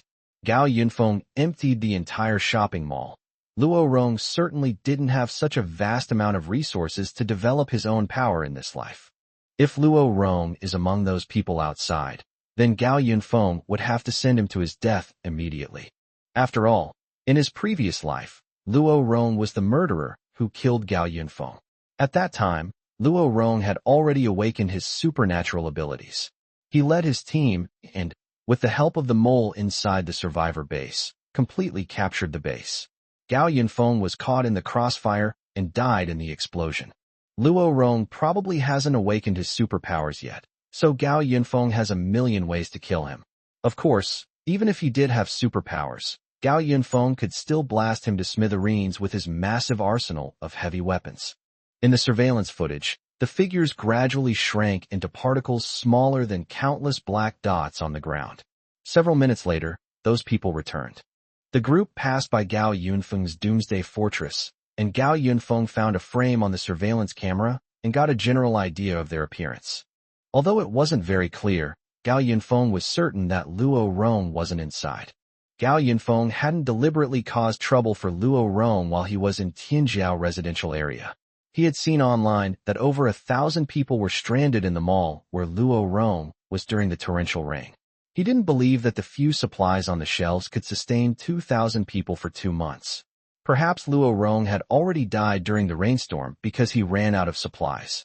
Thinking of this, Gao Yinfeng immediately felt relieved. He opened the printer program and sent his companion to handle the outside matters. He stared at the scanning function in the printer's program, deep in thought. After the long thunderstorm last time, had the printer, besides storing a large amount of electricity, not developed any new functions? While not entirely absent, the printer's scanning function gained selective scanning capabilities after the thunderstorm. Essentially, after scanning an item, the printer not only directly copies and prints it, but also analyzes various attributes of the item, allowing for modifications within the program before printing. In the past few days, Gao Yinfeng has scanned all sorts of things, including weapons and furniture, but he found that the scanning function was not much different from printing out normal items. Gao Yinfeng turned on a TV series and then used a printer to scan and print out the items in it. It was a belt-like thing, which Gao Yinfeng felt was more like a toy when he held it in his hand. He put it on his waist to try it out, and then put a small gadget inside. Gummy. Eat the gummy candy. Bouncy gummy candy, bursting with juice. Nothing happened. It was just a toy that could light up and make sounds. Disappointed, Gao Yinfeng threw the small toy halfway through, and then decided to watch the superhero movie again. Looking at the superheroes with advanced technology and superpowers, Gao Yinfeng couldn't help but feel a sense of longing. He wanted to scan these things from the movie using a printer, but unfortunately, printers still have a lot of room for development. Outside, several men wearing vests and shorts returned disappointed from the direction of the unfinished residential complex. They made no attempt to hide from the large cockroaches that were everywhere on the road, letting them scurry and jump all over them without reacting. At most, they would reach out and grab a cockroach if it crawled onto their face. One of the bearded men walked along, wondering. Strange, there was clearly a large warehouse there before. How come everything is gone now? People around him asked, "Brother, are you starving? Why would anyone transport supplies to this godforsaken place and leave them here?" The bearded man retorted, "Bullshit. I was the one who drove all the stuff here. How could I be wrong? Besides, the whole area around the mall was buzzing about it. Some rich idiot bought out all the goods in the mall." These men were all stevedores. They listened to the bearded man's advice and braved the swarms of cockroaches to travel all the way to the northern part of the city, only to find that their trip was in vain. It was getting late, so they had no choice but to find a place to stay nearby and go back tomorrow. The bearded man led his men to the abandoned shopping mall, only to realize something was wrong as they approached. When did this shopping mall install a door? And a big iron door at that. "Hey bro, look. Why is this section of road in front of the door a cement road?" The bearded man realized that someone had modified the place, and that people must be living inside the mall. He called over a few people to try to pry open the door, but how could they possibly pry open this alloy door? Just as the men were struggling to pry open the door, a gun barrel quietly emerged from the concrete floor behind them. With a few whoosh sounds, several people fell to the ground. They brought out a small bulldozer and pushed the bodies of the men away into the distance. Chapter 71: The Robber's Visit. In Tianjiao residential area, wails of agony continued throughout the night. Countless cockroaches scurried and jumped around in every corner inside and outside the house. But the reason for the wailing was not these cockroaches. Bandits have broken into our neighborhood. The first to suffer was Building 9, located in a corner of the community. The people inside had closed the doors and windows tightly and managed to kill all the cockroaches in the house. But before they could even rest, they heard a loud banging on the door, which went from downstairs to upstairs. A group of people armed with knives robbed Building 9. In no time, the last remaining supplies in Building 9 were stolen, and several people died in the struggle. The two men who resisted the most were caught and taken downstairs. The looted supplies were laid out on the open ground outside, all sealed in plastic bags to prevent cockroaches from getting in. 2 flashlights were shining in the open space. A man, oblivious to the filthy surroundings, stood in front of the 2 men who had been captured, pointing repeatedly at one of their heads. "You two used to be big bosses. Why don't you stock up on more supplies at home? And you're the strongest one in this building. You must have taken quite a bit of supplies from Li Jiyuan's house, right? The people in this building, 1 or 2 of them, have already squandered Li Jiyuan's inheritance so quickly. Damn, that's all they have." Just then, a man ran over. He was wearing the same red work clothes as everyone else around him, including the man who had just spoken. "Brother Rome, we've already snapped up Building 10. That building is even poorer, full of old guys who can't be squeezed out of anything." The man turned around, and the flashlight beam shone on him, making the words XX Shopping Mall faintly visible on his chest. Gao Yinfong was wrong. Luo Rong was not dead. Not only was he alive, but he had also led a large group of people into Tianjiao residential area. "Hey, Rongji, what a great harvest." A woman squeezed in from behind the flashlight. Although she was rather thin, she looked much better than those who were starving. She was wearing a sexy short skirt and had her hair neatly combed to make herself look more attractive. Luo Rong wasn't very happy. He waved his hand and said, "What harvest? This little bit isn't even enough to fill a gap between our teeth. Oh my, this is just one building. There are over 20 apartment buildings in Tianjiao community. Searching them all should be enough to last us for a while." The woman leaned close to Luo Rong and whispered in his ear, "Mr. Lin on the 17th floor of Building 12, and Mr. Zhao on the 14th floor of Building 21. The woman listed several people and their locations. That Mr. Lin owns a restaurant, and, like Li Jiyuan, he stockpiled a lot of supplies, and that Mr. Zhao, he looted the entire building." Luo Rong gradually became more enthusiastic upon hearing this. He pointed at the woman and exclaimed repeatedly, "I really didn't expect this. Lu Ting, you checked the household registration of all the residents in the entire community, right? You know so much detail." "No way," Lu Ting said shyly. "I used to be popular because I was so sociable. I could chat with all the CEOs in the neighborhood." Luo Rong chuckled and bluntly exposed her. "Come on, you're not just popular. You just fawn over every rich person you see. Even fishermen aren't as good at casting nets as you." Luo Rong picked up a machete and walked up to the 2 captured men. Holding the knife, he shouted to the surrounding men dressed in similar work clothes, "Brothers, we've struggled to survive in this apocalypse, and we're all like family. Now someone has cruelly murdered our family members. What should we do? Kill them. Turn them into kebabs." The people around them raised their right fists in righteous indignation, determined to tear the 2 kneeling men to pieces. "All right," Luo Rong immediately announced, "the deed has already happened. Our deceased loved ones will become our motivation to live. We must uphold their will and live on strongly." With that, he raised his knife and chopped off a person's head. The other person kneeling was terrified and immediately begged for mercy. But Luo Rong kicked him away and then beheaded him with a single stroke. Blood splattered on Luo Rong, blending seamlessly with his bright red mall work uniform. He pointed to the 2 corpses on the ground and shouted to one of his subordinates, "Drag these 2 back to feed our livestock. The rest of you, continue searching for supplies in other apartment buildings."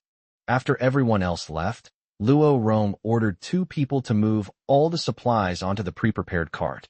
Lu Ting leaned closer, slightly excited, and said, Brother Rome, now that we've got something good tonight, can we go back and have dinner? I haven't had a proper meal in ages.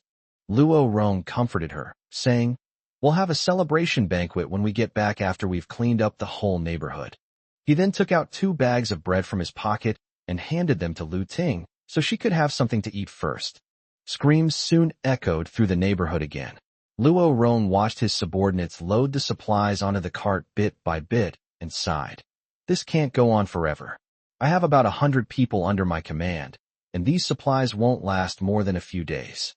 Unfortunately, the big fish I wanted to catch has already escaped.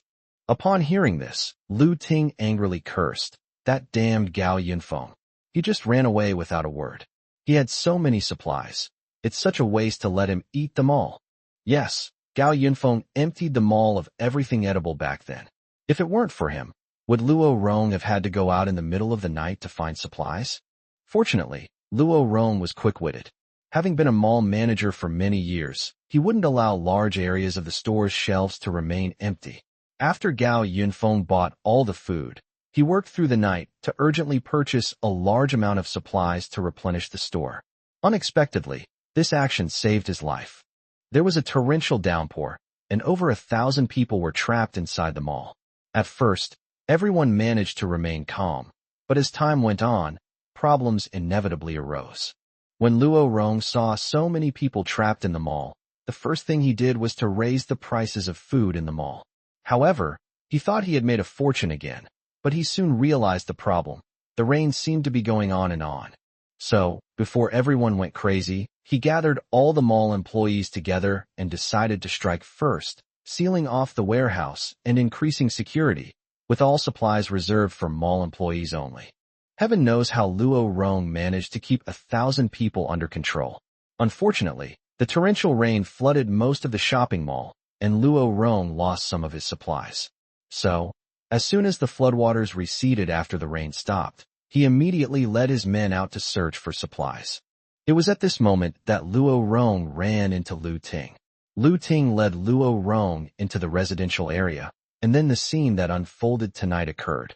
Lu Ting was still muttering to herself when she asked Luo Rong, Brother Rong, where do you think Gao Yinfong will run off to? In fact, Luo Rong could roughly guess. Money is now worthless. Only supplies are the most important. If that kid moves, he will most likely move to the place where he stores the most supplies, that wasteland in the North District. Lu Ting's eyes darted around, and she suggested, Brother Rong, why don't we go find Gao Yinfong and steal his supplies? Chapter 72 Someone is coveting my territory. Lu Ting's suggestion elicited a sneer from Luo Rong, who said, the floodwaters only receded a couple of days ago, and we haven't even finished searching all the places we can find around here. Is it really necessary to go to such a far place? Besides, the address Gao Yinfong gave me is in that unfinished development zone. It used to take an hour or 2 to drive there. After the heavy rain, most of the cars were flooded and couldn't be driven at all. Let's solve our survival problem nearby first. Lu Ting, however, had her own opinion. You can't say that, Brother Rong. You have to know that there's no return without investment, and high risk is often accompanied by high reward. You said Gao Yinfong has stockpiled a lot of supplies there. So let's find a way to go over there and kill Gao Yinfong. Then the supplies will be ours, right? Slaughter, slaughter, slaughter. You try slaughtering one for me to see? Luo Rong pointed at her head. You said it was high risk. Didn't you say Gao Yinfong has a lot of weapons? In front of firearms, no matter how many of us I send, we'll just be sitting ducks for him. Don't even think about harming me. I'm the one who saved your life. But he's also the person I'm looking for. I want a piece of this fat meat too, but I have to be extra careful. TCH, he saved my life, but he's only concerned about my health. That's what Lu Ting thought to herself, but she still tried to persuade him. Brother Rong, Gao Yinfong is indeed a dangerous person, but can't we let someone else take the risk for us? Don't forget, there are still hundreds of people in your mall waiting for you to bring back supplies to keep them alive. Haven't you been afraid they'd rebel? So you've only given them small amounts of supplies each time to keep them hanging on? Let's incite those people and make them take the risk for us. If it succeeds, we can get all the supplies from Gao Yinfong. If it fails, we can still use Gao Yinfong to get rid of those burdens. As long as we don't walk into his line of fire, We won't lose anything. Luo Rong gradually became interested in Lu Ting's words. It was indeed a good idea. His core focus was on the mall's employees, and the customers trapped inside had become Luo Rong's most pressing concern. If it weren't for the fact that a considerable amount of supplies were still stored in the mall's top-floor warehouse, and it wasn't convenient to take them out in front of everyone, he wouldn't care about the lives of those hundreds of people. Seeing that Luo Rong was thinking, Lu Ting knew that things were half done, so she continued. As for how to get there, let's go to the parking lot on the upper floors nearby. There should still be cars available. Let's send 2 people to scout out the situation, and if everything is fine, then we'll proceed. How about that? Under the blazing sun, a cloud of mist rose outside the Doomsday Fortress. 10 water trucks traveled in different directions at considerable intervals across the wasteland, spraying large amounts of powerful insecticide onto the ground as they went. After spraying for about a kilometer, the water truck changed direction and came back to spray pesticides again. Under the scorching sun, the ground was covered with dead cockroaches. Inside the cool room, Gao Yinfong was lifting barbells in the luxurious gym. After months of training, the weight he could lift increased steadily, and his muscles and abdominal muscles became more and more toned. However, this wasn't enough for Gao Yinfong. The glass door of the gym was slowly pushed open, and Zhong Sun, also dressed in sportswear, walked in, followed by another person. It was a silicone mannequin. The outer skin was made of silicone, but the inside was a real mechanical structure. To prevent the robot from being too realistic and becoming creepy after a while, Zhong Sun specially replaced the robot's head with a motorcycle helmet. Zhong Sun pointed to the robot and said to Gao Yinfong, "The robot you wanted, which Guangjing Technology originally planned to launch next year for express delivery sorting and handling, has been changed into a new patrol robot." "Thanks." Gao Yinfong put down the barbell, then put on his boxing gloves and walked to the sandbag next to him. He asked Zhong Sun, "So, is there anything else about that company called Guangjing?" "No." Zhong Sun walked to a treadmill and said, "When the rainstorm hit, I hacked into their system and only got this data on products that are still under development. I didn't find any other useful information. But Guangjing is indeed doing quite well in the field of artificial intelligence. Many of their R&D personnel are industry leaders that I know." Zhong Sun hacked into Guangjing's internal corporate system during the early stages of the rainstorm, but unexpectedly found no information about the apocalypse. However, Zhong Sun quickly offered a guess. They probably have their own private communication methods. Large companies like theirs would separate these from public systems, so it's normal not to be able to find them. Gao Yinfong nodded slightly, then called out to the robot, "Accompany it, take a few steps and see." A cool breathing light then illuminated on the robot's head, accompanying and controlling the robot as it moved back and forth in the gym. Zhong Sun said, "This kind of robot is more flexible and performs better than the patrol robot that was modified from a food delivery machine. If there are enough materials, it can be mass-produced and put into use." That night, a car unexpectedly arrived outside the Doomsday Fortress. The car drove straight toward the unfinished residential complex, unaware that its every move had been captured by hidden cameras on the outer wall of the fortress. "Master, there's something going on outside." Upon hearing its companion's report, Gao Yinfong asked it what had happened. One of the vehicles went to the location of the previous temporary warehouse. Gao Yinfong said, "Oh," and then asked, "Did you handle it?" To Gao Yinfeng's surprise, the answer from the companion surprised him slightly. "The identity of the visitors seems to interest you, Master, so I will only monitor them for the time being."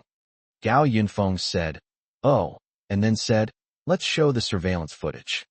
The system immediately released the surveillance footage, showing that when the camera captured the vehicle, the system had already dispatched a brand new patrol robot. Compared to the fixed perspective of the surveillance camera, the robot's moving perspective allowed it to see more clearly that the car had stopped at the location of the temporary warehouse that Gao Yinfong had printed out. 2 people got out of the car, seemingly bewildered by the wasteland in front of them. The robot stood about 100 meters away to the left of the 2 men. In the darkness illuminated only by the car headlights, the 2 men were completely unaware of the robot, standing not far away. The companion used night vision to analyze the clothing of the 2 people. When one of them turned around in front of the car headlights, the companion accurately captured the words XX shopping mall on the person's clothes.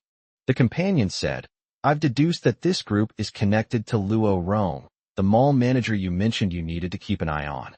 So I haven't taken any action against them yet. Master, it's up to you to decide on the next course of action." Chapter 73. Someone came to scout the way. The camera zoomed in and then identified the text on the two people's clothes. Actually, Gao Yinfong didn't even need to look at the logo on the clothes. Just by looking at the red uniform, he could already guess that it was the work uniform of the shopping mall where Luo Rong worked. The companion continued, "Master, you once said that the manager of this shopping mall is somewhat dangerous. So after confirming that these two people belong to the same shopping mall as Luo Rong, I came to this conclusion. We can take this opportunity to get rid of Luo Rong." Gao Yinfong clapped applause admiringly. "Not bad. You really understand what I want." Seeing the two people in the video looking puzzled at the vast wasteland, Gao Yinfong immediately ordered his companions, "Get a car out there, right away." A van quickly pulled up at the corner of the Doomsday Fortress. Gao Yinfong specifically instructed his companion to position the rear of the car towards the two men and to attach reflective stickers to the back of the vehicle. Sure enough, after their fruitless search, the two men also regretfully decided to head back, and then they noticed the van by the wall.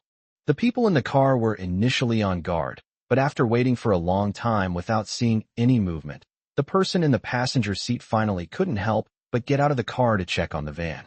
The van contained some of the supplies that had been prepared for the companions. The surveillance footage showed the two people happily carrying away the supplies, and before leaving, they even took a stroll around the main gate of the fortress. However, they did not trigger any of the mechanisms in the Doomsday Fortress. Both men realized the alloy iron door was unusual, so they quickly got into their car and left. The accompanying analysis stated, those two people didn't have any weapons capable of breaching the Doomsday Fortress, so they were allowed to loiter in front of the main gate. If they really are a group, and they've tasted success this time, they'll definitely come back again. That's right, Gao Yinfong admitted directly. The fact that they came all this way to find supplies means that the group of people in the mall are still alive, which means that Luo Rong is very likely still alive as well. Let them go back. They'll bring the main force here soon, and then we can give them all a proper welcome. Unexpectedly, the fortress had only been built for a short time, and already some familiar forces had come knocking on his door. Gao Yinfong then prepared to mass-produce patrol robots, so that he could sit back and watch the mountains of corpses and seas of blood outside. The car that had headed to the northern part of the city returned to Tianjiao community in the early hours of the morning. At this time, Tianjiao residential area had been occupied by Luo Rong and his gang. 1/3 of the apartment buildings were looted overnight, and several corpses thrown from the buildings were lying in the open space of the residential area. The other untouched buildings in the complex remained silent. Those residents who hadn't yet been robbed huddled in their homes, trembling with fear, praying that Luo Rong and his gang would leave once they had their fill. Of course, some felt unsafe and wanted to leave under cover of night, but where to go after leaving was a major problem. Besides, Luo Rong had stationed people at every entrance and exit of the complex, essentially treating the entire complex as his personal warehouse. The two people heading to the North District arrived at Building 9, which would be Luo Rong's temporary lodging for the night. Because they smashed the locks on almost every door when they came in to loot, the door to Luo Rong's room was only slightly ajar. The younger brother gently pushed the door open, and a few cockroaches scurried in unnoticed. He called out into the house, "Brother Rong, Brother Rong." After a while, the sound of the door opening came from inside. Luo Rong came out wearing only his underwear. "What are you yelling about in the middle of the night? And close the door right now. You let the cockroaches in."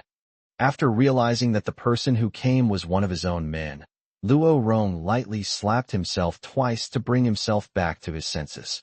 After hearing his younger brother's story, Luo Rong was overjoyed. He sent his younger brother away and then went into the house to wake up Lu Ting, who was still asleep. "What's wrong? What's wrong? It's the middle of the night." Lu Ting opened her eyes groggily. Luo Rong gave a general account of what happened. Lu Ting was still half asleep at first, But when she heard that the two people she sent out had not only returned but also brought a truckload of supplies, she instantly woke up. There really are supplies? Yes. Luo Rong was somewhat excited. It seems that Gao Yinfong is currently in the North District. Now that we know his location, let's move on to the next step of our operation. Hey, don't worry, Rongji. Lu Ting sat up in bed and reminded him. Do you remember what I told you? Gao Yinfong is a very cunning guy. Something's definitely up when things are acting strangely. Luo Rong also said, I know that kid has weapons, and I didn't plan to act so soon. But I can't let that big fish go uneaten. That's it. Lu Ting and Luo Rong sat on the bed together. She rested her head on Luo Rong's shoulder and said, We have to take it, but based on my experience of being tricked by Gao Yinfong before, he's probably trying to lure us over. He used to install security doors and surveillance cameras in our building. Maybe Gao Yinfong already knew when your people went there. Luo Rong was slightly shocked. Security doors and surveillance cameras? He even has power reserves? He's really well prepared. But thinking about it, it makes sense. It's reasonable for someone to spend so much money to prepare so thoroughly before the apocalypse. Lu Ting nodded. Although we don't know how he managed to prepare so thoroughly, it proves that Gao Yinfong definitely has ample supplies. We have to take the risk. We have to seize everything from Gao Yinfong. Don't just talk the talk. Think about how to take it, Luo Rong reminded her. Lu Ting began to analyze. Based on previous experience, since Gao Yinfong lives there, he must have taken defensive measures. The fact that those two you sent back alive is probably because he's trying to catch a bigger fish with a long line.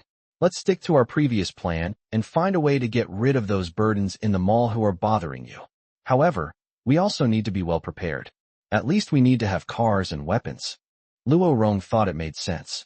Although he knew there were risks involved in robbing Gao Yinfong, he was more interested in the high rewards the operation would bring. So he asked Lu Ting for her opinion. Well, it's time for you to show your skills, Rongji, Lu Ting said, then pulled Luo Rong to lie down on the bed. The two became increasingly excited as they talked. Luo Rong smiled meaningfully and praised Lu Ting, saying, Someone like you deserves to be a mistress all the time. When it comes to playing mind games, there aren't many women who can outsmart you. Oh, Rongji, all of this depends on you being strong enough. Lu Ting poked his chest. After all, we only have one chance. If we win, we'll have plenty of supplies, and I can also get revenge. Their spirits rose higher and higher, and they gradually lost the will to sleep. This is much more interesting. Chapter 74, Guangjing Group. In the southwest of Yinxing, there is the largest villa area in the entire city. With its green mountains and clear waters, the scenery is beautiful.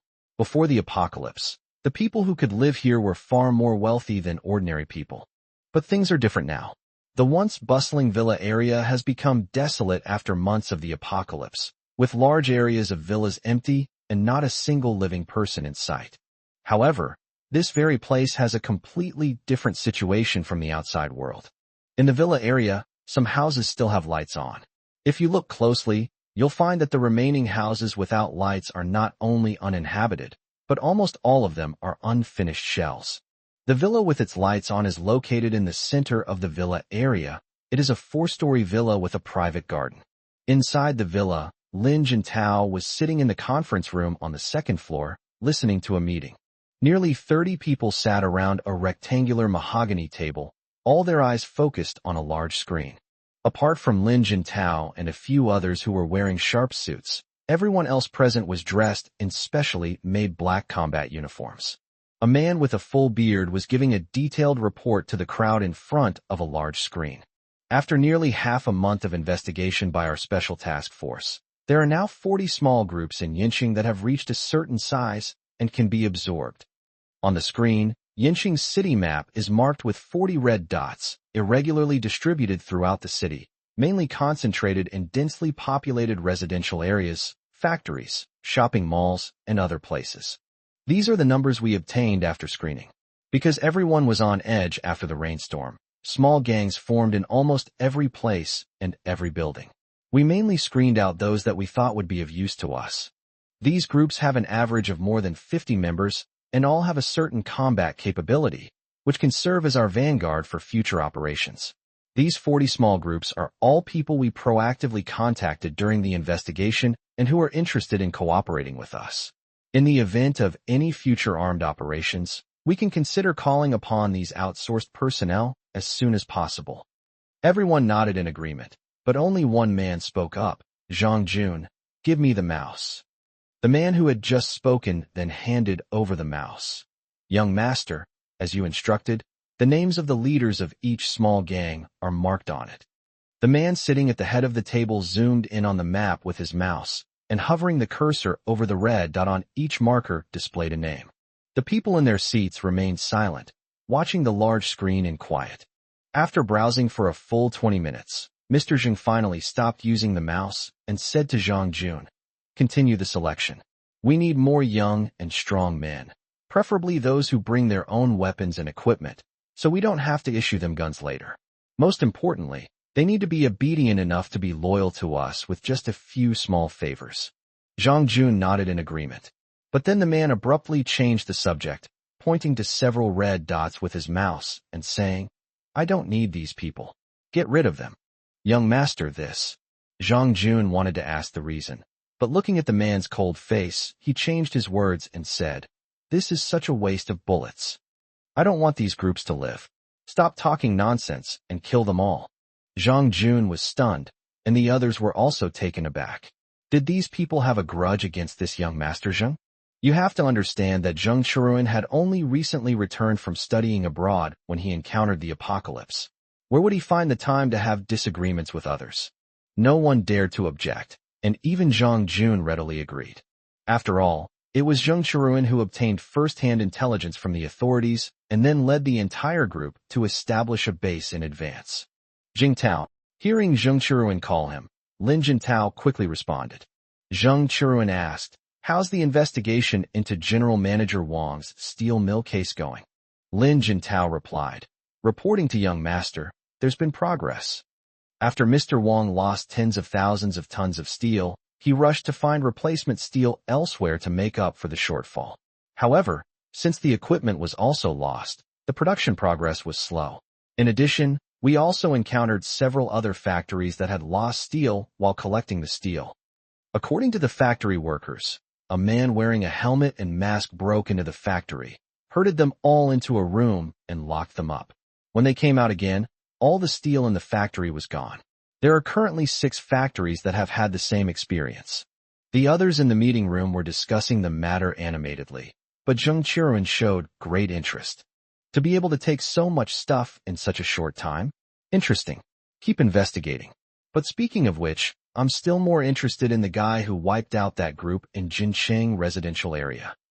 "Young master, we really have no clue about that," Lin Jintao said helplessly. "Aside from us and the authorities, we've searched the entire Yincheng and found no organization powerful enough to use drones to kill people.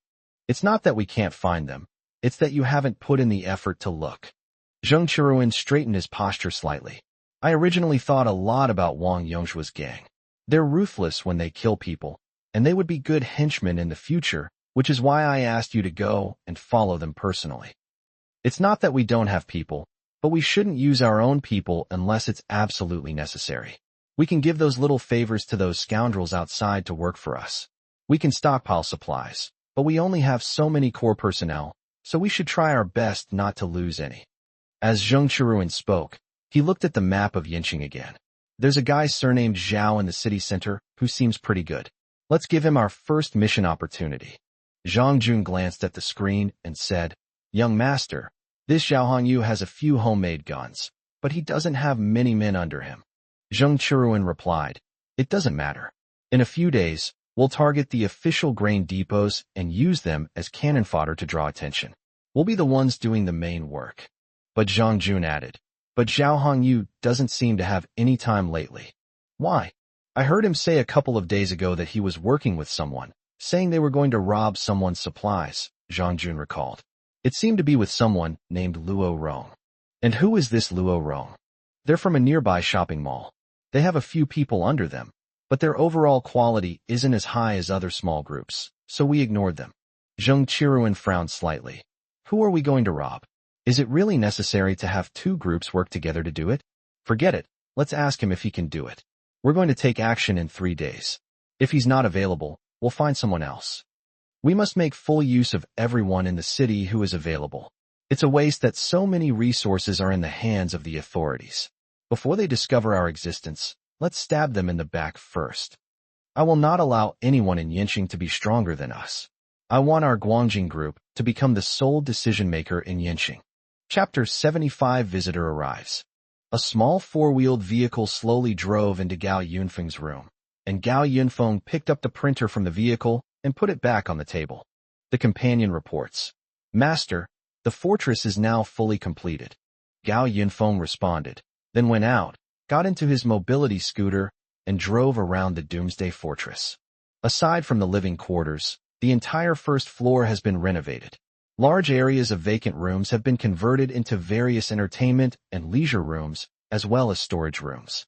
There are long railway tracks on both sides running through the entire floor, so if Gao Yinfong needs anything, his companions can simply load the items he wants onto the train on the tracks and have them delivered quickly. He had stored up pre-printed guns and ammunition. Gao Yinfong specially built a shooting range for him to practice his accuracy on weekdays. Although he has been using a gun for a long time, his accuracy is still a little lacking. He took the elevator down to the second basement level, where the lights on the entire floor were turned on, revealing several tanks parked in the huge parking lot. Gao Yinfong printed out all the military equipment Zhong Sun had obtained and prepared one of each type of tank in the parking lot.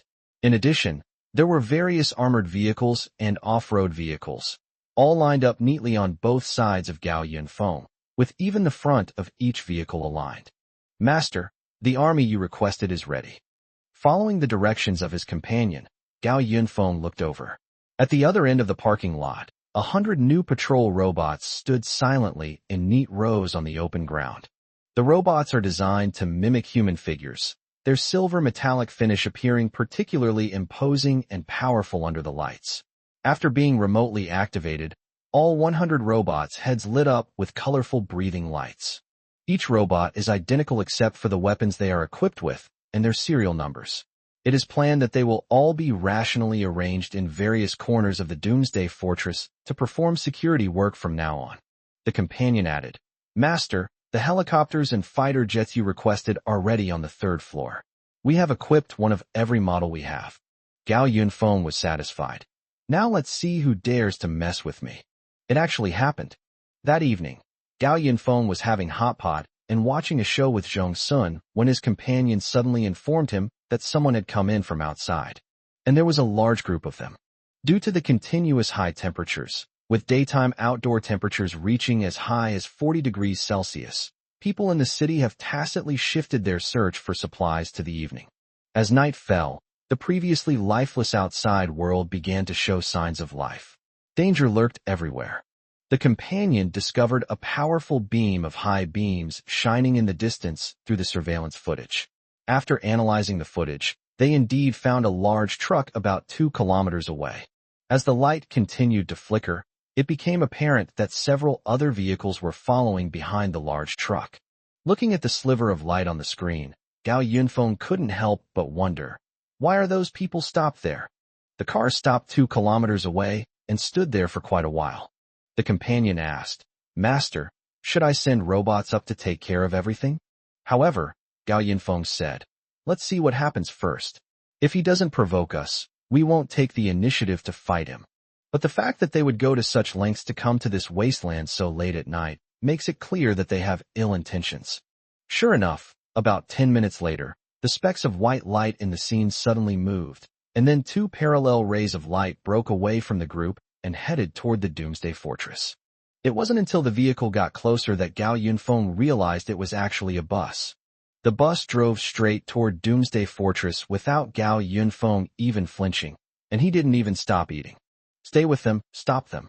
Just as the white bus gradually zoomed in on the scene and was about to arrive at the fortress along the cement road in front of it, the bus suddenly jolted, slid forward a few meters, and finally came to a stop.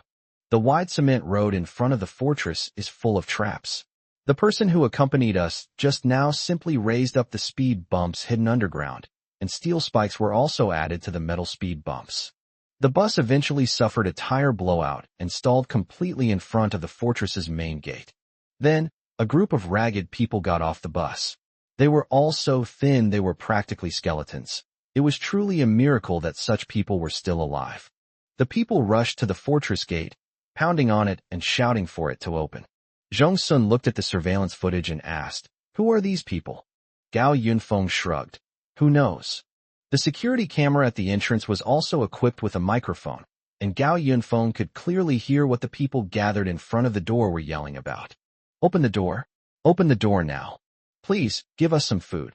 Gao Yinfong found it strange. Where did so many people come to my house begging for food, and why are they even being picked up and dropped off? His gaze fell on the distant spot of light, and he immediately understood most of the situation. A week has passed since Luo Rong's men came here and got a truckload of supplies from Gao Yinfong for free. Gao Yinfong originally thought that the two men were just ordinary survivors passing by. But now it seems that those two were Luo Rong, or rather, members of the shopping mall's gang. As for the group of people in front of the door, they were probably the vanguard, or cannon fodder, of the group they were preparing to take action. "Is anyone inside? Someone took supplies from here last time. Could you give us some too?" See, it really is the same group of people. Several cars in the distance seemed to be observing the situation. Gao Yinfong, watching the group of green stick figures banging on the door in the screen, couldn't help but feel a little annoyed. He simply ordered his companions, "Turn on the lights." Instantly, several large lights on top of the Doomsday Fortress turned on simultaneously, illuminating the surrounding wasteland with dazzling white light, and the surveillance system no longer needed to use night vision mode. With the light shining through, Gao Yinfong was finally able to see the faces of the group of people at the door. Besides being emaciated, almost all of these people at the door bore very obvious wounds. Even more horrifying, their clothes were almost all stained with large patches of blood, and the greed in each of their eyes was impossible to conceal. What exactly do these people want by coming to his door? Gao Yinfong glanced at the few beams of light in the distance that remained unmoved. Since he was sure they wanted to cause trouble, then so be it. Who's afraid of who? Spend time with them, and give them an answer. Outside the door, seeing no one answer for a long time, the hungry people grew increasingly agitated. Some couldn't help but break down, shouting and desperately banging on the door. A gunshot rang out, and the man who was about to smash the door fell to the ground. Everyone else was stunned, and chaos ensued as they began to flee. Chapter 76, Alliance Faction. Since we don't know why the other side sent a bunch of cannon fodder to our doorstep, let's just shoot them all. 2 gun barrels protruded from the outer wall of the fortress and fired continuously at the crowd. Those who had been gradually becoming agitated in front of the gate suddenly lost their nerve and began to scream and flee in all directions. However, with such a large open space in front of the gate, they were simply sitting ducks, and in no time they all fell into pools of blood. Gao Yinfong shook his head. "I really don't understand why we let this group of people over here." Zhong Sun silently put down her chopsticks and turned to walk into the room. "The scene is a bit too much. I'm full. You can handle it slowly." Since she was living under someone else's roof, she shouldn't interfere with what Gao Yinfong was doing. She'd better go back to her room. In the distance, several vehicles parked side by side shone their high beams toward the Doomsday Fortress. When the headlights above the fortress turned on, the wasteland in front was illuminated, startling the people in the cars. Standing next to a car, Lu Ting exclaimed in surprise. Gao Yinfong actually installed such a big light. On the other side of the car, Luo Rong was observing the situation in front of the fortress's main gate through binoculars. Thanks to Gao Yinfeng's headlights, he could clearly see several gun barrels protruding from the outer wall of the abandoned shopping mall, killing the group of people surrounding the gate in less than a minute. Luo Rong had heard Lu Ting emphasize this many times, but he was still somewhat shocked when he saw it with his own eyes. Previously, Luo Rong recalled that Gao Yinfong had bought all the supplies in the mall from him, so he knew that Gao Yinfong must have learned about the apocalypse in advance and had made preparations accordingly. But now it seems the preparations were a bit too thorough. Presumably, Gao Yinfong has already modified that abandoned shopping mall. So how are they going to attack? Fortunately, Luo Rong sent a group of cannon fodder to probe Gao Yinfeng's strength first, Otherwise, he would have been the one to die if he had blindly rushed over. Those transported by bus were people who had been trapped in the mall during the previous rainstorm. Realizing the situation was dire, Luo Rong immediately gathered all the mall's trusted employees and sealed off all the supplies. To prevent the nearly 2,000 people from turning on him, he not only claimed that the mall had no supplies left, but also presented concrete evidence to shift the blame entirely onto Gao Yinfong. He locked the supplies in the warehouse on the top floor, while the men below, after 2 months of fighting, were reduced to only a few hundred. Luo Rong planned to find another opportunity during this operation to wipe out the remaining men as well, because he dared not easily take out the supplies locked in the warehouse because of them. The large truck that came with them carried the remaining few hundred people in its cargo bed.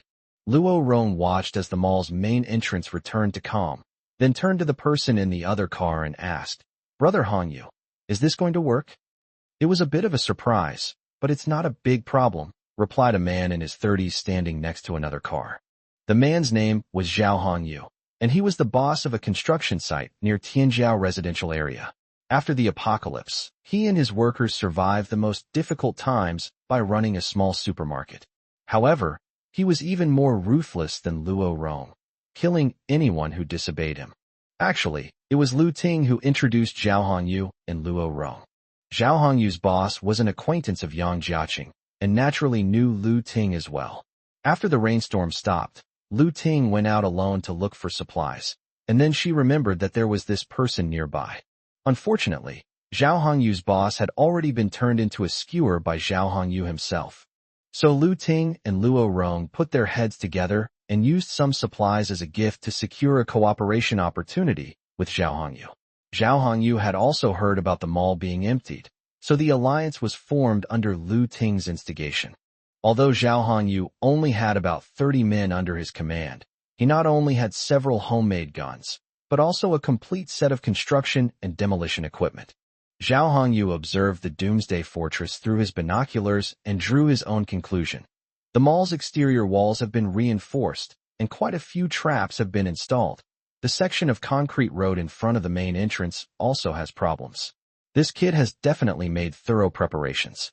However, he gave the order, and his men got into the car and drove it in another direction. Zhao Hongyu said, "I don't believe he can be fully armed from head to toe in such a large shopping mall."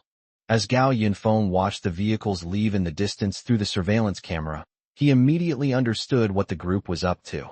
So he instructed his companions to keep an eye on them and to deal with them once everything was ready. "I want them to know that anything they do in front of me is a waste of time." Luo Rong followed Zhao Hongyu as he drove around the front of the fortress and arrived at a place full of deep pits. After getting out of the car, Zhao Hongyu immediately ordered his men to get to work. Lu Ting, standing nearby, asked him, puzzled, "Brother Zhao, what are we doing?" "A breakthrough at a single point," Luo Rong said. Zhao Hongyu nodded and explained, "I had previously learned about the situation in this development zone. It was originally planned to be developed into a new commercial district in Yinqing, so it was also designated as a transfer station for the new subway line during the planning process. The government and the company worked together on this, with one responsible for the above-ground work and the other for the underground work. But who knew that this project would fall through?" Luo Rong added, "That shopping mall was originally planned to have a subway station underground. So as long as we find the subway line that was built before, we can go directly to the underground of the mall." Lu Ting was overjoyed. "Then Gao Yinfong is definitely dead. But why is this area, which used to be an office building, now just a bunch of deep pits?"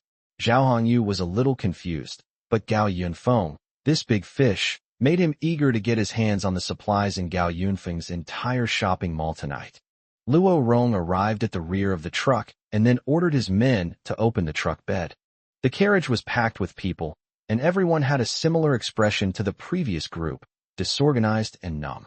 "Everyone," Luo Rong said to the people in the carriage, "we have arrived at our destination. The supplies we distributed to you last time were given to you by the person currently staying here.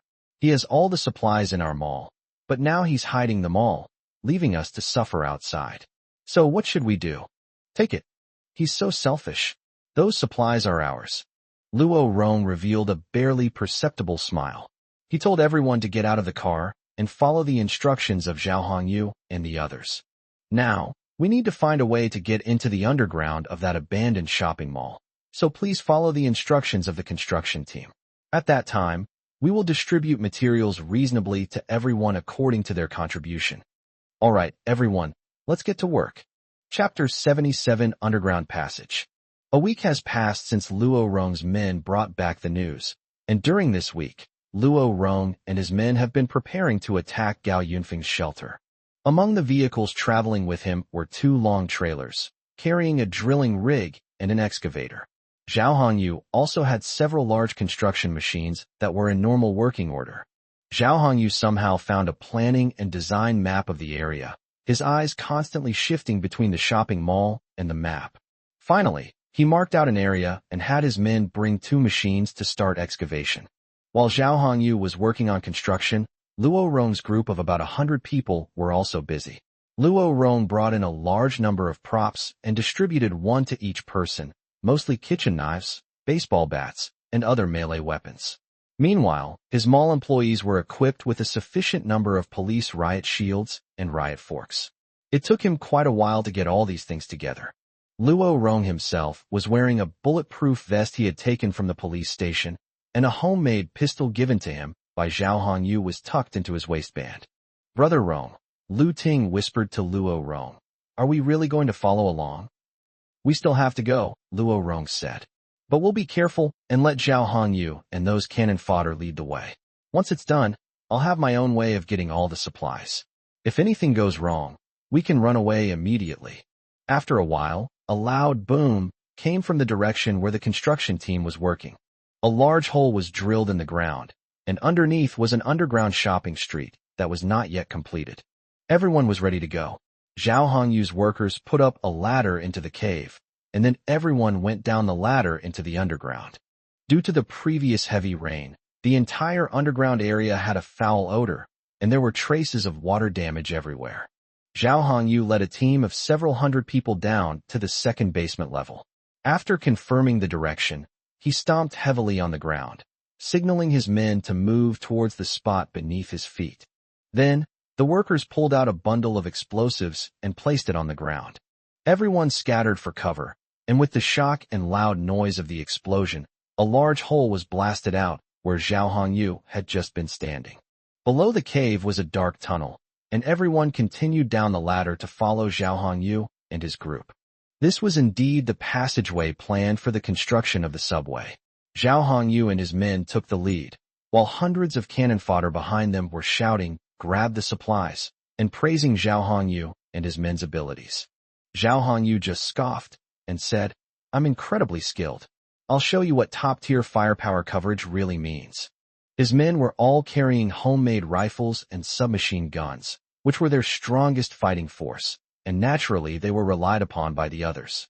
Even Luo Rong was caught up in the high spirits and began to get excited. He felt that this operation was bound to succeed. But Lu Ting was always a little uneasy.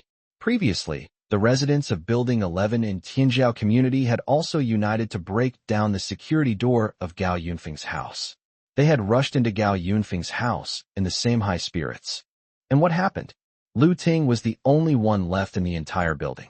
Lu Ting and Luo Rong walked at the back of the group. Lu Ting gently nudged Luo Rong, telling him not to be too happy yet. "There are so many of us, what's the panic?" Luo Rong said, "I know Gao Yinfong has a gun, but we're not pushovers either. Don't forget we brought a lot of shields. As long as we break through Gao Yinfeng's robot, we can storm in and take his life." I just felt something was off. Lu Ting slowly analyzed with Luo Rong. "Look, Gao Yinfong was originally an intern.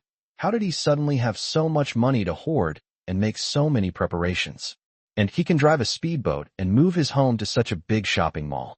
I always felt that this guy was not simple." Although Lu Ting desperately wanted Gao Yinfong dead, she was worried that her plan might backfire and she would be doomed. Back in Tianjiao residential area, Li Haoqing and his group had been too complacent, which was why Gao Yinfong had killed them. Luo Rong naturally understood that he had already made plans in his mind, not only on how to deal with Gao Yinfong, but also on how to deal with the group of people in front of him. They quickly reached the end of the passage, and Zhao Hongyu estimated that they should be close to the mall. Now, what stands before them is a concrete wall that completely blocks the road. So the bomb was reinstalled on the wall, and after a series of explosions, the situation on the other side of the tunnel was revealed to everyone. Everyone was taken aback. After the cement wall was blown apart, there was a huge iron wall inside. What is that? Zhao Hongyu held up his flashlight to examine it. A metal wall? And it's this big. At that moment, someone noticed something. Boss, this doesn't look like a wall. It looks like a door. Door. At the back of the crowd, Lu Ting's heart skipped a beat. Zhao Hongyu shone his flashlight on the enormous object in front of him and soon saw a long gap in the middle, which was indeed a door. Does that guy, Gao, have such great ability to install such a big door underground? However, as if to confirm Zhao Hongyu's conjecture, a creaking sound suddenly rang out. Immediately afterwards, a sliver of light shone through the crack in the door, and the iron gate slowly opened. Zhao Hongyu finally realized something was wrong, and he and his gang of underlings quickly retreated, while the cannon fodder who were originally waiting for orders at the back became the people at the front. Hey, Luo Rong, what's going on? Zhao Hongyu came to the back of the line. I don't know either. Luo Rong looked nervously at the slowly opening door. Only Lu Ting felt extremely uneasy at this moment. I think we should retreat first. Hey, what's that? The door is open. Luo Rong, Lu Ting, and Zhao Hongyu's gazes immediately fell on the iron gate.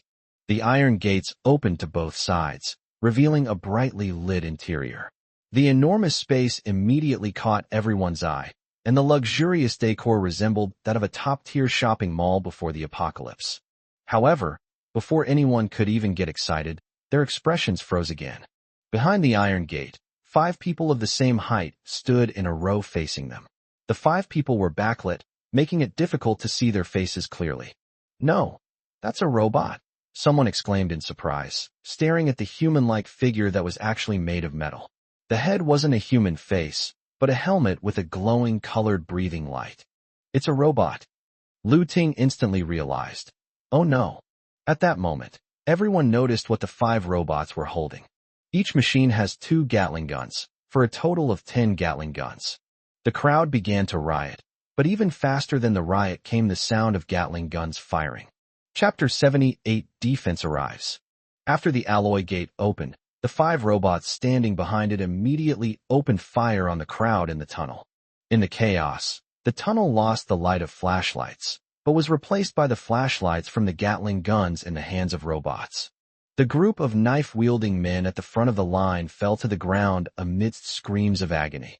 Everyone tried to retreat in terror, but little did they know that their escape route was already blocked by a row of neat subway slabs. Quick, set up shields. Zhao Hongyu gave the order long before the Gatling gun started firing. His workers reacted quickly. With the help of the cannon fodder in the front row, they quickly pulled several iron plates from the back of the line and set up a shield in front of them. These were things Zhao Hongyu had prepared long ago, and he had been pulling them on a small cart since they went down to the underground shopping street. These were metal shields that they had specially modified for bulletproof use. A dozen workers lined up to hold the iron shields firmly in place, and they didn't budge no matter how much the people in front of them pounded on them. Now the cannon fodder finally realized what they were there for. From the very beginning, Luo Rong and his men had planned to send them to their deaths. The screams of hundreds of people seemed so insignificant amidst the relentless machine gun fire. They cried out in despair, pleading for help, and cursing at the people behind the iron shields. Soon, the screams gradually subsided, but the sound of the Gatling gun continued. Corpses lay between the iron shield and the alloy gate. Zhao Hongyu and the others hid behind the shield, listening to the whoosh of bullets and the clanging sounds of them hitting the iron shield. Fortunately, there were so many corpses in the middle to use as shields, and even some of the iron shields were covered with corpses that had already been riddled with bullets. Zhao Hongyu said angrily, "Let's see how many bullets you have to wear us down." Lu Ting had told them all the information Gao Yinfong had. So although the iron shields Zhao Hongyu made were not very portable, they were enough to withstand the frontal impact of bullets and bombs. At the very back of the crowd, Lu Ting crouched on the ground in fear. She tugged at Luo Rong's sleeve and said to him, "Brother Rong, shouldn't we leave now?" Luo Rong, having witnessed Gao Yunfeng's formidable firepower firsthand, couldn't help but panic. So he crouched down and slowly moved backward, saying, "Let's retreat to a safe place and let them fight first." In the tense atmosphere, no one noticed that Luo Rong and Lu Ting had already slipped away. The firing continued for about 3 more minutes before gradually subsiding, and Zhao Hongyu immediately realized that his opportunity had arrived. "Haha, the barrel is overheating.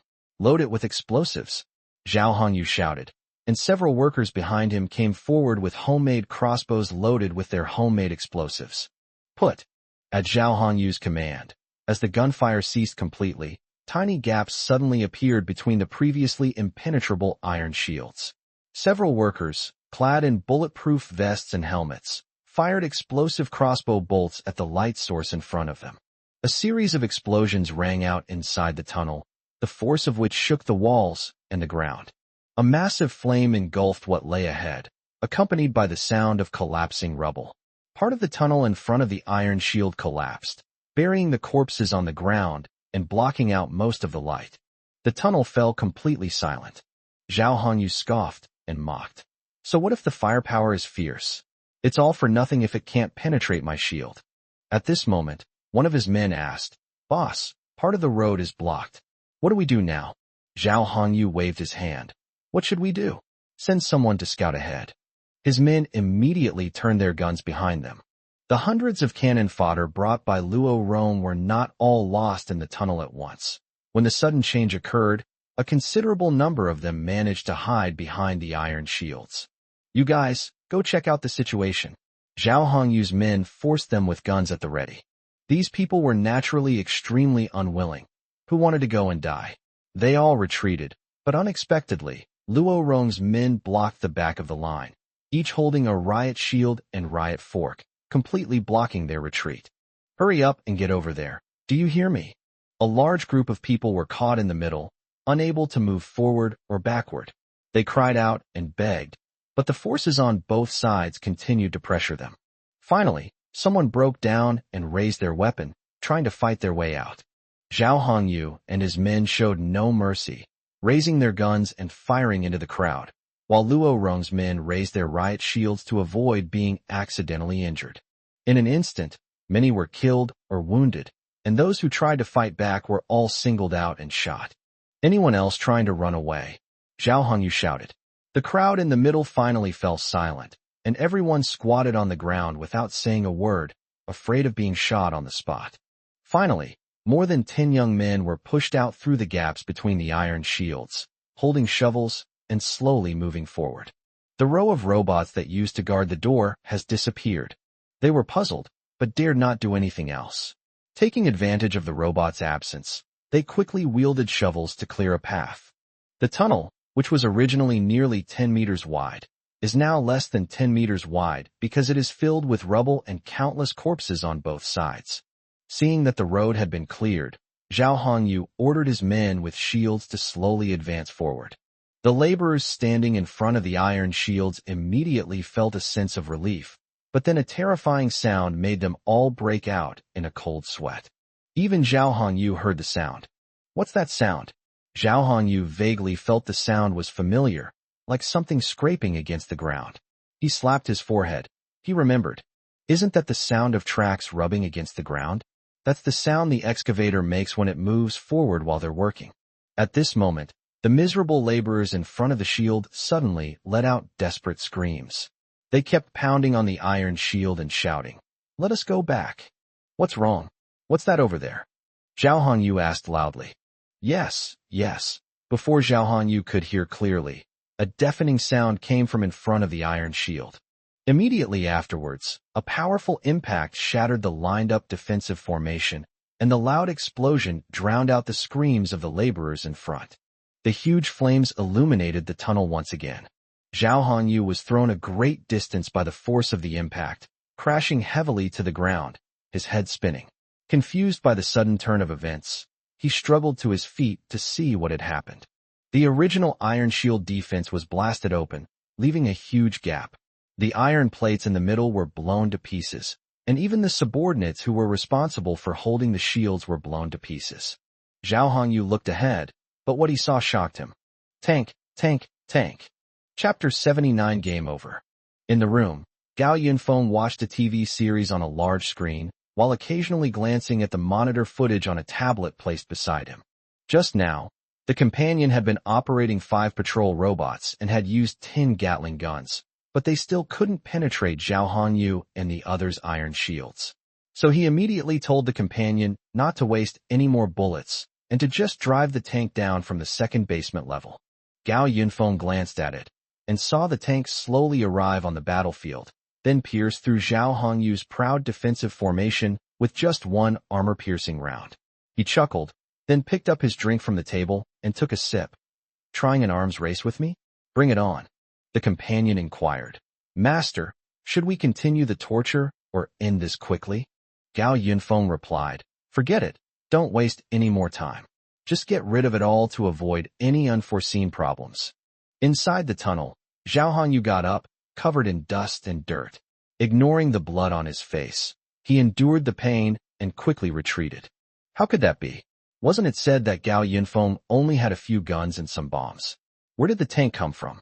Zhao Hongyu couldn't understand it at all. Did this person hoard an entire armory? His original plan with Luo Rong was to use thick steel shields and several hundred cannon fodder to slow down Gao Yunfeng's ammunition supply. But Gao Yinfong was outnumbered and outgunned. Even with guns and robots, what good would ammunition be? Damn, this guy didn't even bother acting. He just drove up in a tank. Zhao Hongyu shouted for his men to retreat quickly, but not to expose their backs to the enemy. They had to set up shields. The previous explosion had collapsed half of the tunnel in front of the alloy gate, giving them another chance to escape. But is setting up a shield even useful? Just as Zhao Hongyu and the others were retreating, the tank in the distance once again pointed its terrifying cannon barrel at them. The tank was traveling in fully automated mode. It aimed at the slowly retreating iron shield in the tunnel, reloaded, and fired again. With a bang, a shell pierced through the gaps in the rubble and struck an iron shield precisely. Brilliant sparks erupted in the tunnel. The iron shield defense line responsible for covering the rear was completely destroyed, and the iron shield that was hit by the shell was also blown into pieces and rushed towards the direction in which everyone was advancing. Someone in the crowd had half of his head cut off on the spot by the flying iron pieces. The crowd erupted in chaos, everyone scrambling to escape in the direction they had come from. Zhao Hongyu, however, managed to push his way through the crowd like a bulldozer and squeeze into the middle of the line. Those at the back weren't so lucky. Most were killed by the blast. At this moment, Zhao Hongyu finally understood why Lu Ting and Luo Rong had come to him. Anyone would choose to keep such a fat fish for themselves. It seems they also saw themselves as cannon fodder to be sacrificed. Hey, wait a minute. Where are Luo Rong and the other guy? Zhao Hongyu hasn't seen them since just now. Where are they? They probably realized something was wrong and ran away already. Zhao Hongyu had cursed those two people 1,000 times in his heart, but he didn't dare to stop and ran forward as fast as he could. After running for an unknown amount of time, Zhao Hongyu finally stopped in the pitch-black tunnel, panting heavily. Around him were other survivors who had also escaped death. Someone had a flashlight. After catching his breath, Zhao Hongyu crouched on the ground and used the light to find a man in a shopping mall uniform. He grabbed the man by the collar and demanded sharply, "Where did Luo Rong go?" Only then did everyone realize that Luo Rong and Lu Ting were gone. When the person in front of him said he didn't know, Zhao Hongyu kicked him away. Then he raised his gun, pointed it at the other Luo Rong's men, and asked, "Where's Luo Rong? Did you all conspire to use us as cannon fodder?" Everyone panicked. Those who had guns pointed at them waved their hands, saying, "I don't know where they went. It's all your fault. Why did you bring us here in the first place? You fucking deserve it." The already restless crowd erupted completely because of Zhao Hongyu's shout. The survivors who had been brought in as cannon fodder saw that Luo Rong and Zhao Hongyu's groups were at odds, and then launched a riot. In the chaos, only a few flashlights remained, overturned on the ground, plunging the tunnel into complete darkness. No one cared who was next to them anymore. They grabbed their weapons and started hitting each other on the head. Gunshots rang out in the tunnel, but were quickly drowned out by the noise. In an instant, the makeshift alliance collapsed completely amidst the killing, fighting, and fleeing. Amid the chaos, Zhao Hongyu picked up a flashlight and shouted for his men to stand behind him. Then, everyone lined up and began indiscriminately firing at the crowd. "I'll kill you all, ah!" Gunfire drowned out human voices, and just as Zhao Hongyu and his men were about to go berserk, a large light shone from behind them, instantly illuminating the entire tunnel. Everyone was stunned. Zhao Hongyu felt a chill run down his spine. Yes, they were so busy venting their anger on these people that they completely forgot where they were right now. 5 patrol robots, their heads illuminated, stood still, watching everyone fight each other. At that moment, Zhao Hongyu had only one thought in his mind: it's over. The Gatling guns roared in unison, and bursts of bright red blood mist erupted from the brightly lit tunnel. Everyone tried to run, but this time there was no escape. The gunfire continued for a long time. Luo Rong and Lu Ting listened to the intense gunfire in the tunnel, and Lu Ting was so frightened that her whole body was trembling. The gunshots sounded really close.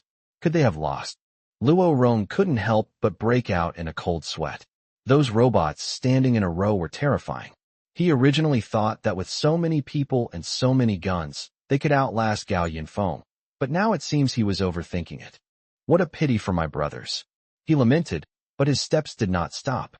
Gao Yinfong is not someone to be trifled with. Let's go back first. As long as we're alive, we can always make a comeback. He still had enough supplies stored in the mall's warehouse to make a comeback. Just as the two climbed back down the ladder to the underground shopping street, a blinding light illuminated the entire second basement level. Lu Ting exclaimed in surprise, and saw a figure standing not far away, the light on his face so bright that they couldn't open their eyes. Realizing the situation was dire, the two quickly took off running. 2 shots rang out, and Luo Rong and Lu Ting collapsed to the ground in pain. They looked at their mangled legs and immediately let out painful howls.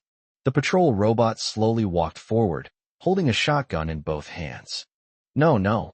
Lu Ting watched the terrifying silhouette approach her step by step, and she could no longer hold back her sobs. "I'm sorry, Xiao Gao, I'm sorry, please spare me." The robot stopped in front of Lu Ting. Ignoring her pleas, it raised its gun and fired a shot at her head. A shotgun headshot at close range is like smashing a watermelon. Luo Rong, who was standing to the side, let out a terrified scream and shook his head as he backed away.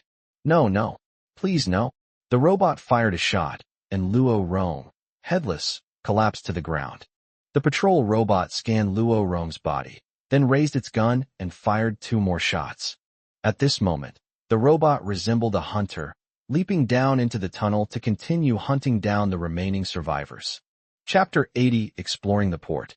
Watching Luo Rong get shot in the head with a shotgun in the monitor on the tablet, Gao Yinfong felt incredibly satisfied. Like Fong Tang, Luo Rong and Fong Tang both died before they could awaken their superpowers. The gunfire in the tunnel completely ceased. The patrol robot stood atop the pile of corpses, carefully examining the scene to confirm that there were no more survivors. Gao Yinfong stretched and ordered, "Keep me company. Retrieve all their equipment to restore my health. Clean up the corpses for me. Thanks for your hard work." "Yes, master."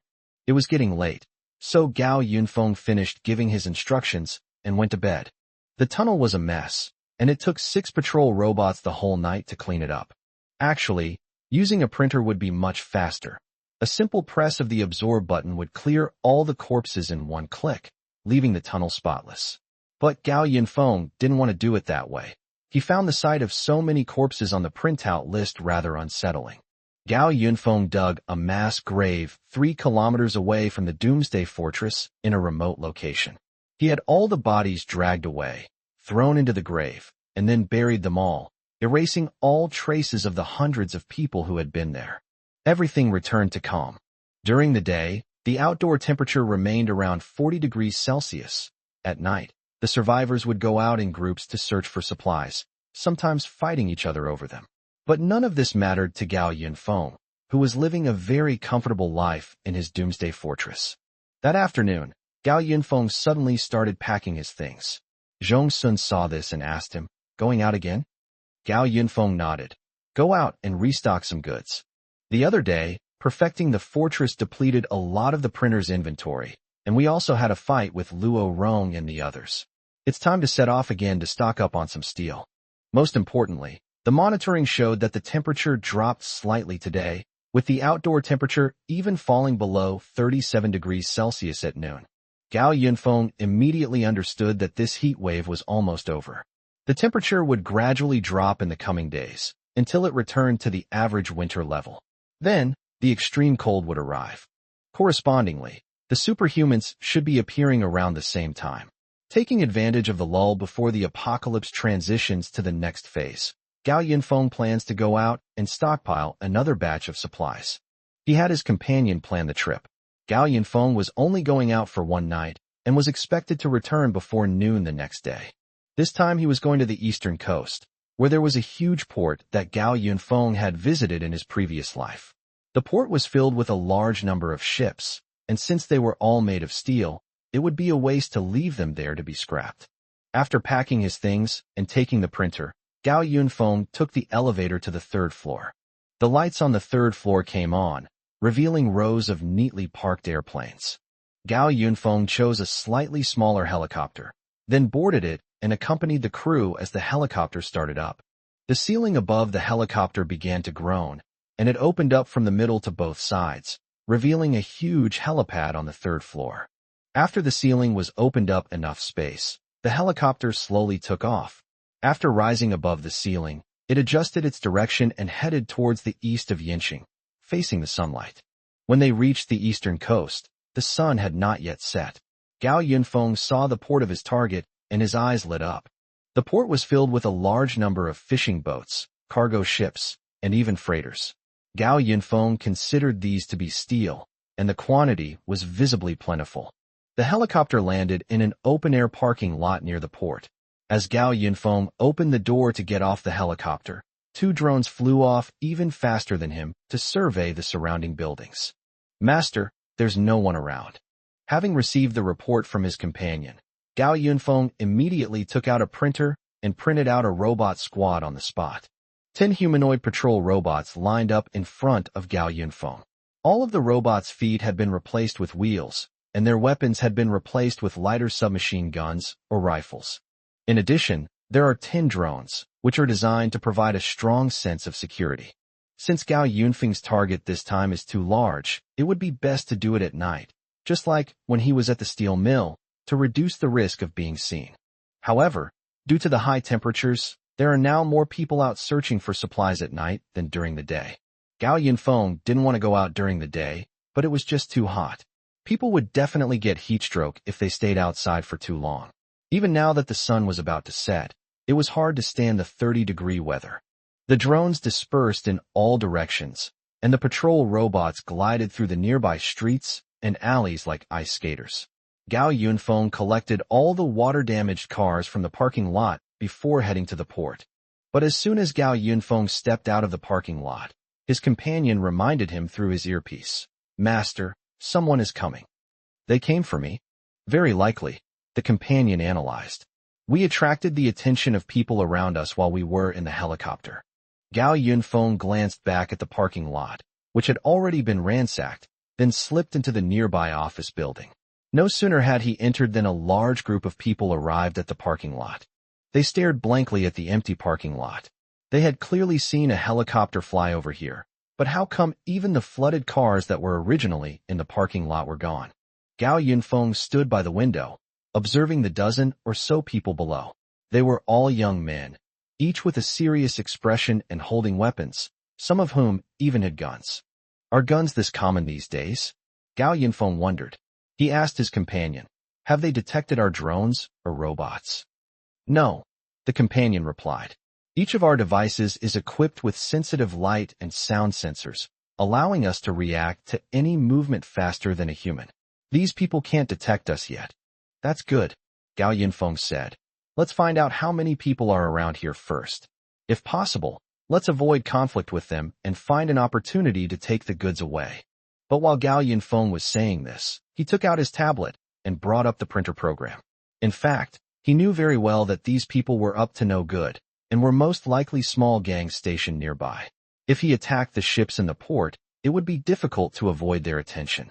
He asked someone to accompany him on the investigation, which, frankly, was to first get a good grasp of the surrounding situation so that if any problems arose, they could be dealt with all at once. Just then, Gao Yinfong heard the sound of a car. He got up and looked outside, and saw a black SUV parked below. A person got out of the passenger seat of the car, and Gao Yinfong immediately frowned. This person is very strong. People with this physique are rare in the apocalypse. Chapter 81 Gang Secrets. After entering the apocalypse, most survivors will face various survival problems such as shortage of resources. It is already a blessing to be alive. It is rare to find someone like Gao Yinfong who has sufficient resources, a safe shelter, and plenty of free time to exercise. In the parking lot downstairs, the group of young men carrying weapons shouted, "Brother Zili," as soon as they saw the muscular man getting out of the car. "Where's the helicopter?"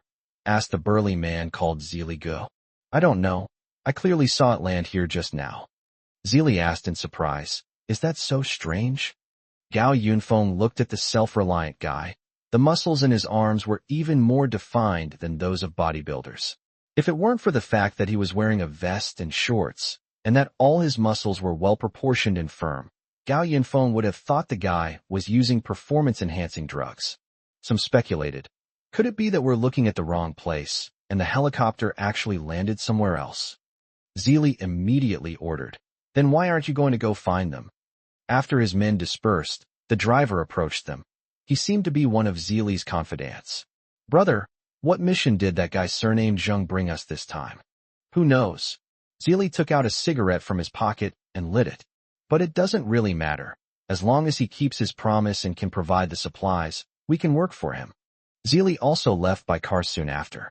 After listening to his conversation with his underling, Gao Yinfong began to speculate in his mind. Since they consider the helicopter pilot to be named Zheng, Gao Yinfong happens to know one person in Yinxing who is also named Zheng and can fly helicopters. Isn't that Guanjing Group? What a coincidence that we ran into each other again. And it seems they're even teaming up with some local gang for something. Gao Yinfong wasn't interested in knowing any of this.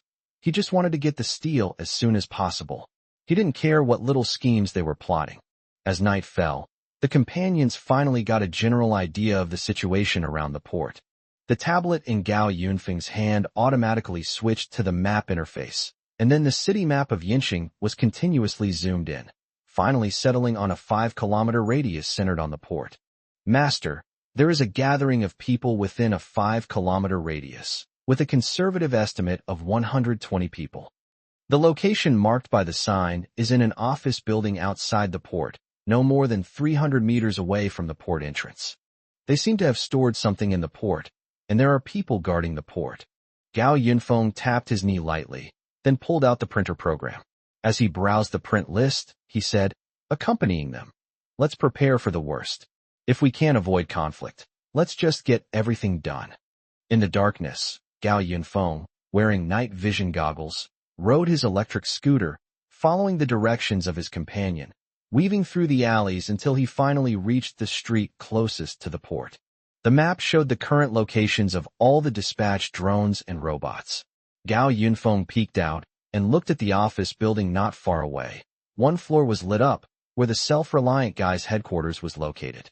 There are 20 guards inside the port, all of whom are concentrated at the dock. Gao Yinfong nodded slightly, then rode his electric scooter toward the dock. The port had become deserted after being washed away by the torrential rain. Many facilities were basically broken, and even a few fishing boats that had been washed ashore by the rain were still left on the shore. The dock, an open space piled high with shipping containers. 20 guards stood at intervals, each indicating their position by the light of their own candles. At that moment, the person standing on top of a container noticed what seemed to be some movement in the distance. But it was pitch black all around, so how could he see anything in the distance?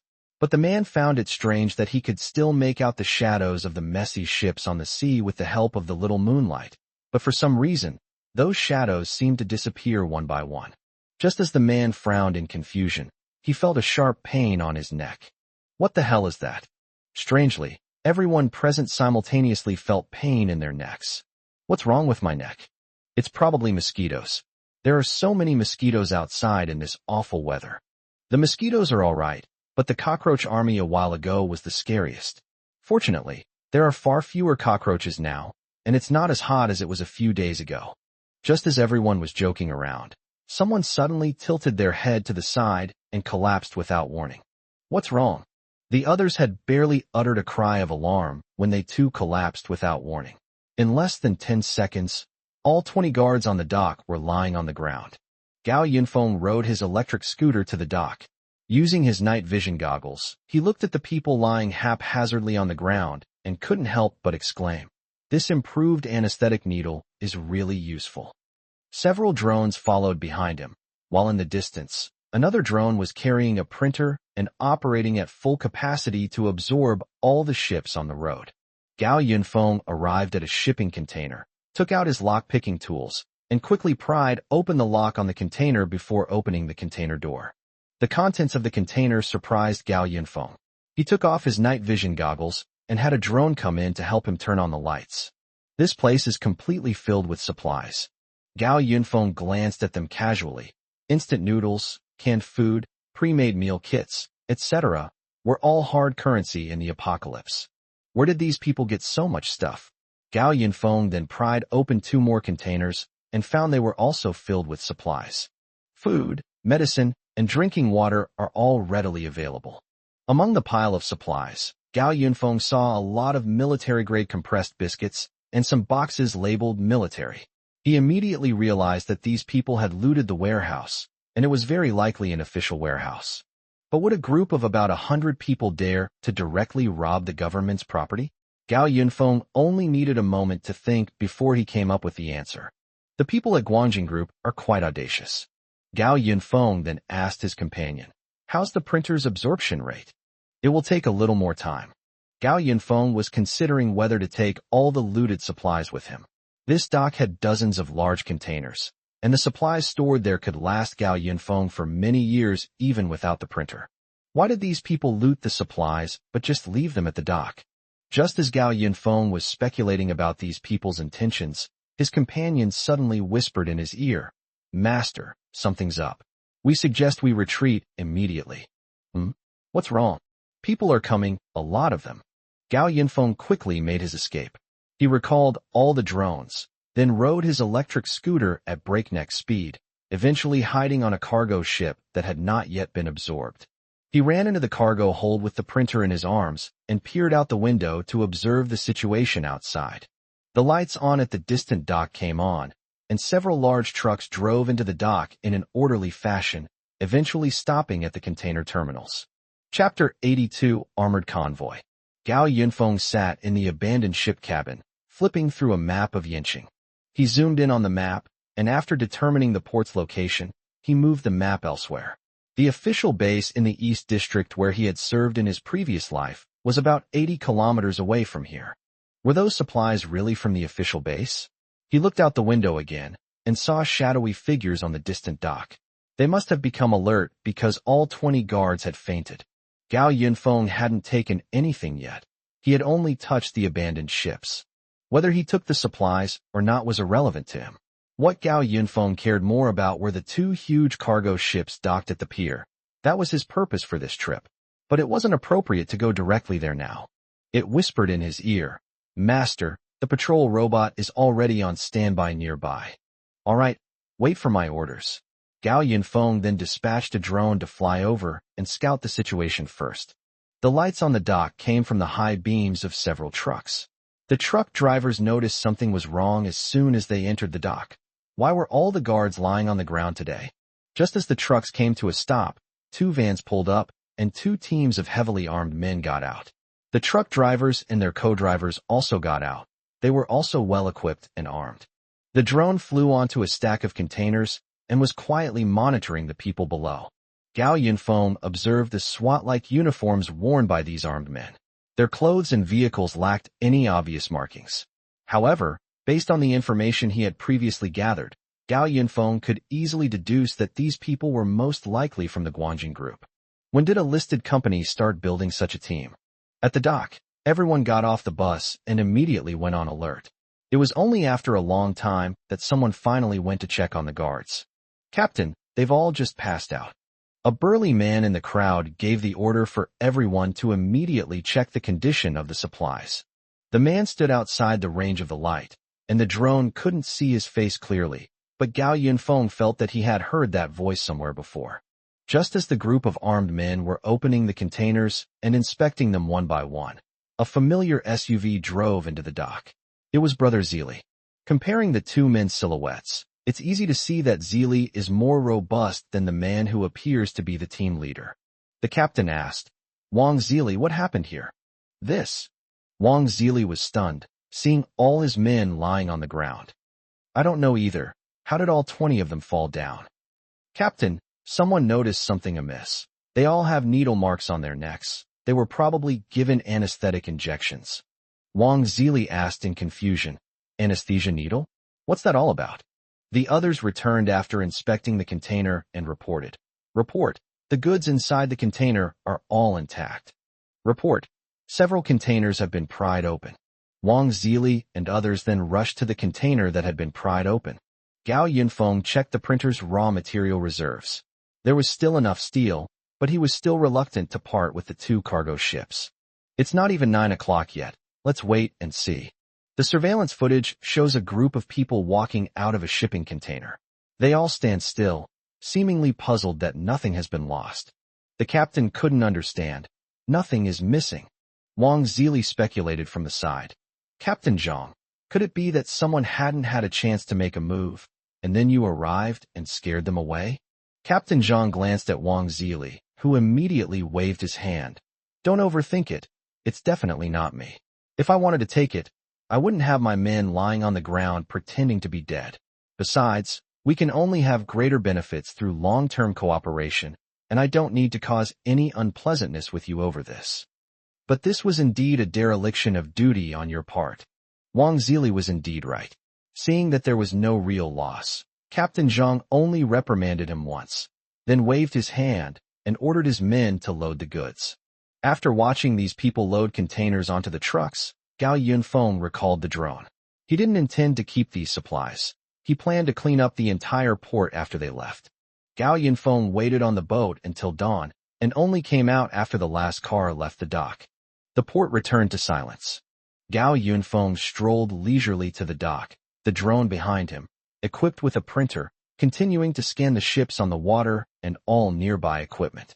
Once the entire port was cleared out, Gao Yinfong could go back and enjoy his peaceful life. Suddenly, the companion spoke up. "Master, those people have returned." "Why did you turn back?" Gao Yinfong asked, puzzled. Hadn't all the supplies at the dock already been moved away? "They didn't drive. They sneaked back in several groups." The companion quickly concluded, "They've taken all the supplies. Their target is us." Surprisingly, they actually noticed him. Gao Yinfong immediately retrieved the printer and then put on a mask. "Just take your things. Since you insist on coming back to cause trouble for me, then I'm sorry." Gao Yinfong thought to himself, then took out a pair of sunglasses. On the empty dock, a group of men armed with rifles suddenly rushed out from all directions. Their guns were equipped with flashlights, and as everyone's beams focused on the shadows of the lone figure on the open ground, the muzzles of their guns were also aimed at that one lone figure. "Don't move." Under the lights, a person wearing a helmet, mask, and sunglasses slowly raised their hands. "We finally caught you." Captain Zhang stepped out from behind the lights, and more people with weapons joined the encirclement. Even Wang Zili sent out his men. Team leader Zhang raised an eyebrow. The man in front of him had his face completely covered, but judging from his physique, he was a very strong man. Captain Zhang looked at him and then said, "You're the one who knocked out the guards and pried open the containers, right? You didn't have time to take the supplies because our convoy arrived, is that right? Also, while our supplies haven't decreased, other things are missing from the port. Where did those ships that were docked go? I heard a helicopter came here this afternoon, but it disappeared after landing. You did that, didn't you?" Coincidentally, we recently lost a large batch of weapons and steel, disappearing in the same way as those ships in the port. I guess you know something, don't you? At this moment, a deep voice rang out, and Gao Yinfong asked him coldly, "You are Zhang Jun, aren't you?" Zhang Jun frowned. "You know me." Chapter 83, Inviting the Enemy into the Trap. No wonder Gao Yinfong thought Captain Zhang's voice sounded familiar. It turned out to be Zhang Jun. He and Zhang Jun are indeed quite familiar with each other. Zhang Jun is a retired soldier. It is said that before the apocalypse, he worked for a security company, escorting armored trucks. In the previous life, as the apocalypse escalated, the military forces of the official base were constantly being reduced. In order to fill the vacancies, they began to recruit men in the base. Because of his background, Zhang Jun quickly returned to the army and made outstanding contributions. At that time, Zhang Jun was mainly responsible for leading the team on field missions, and he would always look for Gao Yinfong whenever equipment needed repair. But who would have thought that when the official base was invaded, Zhang Jun would turn against them with his men? Beset by internal and external troubles, the base was in dire straits. It now seems that Zhang Jun was the mole all along. He was always looking for an opportunity to seize power. Gao Yinfong chuckled twice and said to Zhang Jun, "I know you. I've seen you many times when I'm withdrawing money from the bank." Zhang Jun simply tilted his head slightly upon hearing this, recognizing his previous work and indicating that he indeed knew him. "But you know me, and I don't know you. That's not fair, is it?" Zhang Jun took 2 steps forward. "Why don't you take off your mask, and we can talk slowly?" "Oh, so you like chatting with people like this?" Gao Yinfong pointed to the people around him. Zhang Jun stopped and asked Gao Yinfong, "So, the steel and weapons that went missing from the steel mill a while ago, as well as most of the equipment and materials that went missing from the surrounding hardware warehouses and factories, were taken by you, right?" "Heh." Gao Yinfong laughed. "You make it sound so easy. Those things sound like they're no small matter. You think I stole all that stuff all by myself? I can't believe it either, but it's true." Zhang Jun started pacing back and forth. "Even if you don't admit it, what about those missing ships? I want to know, how exactly did you manage to take so many things away at once? Did you use some kind of tool, or some special ability?" Gao Yinfong gave a meaningful "oh," and then said, "What do you think?" But Zhang Jun didn't want to argue with Gao Yinfong anymore. He waved his hand, and the people around him began to move closer to Gao Yinfong. "We'll have plenty of time to talk later. Just get it for me." The man in the center of the encirclement remained motionless, even stretching.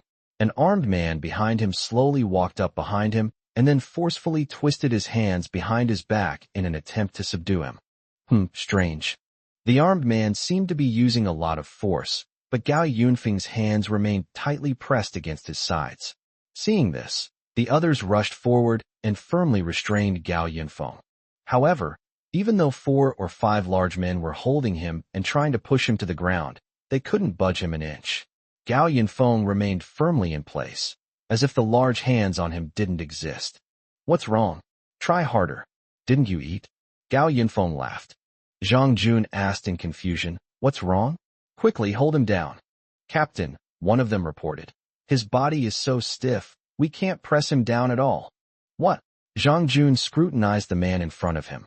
His skin was fair, but his physique was excessively muscular. Thinking back, he felt there was something off about the man's voice when he spoke earlier. Zhang Jun shouted, "Take off his mask and sunglasses." The men holding Gao Yinfong immediately reached out and took off his helmet, sunglasses, and mask. Those present gasped in surprise. At the point where countless beams of light converged, the man being held by several well-trained armed men had a mechanical sphere on his head. "This isn't even human. To be honest, you guys are pretty slow to react." Gao Yunfeng's voice came from the robot's head. At this moment, someone finally realized that there was a sound outlet in the robot's head, which seemed to contain a speaker. The moment Zhang Jun saw the robot, he reacted immediately, retreating and shouting, "Ambush!"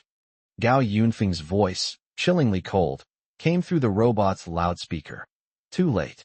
The robot quickly raised its right fist and slammed it heavily into the face of the person in front of it, disfiguring him and causing blood to gush from his nose. The others reacted quickly, releasing the robot and scattering in all directions. However, the robot snatched the rifle from one of the fallen men and began firing into the crowd. In an instant, deadly gunshots echoed throughout the entire dock. Those around tried to turn and fire back, but only after they turned and fired did they realize that the opponent was a robot. In less than a minute, several corpses lay on the dock. As for Gao Yinfong, after learning that someone had arrived, he slipped directly onto the cargo ship docked at the pier. At this moment, he was standing on the deck, quietly watching the commotion below. "Stay with them." Gao Yinfong gave the order. "The hunt begins." Fortunately, there were still many empty containers piled up at the dock, which gave Zhang Jun and his men a place to hide. That robot. It looks familiar. Zhang Jun couldn't quite place it for a moment, but he was furious. Damn it. My special operations team members. These are incredibly valuable talents. Wang Zili, who was standing nearby, said to him, "Team leader Zhang, let's think about what to do first." Zhang Jun remained calm. "What can we do? Robots are still controlled by humans after all. We need to find that guy and take him down. Where are you going to find such a big port?" As soon as Wang Zili finished speaking, countless gunshots rang out all around. Has someone else engaged the robots in combat? No, judging from the sounds. It sounds like a chaotic battle has broken out. At this moment on the dock, Wang Zili's men and Zhang Jun's special operations team scattered and sought cover. But before they could even think of a countermeasure, gunshots rang out behind some of them, and several more fell dead. A robot, clearly different from the one before, suddenly appeared out of nowhere and ambushed them. The robot, carrying a rifle, moved back and forth between countless containers at an extremely fast speed. After firing sniper shots at one group of people, the robot would escape and circle around to another group of people to fire sniper shots from behind. Soon, it was discovered that there was more than one robot. They couldn't figure out exactly how many robots were in the dock, but as soon as a gun was aimed at one robot in front of them, another robot would emerge from behind or above them on a container and shoot them in the head. Suddenly, Zhang Jun and Wang Zili's men were all at a disadvantage. Zhang Jun and Wang Zili arrived at a warehouse. A robot had just slid past them when Zhang Jun keenly heard the sound of roller skates behind them, like someone wearing roller skates skating on a concrete floor. "Wang Zili," Zhang Jun called out to him. "It's time for you to get serious." "What?" Wang Zili turned to look at him. "I'll fight robots? Really?" Chapter 84, A Strange Counterattack. Zhang Jun's voice came through the special operations team's walkie-talkies. "Everyone, assemble at the warehouse to the north immediately. Please be careful." Having received their orders, the team members began leading Wang Zili's men towards the warehouse. However, due to the unexpected situation earlier, the team was scattered, and continuous gunfire could still be heard from all around. Their team was still losing men. Gao Yinfong watched as robots occasionally flashed between the containers below. He took out his tablet and asked his companion, "Where is Zhang Jun?" "Over there in the warehouse." "Send out the drones too," Gao Yinfong ordered. "Tonight, we can't let any of the small gangs here, or Zhang Jun and his men, escape. After all, if he just left like that, who knows what trouble these people would cause him in the future. These people are not like the gang in Tianjiao community. Gao Yinfong is not in a hurry to kill them because he knows that those people cannot escape and are not a significant threat. But this group is different. They have the ability to rob official supplies. What if they turn their guns on Gao Yinfong one day?" The screen on Gao Yunfeng's tablet followed one of the robots, which was carrying a rifle and moving freely on rollers through the dock, deliberately circling behind the enemy to take sniper shots. The robot wasn't afraid of being shot, but Gao Yinfong told his companion that he wanted the other person to fully experience the despair and helplessness of being slaughtered like prey. Several drones flew overhead, swooping down to join the battle. The gunfire on the dock intensified. Gao Yunfeng's perspective continued to move rapidly through the dock as the robots aggressively approached the warehouse. Suddenly, however, a burst of static appeared in Gao Yunfeng's headphones. "What's wrong?" He frowned slightly. The companion said, "We've lost a robot. Remember to retrieve the broken robots later." Gao Yinfong wasn't too concerned. After all, robots aren't completely invincible, so some damage is normal. However, a short while later, the broadcast reported, "Another robot and a drone have been lost." Gao Yinfong sensed something was wrong. What's going on? At this moment, Gao Yunfeng's perspective had reached the warehouse.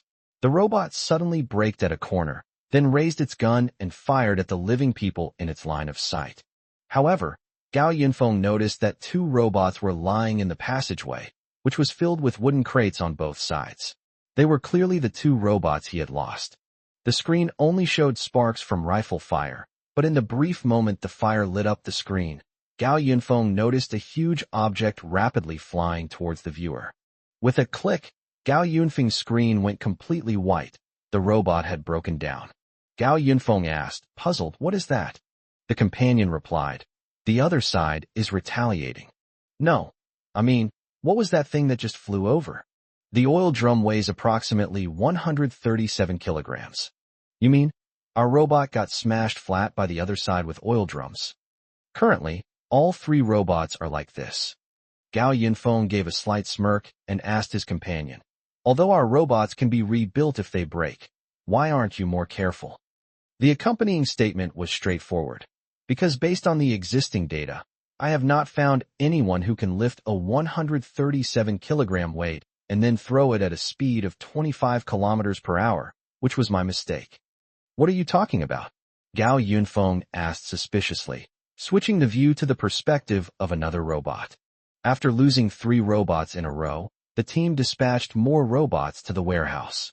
However, just as the robots in the video were about to arrive at the warehouse's gray-white exterior wall suddenly collapsed, and the large amount of rubble left the robots no time to dodge, trapping them directly under the debris. The accompanying person stated, "The way the patrol robots handle emergencies needs to be improved." But Gao Yunfeng's attention was on the collapsed wall. He wanted to know what had caused it to collapse. The entire port is currently without power, making it impossible to use large machinery. However, no bomb explosions have been heard, and the tools available to manpower are insufficient to cover such a large area of collapse. That said, extreme cold is almost here. Gao Yinfeng seemed to be thinking about it. If you look at it from another angle, it makes a lot of sense. It is likely that Gao Yinfeng encountered his first superhuman in this lifetime. The robot, which had been crushed by rubble, was facing the warehouse. Gao Yinfeng immediately instructed his companion to activate the robot's night vision mode. Against a brightly lit backdrop, a figure suddenly leaped up and slammed straight down. The massive fist landed, completely cutting off the robot's view. Gao Yinfeng wasn't mistaken. It was indeed a person. This is going to be interesting. Gao Yunfeng's lips slowly curled up. He then took out the printer from his backpack and checked the printer program. He collected data on various weapons and built a super doomsday fortress, all to serve these awakened superhumans. Now that one has finally appeared, Gao Yinfeng has to get serious and fight them. The companion alerted, "Master, someone has boarded this cargo ship. We've been discovered." "Don't panic." Gao Yunfeng's attention was still on the tablet in his hand. He spoke calmly and moved methodically. "I'm not the kind of person who would easily reveal a weakness just because I lost some equipment." Following Gao Yunfeng's orders, the remaining robots and drones were all moved to the warehouse. As the drone approached the warehouse, several wooden crates flew out and crashed directly into it. However, the people inside were already on guard, and all the drones swerved to avoid them, none of them landing. The remaining 7 robots quickly arrived at the warehouse perimeter, leaving behind a trail of corpses killed by gunfire. Despite this, a significant number of people managed to hide inside the warehouse. All the robots dispersed to guard all the entrances and exits of the warehouse, while drones provided support from the air at any time. Soon, there was movement at the gap formed by the collapsed wall. 2 robots each held a rifle and aimed. From the darkness, 2 wooden crates larger than a person flew out and crashed straight at the robots. The robot quickly dodged to both sides and fired fiercely at the gap. However, the sound of bullets hitting steel plates could be heard coming from inside the warehouse. A figure suddenly rushed out of the warehouse, holding a steel plate in front of him, and charged towards the 2 robots like a bull charging. The drone attempted to launch an attack from the air, but unexpectedly found itself under fire from several guns simultaneously. At the same time, both robots ran out of bullets from their rifles. The person behind the steel plate roared, then grabbed the plate, spun it 360 degrees, and hurled it at the robots. Gao Yinfeng could see clearly now. The man with immense strength was easily recognizable by his muscular physique. Wang Zili was furious, his back hunched as he glared at the drone in front of him. Chapter 85. Powerful bricks fly. The drones all turned on their bottom lights. In the darkness, Wang Zili's burly figure stood out prominently. Whether it was Gao Yinfeng's imagination or not, Wang Zili seemed even more muscular than when he saw him during the day. Compared to his robust muscles, Wang Zili's head appeared quite small. The veins on his arms were bulging, and his ferocious expression made others want to keep their distance. However, Gao Yinfong was watching Wang Zili through a screen and didn't find him particularly scary. He was more excited because it was the first time he had encountered a superhuman in this life. The companionship quickly confirmed Gao Yinfeng's suspicions. It deduced that Wang Zili's body was significantly stronger than when it had seen him during the day, and thus said, "Master, something's wrong with this person's physical condition. There's currently no medicine that can make someone so much stronger in just a few hours." "I know," Gao Yinfong interrupted it. "Now you've seen it for yourself. Stay with him, do as I say, and try to find out as much as possible about this guy's background." The assistant, having received orders, began operating the robots and drones. Meanwhile, Gao Yinfong heard hurried footsteps beneath his feet. Someone had come looking for him. "Brother Zili, don't let me down." After saying that, Gao Yinfong slung his backpack over his shoulder and slipped into the cabin, the open space outside the warehouse. Wang Zili threw the steel plate in his hand with all his might at the robots in front of him, but he was surprised to find that the two robots seemed to be more agile than the previous ones, and his attack was dodged. However, the steel plate he threw flew past the robot's side, and, after traveling several meters, pierced straight into the concrete ground, like a shovel plunging into soft soil.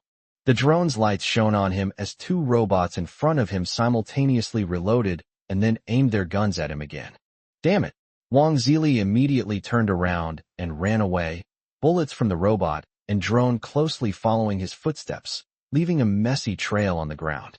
At that moment, the two drones in the air suddenly emitted sparks and then crashed. Inside the warehouse, several armed henchmen hid behind cover and fired their guns at the light source in the air. Wang Zili took the opportunity to hide behind an abandoned truck in an open space. "Damn it," Wang Zili muttered to himself. "That damn Zhang Jun. Does he really think I'm invincible? I'm not going to go head-to-head with these lumps of iron." Earlier, when Wang Zili lost his protection and fled, his companions had already predicted his escape route. If they really wanted to kill him, they wouldn't have wasted so many bullets chasing him. Little did they know that Wang Zili's series of reactions had all been recorded by Peiban, who quickly integrated all the information and came up with the most convenient solution. The two robots in front of the warehouse immediately retreated, and even the remaining drones in the air followed suit. "What?" Wang Zili noticed the drone flying away and asked in confusion, "Why did it run away?" The people hiding in the warehouse were also puzzled. Logically, the robots still had the upper hand, so why did they suddenly leave? Perhaps they were scared off by Wang Zili. Then someone inside shouted, "Boss is awesome. What a load of rubbish. I haven't even started to exert my full strength yet." Wang Zili stepped out from behind the truck, sensing that things weren't so simple. Wang Zili and Zhang Jun had previously discussed the matter and agreed that the invader was after the port's supplies and numerous abandoned ships.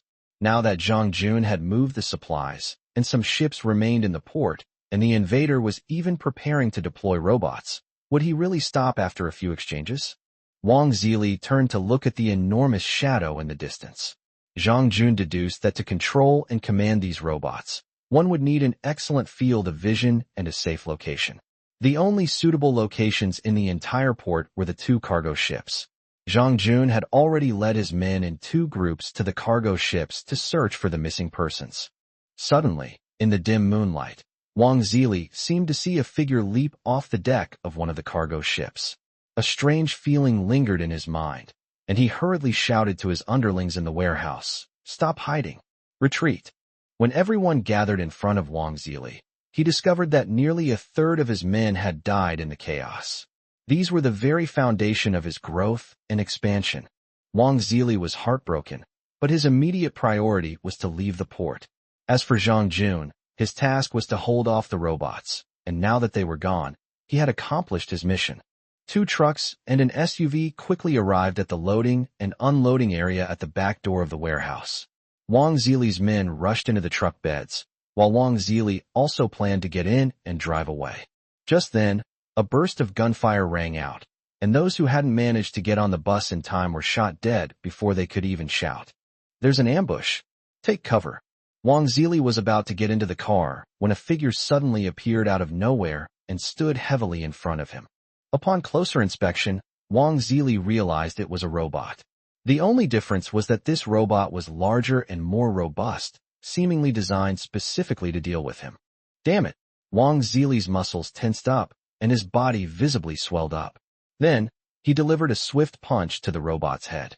Despite its large size, the robot was still agile, and it dodged Wang Zili's attack with a swift movement. Wang Zili's fist slammed into the ground, creating a not-so-shallow crater in the concrete. Wang Zili couldn't say when he became so strong. He simply considered his powerful body a gift from heaven. So he and his men began their survival journey as bandits in Yinxing, until Zhang Jun and his men came looking for them. Several drones surrounded the crowd from all directions and began firing at them.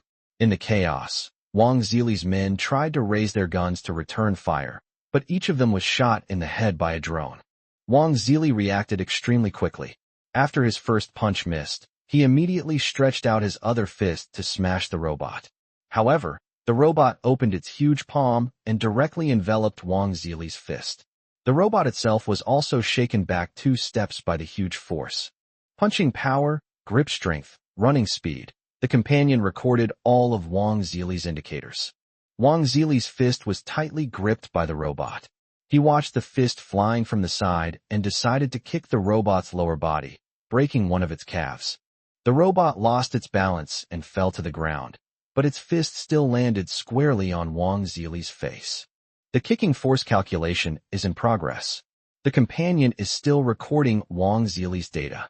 However, to the companion's surprise, after the robot delivered a heavy punch, Wang Zili was still able to stand firmly in place.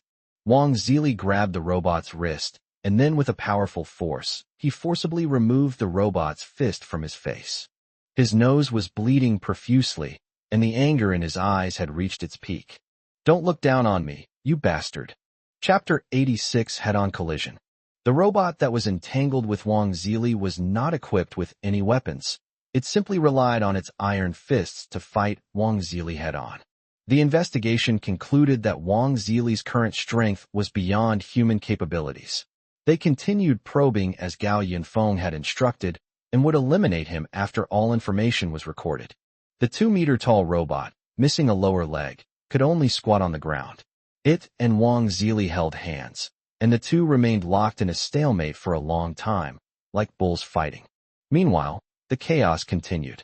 Wang Zili's men had suffered more than 20% casualties due to the sudden appearance of the drone, and many who hadn't managed to get into the vehicle sought cover and fired at the drone in the air. Wang Zili's veins bulged all over his body. He knew that if he continued like this, all his men would be wiped out on the spot. So he instantly withdrew his strength, letting the robot's massive body press forward. Wang Zili tilted his head back, then lunged forward and delivered a powerful headbutt to the robot. Immediately afterwards, Wang Zili raised his leg and slammed his knee against the robot's metal shell with a loud clang, and the robot's body immediately lifted into the air. Wang Zili felt the force on his hands lessen considerably, so he immediately exerted his strength to break free from the robot's grasp. Then, he grabbed the robot's wrists and began to spin in place, instantly transforming it into a giant spinning top. After several laps, Wang Zili roared and hurled the robot into the air with all his might. The patrol robot flew into the sky at an extremely high speed, but the drones in the air were already prepared and scattered to avoid it. In the end, the robot crashed heavily to the ground in an arc, breaking into pieces. "Ah!" Wang Zili roared, blood streaming down his forehead. He then quickly grabbed the robot's severed leg from the ground and threw it into the air. Just as one of the drones was dodging Wang Zili's attack downwards, Wang Zili unexpectedly leaped into the air, reaching a height that ordinary people could not achieve. He reached out and grabbed the drone, then hurled it at other drones in the air. A burst of crimson light erupted in the sky as the two drones collided and exploded. Endurance, explosive power, jumping ability. The companion immediately adjusted the strategy, raising the drones to their maximum height to prioritize eliminating the others present. Wang Zili naturally noticed that not a single drone had fired at him from beginning to end, so he grabbed a rifle and fired at the drones in the sky, shouting at his men, "Go! Boss, we haven't gotten on the bus yet. Boss, we can't get away. Our tires are flat." Wang Zili cursed the ancestors of the drone owners in his mind. People who hadn't boarded the truck yet were being shot down by the drones and were hiding behind cover, too afraid to show their faces. People who had already boarded the truck were trapped inside and couldn't get out. Does that mean he can only break the deadlock by himself? Wang Zili steeled his heart and fired at the drones in the air with a rifle in each hand. However, Wang Zili's marksmanship seemed to be quite good. He managed to shoot down several drones in one burst of fire. The general analysis results are as follows. The companion made the following analysis of Wang Zili's performance just now. This person has been affected by an unknown thing, and his various bodily functions have been enhanced to about 7 times that of a normal person, and his sensory abilities have also been enhanced. Although his physical body has been greatly enhanced, he is still ultimately a flesh and blood body. Since the target has not displayed any other special abilities, in order to avoid further equipment losses, the operation to eliminate the target is now officially launched. The remaining drones in the air immediately adjusted their direction and pointed all their guns at Wang Zili. Seeing this, Wang Zili immediately leaped up and hid behind the truck. He ordered his closest men, "Cover me as I go get the bulletproof vest." The drone slowly approached the truck where Wang Zili was hiding. Suddenly, Wang Zili ran out from behind the truck, drawing all the fire.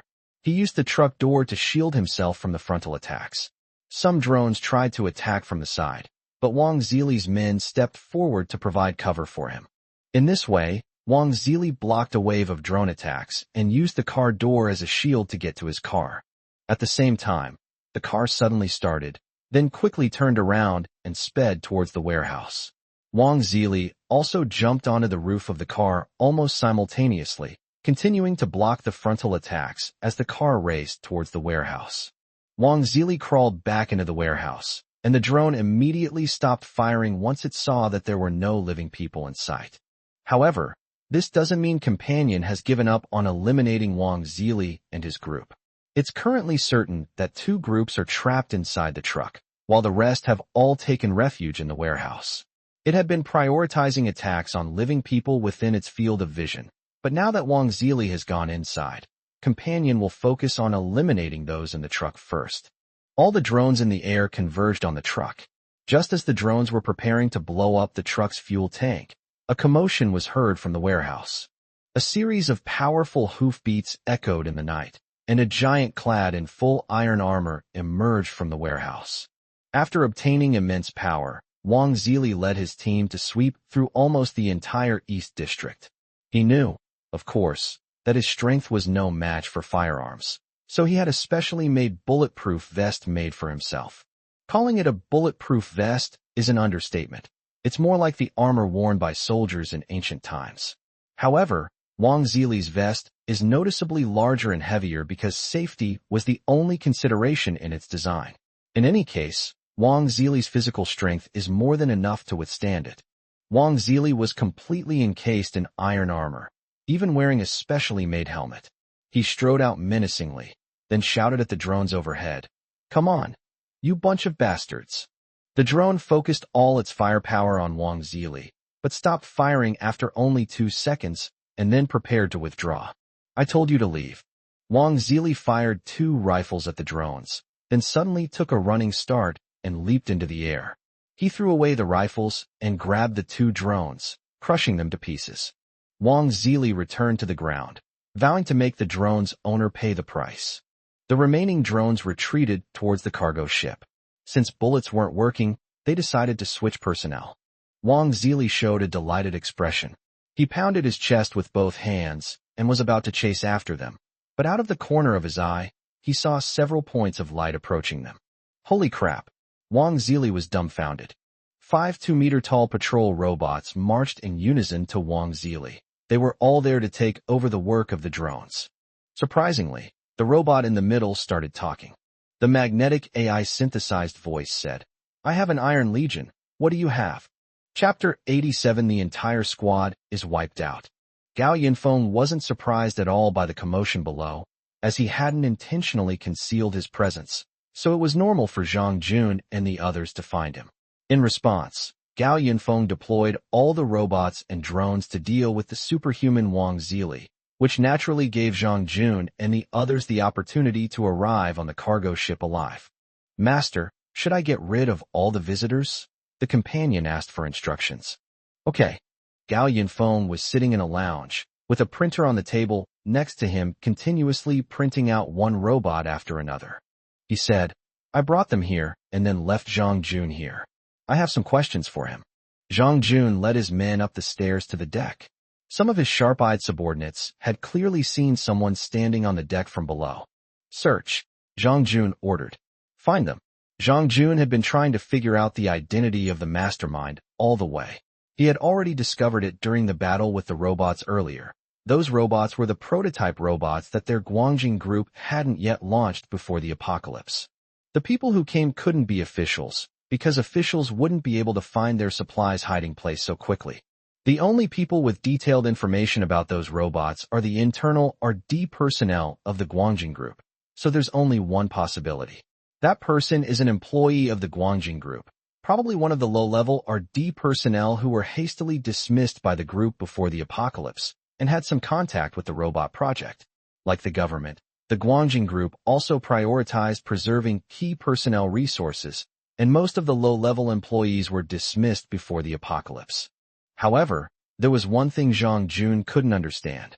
These robots were originally intended for use as handling robots in the express delivery industry. So how did they get transformed into combat robots? Did the group originally have such geniuses? The special operations team entered the ship's cabin, which was the crew's rest area. Everyone searched nervously, opening every door and thoroughly searching inside and out, but they found nothing. Zhang Jun gripped his rifle tightly, and his teammate's voice came through the microphone. Captain, we've spotted a drone in the cargo hold down below. The cargo hold. Zhang Jun felt something was amiss. After thinking it over, he instructed, have the drone keep an eye on it for now. We'll come out later. As the combat unit of Guangjing Group specifically responsible for field operations, Zhang Jun and his team were naturally equipped with drones to scout out enemy positions. Unfortunately, when he first discovered that there was only one enemy, he immediately led his team to surround the dock, which caused such a big problem. Zhang Jun left the cabin and went up to the deck, where the team member in charge of operating the drone was sitting in a corner of the deck observing the situation in the cargo hold below. Upon seeing Zhang Jun, the team member handed him a tablet to show him the footage captured by the drone. Our infrared sensors detected an unusual heat source below, and there's a person inside. Is he alone? Doesn't he have any other weapons with him? Zhang Jun asked. We haven't found him yet. He's hiding at the very back of the cargo hold, probably busy operating the robots outside. Zhang Jun looked at the drone's feed and saw a thermal image below. He immediately led his team to the cargo hold entrance. Quick, prioritize capturing that person. Compared to the losses at the port tonight, Zhang Jun was more interested in this person's robot modification technology. If these robots could be mass-produced and used by the Guangjing group, then the group's position in the apocalypse would truly be secure. The group, wearing night vision goggles, stealthily entered the cargo hold. Following the instructions, Zhang Jun arrived at the location where the person was hiding. Captain, that person is still there. Zhang Jun slowly approached the corner of the wall, then suddenly lunged forward and pointed his gun at the person sitting in the corner. Don't move. At the same time, Zhang Jun turned on the flashlight on his gun, but when the light came on, he was dumbfounded. Sitting against the wall is a robot exactly the same as the one from the beginning. How could this be? Damn it, we've fallen for their trap. Zhang Jun immediately shouted to the other team members, Quick, get back to the deck. At that moment, he heard a scream. The team member on the deck had been attacked by something unknown. Damn it, we've been tricked. Zhang Jun and the others immediately sprinted towards the cargo hold entrance. The half-open hatch suddenly slammed shut, and then a huge figure appeared, blocking their path. Zhang Jun took a closer look through the night vision goggles and felt a chill run down his spine.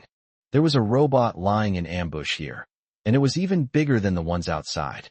Fire. Everyone immediately opened fire on the robot, but the bullets had little effect on it. The robot is equipped with 2 iron fists the size of wash basins. With a single punch, it sent the nearest person flying several meters away, instantly killing them on the spot. Seeing this, the others retreated to create distance and provided cover fire, but the robot immediately took steps and pressed closer to them. Oh! The robot leaped up, then smashed the 2 men into a bloody pulp with its fists, before stepping over their corpses and continuing its charge forward. Damn it, at this rate we'll all be wiped out. Zhang Jun retreated while deciding to take a gamble. He signaled to his men, then took out a grenade from his pocket, ready to find the right opportunity to blow up the robot. But to everyone's surprise, the robot that was closing in suddenly stopped. Before Zhang Jun and the others could react, several whooshing sounds suddenly rang out in the air. Sparks flew from the robot's shoulders, and in an instant, all of Zhang Jun's men fell to the ground. What? Zhang Jun's pupils dilated in shock. With the obstacles cleared, the robot once again stepped towards Zhang Jun. From the speaker hidden within the robot, Gao Yinfeng's calm voice rang out. Captain Zhang, having fun? You. Zhang Jun was furious. He picked up a grenade, his finger already on the pin. I'll fight you to the death. Zhang Jun assumed a stance, preparing to throw a grenade at the robot. Suddenly, he was kicked hard in the waist, sending him flying. The grenade slipped from his hand, only to be kicked by the person who kicked him, who reacted swiftly and sent it flying to the opposite corner of the cargo hold. A startling sound came from the cargo hold, and in the firelight, Zhang Jun saw that the one who had attacked him was also a robot. No. If Zhang Jun didn't realize this soon, then all his years at Guangjing Group would have been for nothing. Such rapid reaction and simultaneous control of a large number of robots. This is not something one person can do. You're only finding out now? Gao Yunfeng's voice rang out again. 2 robots, one large and one small, surrounded Zhang Jun. Zhang Jun felt as if his waist had been broken. He lay on the ground, panting in pain. At this moment, Gao Yinfong said in a very gentle tone, All right, let's talk. Chapter 88 The Doctrine of Firepower Superiority. Inside the cargo hold, Zhang Jun leaned against the wall in anguish, glaring at the 2 robots surrounding him, his anger barely contained. But it was all in vain. If he were human, he could find an opportunity to fight back, but the robots were impervious to knives and guns, and with him wounded, escape would be nearly impossible. He clutched his aching back, endured the pain, and sat up, demanding, Who are you? Why do you have our robots? That's a trade secret, Gao Yinfong replied with a smile. Consider this my return gift for bringing your team to cause me trouble. Ha, coward, Zhang Jun cursed. If you have the guts, don't hide. Stand up and talk to me openly. Gao Yinfong was too lazy to argue with him and went straight to the point. So, what is your Guangjing Group planning to do? You're seizing resources and expanding your influence. Are you planning to dominate Yinqing? Zhang Jun's voice was urgent, but he was still trying his best to appear calm. Since you know us, you should think carefully about what the consequences will be if you go against us. We suffered from a lack of equipment and manpower this time, but don't get too cocky. In terms of high-tech equipment, we are among the best in Yinqing and even the whole country. Otherwise, you wouldn't be using the robots produced by Guangjing. Get this straight, Gao Yinfong reminded him. I'm asking you a question now. If you keep making noise, I'll have this giant thing crush you into mincemeat. As he spoke, the large robot took a step forward. But to everyone's surprise, Zhang Jun was not intimidated at all.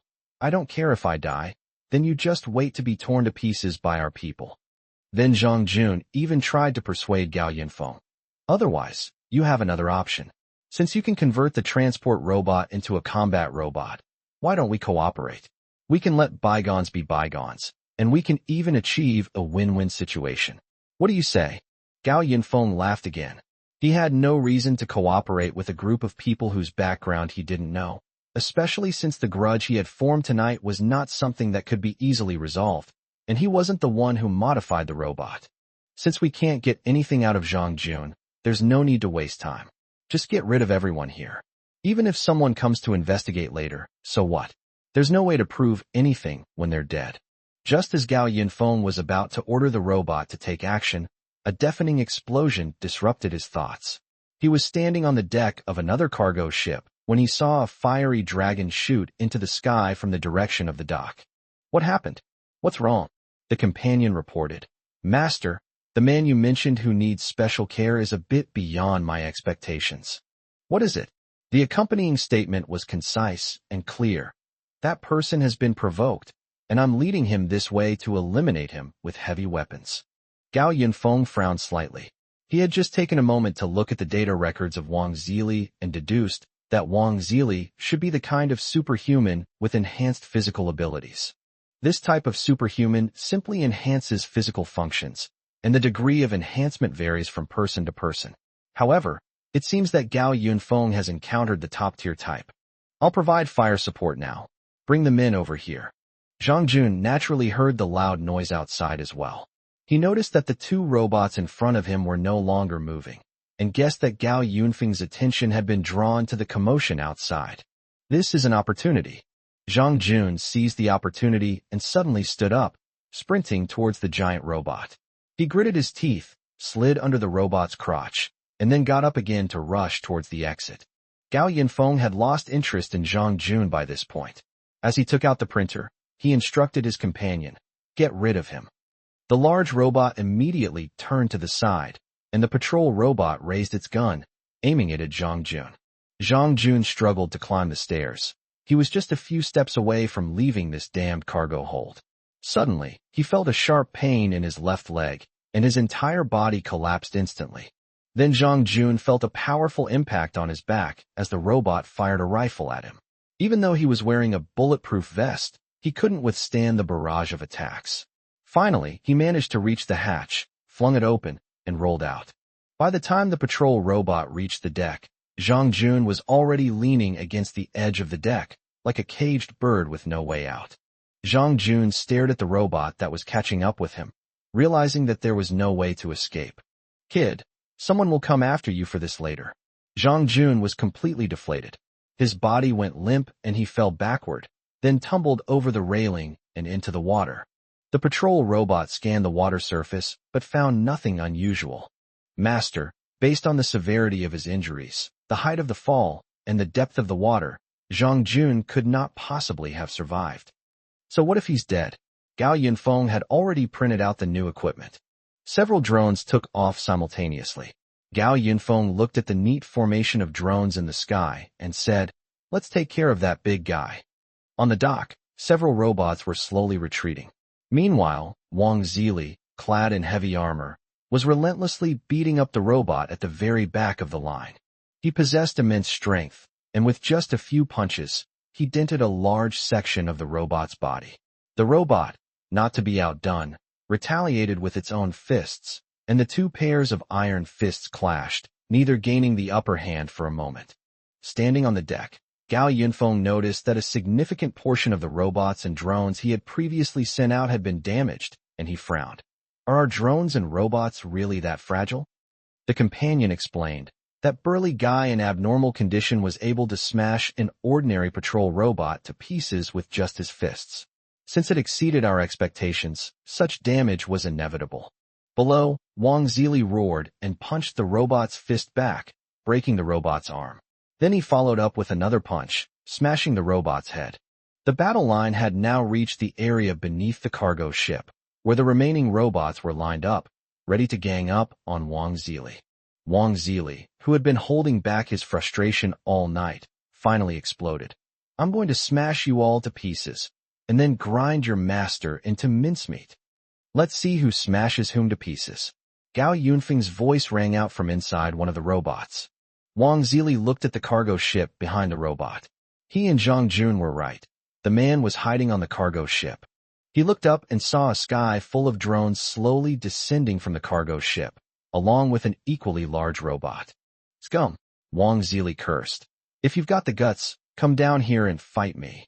A shelling blast sent Wang Zili flying several meters away. He took a few steps back to steady himself, and was surprised to see that the robot that had just come down was carrying 2 rocket launchers. "Damn it! How many weapons do you have?" Gao Yinfong snorted and said, Why fight one-on-one when you can gang up on someone? Chapter 89. No one was spared at the port. The drones scattered and flew away, chasing after Wang Zili's men. Seeing this, Wang Zili tried to shoot down the drone, but before he could even look up, an explosion occurred in front of him, and the powerful impact sent him flying several steps back again. Gao Yinfong watched as Wang Zili took several steps back, but still stood firmly in place, and couldn't help but wonder, is it because his physical strength is too strong, or because his homemade armor is too tough? Even when a grenade exploded in front of him, it didn't cripple him. The companion replied, Master, the armor that man wore was designed with defense in mind, and he made up for his speed and agility with his own strength. It's really quite good. Gao Yinfong also felt that with an absolute advantage in strength and the ability to compensate for his weakness of being fragile, Wang Zili could indeed be considered a mobile heavy tank. This made Gao Yinfong want an armor like Wang Zili's. Below, the robots had already surrounded Wang Zili in layers. Covered in a silver metallic shell riddled with shallow bullet holes, Wang Zili was encased in armor from head to toe, with even his eyes covered by a thick layer of transparent bulletproof glass. Four robots attacked Wang Zili from four directions, swinging their iron fists. Wang Zili, however, charged forward, heading straight for one of the robots. His fist slammed into the robot's fist like a meteor, causing the robot's arm to disintegrate on the spot. Gao Yinfong then remembered that his patrol robots had been modified with a focus on weapon capacity, mobility, and responsiveness, without any changes to the robot's materials. The companion said, his punch just now was equivalent to a dump truck hitting us at 80 kilometers per hour. That doesn't mean the robot is too fragile. Taking advantage of the moment when the robot's hand was severed, Wang Zili restrained the robot's other hand and then punched it through the chest. At the same time, three other robots arrived at his side. Wang Zili leaped high into the air, escaping the attack range of the three robots before their fists closed in, and then, upon landing, he slammed his fists down heavily with both hands and feet. The robot nimbly retreated to avoid the impact, leaving a crater where Wang Zili landed. But that wasn't the end of it. Just as Wang Zili was about to violently dismantle the robot with a fierce look on his face, he heard a whoosh behind him. Sensing something was wrong, Wang Zili immediately dodged to the side. A rocket grazed the side of his helmet and flew straight into the distance, exploding into a bright red flower. The large robot, equipped with heavy weaponry, stood still. Seeing that a shell had missed, it immediately raised the rocket launcher in its other hand. Another shell was fired. Wang Zili was watching the trajectory of the shell and was about to dodge when he realized that the rocket launcher was firing at his feet. The shell exploded at Wang Zili's feet, and he was pushed several meters away by the powerful impact and the heat wave. Wang Zili struggled on the ground for about 5 seconds before getting up. You bastard! Wang Zili roared, his voice amplified by his armor. Like a mad bull, he launched a deadly charge at the robot wielding a rocket launcher. Besides his physical abilities increasing exponentially, has he undergone any other unusual changes? Upon seeing this, Gao Yinfong immediately decided, stay with him, and then finish him off. Wang Zili's roar was deafening, and even though he was wearing heavy armor, he still ran with a gust of wind. In response to Wang Zili's actions, the robot threw away the rocket launchers in its hands and then made a punching motion at Wang Zili. It's no use. Wang Zili raised his fist, and as his fist slammed into the robot countered by raising its own fist to meet his attack. Just as Wang Zili was about to unleash a powerful punch to destroy the robot, he suddenly paused. The robot's hands actually wrapped around his fist and withstood his blow. Wang Zili tried to pull his hand away, but at that moment the robot in front of him suddenly lit up with a bright light. What? Before Wang Zili could even think, a powerful electric current surged from his hands throughout his body, followed by a painful howl. Oh! At that moment, a tiny electronic display on the robot's abdomen lit up. Starting from the top, the battery level was decreasing bar by bar. Gao Yinfong instructed the companion to convert the robot's battery power into high-voltage electricity and send it all to Wang Zili. So you can withstand it and fight, huh? Then can you withstand electricity? Gao Yinfong looked at the light spots below with interest. The robot's battery began to rapidly decrease when it was half full, and Wang Zili's wails grew increasingly desperate. The electric light gradually dimmed, and the robot slowly lowered its head. Wang Zili, amidst painful screams, slowly knelt down, his fists still held in the robot's palms, his entire body in a Z shape when viewed from the side. 3 robots stepped forward to investigate. The robot equipped with heavy weaponry had shut down due to depleted battery power. As for Wang Zili, he was kneeling on the ground, completely motionless. Master, the target has been confirmed dead. Just in case, Gao Yinfong had the robot fire 2 rockets at Wang Zili first. 2 rockets were fired, and Wang Zili's armor was deformed, but he himself remained motionless.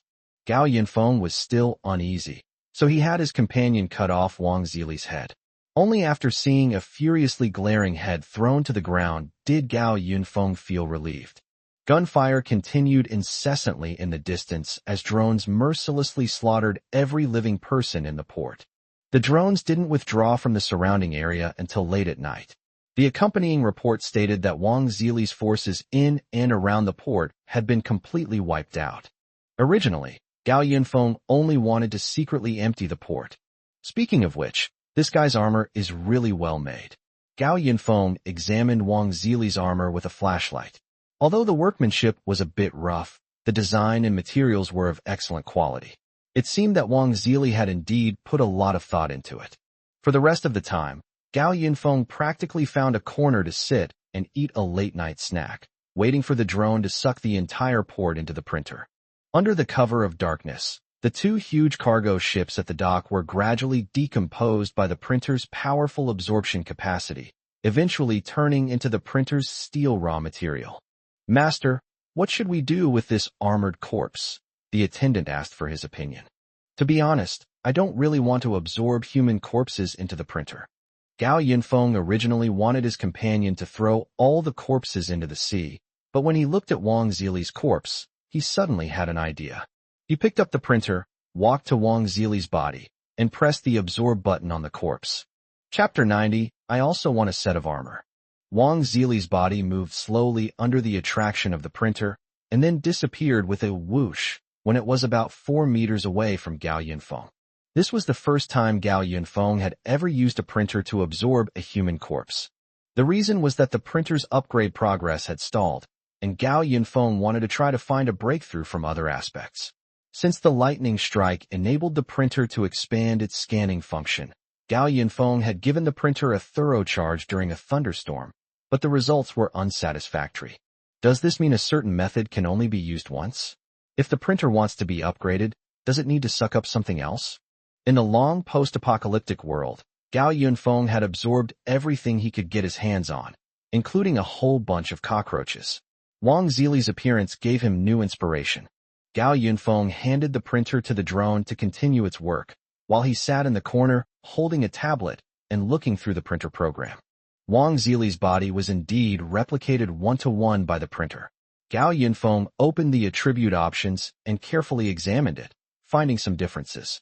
The printer would analyze the components of what it absorbed, much like cracking a program's source code. Gao Yinfong wanted to see if the corpse of the superhuman had any unusual components.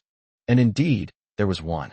Gao Yinfong was surprised to find that the Attributes tab had an additional extended page. The first page still contained the various components of a normal human being, but the second page was a brief introduction to Wang Zili's abilities.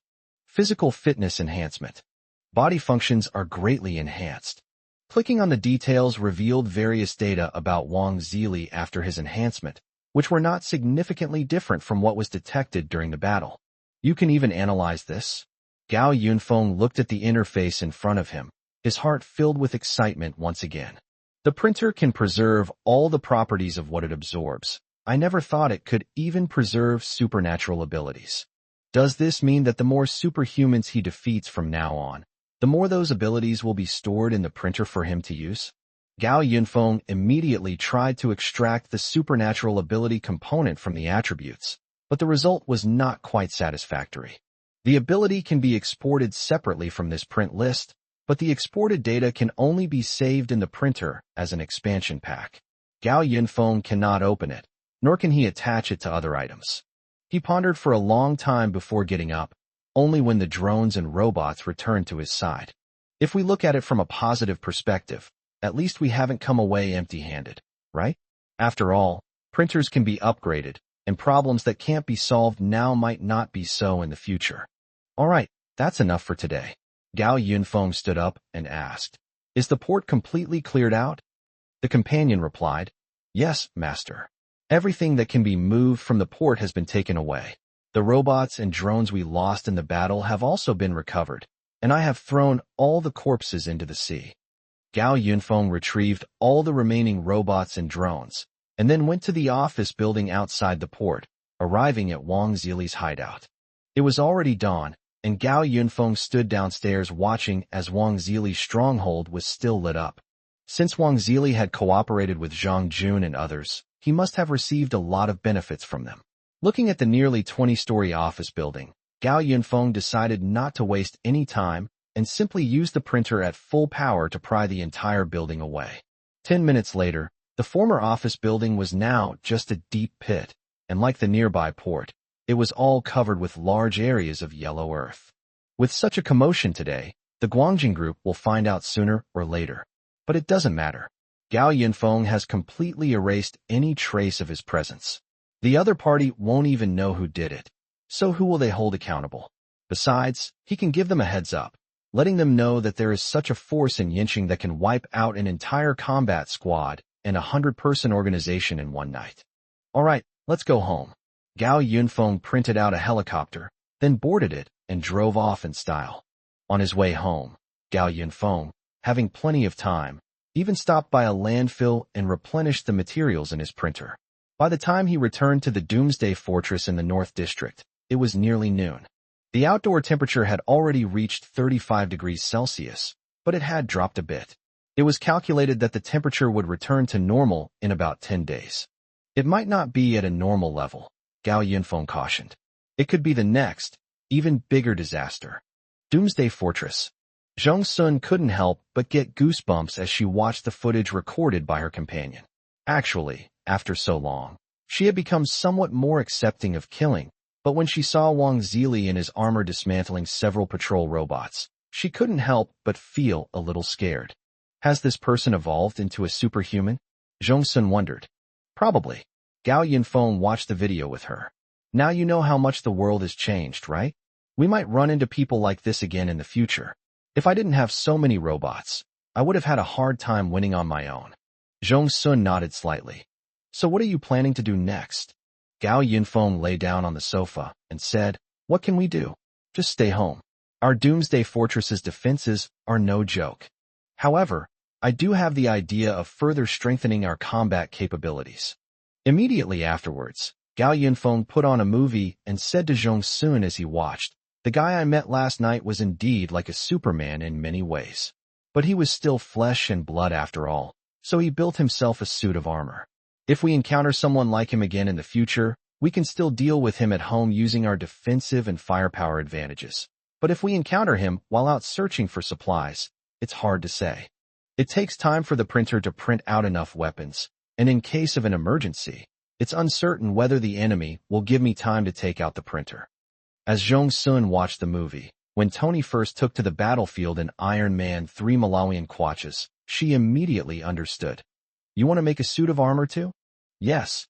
Gao Yinfong didn't intend to hide anything. "I have plenty of raw materials on hand now.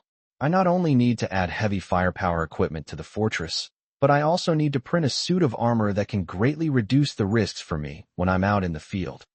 Zhong Sun complained, "Why don't you just move your home to outer space, or make a Gundam, or even an Ultraman?" "To put it bluntly, we just don't have the technology," Gao Yinfong said. "Making full-body armor is a different story. It makes you a smaller target and more mobile. If the firepower can keep up, then I'll really become a mobile artillery platform." Zhong Sun looked at Gao Yinfong and sighed slightly. "Speak. What do you need me to do?" Chapter 91 Planning. Gao Yunfeng's gaze was still on the movie. He waved his hand and said, "I just have this idea. Whether it can be implemented is still uncertain. The scanning function of printers is still limited to the complete copying of real objects. current technology is far from reaching the level depicted in movies. Zhong Sun quickly pointed out, printing requires adjusting the parameters and also a design drawing. The patrol robots we have are already quite advanced. For now, let's start by modifying the robots. Modifying them with more robust materials and more precise algorithms should be able to handle most situations. Besides, even if you have the ability to build an armor, if you want it to be like the ones in the movies, the most important thing to consider is your power supply. After all, I only had that idea in mind. Gao Yinfong said this, but he still had some expectations in his heart. Zhong Sun, propping his head up with one hand while watching the movie, analyzed for Gao Yinfong. It's fine if you don't leave the house, but if you go out, you'll need to prepare enough weapons and robot bodyguards in advance. Your biggest problem is probably that the printer isn't linked to you. Although I tried to operate the printer before and found that it didn't work, the risk will greatly increase if the printer isn't with you when you go out. That evening, Gao Yinfong sat in his bedroom, checking the printer program on his computer. Zhong Sun's words were insightful. Thankfully, she wasn't cunning. Anyone else who knew about such a powerful tool would have immediately tried to take it away. He called to his companion and asked, "Is there still no way to use the superpower data that was separated from that superpowered individual?" "No, Master," the companion said. "I have conducted multiple tests in the printer program. Currently, the exported ability data can only be used within the program and cannot be used for anything. The appearance of this data is like a bug in the program.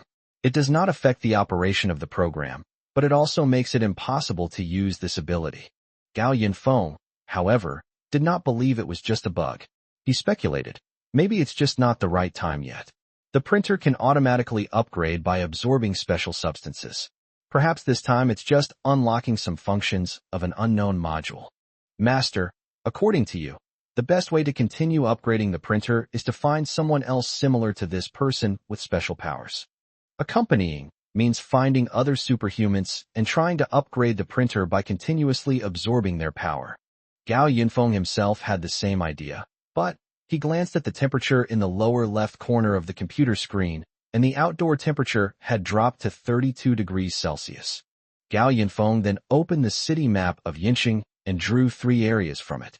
One is the official base located in Dongqing District, and the other is the approximate location of the official base in Nanqing District, which is based on information gathered from previous outings and predictions made by those who accompanied the group.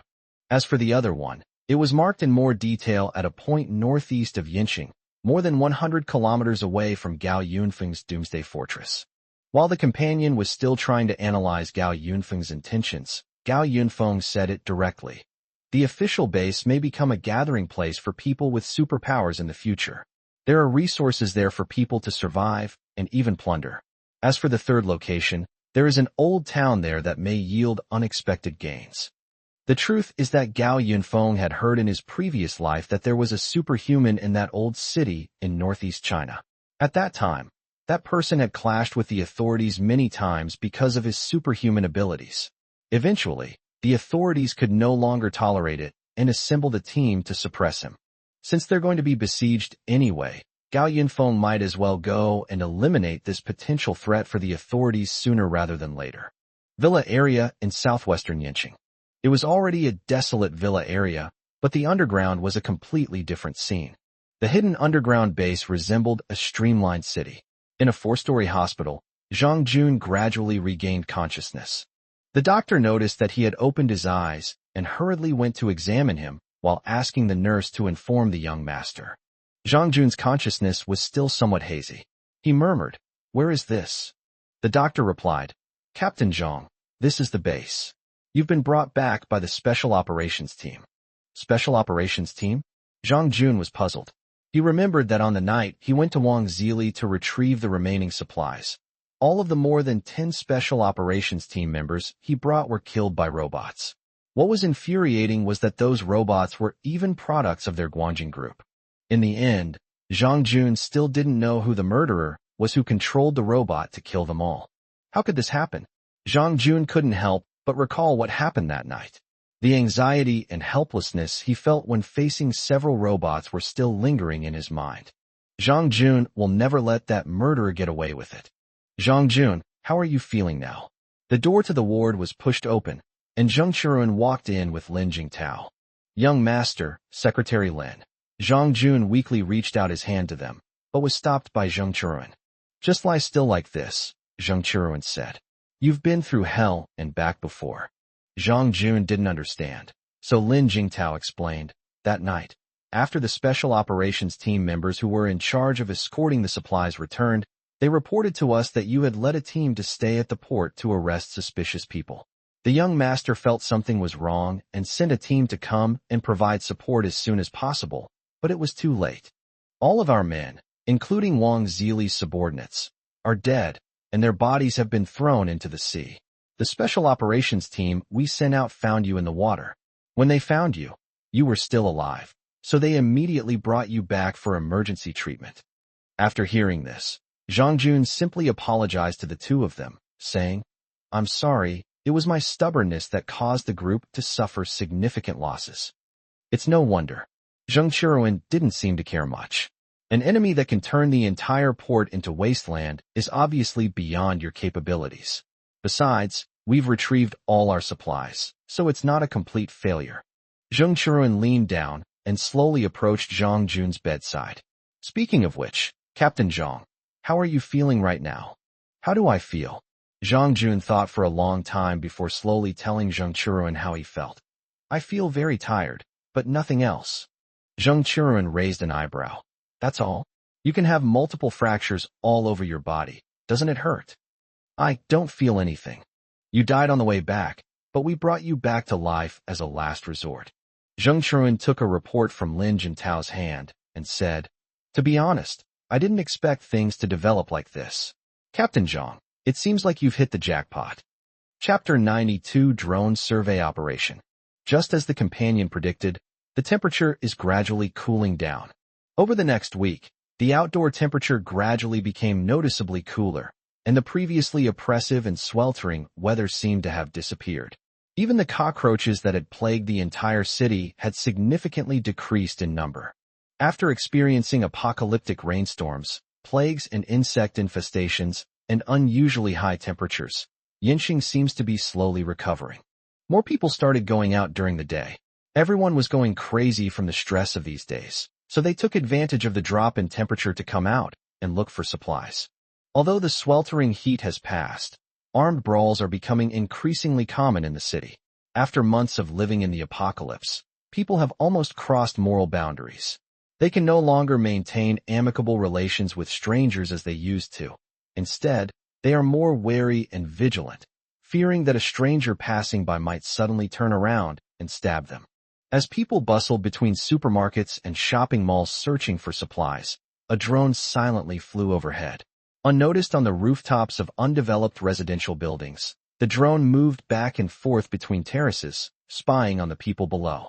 The drone flew for 3 blocks before retracting its bottom camera and flying off toward the north of the city at dusk. Inside the Doomsday Fortress, on the basement level.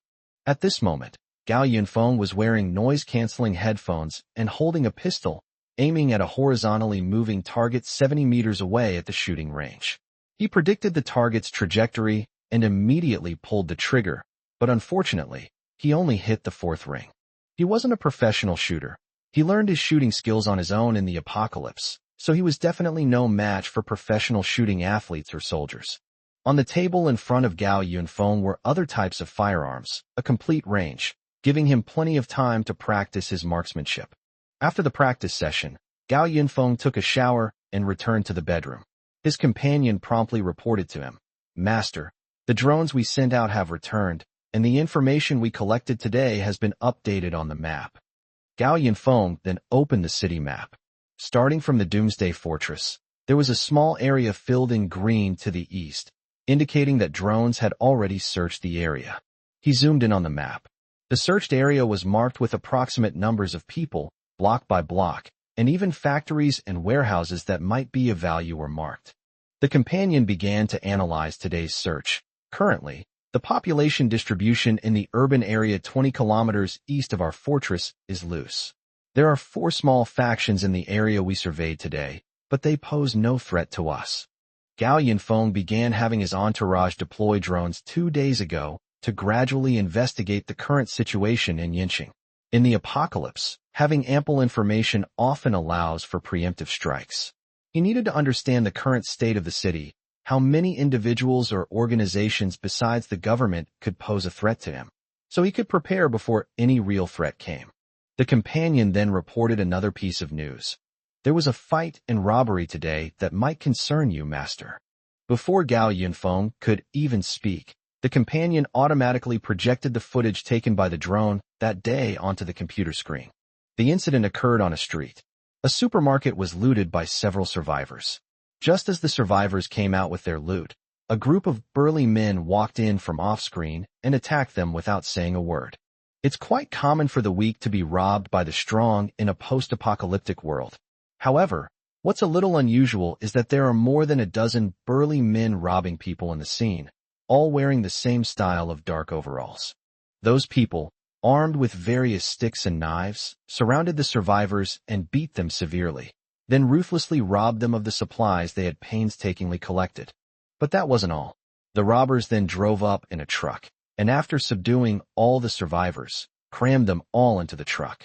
The entire operation was swift and efficient, taking no more than 6 minutes. Gao Yinfong commented, "They are organized and disciplined. It's clear they're a group of a certain size." That's right. The camera zoomed in, focusing on the waist of one of the robbers, who was carrying a gun. The group's accomplices were also spotted in other locations identified by the drone, totaling about 50 people. Their modus operandi was primarily based on beatings, robberies, and kidnappings. They targeted nearby convenience stores, supermarkets, and other places where supplies might still be available, abducting anyone who possessed such supplies. Their specific motives are currently unknown. The gang's hideout was not within the area the drone was surveying today.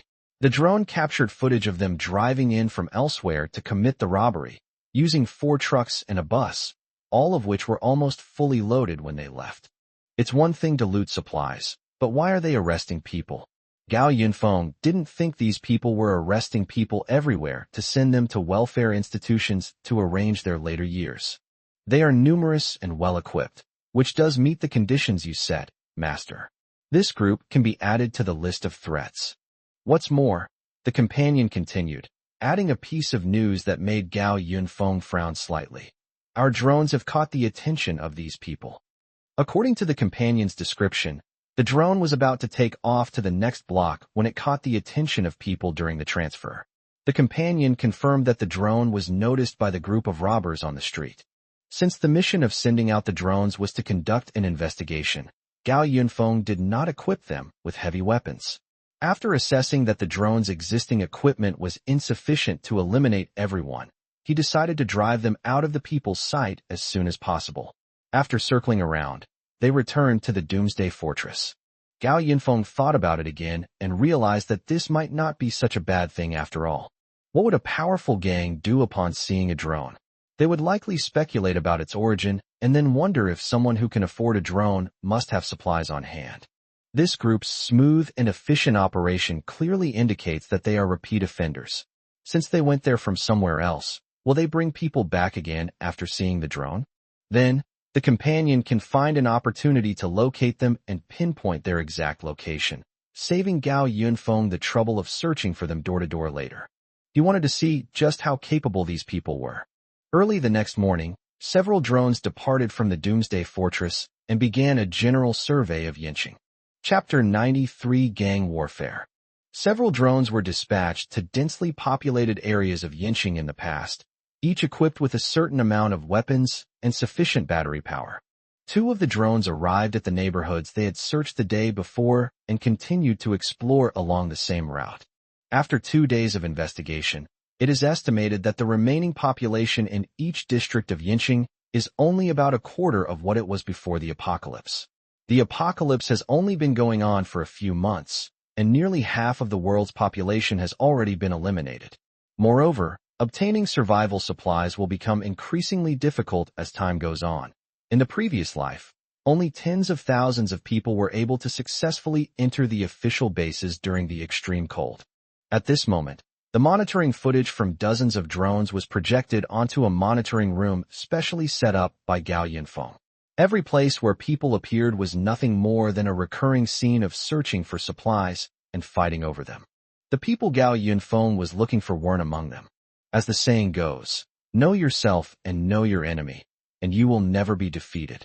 Gao Yinfong needed to have a general understanding of the people or organizations in Yinqing who could pose a threat to him. Of course, the threats he was referring to were those he might encounter when he went out. There were practically no people in Yinqing who could pose a threat to him while he was at home. On the other hand, given Wang Zili's precedent, Gao Yinfong also wanted to try to find other people who had awakened superpowers. It was known that the printer could store the abilities of superpowered individuals by absorbing their corpses. Although there was currently no way to use the absorbed abilities for one's own benefit, it didn't mean it wouldn't be possible in the future, and Gao Yinfong planned to make preparations in advance. Over the course of a morning, several drones worked together to advance the map of Yinqing, and the area filled with green on the electronic map is now gradually increasing. In the afternoon, just as Gao Yinfong was about to pick up his gun for target practice, he suddenly received a message from his companion. "Master, we found those guys from yesterday." As Gao Yinfong skillfully cocked his pistol, he asked, "Where are they?" "About 6 kilometers away from that street yesterday. The same thing is happening again." Gao Yinfong took out his phone and checked the surveillance footage. Sure enough, it was the same group of people from yesterday, all wearing the same work clothes. They were still robbing people everywhere, but today it seemed their main target was supplies, unlike yesterday when they would also arrest the victims. However, when reviewing the situation yesterday, Gao Yinfong noticed that most of the people they arrested were women and young adults, which made Gao Yinfong wonder what these people were doing. He told his companion, "Have the drone keep an eye on things and make sure they don't see you again. Report any unusual situations to me immediately." About 2 hours later, the companion told Gao Yinfong, "Master, something has happened." Of the several drones dispatched, one spotted what appeared to be a large group of bandits dressed as robbers on a street. The companion said they were all armed, as if they were going to fight someone. About 20 minutes later, a drone captured everything clearly from an overhead view from the top floor of an apartment building. The gang of robbers drove several vehicles to a supermarket and immediately engaged in a fierce shootout with the people inside. The area has been investigated, and a small gang of about 30 people was found operating in that supermarket. The drone stealthily changed its perspective from upstairs, allowing Gao Yinfong to get a general idea of the supermarket's layout and roughly guessed that it was easy to defend and difficult to attack. Moreover, the people guarding the supermarket also had several guns, so those foreign robbers wouldn't be able to take over the supermarket anytime soon. Gao Yinfong then picked up his gun and started shooting at the target. Fighting between small gangs was perfectly normal. He just asked his companion to let him know the outcome at the end. But a moment later, the companion interrupted Gao Yinfeng's action of reloading. "Master, they are about to decide the winner. There is something you might be very interested in." "What the heck?" Gao Yinfong picked up the phone on the table and saw a slightly unexpected scene.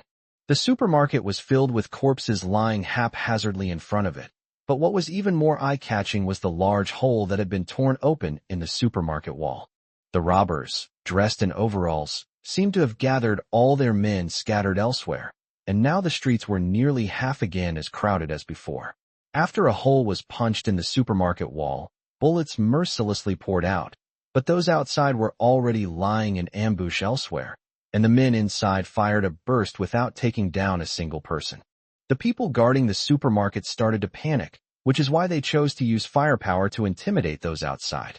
But the robbers outside weren't worried at all, since those inside had limited ammunition and couldn't sustain such a continuous drain on resources. With a slight adjustment of the drone's angle, Gao Yinfong spotted a group of people hiding in a small shop next to the supermarket, one of whom was carrying a conspicuous rocket launcher.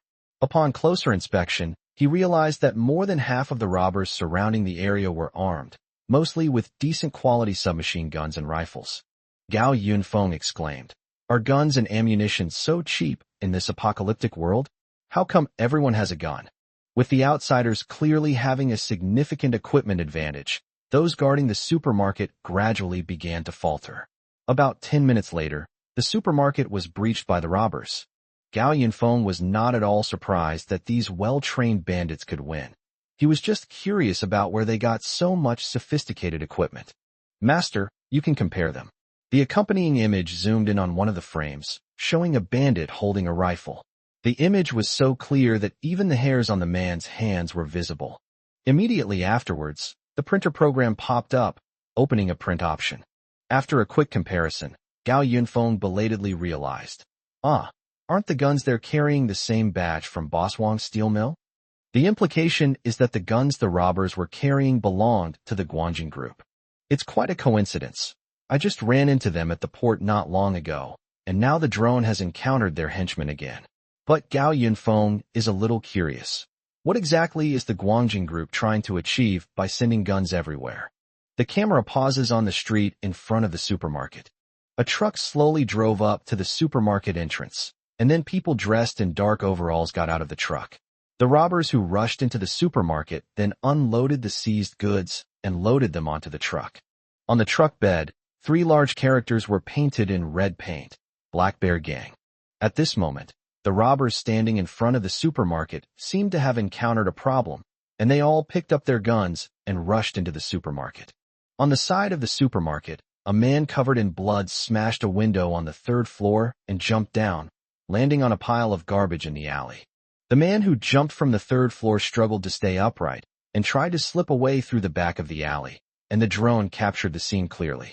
Suddenly, the ground beneath the man's feet exploded, and a cloud of blood mist burst out from beneath him, his legs blown off.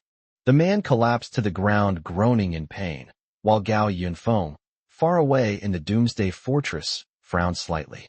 What just happened? Chapter 94 Black Bear Gang.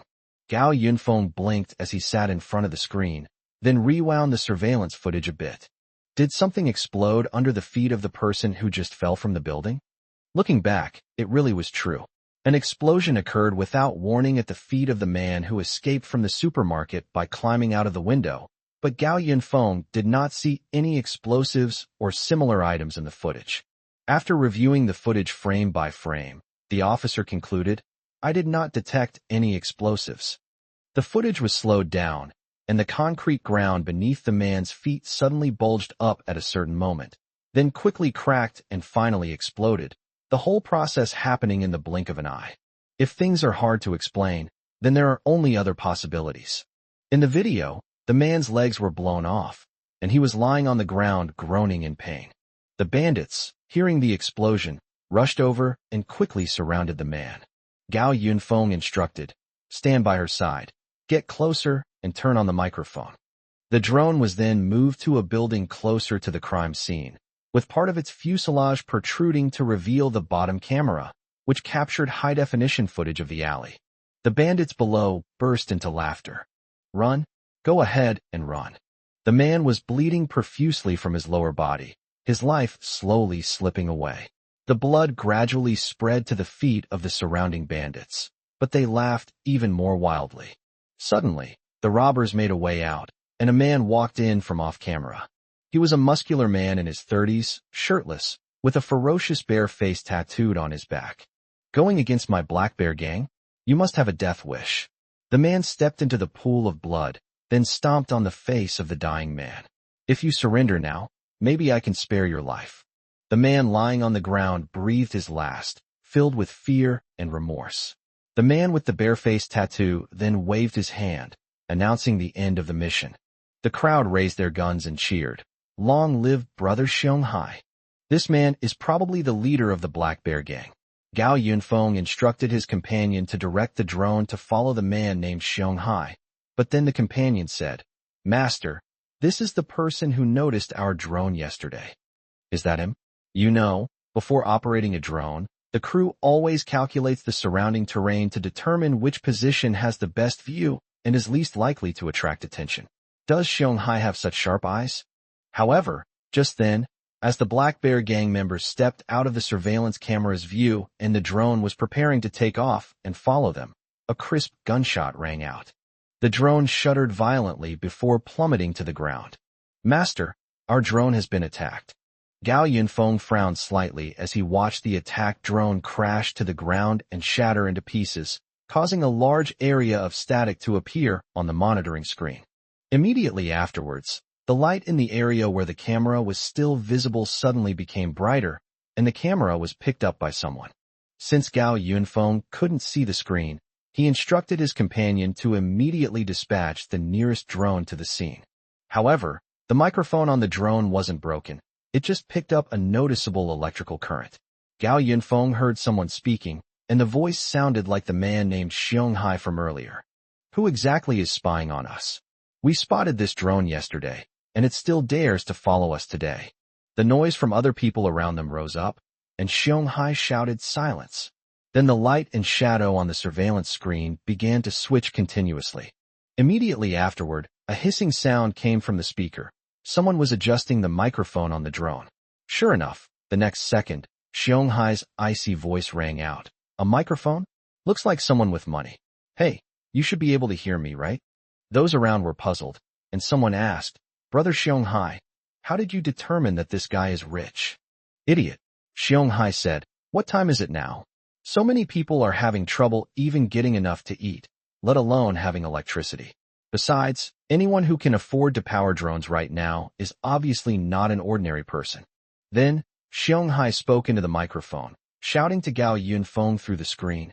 Hey, buddy, you saw what happened just now, right? We are the Black Bear Gang. Since you've seen it all, it wouldn't be right not to give us something in return, would it? You've seen my methods too. If you're smart, give me 100 kilograms of supplies and put them in the convenience store at number 123 Davin Street. I'll give you a day to prepare.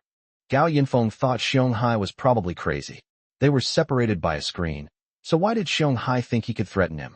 But Xiong Hai then said, Don't think I can't find you just because you're using drones.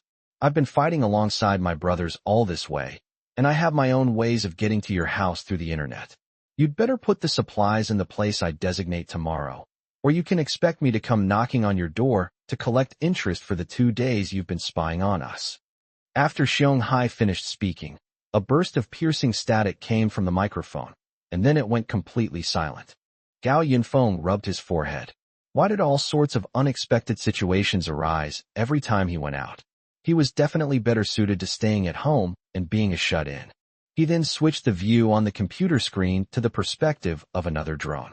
Gao Yinfong wasn't sure if Xiong Hai's keen senses were what made him notice his drone, so this time he had his companion park it in an absolutely safe location. From this rooftop, one can still clearly see Xiong Hai and his group's movements on the street in the distance, but cannot hear them talking. Because the distance is maintained far enough, if they are noticed again, they can simply run away. Gao Yinfong watched as Xiong Hai held his drone, walked to their Black Bear Gang's truck, casually tossed the drone into the truck bed, got in, and drove off. Several trucks moved in a convoy toward another block, and Gao Yinfong remembered that other drones were also surveying the direction they were heading. Accompany them. Send the drone over to follow them. Gao Yinfong has many drones in his possession, so what's wrong with giving one to Xiong Hai?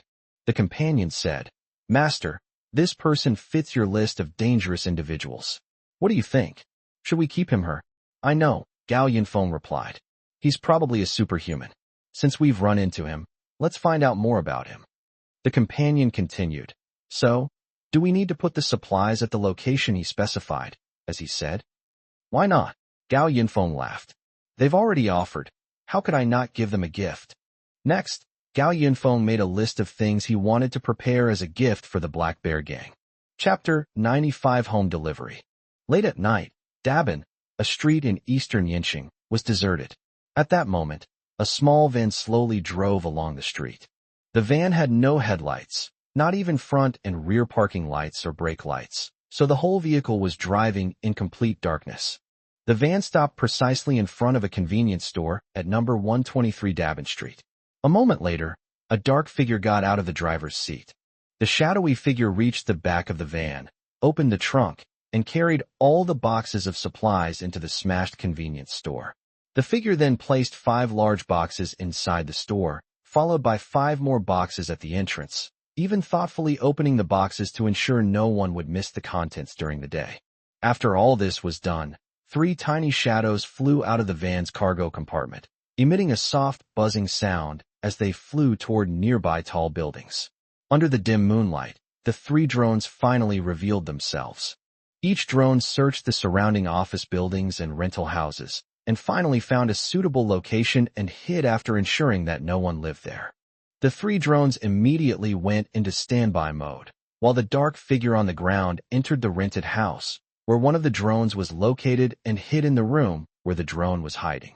Suddenly, a flashing white light appeared on the head of the shadowy figure, and the view of the street was unobstructed through the window of the room. From this angle, the positions of the other 2 drones could also be observed. The vehicle that arrived was a robot.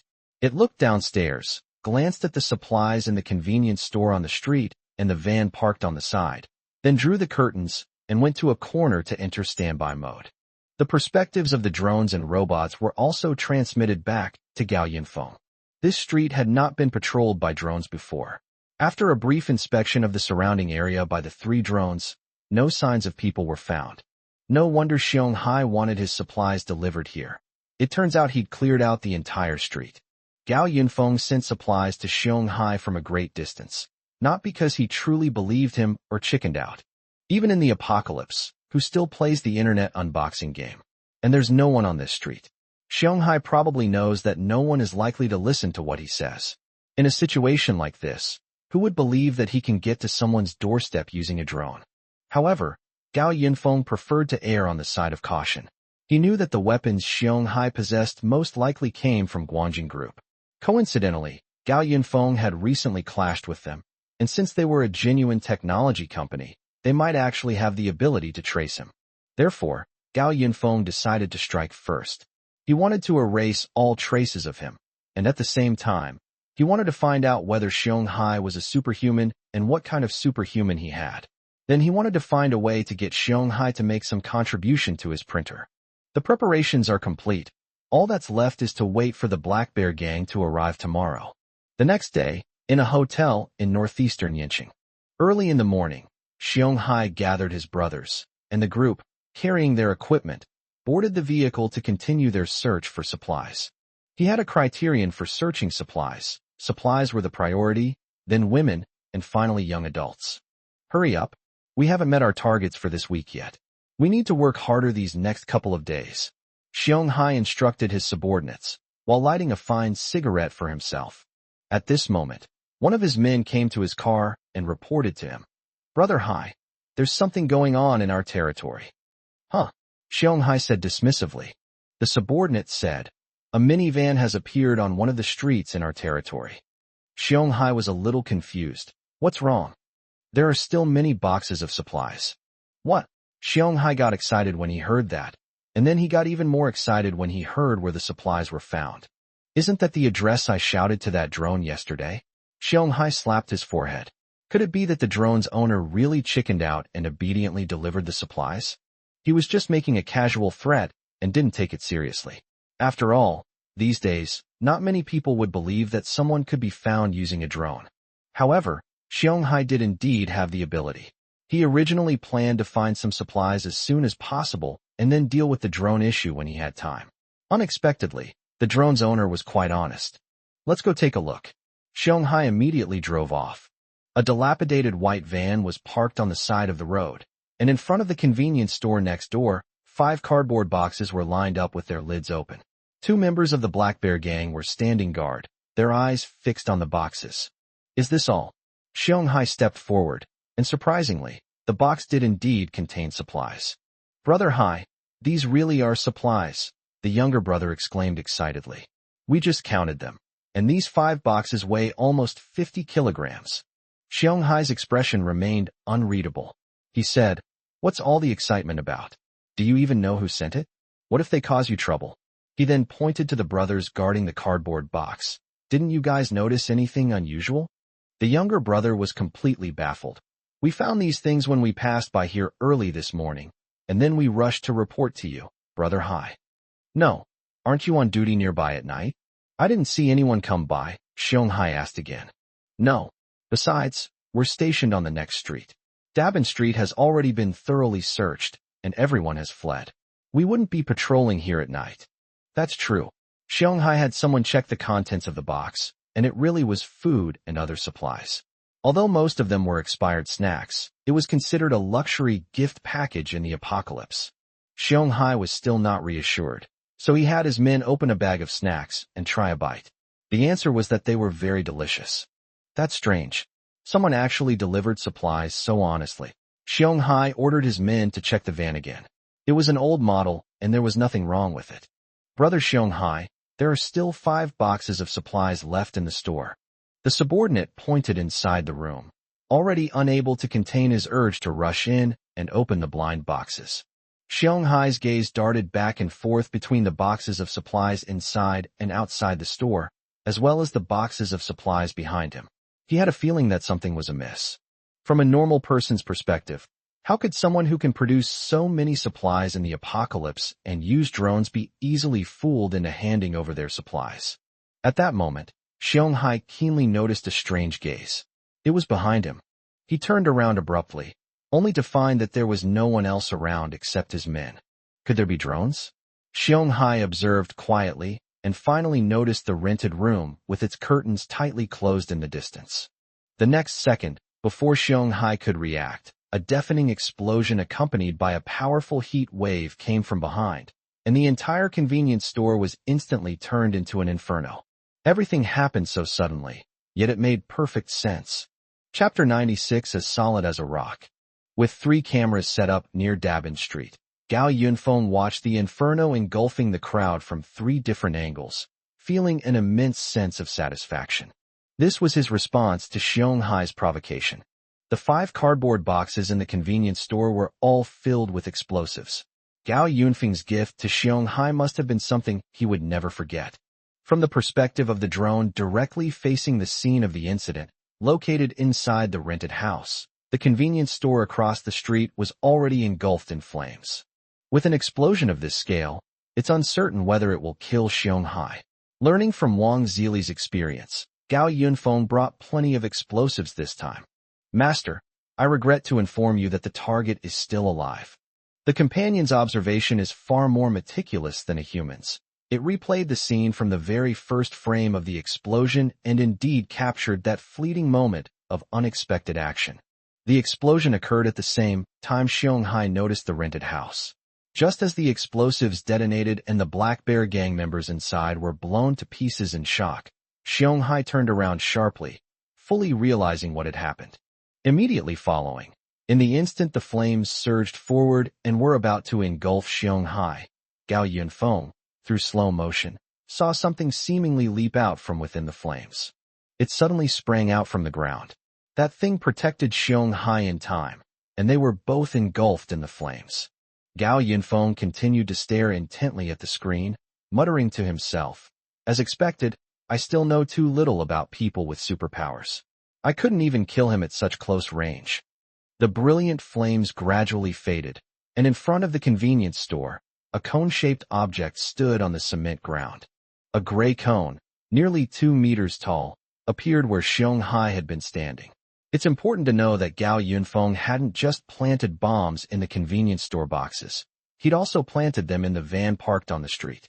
The high-definition surveillance camera zoomed in on the scene, revealing several bodies on the ground, torn to pieces, while the cone-shaped structure remained firmly in place, completely unaffected by the double explosion.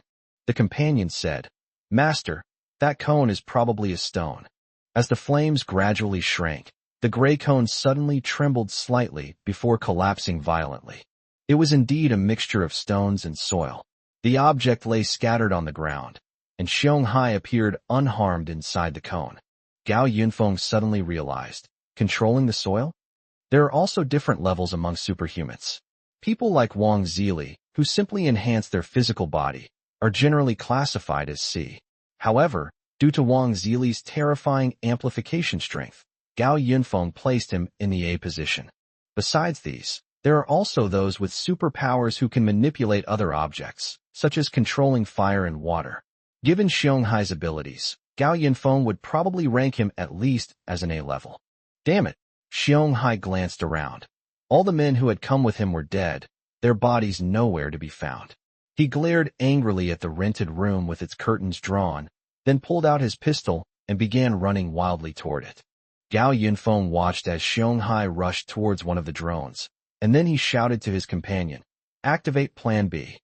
Inside the rented room, the head of the robot sitting in the corner, which was on standby, suddenly lit up with a flashing white light. At the same time, several cars arrived at Dabin Street, and the members of the Black Bear gang gasped in shock at the horrific scene. But when they saw Xiong staring angrily in a certain direction, the underlings were puzzled. "Brother Xiong, what happened?" "Chase after him," Xiong roared. "Someone dared to use a bomb on me. He's asking for trouble. Assemble the team. I will find that person today and tear him to pieces." After the Black Bear gang surrounded the rental house, Xiong stood downstairs looking at the room with the curtains tightly closed, and then he placed his left hand on the exterior wall of the building. Moments later, the room in Xiong line of sight suddenly exploded, and a large amount of tiles and sand shattered the windows and poured out, bringing with it countless pieces of debris. "There's nothing useful at all." Xiong clicked his tongue and cursed. "That guy isn't here. What was monitoring us just now was a drone. But he had to transport so many bombs at night and deploy drones, so he must be operating them nearby. Search him. I'm going to kill that man today." At that moment, Xiong keenly sensed that a shadow seemed to pass through the alley behind him. He turned around abruptly, but there was no one in the alley. Something's not right. Xiong sensed something was amiss. How could someone remotely control a machine and then casually stroll right past him? At this moment, Xiong noticed that there was a green trash can in the corner of the corridor of the rental building. That trash can is clearly a public trash can on the street. So how did it end up here? Realizing the problem, Xiong immediately stomped his foot, and a concrete wall rapidly rose from beneath his feet. At the same time, the trash can suddenly exploded, instantly blasting several Black Bear gang members standing by the stairwell away. "Damn it," Xiong cursed. "What was this?" Someone planted bombs on his own turf, and he, the leader, not only didn't know, but was also blown up twice. The explosion startled the Black Bear gang members in the vicinity. After regaining their senses, they quickly moved closer to Xiong and became alert to their surroundings. "What are you so afraid of?" Xiong shouted angrily. "A few bombs, and you're all scared like this. Go find this person right now." Someone asked hesitantly. "But Brother Hai, where are we going to find him?" "There's someone there," someone in the crowd exclaimed.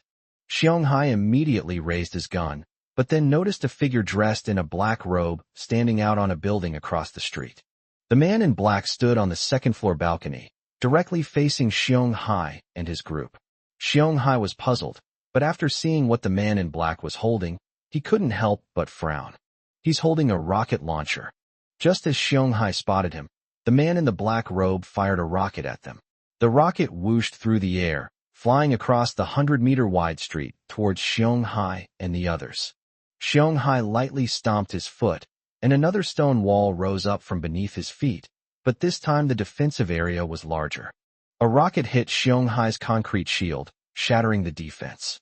However, due to its thickness, Xiong and the others behind the stone wall were unharmed. When the stone wall collapsed on its own, the man in black across the street had vanished without a trace. The Black Bear gang members were all armed with sophisticated weapons and equipment, but they couldn't help but feel intimidated when they saw that the other side was carrying rocket launchers. Xiong felt increasingly uneasy, as if the other party was making a fool of him. When his subordinates asked him what to do next, Xiong answer surprised them. "We don't know much about this guy, so let's think this through carefully." Chapter 97 Pursuit.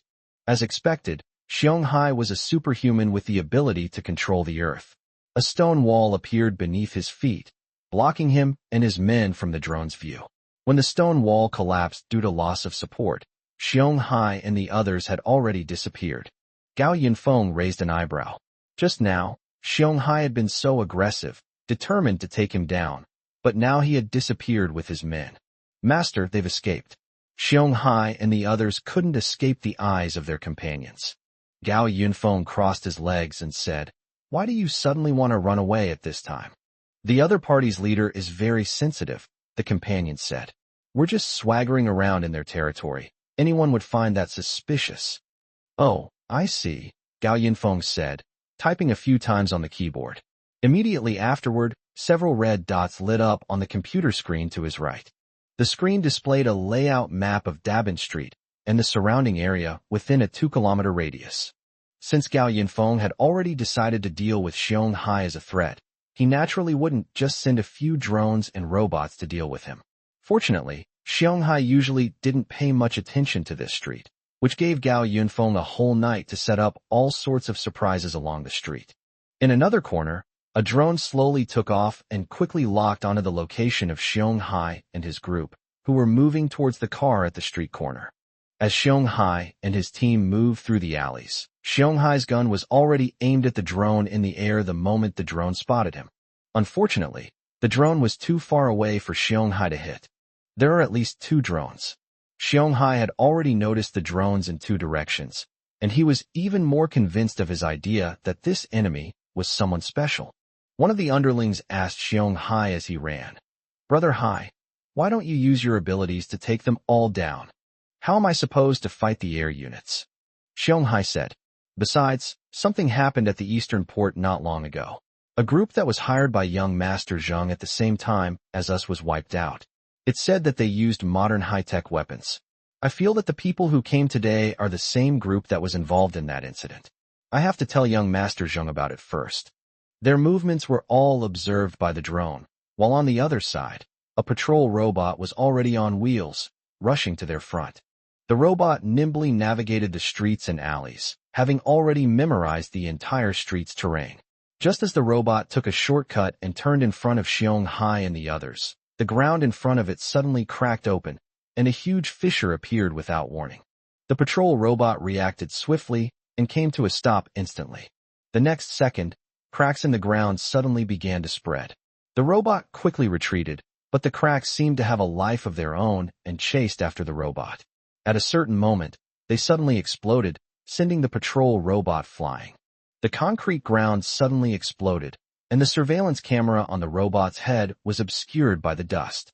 Meanwhile, the drone in the air clearly saw Xiong Hai and his team using Xiong Hai's abilities as cover as they crossed the street. The patrol robot extended its modified right hand the instant it was thrown back, and in an instant, countless machine gun bullets swept through the dust and shot straight ahead. However, a huge earthen wall reappeared and blocked all the robot's bullets, allowing Xiong Hai and the others to successfully evacuate Dabin Street. Inside the Doomsday Fortress, Gao Yinfong was surprised by Xiong Hai's reaction as he watched this scene. This opponent is indeed interesting. Gao Yinfong immediately took action on the computer. He was about to have a serious fight with Xiong Hai. They even have machine guns. Xiong Hai and his men were hiding in an alley next to an abandoned shop. His underlings wanted to go out, but he stopped them in time. "There are guns aimed at us from outside." Xiong Hai noticed that the drone monitoring them from the air was slightly different from the one from yesterday, so the other party must have made thorough preparations to deliberately cause him trouble. Damn it, there are still people in Yinxing carrying so many weapons. Xiong Hai's mind raced. Their vehicle was parked on the side of the street. The man in black he had attacked earlier was not dead and was probably already aiming at them from some corner with a cannon. How do I get out of here? At that moment, Xiong Hai's keen ears heard some slight sounds. 1, 2. Rhythmic and increasingly rapid, the sound seemed to be coming from the abandoned shop next door. "Quick, get away from that wall." Xiong Hai immediately retreated and used his abilities. The wall they were leaning against collapsed with a loud bang. Just as everyone was exclaiming in shock and confusion, Xiong Hai had already taken the initiative.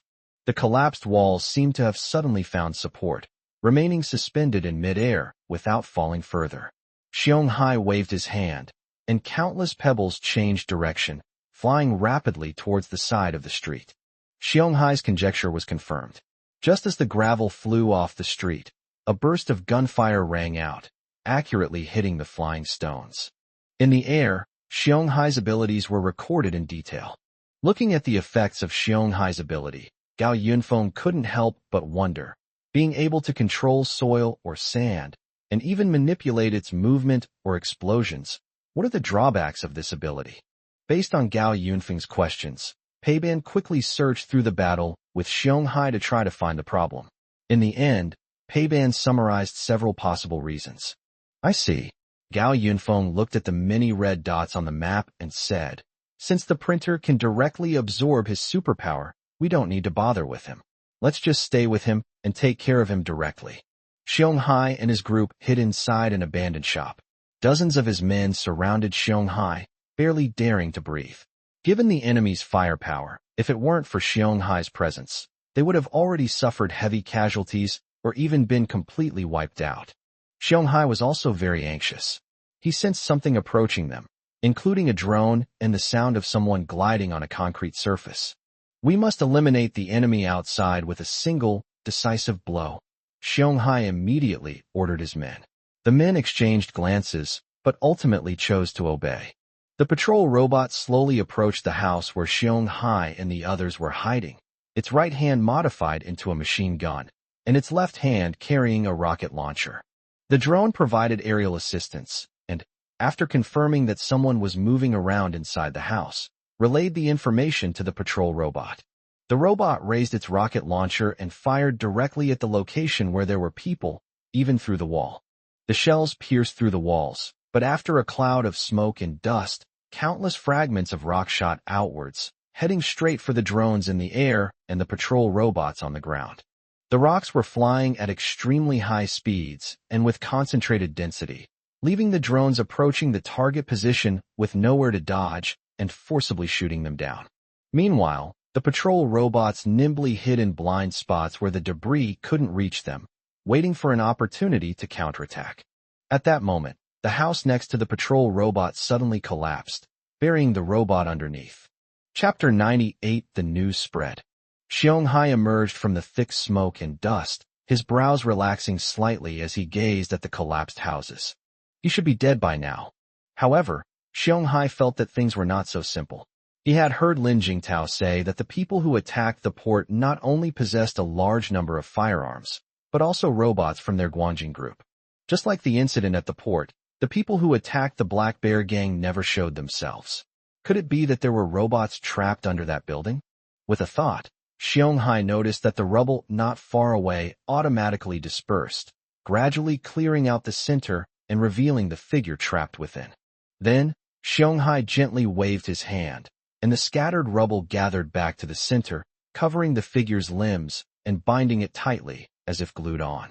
The ground beneath the person in the black robe suddenly cracked and exploded, blasting the figure into pieces. But when Xiong saw this scene, his gaze sharpened once more. Because what was being blown to pieces was not human flesh and blood, but pieces of mechanical parts. It really is a robot, damn it.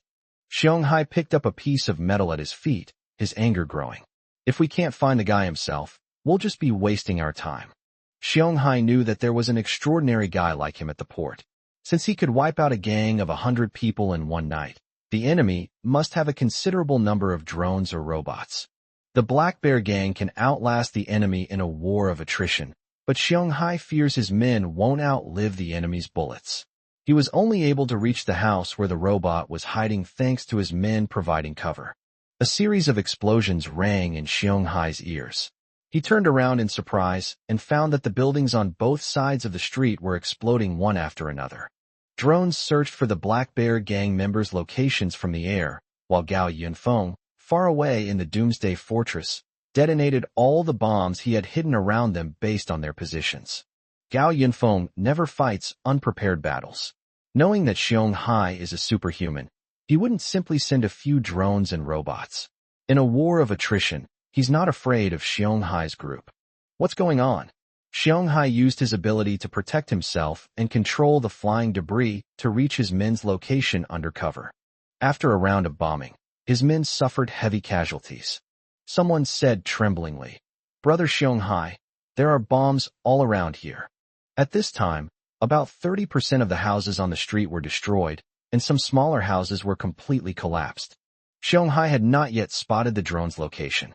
He cautiously glanced at the two relatively intact houses beside him, fearing that they might also contain bombs. This was an utter disgrace to him. The enemy had turned the entire street into a giant time bomb overnight, yet the street was still his territory, and he was completely unaware of it. The enemy didn't even need to send out drones or robots anymore. The bombs alone were enough to make Xiong and his men suffer terribly. Suddenly, Xiong asked the person next to him, What time is it now? The henchmen were taken aback. One of them, who was still wearing the stolen luxury watch on his wrist, said, "It's almost 10 o'clock. We still have a chance." Xiong Hai suddenly had an idea. Such a big commotion will inevitably attract attention, so we should do this. 2 drones hovered over the house where Xiong Hai and the others were, but they did not show up for a long time. Still inside and not coming out. Gao Yinfong didn't think Xiong Hai was the kind of person who would just sit and wait to die. This practice of huddling together in one room is of little use in a war of hot weapons. It just means having a few more bombs. However, the only patrol robot sent out last night broke down, and the drones couldn't transport the bombs either. The bombs hidden in the room where Xiong Hai and the others were located had already been used. Gao Yinfong glanced at the computer screen on his left. A red dot was slowly moving along a yellow-marked path, the path ending at the street where he and Xiong Hai were currently fighting. "Master, they've disappeared." The companion lowered the drone's altitude and quickly searched the area around the buildings, but could no longer see any trace of Xiong Hai and the others. Gao Yinfong hummed in response and said, "They did enter this house just now, but where did they go?" However, he quickly thought of Xiong Hai's abilities, so Gao Yinfong asked his companion to send a drone to test the waters. The drone, operated by the crew, slowly approached the residential building. Surveillance footage showed that the building was in complete disarray, with no living people in sight. The drone boldly rushed in and searched from the top floor down, eventually discovering a deep pit on the first floor. The drone only scanned the pit, which was about 3 meters wide, and immediately concluded, they escaped underground. Underground? Gao Yinfong was about to ask if Xiong Hai's ability was really so useful that he could burrow underground to escape. But when he saw the large hole clearly, he understood. Xiong Hai walked through the sewers. The attendant immediately pulled up a map of Yinxing, quickly determined the location of Xiong Hai and the others' escape route, and marked a route for Gao Yinfong. "Master, they're probably sneaking back to their hideout by going down the sewers." However, Gao Yinfong had no means to stop them at the moment. The things he brought out last night were mostly bombs. He glanced at the red dot on the computer screen. There was still half an hour before they reached their destination. So he simply detonated all the bombs along the sewer route. A manhole cover outside the hotel suddenly popped open, and Xiong Hai and others climbed out of the sewer before rushing into the hotel. "Everyone grab your weapons." Xiong Hai, looking disheveled, gave the order and then went upstairs to get a laptop. "I'm going to kill you today." Xiong Hai's fingers tapped rapidly on the computer screen, and then he sent a message. The message was simple and clear, consisting of only one line. "I've encountered the situation you described earlier in the Villa district in southeastern Yinxing." After receiving Xiong Hai's message, the communications department immediately notified Zheng Qiruan. Zheng Qiruan clapped his hands and exclaimed excitedly, "I told you, he would come to us himself." Lin Jintao walked into the room and asked, "Young Master Zheng, should we make a move?" "Why not?" Zheng Qiruan said. "Xiong Hai is one of our most capable partners, and I have to send someone to check out the situation. This is the first time I've encountered such an opponent. They take our things and act like kings without my permission. Is that appropriate? Send out our automated drones. I want them to know that even when beating a dog, you have to check who its owner is first." Chapter 99, Catching a Turtle in a Jar. The drone flew up to the vicinity of the Black Bear Gang's hideout, and the location of the Black Bear Gang was determined the previous night. It was a 4-star hotel, but after months of exposure to the elements in the apocalypse, it had completely lost its former grandeur. At this moment, members of the Black Bear Gang were still gathering at the hotel downstairs, indicating that Xiong Hai had returned to the hotel. Currently, a few drones are not enough to deal with these people, so Gao Yinfong simply had the drones keep an eye on the Black Bear Gang members. Once the reinforcements he sent out arrived, everything would be much easier to resolve. Inside the hotel, nearly 100 members of the Black Bear Gang gathered in the banquet hall on the 3rd floor. Xiong Hai ordered his men to search through the armory and distribute all the weapons to his subordinates. Those remaining at the stronghold were naturally astonished, as Xiong Hai's men had mostly brought out rifles and submachine guns. Xiong Hai usually only carried pistols. These were considered treasures of the Black Bear Gang. What had happened that necessitated bringing out the entire armory? Brothers, Xiong said, putting on his bulletproof vest and helmet while briefly recounting what had just happened outside. The enemy's impressive formation suggests they want to fight us head-on, Xiong said. But we're not paper tigers either. We'll let them know that the Black Bear Gang has been fighting everywhere since the apocalypse, and we have plenty of courage to fight them to the death. Xiong didn't want to end up like the people at the port. He had already sent a message to Guangjing Group, and their reinforcements would arrive in 40 minutes. However, many people's first reaction upon hearing Xiong description was that it was terrifying. Think about it. The 100 or so people at the port were almost identical to the Black Bear Gang, and they were wiped out in one night. They didn't even know who the enemy was, but they knew there were a large number of drones and robots. Were they really going to use their bare hands to fight against machines head-on? The Black Bear Gang members are used to being arrogant, relying on their large numbers, superior weaponry, and the presence of a powerful figure like Xiong. But since they've encountered an enemy that even Xiong had to retreat and wait for reinforcements, wouldn't it be suicide for these smaller members to go out and fight? Seeing that many people weren't particularly enthusiastic, Xiong shouted, "The enemy hasn't attacked yet. Let's prepare our escape route first. Load all the supplies from our warehouse onto trucks and transport them to our backup stronghold. The rest of you stay here and hold the line. Once our reinforcements arrive, everything will be much easier." The mission seemed simple at first glance. Just stay in the hotel. But Xiong understood that the enemy's actions today didn't seem to be just about driving him back to the stronghold. They clearly intended to wipe out his entire Black Bear Gang. However, he wasn't one to sit idly by and wait to die. As long as the people from the Guangjing Group arrived here, they would not only have a way to deal with the drones outside, but also be able to follow the clues to find the enemy's exact location. The weapons were quickly distributed, and some people were reassigned to transport supplies. Everyone in the hotel was on high alert, but no one dared to step out of the banquet hall. It wasn't until Xiong keenly sensed the sound of air being torn apart, followed by a huge gap being blasted open in the western wall of the banquet hall, that the Black Bear Gang was thrown into chaos. "Calm down. Prepare for battle." Xiong gave the order, and everyone immediately took cover behind the pre-prepared bunkers. Sunlight streamed through a gap in the wall, and in the blinding light, a black, spherical object was thrown in at 80 miles per hour. It flew rapidly toward the Black Bear Gang's cover before exploding with a loud bang. The Black Bear Gang's bunkers were made of thick steel plates pieced together, so the bomb didn't cause much of a damage. Just as Xiong was speculating about the enemy's next move, a hole was blasted in the wall behind him with an explosion. The next second, another shell flew in through the newly blasted breach. The shell pierced the steel plates of the bunker, instantly shattering the hard-won formation. "Damn it, it's an armor-piercing round." Xiong heart leaped into his throat. How could the enemy have such a weapon? But that wasn't the end of it. Xiong suddenly heard a commotion coming from upstairs. It looked as if several iron hammers were simultaneously striking the ceiling above the heads of the Black Bear Gang members. In terror, everyone looked up at the ceiling. After a few seconds of rhythmic hammering, the ceiling suddenly cracked open, and then a large section of it collapsed, crashing directly into the center of the banquet hall. For pairs of dazzling breathing lights pierced through the thick smoke and dust, staring directly at everyone present, as if they had already given them a death notice. This is Xiong, hiding next to the banquet hall stage, was shocked to discover that the eyes that had just descended from upstairs came from 4 robots that were almost 2 meters tall. Xiong immediately waved his hand, and the rubble around the robot gathered and entangled towards it. The 4 robots were quickly immobilized, but as they stopped, a flash of fire suddenly appeared on their shoulders. Xiong immediately activated his ability, and a piece of the floor beneath his feet was lifted up to block his way. The powerful impact of the explosion forced him to retreat several meters.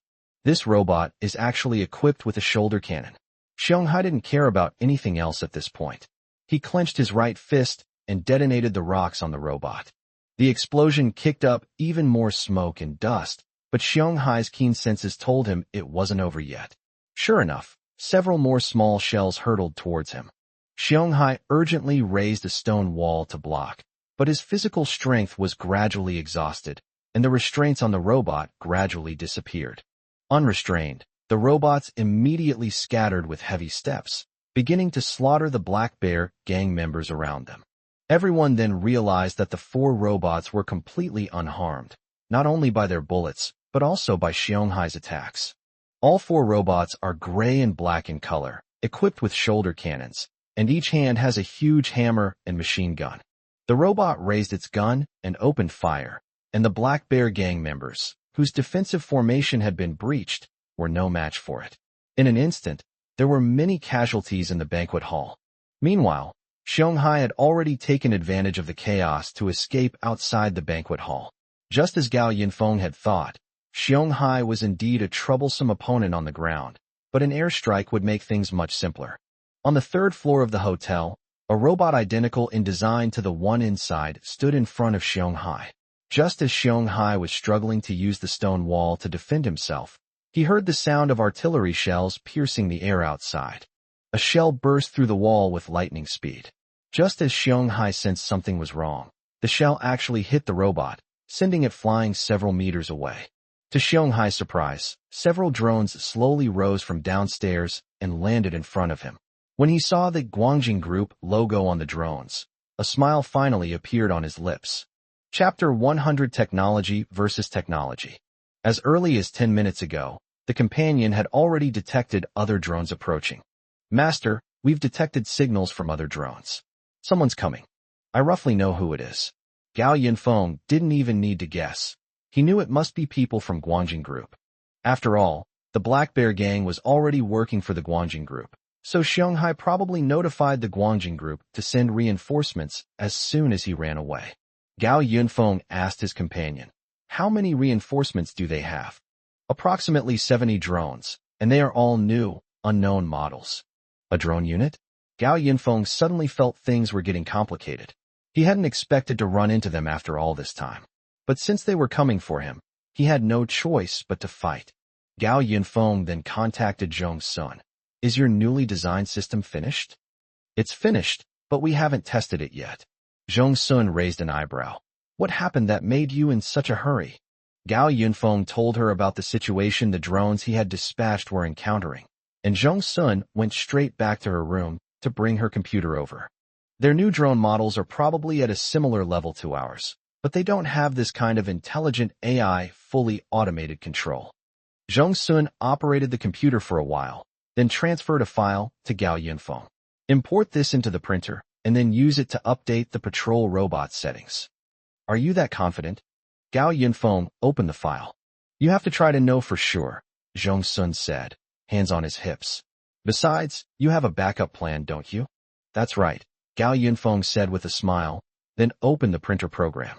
On the other side, Xianghai watched as the robot that had been intercepting him was blasted away by a drone, and he couldn't have felt more triumphant at that moment.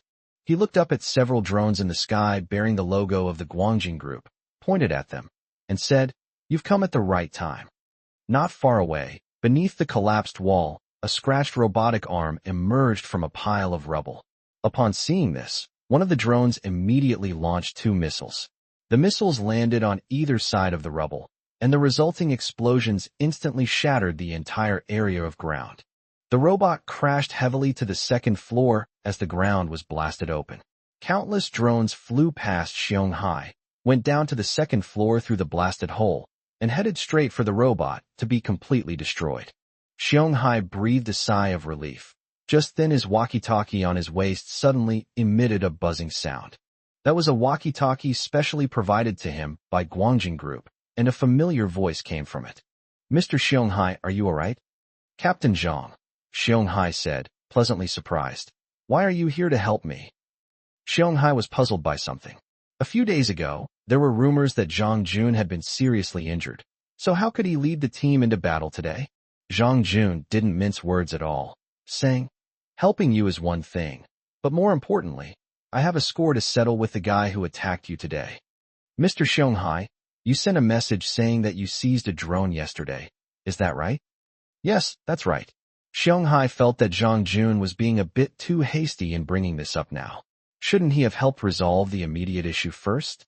Zhang Jun then immediately explained. Our special operations team is currently 5 kilometers south of your hotel. Please bring over the drone that we seized yesterday. Zhang Jun and Xiong Hai confirmed repeatedly that all the hardware inside the drone Xiong Hai had seized yesterday was still intact. Xiong Hai understood that Zhang Jun wanted to use the hardware data inside the drone to trace back to the location of the drone's owner. It seems that Guangjing Group and this person have quite a deep-seated grudge. Xiong Hai immediately went upstairs to get the drone. At the same time, more and more Guangjing drones arrived at the hotel, ready to have a technological collision with these robots. As for the Black Bear Gang brothers, Xiong Hai needs to hurry up and meet up with Zhang Jun, so all he can do is wish them good luck. The situation in the banquet hall was completely one-sided. Even if the Black Bear Gang members are well-equipped, they only have a gun and a few grenades each. But their opponents are patrol robots that have been improved and have both high defense and high attack power.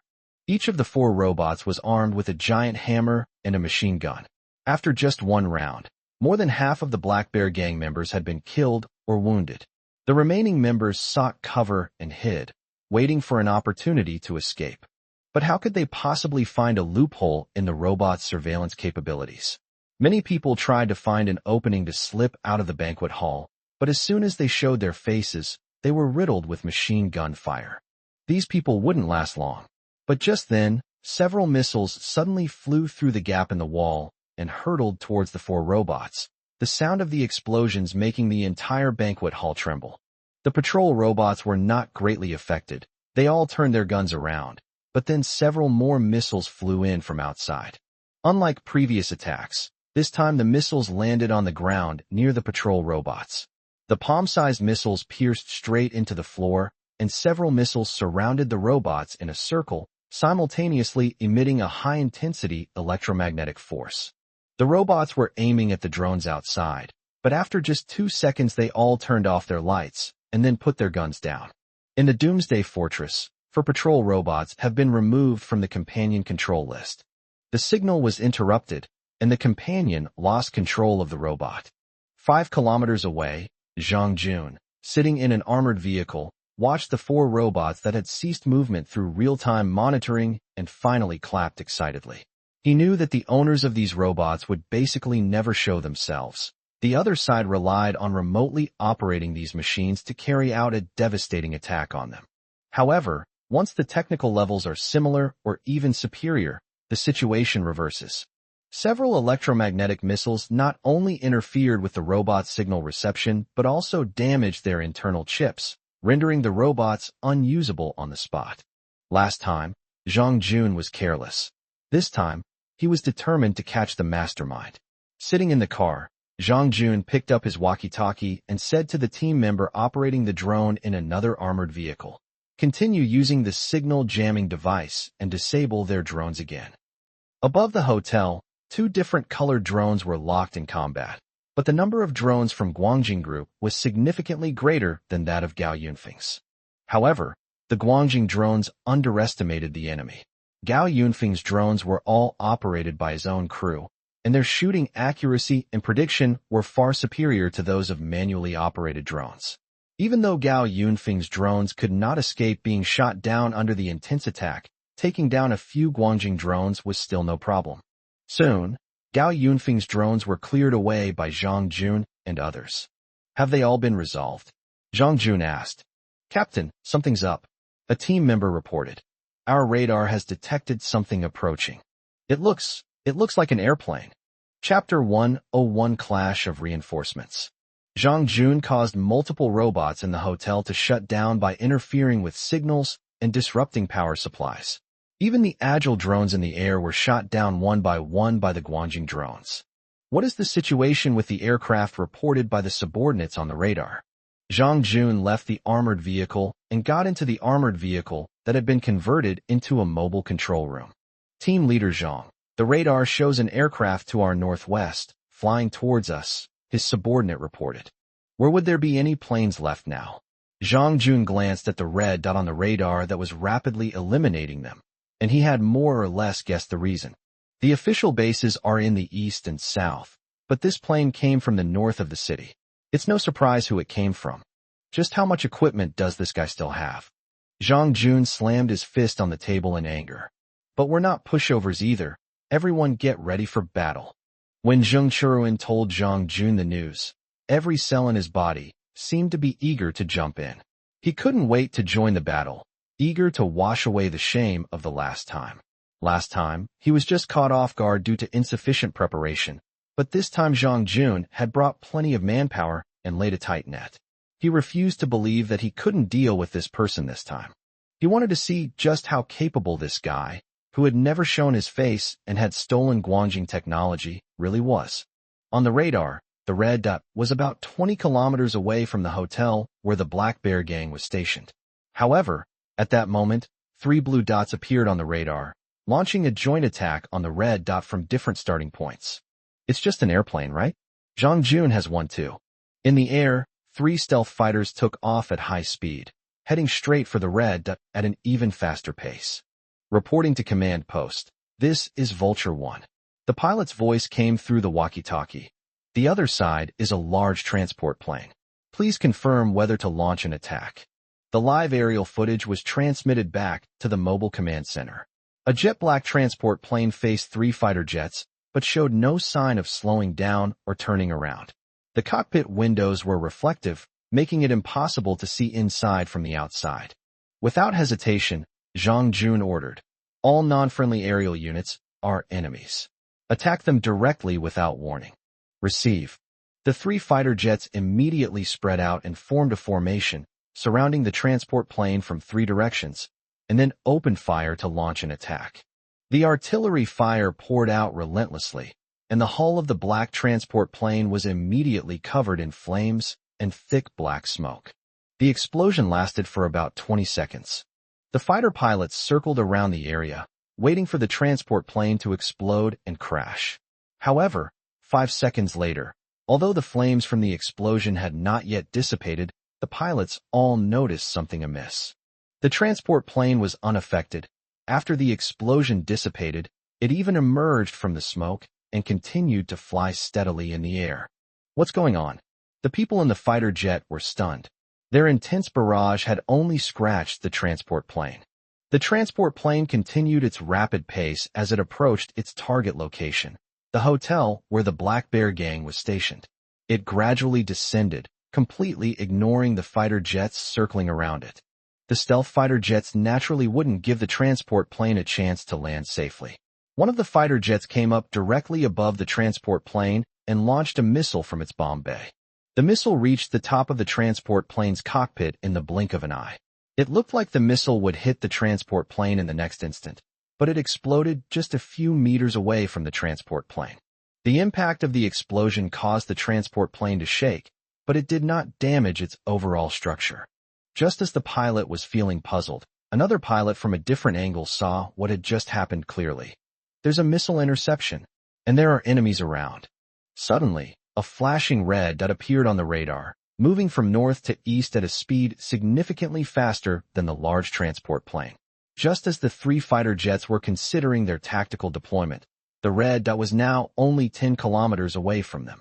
That is, one of the pilots saw a tiny light approaching in the distance. The small dot kept growing larger in their vision. The pilot was shocked and hurriedly adjusted his direction. It's a missile. A missile grazed the wing of the fighter jet, but just a second later the missile suddenly turned around and headed straight for the fighter jet. It's a tracking missile. The stealth fighter was flying at full speed, trying to shake off the missile behind it, but no matter which way it turned, the missile kept chasing it. Just as the pilot was drenched in sweat, another comrade urged, "Number 3, ram the enemy's fighter jet and lure the missiles towards it." Meanwhile, the fighter jet that launched the tracking missile also came into the 3's sights. It was a silver-gray fighter jet. The pilot being chased by the missile saw the enemy aircraft and immediately turned around and crashed straight into it. With a loud boom, a dazzling burst of fire erupted in the air. A fighter jet tore into pieces and plummeted rapidly toward the ground. The other 2 pilots kept calling out the name of the missing pilot over the radio. At that moment, a silver-gray fighter jet swooped down from above them, and 2 tracking missiles were aimed at them. Everything happened so suddenly that they hurriedly fled, but the missiles behind them were still relentlessly pursuing them. In the command center, Zhang Jun stared in astonishment at the enemy plane. That's an official aircraft. He remembered that the aircraft was a model that had been phased out by the authorities several years ago. How did it end up here? Moreover, its performance should theoretically be inferior to their most advanced stealth fighters. The 3 pilots' markers disappeared from the radar, leaving only 2 enemy red dots. Team Leader Zhang, the transport plane is here. The transport plane descended slowly through the city and landed smoothly in a wide square. The drones received the order and rushed from all directions to surround the transport plane. Zhang Jun said, "We shouldn't act rashly. Let the drones and the Black Bear gang handle anything that comes up." Captain Zhang. Xianghai's deep voice came from outside. He rushed to the armored vehicle, panting, and handed the drone's hard drive to Zhang Jun. Zhang Jun handed the items to the accompanying technicians and urged, "Quickly, find out this guy's exact location. That transport plane is most likely just a decoy to fool us. Once we find its location, we'll head straight for its home base." Team Leader Zhang, the team member in charge of operating the drone, reported to him. "There are people on the transport plane. It's a robot, a new model of robot." Chapter 102. The battle continues. The drone's real-time footage was transmitted back to the Special Operations Team's command center. Zhang Jun watched the robot leap off the transport plane, and a surge of intense excitement welled up inside him. The robots that arrived this time were a completely new model that I'd never seen before. Zhang Jun instructed his subordinates to zoom in on the camera, and the high-definition camera captured a clear, full view of the robot. It was a robot nearly the size of a van, its entire body gleaming with a unique metallic sheen. The robot's arms and legs were very thick, and the hidden compartments on its arms and legs were clearly visible, indicating that this robot carried a large number of weapons. Even more astonishingly, there were 6 of the same type of robots, which then leaped off the transport plane one after another like tigers unleashed from their cages. "Our enemy really thinks highly of us," Zhang Jun said. "Those robots are clearly still based on our technology. With the strength and resources to do this level of modification and upgrade, the enemy can't be just one person." Zhang Jun had always believed that these robots were operated by a team, something virtually impossible for a single person in the apocalypse. Since surviving at the port, his competitive spirit had grown even stronger. He was eager to find his enemies, not only to defeat them, but more importantly, to use their resources to expand the strength of the Guangjing Group itself. The Guangjing Group desperately wanted several types of modified robots. Although they had already made enemies, as long as they could eliminate them all, the Guangjing Group could eventually master this technology. Moreover, the enemy was estimated to have a large amount of resources, and even if Zhang Jun didn't intervene, Zhang Churuan would still be eager to seize this lucrative opportunity. "Team Leader Zhang, what should we do now?" a subordinate asked. Zhang Jun went straight to the point. "Use drones to deal with those robots. Same as before, try to cut off the robots' signals and power with electromagnetic missiles." In the empty square, the all-black robots stood around the transport plane, and at a certain moment they suddenly raised their heads together. The single red eye in the center of its head lit up. 6 robots marched in unison toward the dilapidated hotel not far away. The drones surrounded the 6 robots, and then several electromagnetic missiles with jamming signals were fired into the ground near the robots, which then emitted a strong current. Inside the mobile command center, Zhang Jun, Xianghai, and others stared intently at the monitor. They saw the robots stop after the electromagnetic missiles took effect, but somewhat surprisingly, the lights on their heads remained on. The next second, the robot's foot, which had been suspended in midair, slammed heavily onto the ground again. It didn't work? Zhang Jun was slightly surprised. Inside the Doomsday Fortress, Gao Yinfong watched the real-time battle through the monitor, and he was very satisfied with the current performance of the new model robot. The drones and robots previously dispatched were merely a vanguard to probe the Black Bear gang. Now that Gao Yinfong had deduced Xianghai's various capabilities and data, there was no need for him to continue beating around the bush with these people. From transport planes to fighter jets to robots, each one was an upgraded model by Gao Yinfong using a printer. Coupled with the new AI system designed by Zhong Sun, the battle between Gao Yinfong, the Black Bear gang, and the Guangjing group officially began at this point. Seeing that the robots were unharmed, the drones attempted to attack with bombs instead. However, the robots had already detected the drones' movements. Each of the 6 robots stretched out its hands into the air, and a miniature missile launcher automatically extended from its wrists. Countless miniature chasing missiles were launched from the robot's wrist, and the drone swarm instantly erupted into chaos, scattering and fleeing into the sky. However, the drone's flight speed was no match for the missile's pursuit speed. Less than a second after the missile was launched, sparks burst forth in the air around the robot. A volley of shells nearly wiped out the surrounding drones, and the robot immediately stopped and ran towards the hotel. Even though its body was somewhat cumbersome, with the help of 2 thrusters on its legs, the robot could move at a speed approaching that of a car traveling at 50 kilometers per hour. Seeing the monitor screen suddenly filled with static, Zhang Jun was furious. He simply picked up the communication device and contacted another partner of Guangjing Group. "It's me. I've brought your men to the Black Bear Gang's stronghold to provide support. Don't ask so many questions. You'll get your share of the profits after this is done. Don't you trust us?" Zhang Jun put down the equipment, and Xiong Hai, who was standing next to him, asked, "Captain Zhang, what do we do now? They've almost wiped out all my men this time." "Casualties are inevitable in war," Zhang Jun said. "Besides, weren't you the first to abandon your men? I'm doing everything I can to help you recover your losses." Xiong Hai was speechless. What he said was indeed true. Suddenly, Xiong Hai keenly sensed a movement.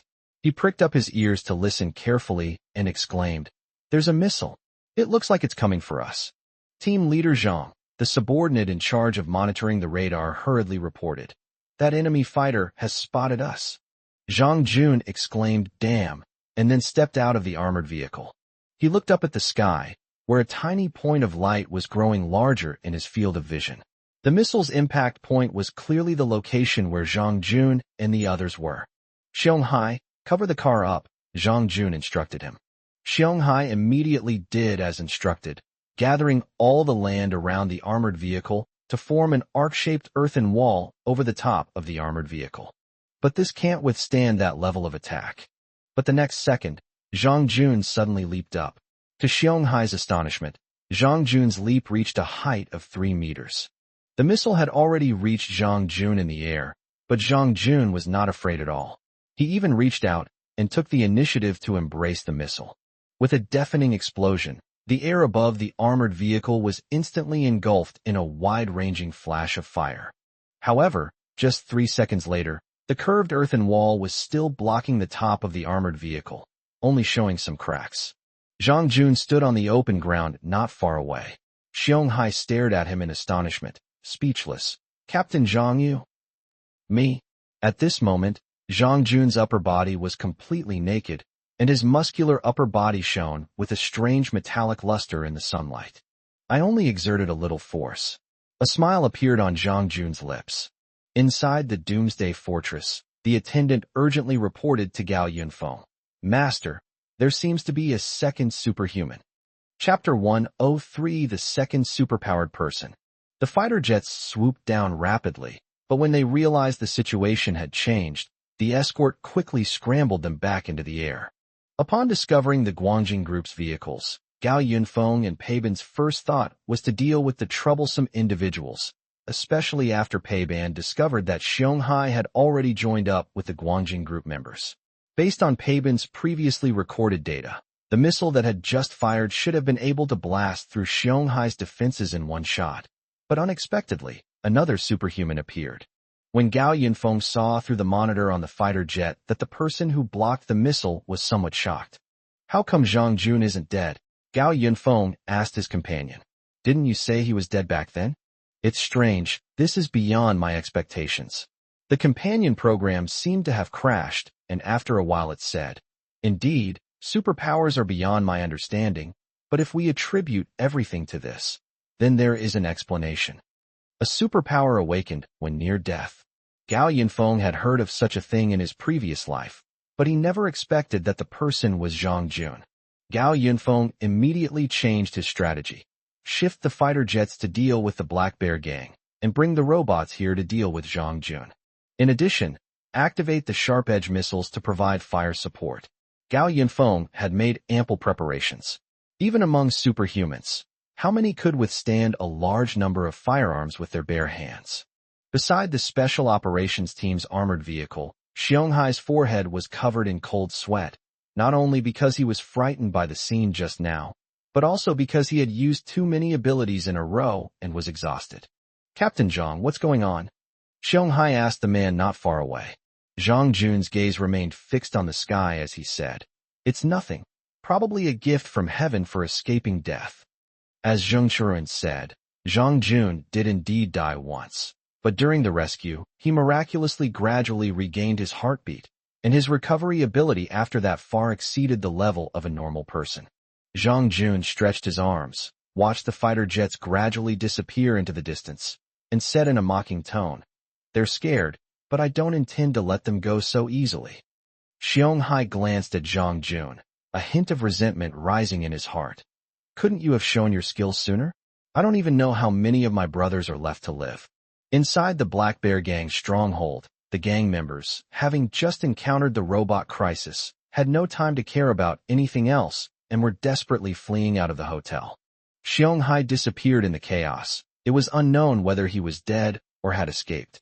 Without Xianghai, the entire Black Bear Gang immediately collapsed, fearing that if they were too late, the robots in the banquet hall would come back to life.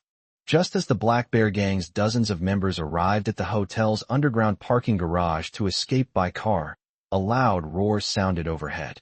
Those underground were still unaware of what had happened, but those on the street were terrified. Some people had parked their cars in an open-air parking lot near the hotel, but just as they were about to get in, a missile swiftly struck the hotel, and the hotel building collapsed amidst a series of explosions. Holy crap, what kind of battle is this? The Black Bear Gang members had lost their usual arrogance. They had followed Xianghai from the eastern coast, robbing their way up, relying on their numbers and guns. They thought that by attaching themselves to the Guangjing group, life would be even more comfortable, but they never expected to encounter this scene. Modern warfare with firearms is not something these people can get involved in. They'd better run away as soon as possible. At that moment, a huge robot descended from the sky and opened fire with its machine gun on the people in the open-air parking lot. As for the people in the underground parking garage, the hotel collapse crushed the underground parking garage as well, and even those who managed to escape were shot dead by robots lying in wait nearby. The Black Bear Gang is almost entirely wiped out. The 6 robots put away their weapons and, having received orders to accompany Zhang Jun and the others, immediately set off for their location. Team Leader Zhang, we found an IP address. The subordinate checked the drone's hard drive and found that it had started from a wasteland in the northern part of the city. Zhang Jun frowned. This place is... Call headquarters. We need heavy firepower support right now. The location is in this wasteland in the North District. Then we'll set off immediately to destroy the enemy's stronghold. Just us? Xianghai asked, puzzled. Zhang Jun glared at him and said, Xianghai, you saw what just happened. Almost all of your men are dead. Only we are left. But don't worry, we've called other people too. Let's go and take down the enemy's stronghold together. Xianghai verbally agreed, but in his heart he had already backed down. Now that the Black Bear Gang was gone, he had no other way out but to rely on the Guangjing group. Something's not right. Xianghai sensed something amiss again. Something's coming, and it's making a lot of noise. The ground beneath everyone's feet seemed to tremble, and the sound of the ground cracking came from afar, growing clearer and clearer. Zhang Jun smirked and said disdainfully, So you want to switch players to fight us, huh? The 2 armored vehicles suddenly started and sped away, flooring the accelerator. Just as the 6 large robots were about to accelerate in pursuit, a figure standing ahead caused them to gradually slow down. Zhang Jun didn't leave. His gaze was sharp as he stood still, stretching his limbs. Then, facing the 6 robots in front of him, he gradually began to walk. Gao Yinfong scoffed. Come on, let's see if your head is harder or my robot is tougher. The robot at the front transformed its right hand into a Gatling gun and fired at Zhang Jun. But Zhang Jun charged towards the robot fearlessly. Realizing that the gun was of little use to him, the robot simply holstered its weapon and raised its giant hammer in its left hand. Boom! The robot swung its hammer down, and Zhang Jun actually raised his hand to take the blow head-on. Immediately afterwards, the other robots circled around to Zhang Jun's side and fired bombs at him together. Even after the smoke cleared, Zhang Jun still stood tall. Gao Yinfong was somewhat surprised. What's wrong with his ability? It doesn't seem like simple physical enhancement. After all, even Wang Zili had to add a suit of armor to compensate for his lack of defense. It shouldn't be a physical enhancement, the companion analyzed. When the robot fired just now, there was clearly a sound of a bullet hitting a hard object. Its ability might be to alter the structure of its own body. Just as Gao Yinfong was talking to his companion, Zhang Jun swung his fist and smashed it into the iron fist on his head. The iron fist, made of high-density alloy, was actually cracked by his punch. "Don't look down on me, you bastard," Zhang Jun said aggressively. Chapter 104 Steel Bones. The fully automated mechanical force that Gao Yinfong dispatched this time was aimed at wiping out the Black Bear gang. Moreover, the strength of the robots used was set based on the abilities that Xiong had previously demonstrated.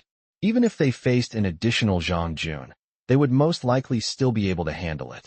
However, as Gao Yinfong watched the Special Operations Team's armored vehicles gradually disappear into the distance through the robot's perspective, he couldn't help but have some guesses.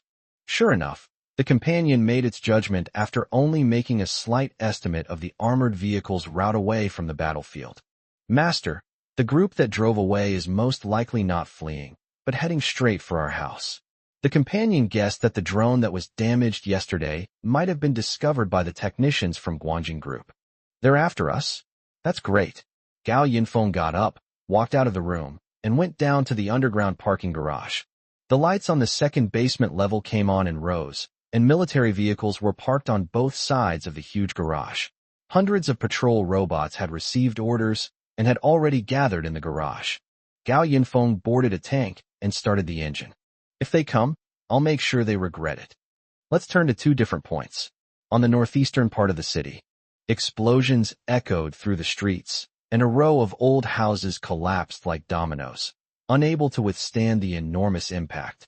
In the ruins, Zhang Jun punched a piece of rubble, then took a starting stance and sprinted several meters away. He kicked up a cloud of dust as he went, and 200 meters away, a fully armed robot waited quietly for Zhang Jun to launch an attack. Zhang Jun strode up to the robot and punched it on the head. The robot, not to be outdone, blocked with one hand and retaliated with a punch from Zhang Jun. For a moment, both fists struck each other with a resounding clang. Zhang Jun roared, using the force to deflect the robot's fist, then combined his fists to strike the robot's face. The robot reacted swiftly, raising both hands to retaliate. With four fists clashing, Zhang Jun held his own against a robot much larger than himself. During his fight with Zhang Junbo, all of Zhang Junbo's combat data was recorded by the robot. Meanwhile, backstage, the robot was rapidly analyzing Zhang Junbo's abilities.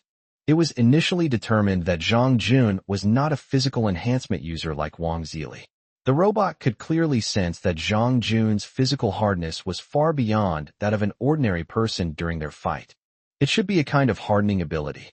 Just as Zhang Jun was locked in a stalemate with the robot, two robots on each side of Zhang Jun descended from the sky, wielding their weapons and slashing at him. In order to adapt to the battle situation flexibly, Gao Yinfong equipped the 6 robots he sent out with various types of weapons. In addition to the basic guns and cannons, each robot had different weapons.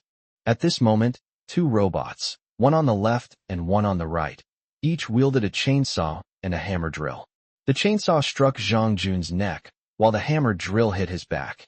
Both weapons were powered up simultaneously, and the crackling sound caused noticeable vibrations to be seen in the mechanical arms of both robots. But Zhang Jun maintained his fist-parrying stance with the robot, unharmed. Veins bulged on his forehead as he pushed forward with all his might. The robot that was directly confronting him was not to be outdone. Its leg thrusters began to work continuously to keep the man and the robot in a relatively balanced state. Gao Yinfong had already deployed all 6 robots to deal with Zhang Jun, seeing that neither frontal nor rear attacks could effectively harm Zhang Jun. The robots on either side of Zhang Jun retracted their weapons and strategically retreated. The robot in front of him instantly stopped pushing, using Zhang Jun's powerful thrust to propel itself forward. Despite weighing several tons, the robot was pushed back nearly 5 meters by Zhang Jun. After creating distance between itself and Zhang Jun, the robot quickly dodged to the side, and another robot behind it had already charged up its power. Zhang Jun's eyes widened in anger. Another robot stood 100 meters away, and 2 armor-piercing rounds had already been fired from its shoulders, arriving in front of Zhang Jun in the blink of an eye. But he reacted immediately.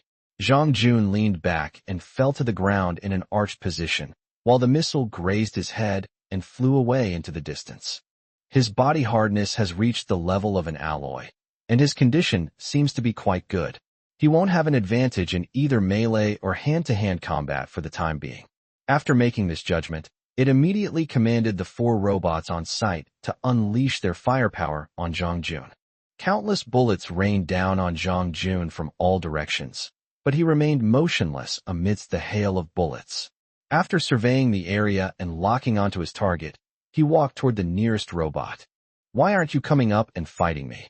Zhang Jun swung his fist, but then he saw the robot in his line of sight put away its gun, and then an unknown device extended from the robot's shoulder. The extremely sharp sound interrupted Zhang Jun's actions. He stopped and covered his ears with his hands, his face full of pain. It was ultrasound, and the sound seemed to tear Zhang Jun's ears apart. The attack was effective, and another robot seized the opportunity to fire another armor-piercing round at Zhang Jun, which this time hit Zhang Jun's body. Zhang Jun was shot down by a missile and flew towards a row of buildings, crashing through several buildings before finally coming to a stop against the wall of one of them. His head was buzzing, and the world around him was spinning. Indeed, avoiding a direct physical confrontation with him was the right choice. The companion locked onto Zhang Jun's location through the robot's perspective, and then it counted down from 5. 5, 4, 3, 2, 1. Zhang Jun felt something approaching from above. He looked up sharply and saw 3 bullets falling straight down. At the same time, 3 missiles landed where Zhang Jun was, the explosions destroying everything around them, and the flames spread rapidly, eventually affecting this old town area. All the houses collapsed in the explosion, but Zhang Jun's figure could still be seen in the ruins. He struggled to crawl out of a pile of rubble, his clothes now ashen, and he walked unsteadily. The missiles sent from the Doomsday Fortress finally inflicted effective damage on Zhang Jun. Gao Yinfeng's conjecture was correct. Even the most powerful individual superhuman is no match for sufficient firepower. However, Zhang Jun's ability to withstand 3 missiles is enough to describe him as invincible. Let's change tactics.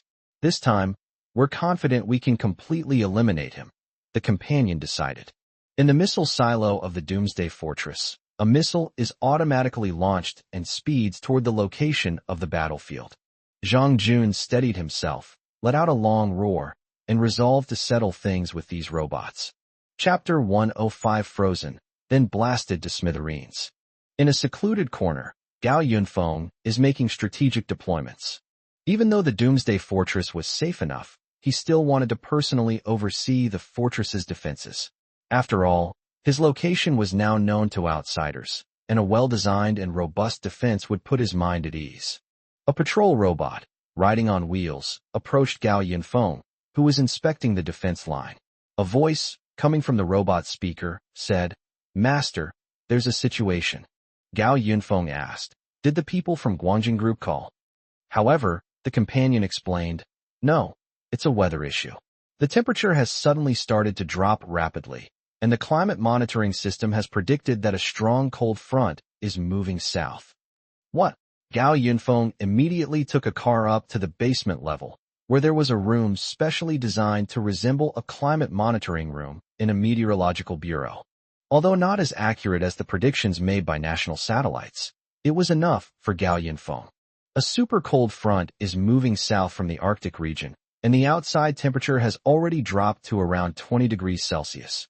Keep in mind that this is only around 2 p.m. This isn't cold air, it's a strong cold storm. Gao Yinfong plopped down in his chair and began to ponder. The situation seems a bit different from the previous life. Gao Yinfong clearly remembers that the extreme cold weather will not arrive for at least a few more days. Yesterday, the temperature dropped to 33 degrees Celsius at its hottest point. Based on past experience and calculations, the temperature should continue to drop until it reaches a few degrees before reaching extreme cold. Why did the temperature drop so suddenly? Just as Gao Yinfong was pondering, the temperature monitoring device set up outside the Doomsday Fortress detected that the temperature had dropped slightly, and the outdoor temperature had now dropped to 22 degrees Celsius. The forecast has been revised, and the temperature is now expected to drop to 10 degrees Celsius early this morning. This is before the strong cold storm reaches Yincheng. Once the storm passes, the temperature will likely drop below zero. Wait a minute. Gao Yinfong stared at the computer screen as an idea flashed through his mind. Guangjing Group will probably bring people here to cause him trouble soon. Maybe then we can take advantage of this information gap to teach them a lesson. Accompany and inspect the weapons and equipment. The cold weather protection facilities we designed before can now be completely replaced. As Gao Yinfong walked out of the meteorological monitoring room, he suddenly remembered that fighting was still going on in the northeastern part of the city. He added, "We must take care of Zhang Jun. His arrival here will only create more trouble for us." Receive. On the other side, Zhang Jun and the robot fought their way from the old town to the new district. Everyone admired Zhang Jun's perseverance. Even after suffering severe injuries, he was still able to single-handedly withstand the relentless firepower of 6 robots and fight back and forth.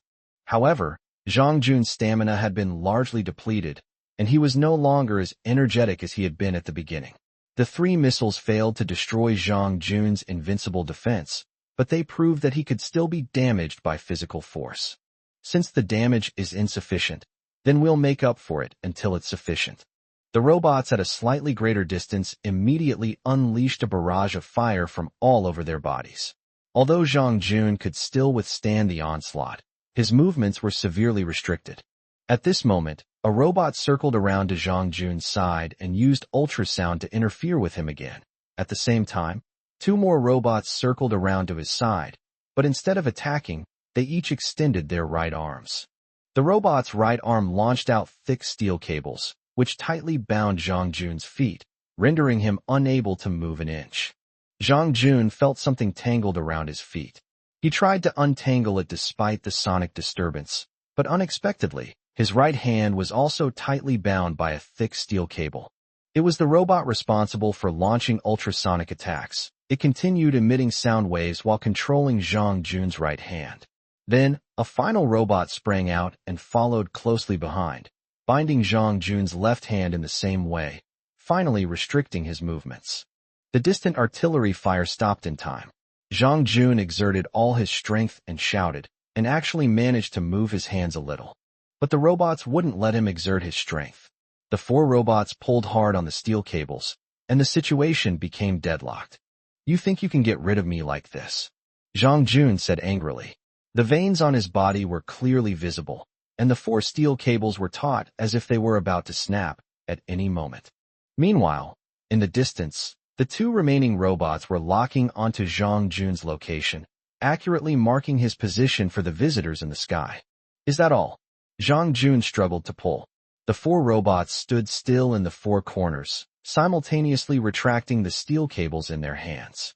Perhaps Zhang Jun was already too exhausted, or perhaps he was no longer paying attention to what was happening in the sky. It wasn't until a missile landed on his head that he realized what was happening. The missile exploded, creating a cloud of white mist. Everything around them was freezing rapidly at a visible speed, and Zhang Jun, who had just been roaring, became motionless after being trapped in the white mist. The 4 robots noticed that the pressure on their hands was decreasing, and they all loosened their grip. The missile that just accompanied the long-range launch was a liquid nitrogen missile, a surprise specially prepared for Zhang Jun. As the white mist gradually dissipated, an ice sculpture suddenly appeared in the center. Zhang Jun remained in the position with his limbs outstretched, but his facial expression was frozen at the moment he saw the missile, a mixture of surprise and anger. Faced with an absolute defense that could not be broken at any time, the companion chose another simple and efficient method: freeze Zhang Jun into an ice block and then break it. Gao Yinfong entered the following information into the companion. The abilities of superhumans are mostly active skills. If Zhang Jun were frozen into an ice block, could he still maintain his indestructible body? Fortunately, 2 robots were also carrying liquid nitrogen. The robots threw all the liquid nitrogen at Zhang Jun's feet, freezing him for several hours. As the sun neared sunset, a robot approached Zhang Jun and fired a cannonball at his head. With a cracking sound, Zhang Jun's head turned into countless shards of ice. Only then did the 4 surrounding robots release their grip on the steel cables, while Zhang Jun remained frozen in the same position. Seeing that Zhang Jun's head had been blown off, the robot fired another shot at his body, completely blasting Zhang Jun into pieces. This time they're completely and utterly dead. The robot received the order to accompany Zhang Jun and began to collect his body before heading back home. Chapter 106, All-Out Mobilization. The information obtained from Gao Yunfeng's drone hard drive was discovered by Guangjing Group. Lin Jintao immediately reported the news to Zheng Churuan, who was incredibly excited. Young Master Zheng, how about we reconsider and not fight those guys? Lin Jintao felt that going straight to take down their hideout was too risky. Moreover, that group has our drones and robots, as well as a large number of advanced weapons and equipment. It would be too unwise for us to act rashly before we have a clear understanding of their true strength. Lin Jintao felt that it was better to avoid trouble. Wouldn't it be better if both sides could sit down and talk amicably? Why did they have to fight to the death? Zheng Churuan shook his head and said, Jingtao, you're thinking too simply. If it were the same group that killed our outsourced organization, that would be one thing, but ever since the port incident, the conflict between us has been out in the open. Reconciliation will be difficult. Moreover, that group killed several members of our special operations team, and Zhang Jun won't let them get away with it. Zheng Churuan clasped his hands together and continued. Besides, 2 tigers cannot share one mountain. Our goal is to become the underground leader of the entire Yinxing and even the entire province. I will not allow other forces to trample on me and act arrogantly. The other side probably thinks the same way. Look at their posture today. Their attitude is very clear. It will be difficult to reach a settlement. If we reach a settlement, wouldn't that make us look inferior? More importantly, the other side is using our equipment. According to the plan, let's bring together those outsourced organizations and gangs. Now is the time to use them. We have what the enemy has, and I will not back down in terms of strength. Zheng Churuan gave the order, his expression calm and composed, seemingly determined to win this battle. In the afternoon, a large number of visitors arrived outside the Doomsday Fortress. Gao Yinfong sat in the central control room, where cameras outside the fortress clearly captured images of many vehicles approaching, including the familiar armored vehicle. It seems Guangjing Group brought a lot of people. It looks like they don't intend to sit down and have a proper talk with him. Although Gao Yinfong himself didn't intend to talk to them either. Master, our plane is back, the companion announced, then opened the top-floor helipad. I've checked. There are no enemy planes or missiles. The fighter jets returned to the Doomsday Fortress, followed shortly by the transport planes. All 6 drones that Gao Yinfong sent out returned intact, except for a large amount of ammunition was lost, and the robots suffered damage in several places. In addition, the robot also brought back Zhang Jun's body. Soon after, the robots came down and lined up to report their results to Gao Yinfong. Gao Yinfong looked at the large sack in the hands of the leading robot and couldn't help but rub his hands together, eager to see what it was like. Open it and take a look. Zhang Jun's mangled body was poured out of the sack. Gao Yinfong looked at the ice lumps on the ground, then picked up the printer and pressed the absorb button. All the fragments were sucked into the printer at once, and Gao Yinfong quickly found Zhang Jun's supernatural ability information in the printer program. It really is hardened. The printer analyzed Zhang Jun's ability. He could actively harden his body to withstand various attacks, the degree of hardening depending on his will, but with a certain upper limit. However, Zhang Jun's ability was enough to make him a vanguard in war, focused on absorbing damage. In addition, there has been progress on the issue that Gao Yinfong was most concerned about. The printer has been upgraded. Previously unusable supernatural data has finally been unlocked after absorbing Zhang Jun, and this data can now be used to add attributes to other items. and the printer's scanning function can finally be put to use. The scanning function can now finally print out unrealistic weapons. Gao Yinfong did a simple test, and although it still can't print the super weapons from science fiction movies, it can now print out real-world weapons and various other things based solely on images. Most importantly, it works perfectly. That's enough. Gao Yinfong turned his gaze outside. For the final test, we'll have those people outside help us out. Finally, aircraft appeared in the airspace of Doomsday Fortress. Several fighter jets from the Guangjing group arrived at the target area first. The pilots confirmed the coordinates and reported the situation to the Guangjing group headquarters. The target location was a huge abandoned shopping mall, and there was no obvious armed defense line. Headquarters quickly responded. According to the report from the ground, the shopping mall is the enemy's main stronghold. Someone just saw 2 planes fly into the mall from the top floor, which should be a helipad. At the headquarters of Guangjing Group, Lin Jintao couldn't help but feel worried as he watched the live feed transmitted from the fighter jets. Being able to use a shopping mall covering tens of thousands of square meters as a base, and also build a rooftop helipad, makes this enemy very difficult to deal with. Young Master Zheng, how about we try to negotiate first? Talk my ass. Zheng Qiruan's eyes lit up. He said, that shopping mall is so big. Guess how many people are inside? How many planes? How many weapons? Talk. If we take it, it'll all be ours. Lin Jintao, does this look like it would be easy to beat? Zheng Qiruan shrugged. We even took down the heavily guarded supply warehouse of the government. So why would we be afraid of a shopping mall? Lin Jintao felt his eyelids twitching constantly. He hoped everything would go well. Zheng Qiruan then asked him, how much longer will our special operations team last? We still have more than an hour to go. Then there's no rush. Zheng Qiruan opened the list of personnel to be dispatched that his subordinate had sent over and gave the order, form up the formation and attack when the special operations team arrives. Try to have the outsourced people go in front, and our people will attack from behind. As the sun gradually set, the Guangjing group's fighter jets were parked a few kilometers away from the Doomsday Fortress, and neither side made any move for the time being. Those who arrived early were mostly Guangjing group's various partners in Yanqing. Inside the armored vehicle, Xiong asked the people around him, why haven't we made a move yet? Once everyone arrives, we'll take action together after receiving instructions from above. After hearing this, Xiong simply nodded slightly. He got out of the car and looked at the dark mass of people around him, which gave him a sense of confidence. Damn it! With so many of us, how can we not kill them?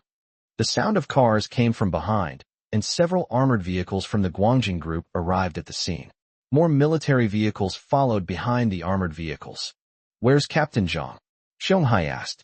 The person in charge shook his head. We can't get in touch with Captain Zhang. He's probably already dead. We don't have time to worry about him now.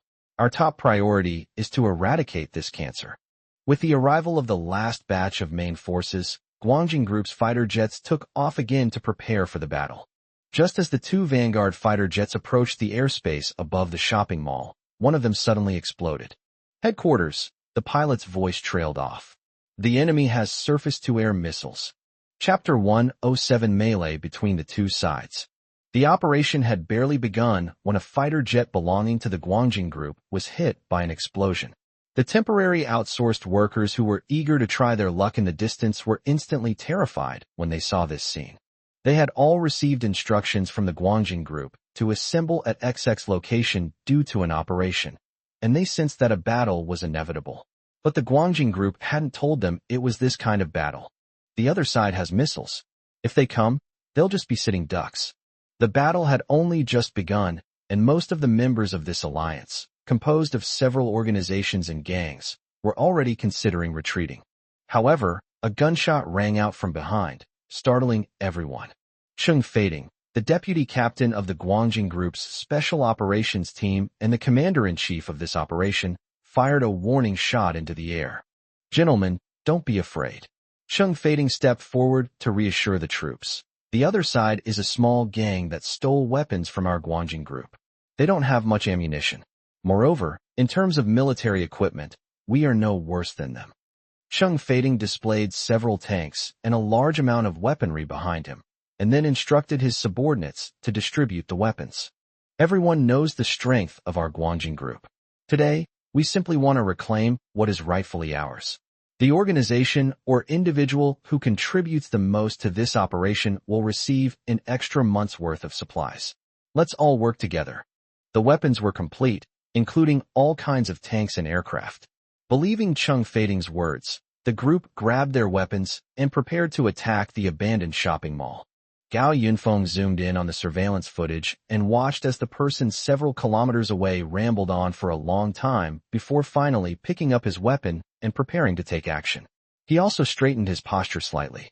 At this moment, he was sitting in the central control room on the basement level, while Zheng Sun was instructed by him to handle more important matters in the server room on the first floor.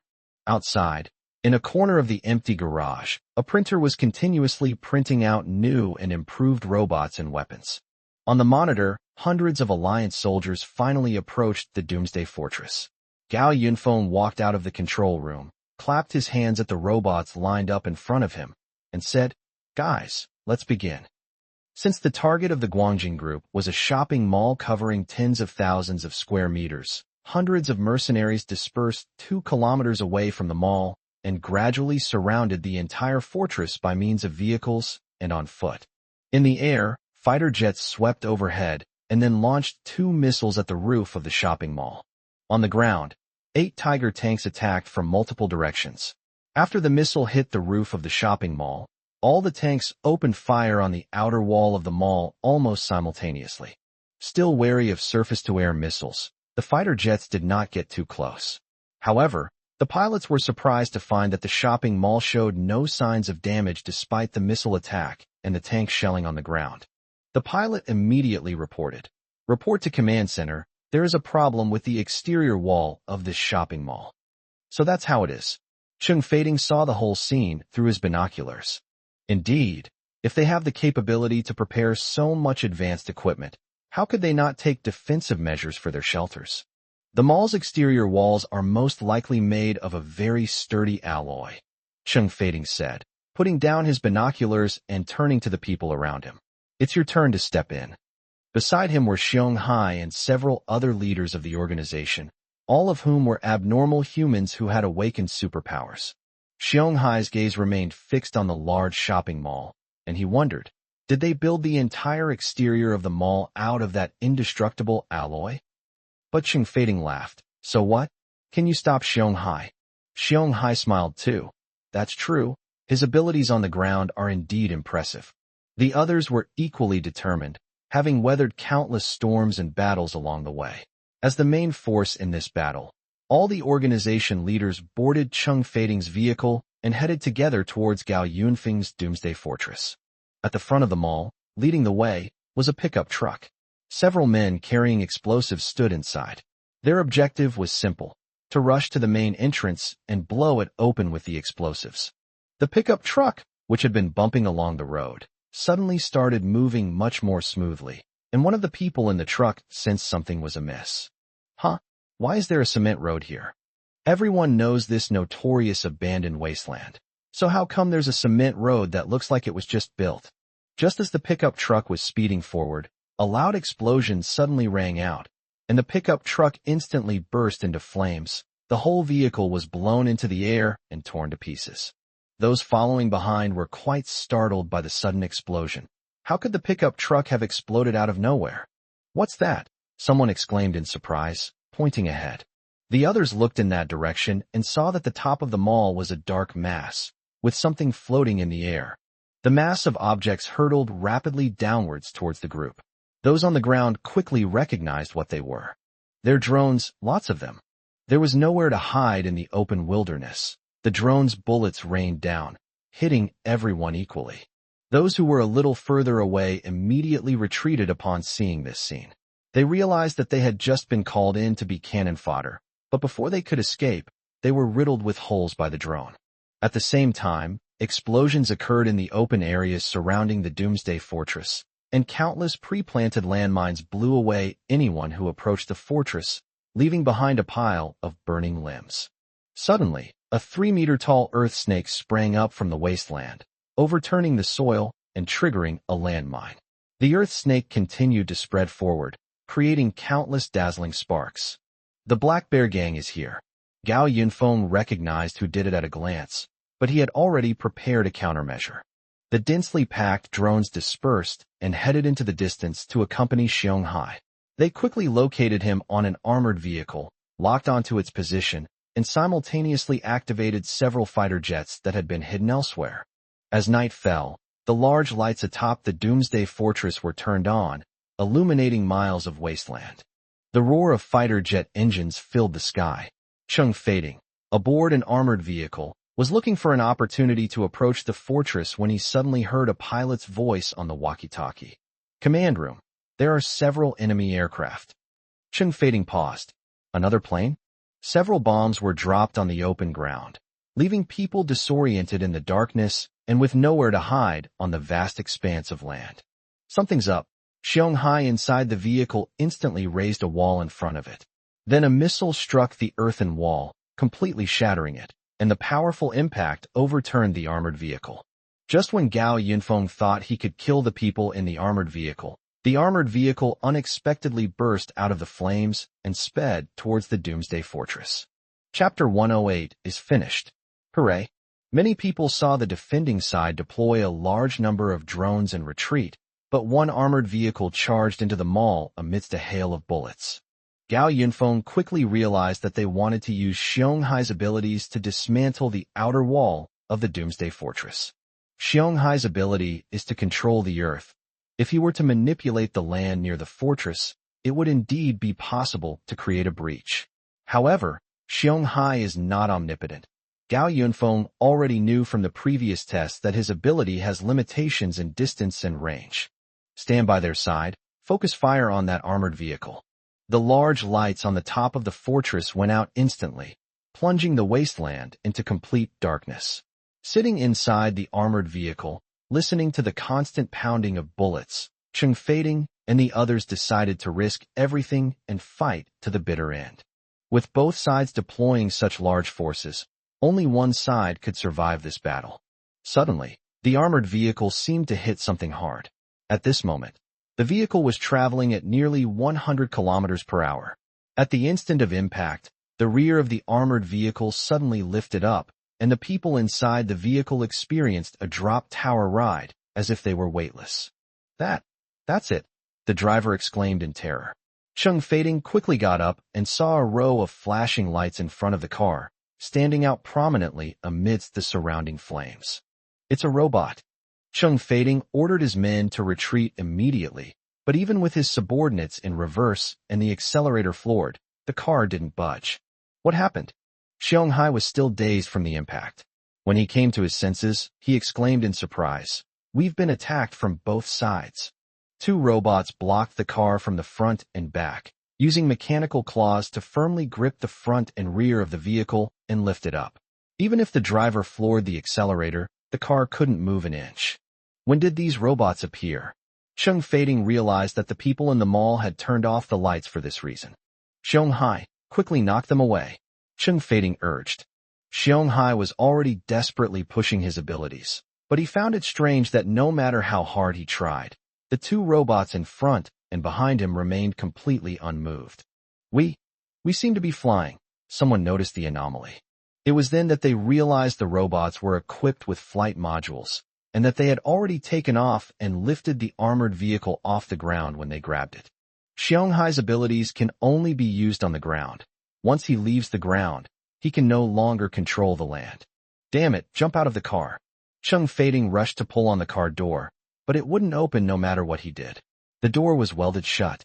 What's going on? Cheng Fading had never heard of their Guangjing group's robots being able to fly. He hurriedly called for help from the fighter jets in the air, but no matter how he shouted, no one answered.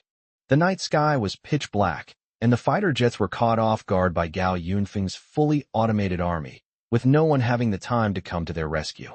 The robot carried the armored vehicle up to a height of 100 meters, and then the two robots suddenly released their mechanical arms, causing the armored vehicle to fall freely downwards. The people inside the car panicked, but what followed was even more despairing. Xiong Hai heard the sound of a missile. It was a surface-to-air missile targeting the free-falling armored vehicle. No, No matter how hard Xianghai tried, he couldn't move the ground anymore. The others in the car screamed in terror. The missile struck the armored vehicle firmly in midair, causing it to disintegrate into countless fragments that scattered in all directions.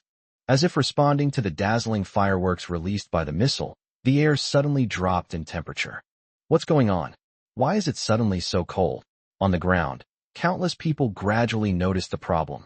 Not only did the weather suddenly turn unusually cold, but even the armored vehicle that exploded in the air earlier seemed suspicious. Wasn't that the vehicle the chief of staff was riding in? We've lost the battle, Ron. This battle was like a farce, starting suddenly and ending in a bizarre way. Having witnessed the power of the fully automated machinery, those armed only with broken guns chose to abandon their attacks and retreat. However, they couldn't understand why the drones suddenly stopped attacking and hovered in the air, allowing them to escape. Gao Yinfong watched the thermometer plummet and ordered his companion to turn on the heater in the doomsday fortress. Outside, the wind howled. A powerful chill officially descended upon Yinqing, with frost spreading from the north and extinguishing the fires burning on the wasteland. The people on the wasteland scrambled to run towards the distant vehicles, utterly terrified by the horrific sight and devoid of any will to fight. But the extreme cold storm gave them no chance of survival. The ground froze rapidly, and the people on the wasteland were frozen into ice sculptures as they desperately tried to escape. Even those who had already boarded the vehicle were not spared. Only the order of their deaths differed. Gao Yinfong looked at the scene outside and clicked his tongue in amazement. This extreme cold is really powerful. From the sudden drop in temperature to the ground starting to freeze, and then to everyone outside being wiped out, the whole process took no more than 5 minutes. Fortunately, Gao Yinfong was prepared and had recalled all the mechanical troops outside in advance. He picked up his coat, which he had placed aside, and put it on. Then he sent a voice message to Zhong's son. "How are things on your end?" "No problem. They've already started the operation. Zhong's son's work is reliable." "That's good." Gao Yinfong then instructed his companion. "Companion, launch all the remaining missiles and give them a hard time." Learn. To the southwest lies the Guangjing Group base. Everyone at the base was extremely busy, not only because the special operations team from the northern battlefield had lost contact, but also because the sudden extreme cold weather had caught them off guard. Zheng Qiruan was about to go back inside when a violent tremor suddenly came from above. "What happened?" "Young Master Zheng."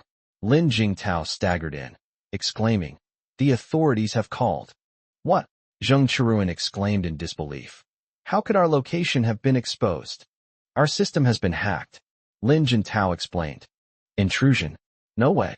Zheng Qiruan immediately realized it was that drone.